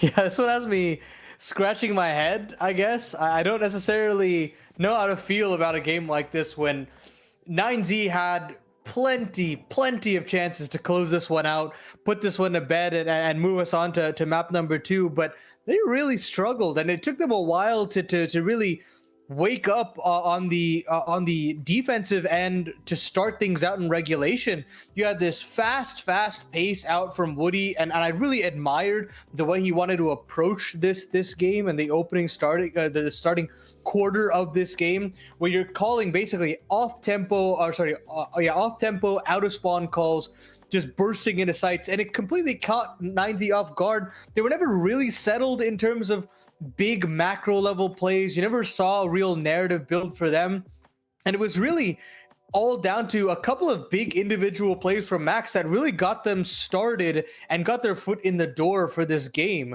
You had a big cave play from him, and then a big clutch as well to get things started. So they managed to announce that those 4 couple of rounds to just have a chance in this game, but it's really Lucan that opens the door even further and has this huge streamline of T rounds to follow behind that big triple kill that he had with the Glock to start things out. So overall, I was really excited by what 9Z built over the course of regulation, that to have it all undone over the course of overtime was really a sight to behold. You had a 9Z that was able to win rounds off the back of a bottom fragging Martinez, a very pedestrian Martinez. And that to me suggested that this 9Z team had just a little bit more class to them than their previous officials might suggest. But the dirty brawls still were yet to come. The ugly side of 9Z and ODDIK had to still show its head throughout the overtime sequences. And we had a lot of great little back and forth, some crazy clutches and some unorthodox post plants. But as the dust settled, despite the chances that Martinez dropped, that Adam S dropped, that Huasu Peak dropped, there were so many small different moments that could have put this entire map to bed. They still managed to get it over the line. And I have to commend the way that they were able to button up their CT sides towards the tail. And it took them, almost 30 rounds, 30 to 40 rounds of play before they really figured out how they wanted to approach those CT sides. I'm talking actual elbow crunches. I'm talking lane control. I'm talking deep mid control, an actual fight in through the mid side as well. And it took that long for them to really get that done. And although it took them that long, I'm glad that they finally did get to close it out. You still had a 90 DAR game from Lucan, who should still be commended for the amount of work that he put in for this team at this point, despite the back-end mistakes in the late round situations by a couple of 9Z members, him included, to be completely honest. But now we look towards Nuke, a map that has been a staple for Max as a caller, one that he really understands to a T in comparison to any of the other 6 maps in the pool. That overall, I do still think that they're in pole position to close this one out, despite the hiccups that they had throughout this game, despite the hiccups that they had from regulations end all the way through the end of almost every single overtime, it feels like, to get it to this point. And that's where I do look towards a player like Lucan, who has traditionally been very good on this map. I think Martineza has been fantastic in terms of the sequences that he can produce outside as well. I think that will be a treat for you guys moving forward. And on the other side of things for ODDIK, I'm very disappointed that we didn't get as much out of Naite as we could have hoped. Naite is a guy that has done a lot of fantastic work and has enough mechanical skill to bring ODDIK single-handedly win the maps, but a complete non-factor today. Does not have that aggressive bite to him altogether. It was really Tyranny and Punk that were really turning my head all throughout, and Woody giving a steady stream of AWP frags as well. So overall, yeah, if I'm looking at impact fraggers, it's got to be the bottom of the board players here for both 9Z and ODDIK. It's Martinez on that AWP, who had some star-studded moments, mind you, during the overtime segments, despite some of those misses to close it out. And Naite, who has, again, the aggressive bite to his game that can potentially take over the server if he so pleases. But we'll see if that can actually be the case after a little bit. We'll take a little bit of a break, 10 minutes or so, before we come back for map number 2 to see if 9Z can book their spots to the close qualifier here in the Thunderpick World Championship, or if ODDIK want to extend thus and start to burn the midnight oil just a little bit more.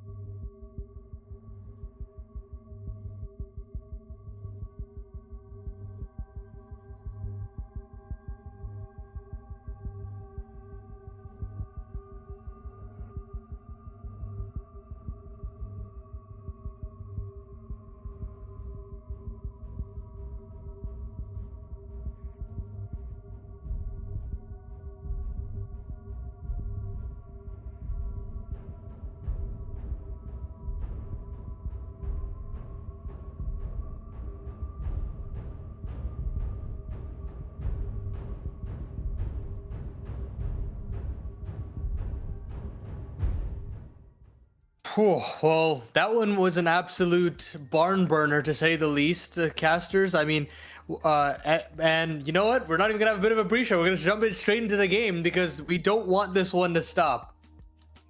Yeah, unfortunately for Paladin, not much breathing room as he is put back into the analyst box. I was about to say Paladin's box. Like there is a dedicated box specifically for Paladin and no other analyst, but here we go. 9Z, ODDIK, ready to rumble once again. They've already played a very extended game that went to 42 rounds. Yeah, that And we've last got game more. had us contemplating our careers, picking up business ideas in the break as we are right back into the action. Minute 30 on this clock, and we've already seen 3 casualties. As the Glocks have taken space here on ramp, but at what cost? I think if they could go back in time, take their players back and give ramp up, they'd be happy to do so. They've done it anyway. They funnel back in towards the A side of things. Case locks. The massive kill puts it back into a 4-on-2. ODDIK, whilst they'll be disappointed they weren't able to close out their map pick, they'll be happy to get off to a good start here on Nuke. ADAMS, the only one that stands in their way. 1v3, he's got the bomb, he's got a bit of time. He's got his work cut out for him here. A reasonable chance, though. Pissed around is definitely a little bit easier in clutch scenarios. Oh, he actually has a really good position here. If he can maybe get the drop on one player, could be able to at least isolate this particular duel. But there's so much time being wasted in this whole process. He's going to quickly try and double book it down to the bottom bomb site. Adam just wants to try and get this bomb planted, but they're already in position. Quick tap, door opens up. Yep. Unfortunately sandwiched in between 3. He has to commit to the bomb because he doesn't want to run out of time and die after it. ODDIK, first on the board. Yeah, it becomes a very real prospect, doesn't it? There's 5 seconds left. He just starts to panic. It's right, I'm getting on this bomb. If they deny it, then at least I die before the clock expires. If they don't, then, you know, I get the bomb plant. That's a big win. Yeah, sort of missing that opportunity. When it was a 1v3, had he just slipped down ramp, he would have had a free plant, but didn't know that, of course. As soon as he took contact with the Heaven Man and then started running back, they were able to just drop down the vent, get there a little bit quicker. Not too much to work with here for 9Z. They are going to go for a force, but there won't be a whole lot of weight behind it. It's the Tech 9's in play. Case locks preemptively going to get down this vent. Massive entry out of Lucan's Tech 9. As Tierney on top of the Hearts, only good for 1. These Tech 9's doing a lot of lifting. As the Mac 10 will try and charge down. ADAMS bold. And it's enough. 9Z just turn it right round, and a bit of PM at the end there with the body spams. As we tie back up 1-1. We've seen that both ways, haven't we? There's definitely a lot of tension between these teams. And I'm glad we see it in the grand finals. Tension at its peak for both parties involved, and already we're seeing ODDIK kicking it off with a tactical pause. They know that they fumbled hard, and 9Z are happy to apply pressure as soon as they can find a weak point.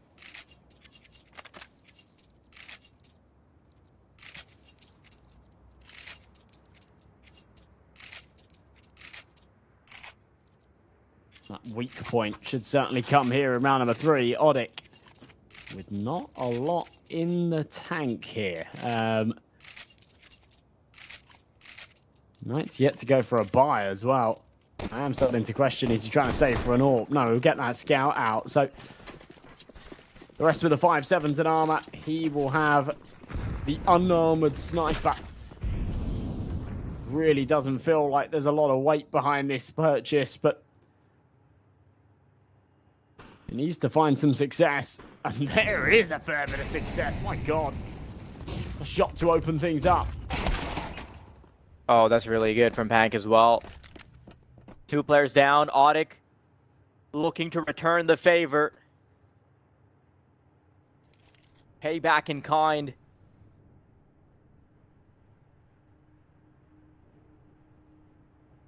Bottom bomb site we go. 9Z. Slowly inching closer. Oh, it gets really sloppy from Martinez. And why is he not getting any support? It's just all over the place from all these riflers from 9Z. Lucan left in a 1v3. There's right behind him. Scout rifle haven't been picked up. And he's low enough that he might be a single shot away from certain death. Lucan's chances aren't nigh impossible. Quick tap. Waiting for the doors to open up. That's one shot. Okay. The hedges have been trimmed a little bit more. Chances starting to increase. Narrows down the position of one of the players. Nade and Molly combo to chase Knight. I love that. Bounces the nade off to work in tandem with the Molotov. But now the time's going to start to play against him. And that's the big issue. Fully commits to the bomb. But he's got way more work to do. Woody's just been completely silent throughout all of this as well, so just remains completely hidden. No but Lucan way.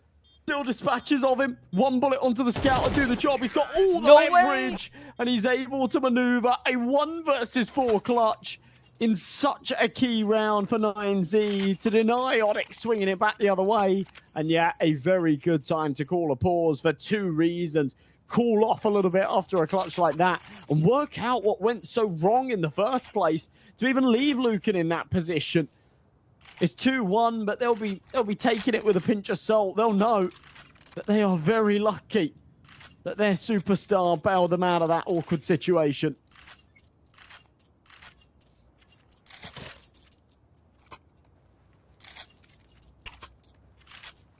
It does often feel like it's the superstars that are bailing 9Z out, right? And that becomes even truer when you go ahead and look back at Ancient. Like, time and time again, saved by the bell, saved by the individuals. And 9Z, after having interrupted what looked like a good start for ODDIK, they'll rely on a clutch to keep pushing forward. 2 rounds collected. And based on the buy-up from ODDIK in this round, this could potentially be extended further. Adam S looking to take contact in ramp. He's got a little bit of support as well. Double swings, not the best at that range, but the MP9 still finds a victim. Underhand flashbang, and Martinez down. Hank with 2, but eventually caught by Lucan, which leaves Torne alone.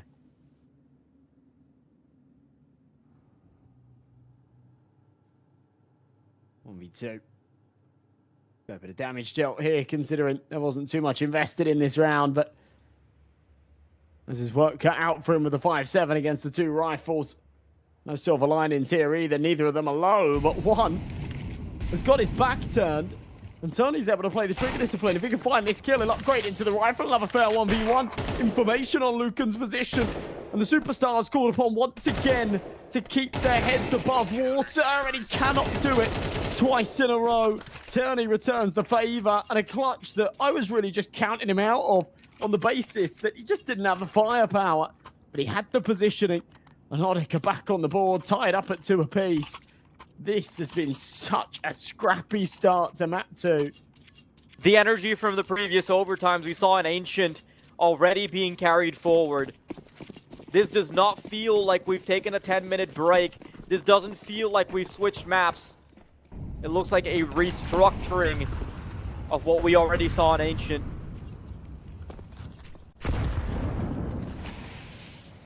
Tech9's out this time, though. ODDIK can still make this a really good CT half, even if they're not able to get everything done at the outset. They initially had that chance to make the 3-0 start work, but it gets a little bit scrappy. That's okay. As long as a redemption can happen, no harm, no foul. 9Z's map pick, though, so it's going to be difficult. No, Case Locks caught out. Utility in his hands, and access to B site is gained. Quick rotations about to come through. 2 flares already postured to come from ramp. Woody makes that M4 worth. And just that little bit of staggering from 9Z's space means that they don't really have access to the site yet. Worried about the flank. They'll deal with it, though. 9Z. Breaking too much of a sweat after an awkward round lost in the last.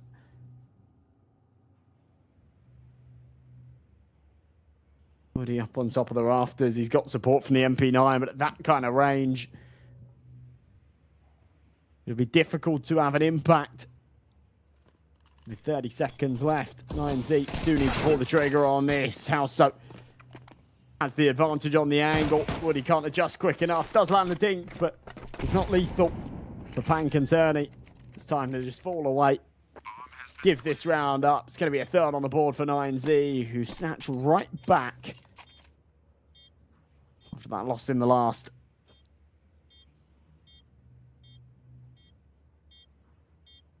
Round number 5 will go to 9Z.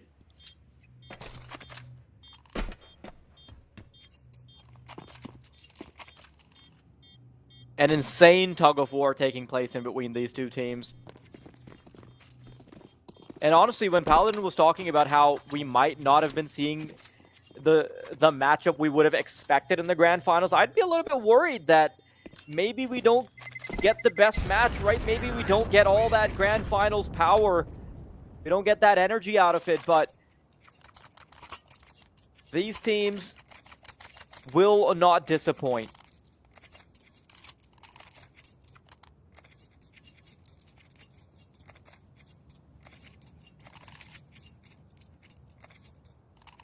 I'm just waiting to see one real gun round, dude. Yeah. Yeah, we've not even got there yet, have we? Unbelievable. Goodbye again. I mean, because it's just been so back and forth, neither team are willing to let up and drop down to an eco to get those proper rifles out in the follow-up. 9Z are able to convert here, then, yeah, you would expect ODDIK to bite that bullet in the next, but with how things are going so far, that's not even guaranteed. Big molly. Good damage to follow up before it, so but he will succumb to the flames. A man advantage here for 9Z. Good HE. Oh, that's massive damage. Minute on the clock.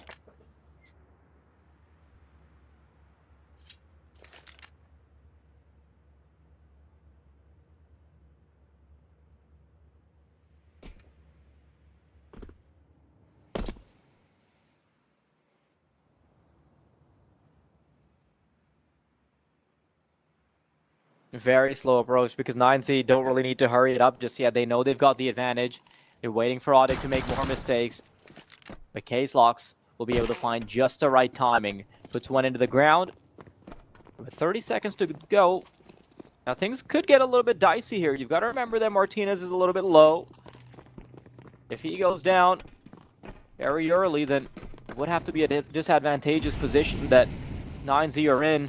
They do need to prioritize the bomb now, though. Knight in a really good position with the MP9, but he's not hitting his shots, and that is going to be the difference maker. A good attempt by Case-Locks to try and interrupt the bomb, but foiled just in time. Pank looks down a barrel, and soon after his body will drop. Finally, we'll see some momentum being broken.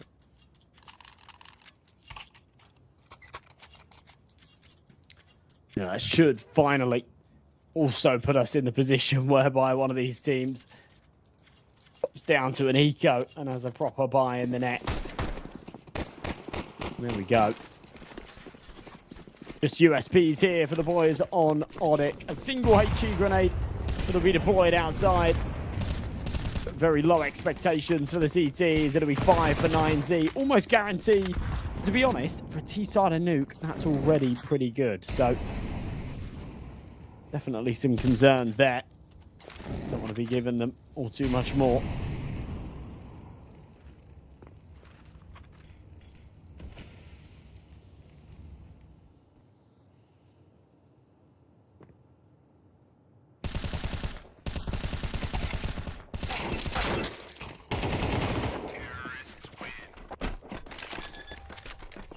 Weirdly enough, the most peaceful round we've seen. Yeah. Every single round has just been getting unbelievably scrappy. Both teams have looked like they can't wait to rip each other's heads off, so we just saw buy after buy being thrown at the wall. And and a little bit more ended up sticking for the side of 9Z. Not now though. ODDIK.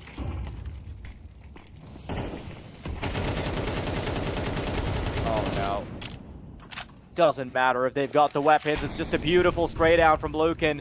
Both players fumbling. Big fumble from Caselox and 90 that leaves them out in the open. They succumb to the wounds from a single spray. And this is a completely different version of ODDIK that we're seeing now. Not what we saw in the semifinals. Not what we saw towards the start of Ancient. This is one that no longer has the same level of steam.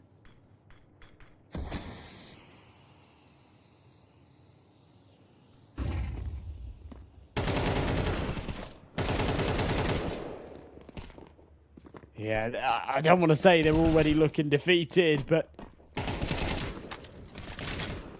it is feeling really tough here for ODDIK, isn't it? They need more out of SCT side. Realistically, they need to take the next 4 and give us a 6-6 half. As it stands, it's looking unlikely that they'll meet that benchmark.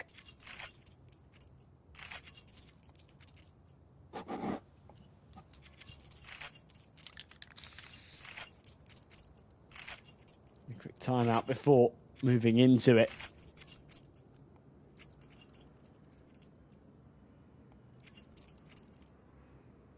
Will allow them to work that one out.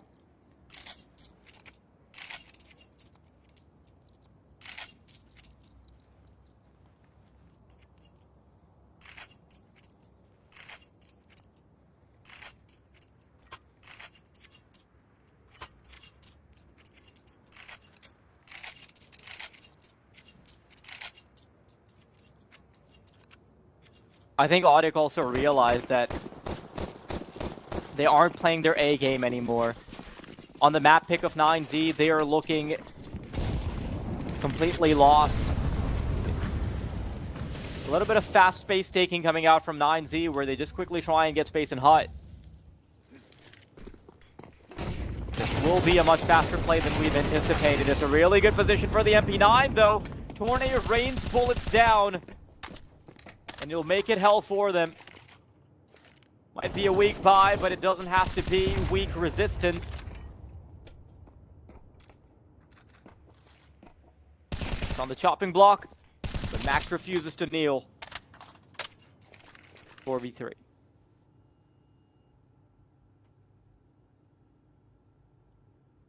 Be a big round for ODDIK to win. Wasn't expecting this one to go their way with the buy that they had in hand, but they're somewhat making it work. That one will kick them to the curb. Put it back to a 3v3. Still at the deficit with the SMGs against the rifles as well. Lights up on top of the heart. He has got support on the site with him. That is in the form of Turnic. Really important that they get the right timing here. He will walk out of heart. Yeah, the timing gets the better of them. AK will be crunched in from both sides. Will only find the single. Leaves Woody by himself. Wildly out of position and wildly outgunned.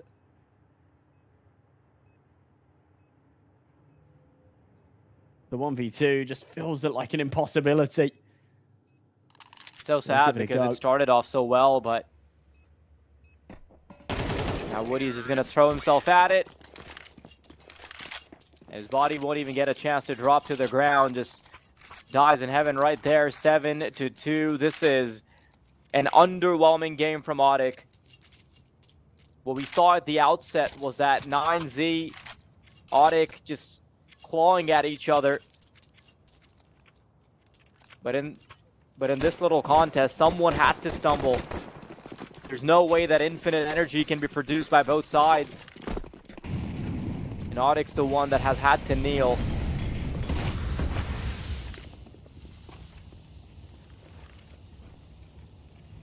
Is Lucan past the smoke? I can't tell.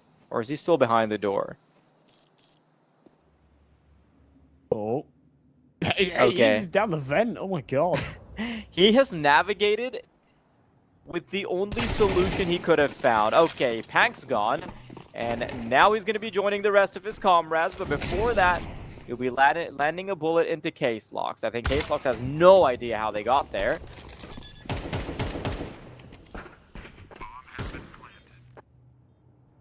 Unbelievable showing here from 9Z. They already looked very mean on ODDIK's map pick, but they're definitely a lot better oiled on their own. Playing like machines.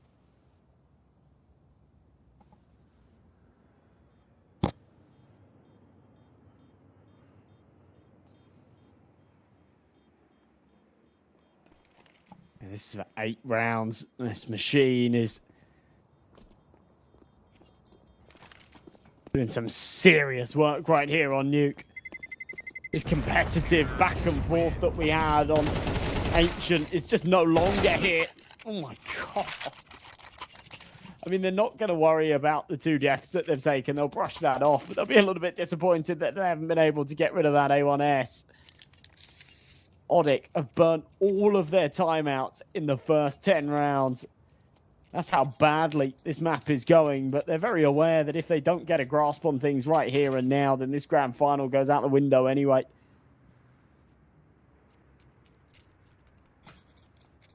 Run it back with another force. MP9's coming out around the saved M4 and a second one invested. Dropped over by Tierney.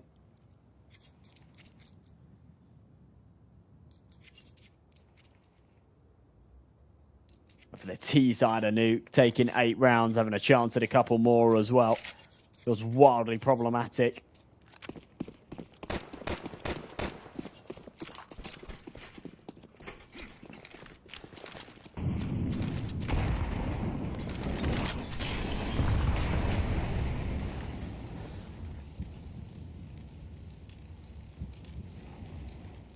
This game feels like the opposite of what we've already seen.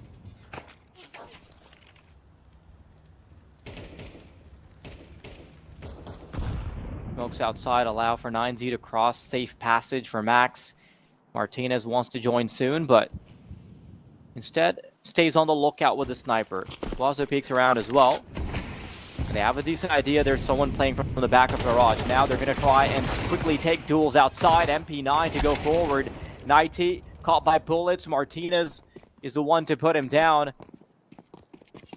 And Case Locks hears footsteps all around him. When he emerges from the smoke, he has to make quick decisions. Tries to go for the trigger discipline, but Lucan's looking for his head. Now Pank walks the plank with his MP9, knows that what awaits outside this door is certain death, as Max is waiting. 9-2. Final round of this half, ODDIK. Praying for 3 rounds, just feels horrible, doesn't it?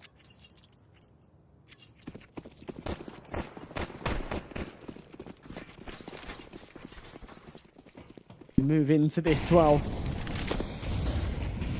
Rifles out on all 10, not a single sniper in sight. Despite the money to afford one here for 9Z, it's brilliant nade damage outside and Pank to draw first blood, so definitely better things starting off here.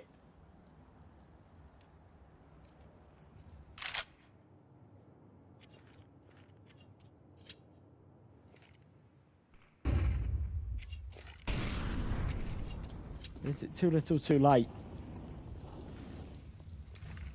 And at 15, they're going to start to regroup and go for the outside control again. They've dropped the smokes over. Adam S will deploy these nades, give them some safe passage through.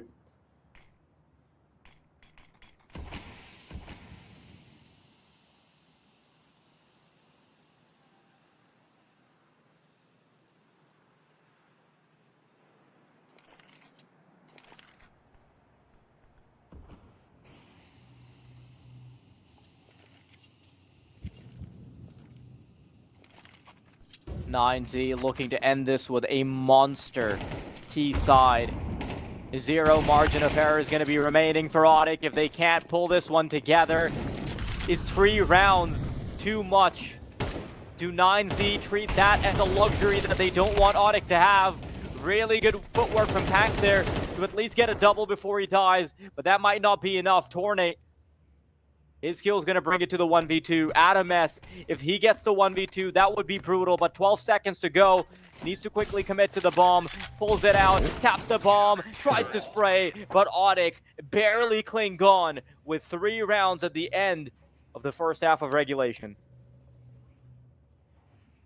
It doesn't feel like enough, does it? It just doesn't feel like enough. I don't want to call it yet, but a truly disappointing first half from ODDIK. Tierney had some really good moments, but it didn't feel like anyone else was matching his level on the server.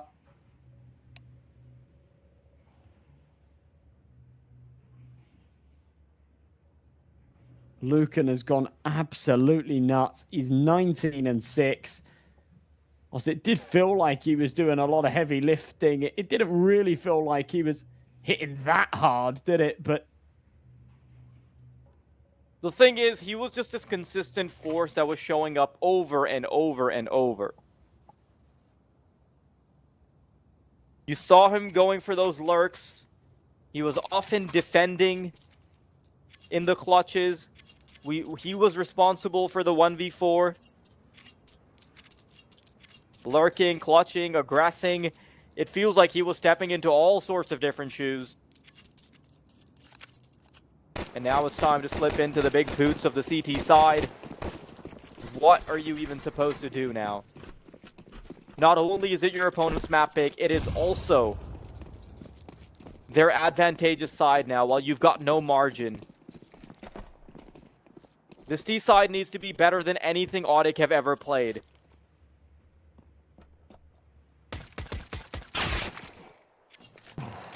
okay, well, a decent start. Ace Locks pops ahead with a Glock. Adam S up the ladder. Ugh. Was hoping to catch a timing, and then looking the other way will not be afforded.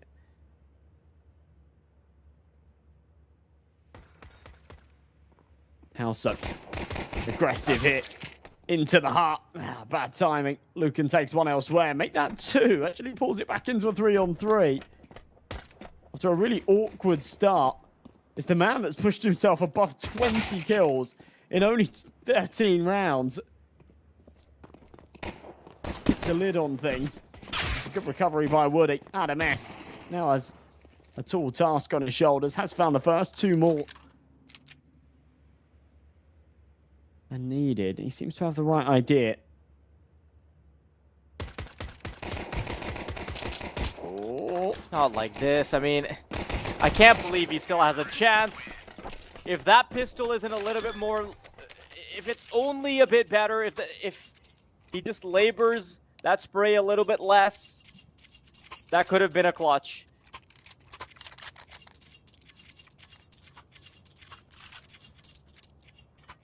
Uphill battle for ODDIK. 1 step at a time. Weapons bought up. And interestingly enough, 9Z want to immediately start providing the firepower. A scout rifle on Martinez. MP9 on Lucan. 3 pistols. Let's see what they're made of.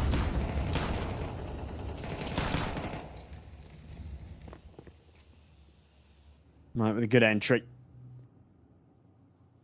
This would be absolutely massive if 9Z were able to just snatch this back and get this one done without complication. Smacks that put at the bottom of the stairs, expecting someone to come his way. They don't really want the outside control. Instead, Barebones back to basics towards this A site. Houseo's taking contact with the 5-7, but only with 1. He won't realise that 4 linger around the corner. And his second prod, it'll bite off a little bit more than he can chew, but 1-for-1 not too shabby. HG's going to follow up and trade it back out. So a 3v3. The Knight's still very low. This could go the timing is so wrong. good. And Max is still making that deagle work. Adam S has a scout rifle, and both of them are within one-shot territory for that. Even the deagle is going to be good enough, actually. If he plays this right, this could be the round that breaks the camel's back. ODDIK looking for the smoke. Doesn't hit the right player. And they will hang on to this round by the skin of their teeth, so low. But at least ODDIK are now relevant on the server. Before this, there was nothing they had to show for it.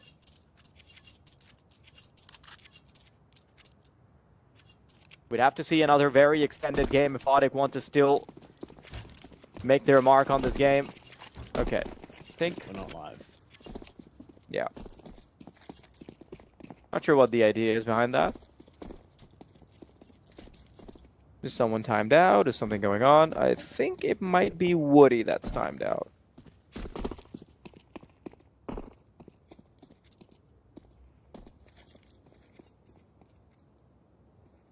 Yeah, it's kind of looking like it. I mean, he's really far back, but he was the only one that wasn't moving.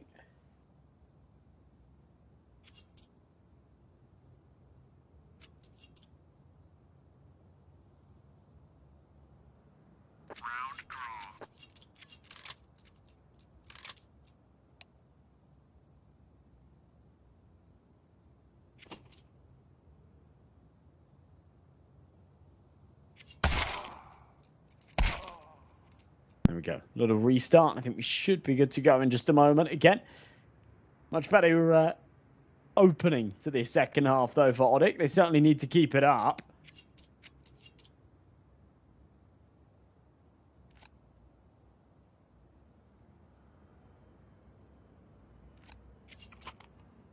As of right now, in a good position.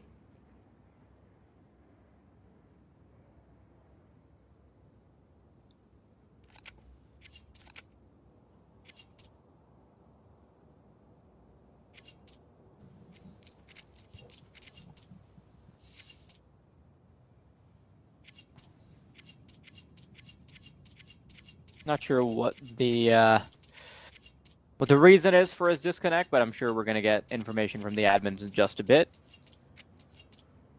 And you know, now that they've won the pistol round, now that they've won the conversion, right, as close as it might have gotten, you zoom out for a second, you realize that, you know what, although 9Z have been playing better on all accounts, it still doesn't change the fact that it is still a 4-round difference, right?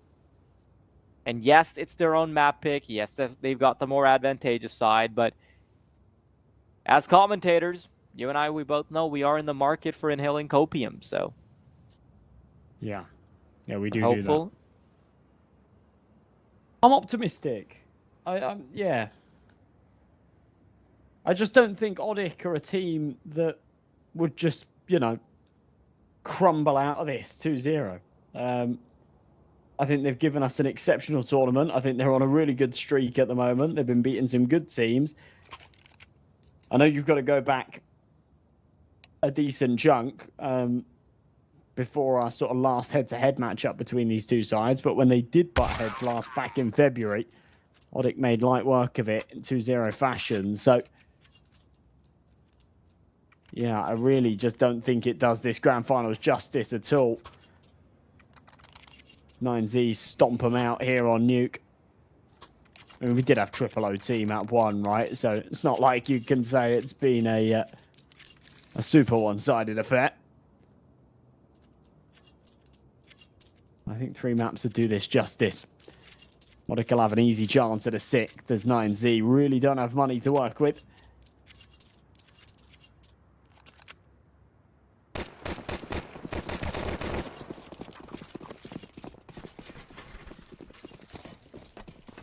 Here we go. Round number 15.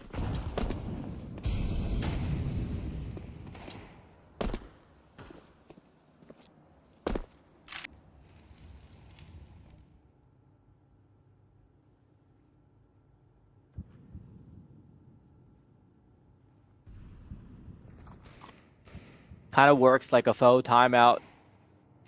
Obviously the technical pause itself, and then the fact that they will be sitting this particular round out.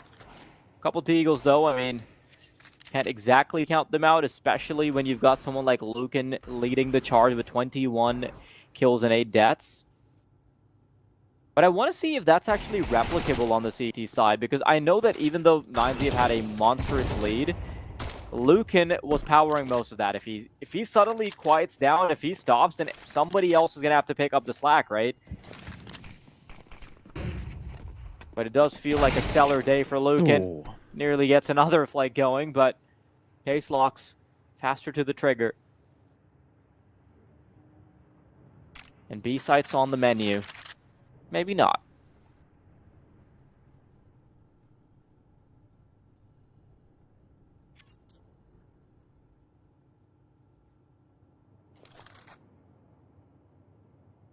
Waiting outside A site. 20 seconds, they're cutting this really fine. This is dangerous. This is really dangerous. Household's just found himself a kill. Again? Followed up. There's two players in the back of the site. Oh, they've dealt with it. The P250 has been hurt as well, but if he lands a headshot, then maybe there's a world. ODDIK just about squeezed through, but that one comes way too close. I can't believe they don't just waste time by staying behind the silos, because there's only two players. They've got information, both of those players are there, so they can essentially just crouch and waste like 9 seconds as they try and scale up. I think you just get a little bit excitable when you find a couple of kills. You just fancy your chances with the pistols continuing to peak. Regardless, though, now 9Z are going to have their hands on weapons, so this is where ODDIK's metal on the T side will actually be tested. The AWP of Martinez, which has been touted as something marvelous, will be what they have to get past. But there are so many different factors that have been contributing to 9Z's success. So many players that allowed them to get that ancient win. But the narrative's kind of flipped this time around. It's just Lucan that's been doing the heavy lifting. But will that continue to be the trend? Adam S all the way in the back of the garage acts as the second prong for the crossfire. Knight will put him down eventually. Max, though, doesn't allow. No! Tornate somehow gets past the smoke. And in an unlikely scenario, it's still a 3v3, but beautiful peek from Lucan. Wants to try and quickly navigate around. Knight nearly fumbles his words, and that could have been really bad. A 2-on-2. The delicate dance between these two teams continues. Martinez headshotted. In a very unlikely scenario, ODDIK are still somehow poised to take this one. 9Z, however, have another chance at this for House. So this time round, being the one called upon to pull off this 1 versus 2. Turney's low. Knight just tucked up behind the silo, but on top of the rafters. This is going to be really difficult for House of Peak to isolate these fights. And I thought he was teed up for the first, to be honest, but isn't allowed it. Knight has honestly done God's work there. Just beautiful shooting. He's a reason why they end up staying alive in that round, and you can tell that 9Z are starting to sweat a little bit. A 9-3 finish. We were talking about how this game essentially feels like the opposite of what we saw before, but maybe that was half the picture. The speed run having been denied. Now it's just a close game. In fact, look at the money. This is inches away from being a tie.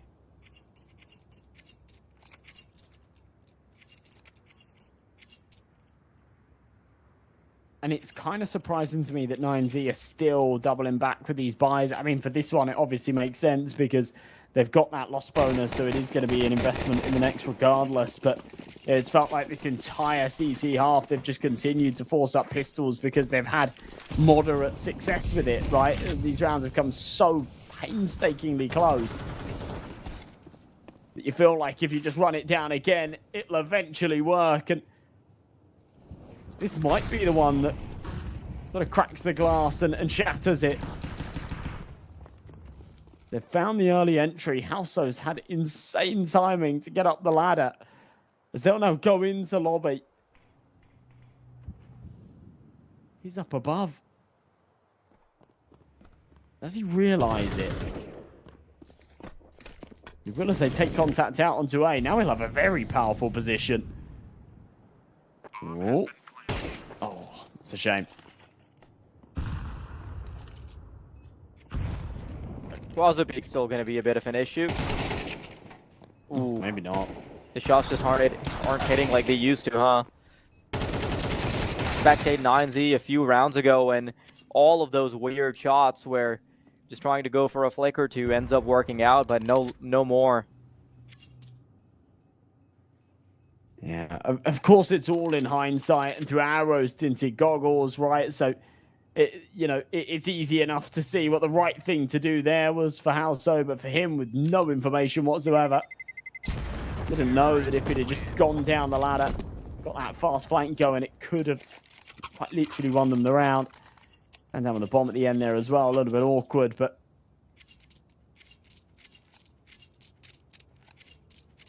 honestly, this is one of 9Z's last chances before they completely blow the lid, right? Mm-hmm. You suddenly then have to play against the pressure of actually being down rounds when you started 9-3. You know that you've dropped the ball. Lucan's not popping off like he used to. Martinez is nowhere to be found. And although Martinez had a really good resurgence in Ancient where he was able to get quite a few kills, and that was part of the reason why they were able to stay cool and stay composed, that's not happening anymore. They've essentially put the onus on Lucan to finish that 30 bomb to get them across the finish line, and I'm not sure if he'll be up to the task. I know we were talking a lot about him in the pregame, but I feel like he's already done all that and more.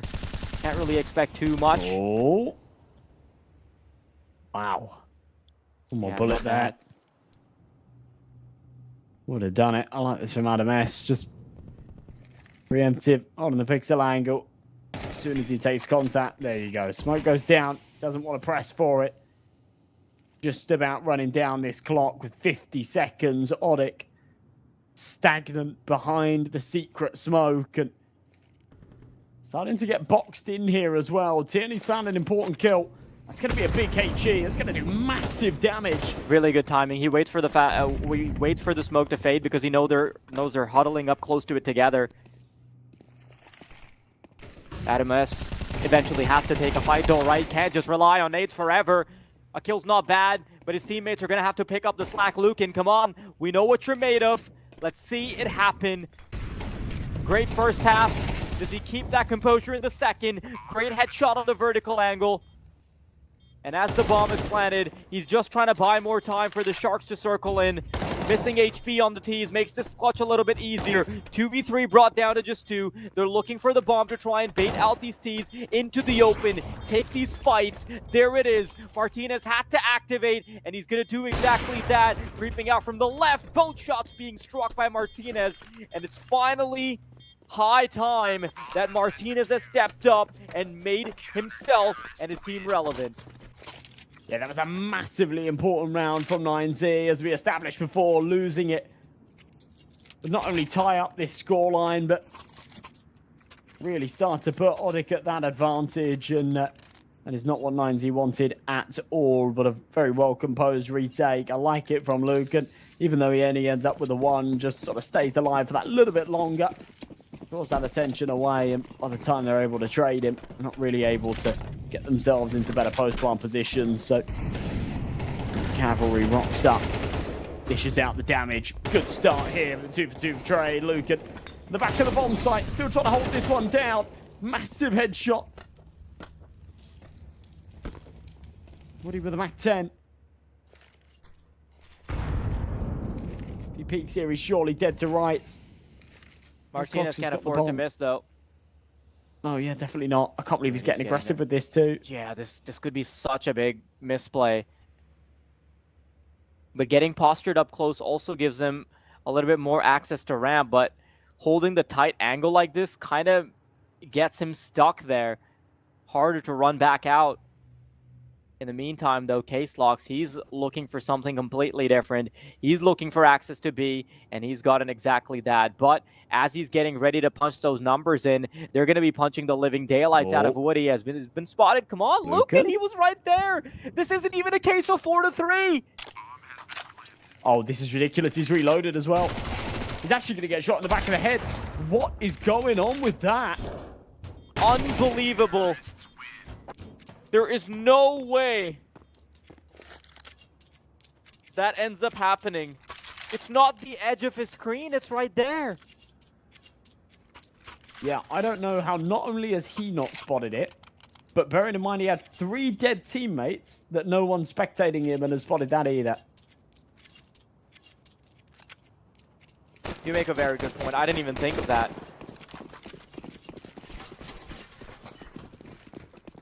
I don't even know how that happens. That is just ridiculous. He quite literally loses them the round. ODDIK back to winning ways, but by a very thin margin, a very fragile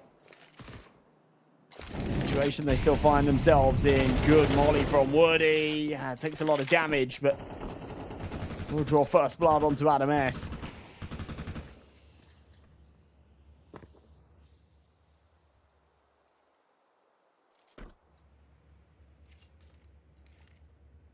As good a start you could ask for here in round number 20.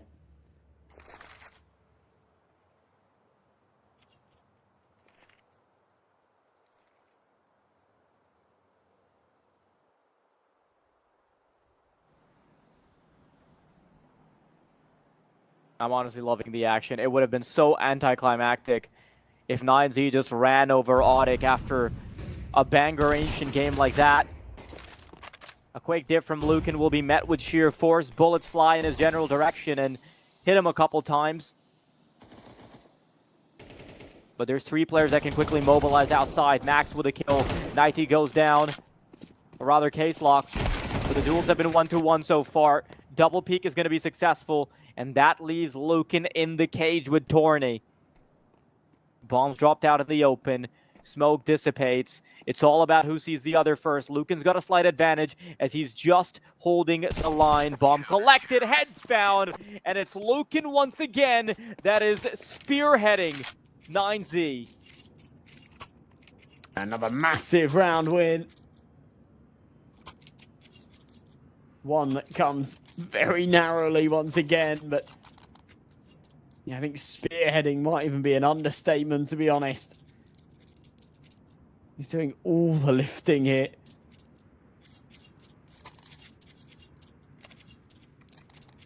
He's got more kills than any 2 of his teammates combined.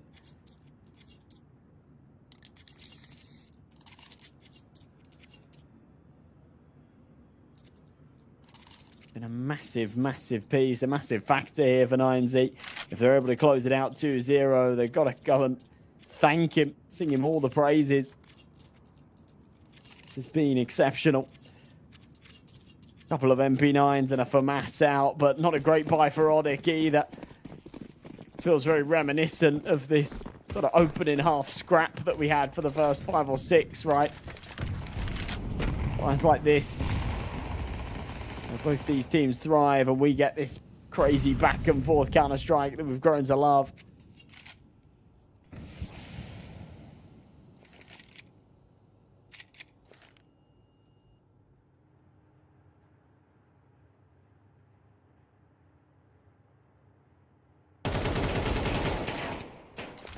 Oh, Lucan knows he can almost taste that 30 bomb.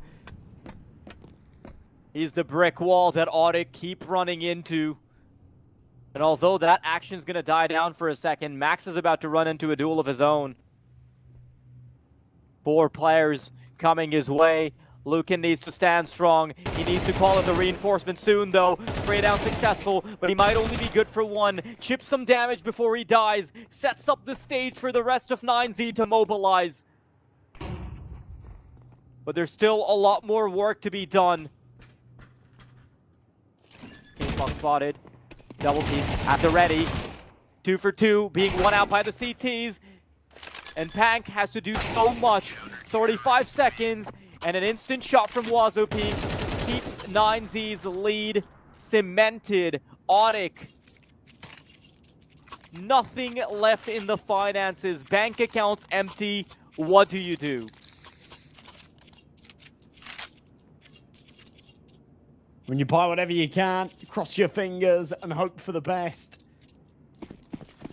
going to be Tech9's. Woody hasn't got anything. He's gone for a helmet and Kevlar, a Glock, and some util. He wanted the extra nades, and he's working on the basis that he'll just stay tucked behind one of his teammates, and when they fall, he'll pick up their pistol, but it's just not the way you want to be going into a round like this, do you?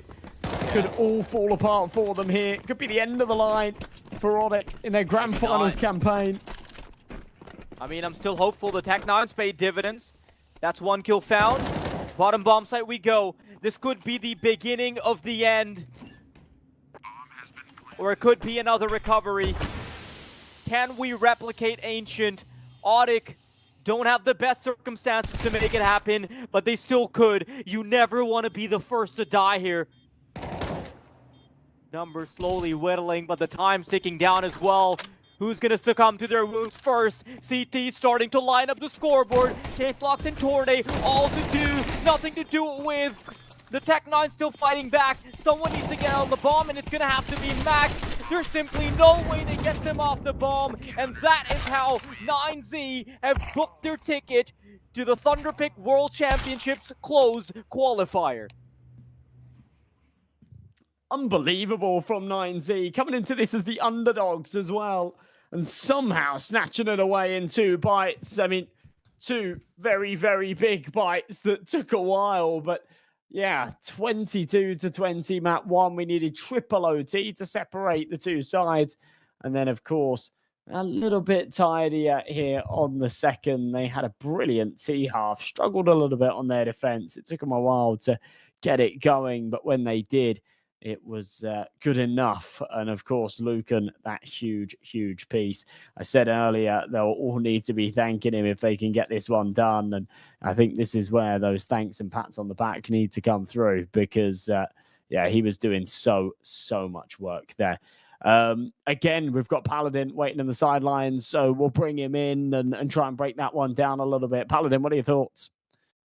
Yeah, happy that 9Z were able to get the job done here, especially after a performance like that from Lucan. I think the biggest thing from me is not even necessarily the amount of work that he was able to put in on the T side, which in the first 5 rounds of play, huge work from him to just find significant clutches in terms of that factor throughout this game that made me just pumped that he was able to put that much of a stamp of authority on the server like that. And then you move forward into the game, you start to see that it's really just him that's going to be making some sort of impact in this game for them throughout. And then the CT rounds that they were able to muster up on the tail end was just him. I mean, the rotations from him to play on basically every position that a CT could play, he did it. And he would provide a couple of kills almost every round. He ends the game with 132 ADR, which is everything that you could ask for out of your star rifler.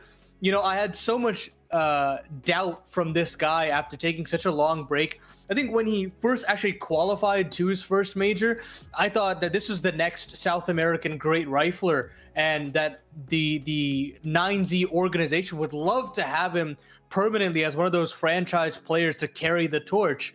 And yet the disappearance from him was a shocking one to me, one that I didn't expect him to really ever bounce back from, and if he ever chose to, he wouldn't be able to reach those kinds of heights that he was, and he's proven me wrong throughout all of his moments here on this 9Z roster ever since his return. I mean, it's a 1.3 rating since his addition to the roster, and that alone is very exciting considering how discombobulated this team is. You see the shortcomings of players like Adam S and players like Martineza in this series, perhaps understanding that this is probably the last best of 3 that they'd have to play under this banner, and you understand kind of where the woes for Max and Huaso Peak might come from, but having this shining light of Lucan moving forward before they bring in some new blood into the roster, I'm sure brings a slight sense of joy that they'll have this close qualifier to move forward and actually utilize in the near future. And as we bring our casters back into the fold here, I just want to continue that celebration for 9Z, that they at least have him to kind of rely upon moving forward, and a solid core that feels like has a little bit more to give moving forward. Yeah, I was just gonna say that one of the woes we had in the pregame as well was that 9Z could be looking to break apart the roster on a high, like if they end up winning the tournament. But it seems like there was one angle that we didn't consider, right? Or one that we didn't give enough roses to, give enough flowers to. It's the fact that as that roster is getting shaken up, there's the emergence of someone like Lukin that is still going to be the glue that holds them together. So that's going to be wonderful to watch. It's going to be really awesome to see how this continues to develop, even if things get rocky. And that's going to do it for the South American season, folks. We've completed both of our closed qualifiers for at least the South American portion. We now look towards the actual invited rosters. It's Legacy, it's Imperial that have battled through from both the South America and North American regions. And then now we'll also have 9Z join them as well. And you look at the bracket, you see how many different rosters we're expected to potentially get here with Red Canids and Fluxo, and yet still it is 9Z that reigns supreme. But that's going to do it on the broadcast here, folks. We hope you guys enjoyed the lovely South American Counter-Strike that we had today, but it's going to be that North American sequence. We're going to have European Counter-Strike down the pipeline as well, and you don't want to miss the action here on the Thunderpick broadcast. So we'll catch you guys very, very shortly. We hope you guys enjoyed.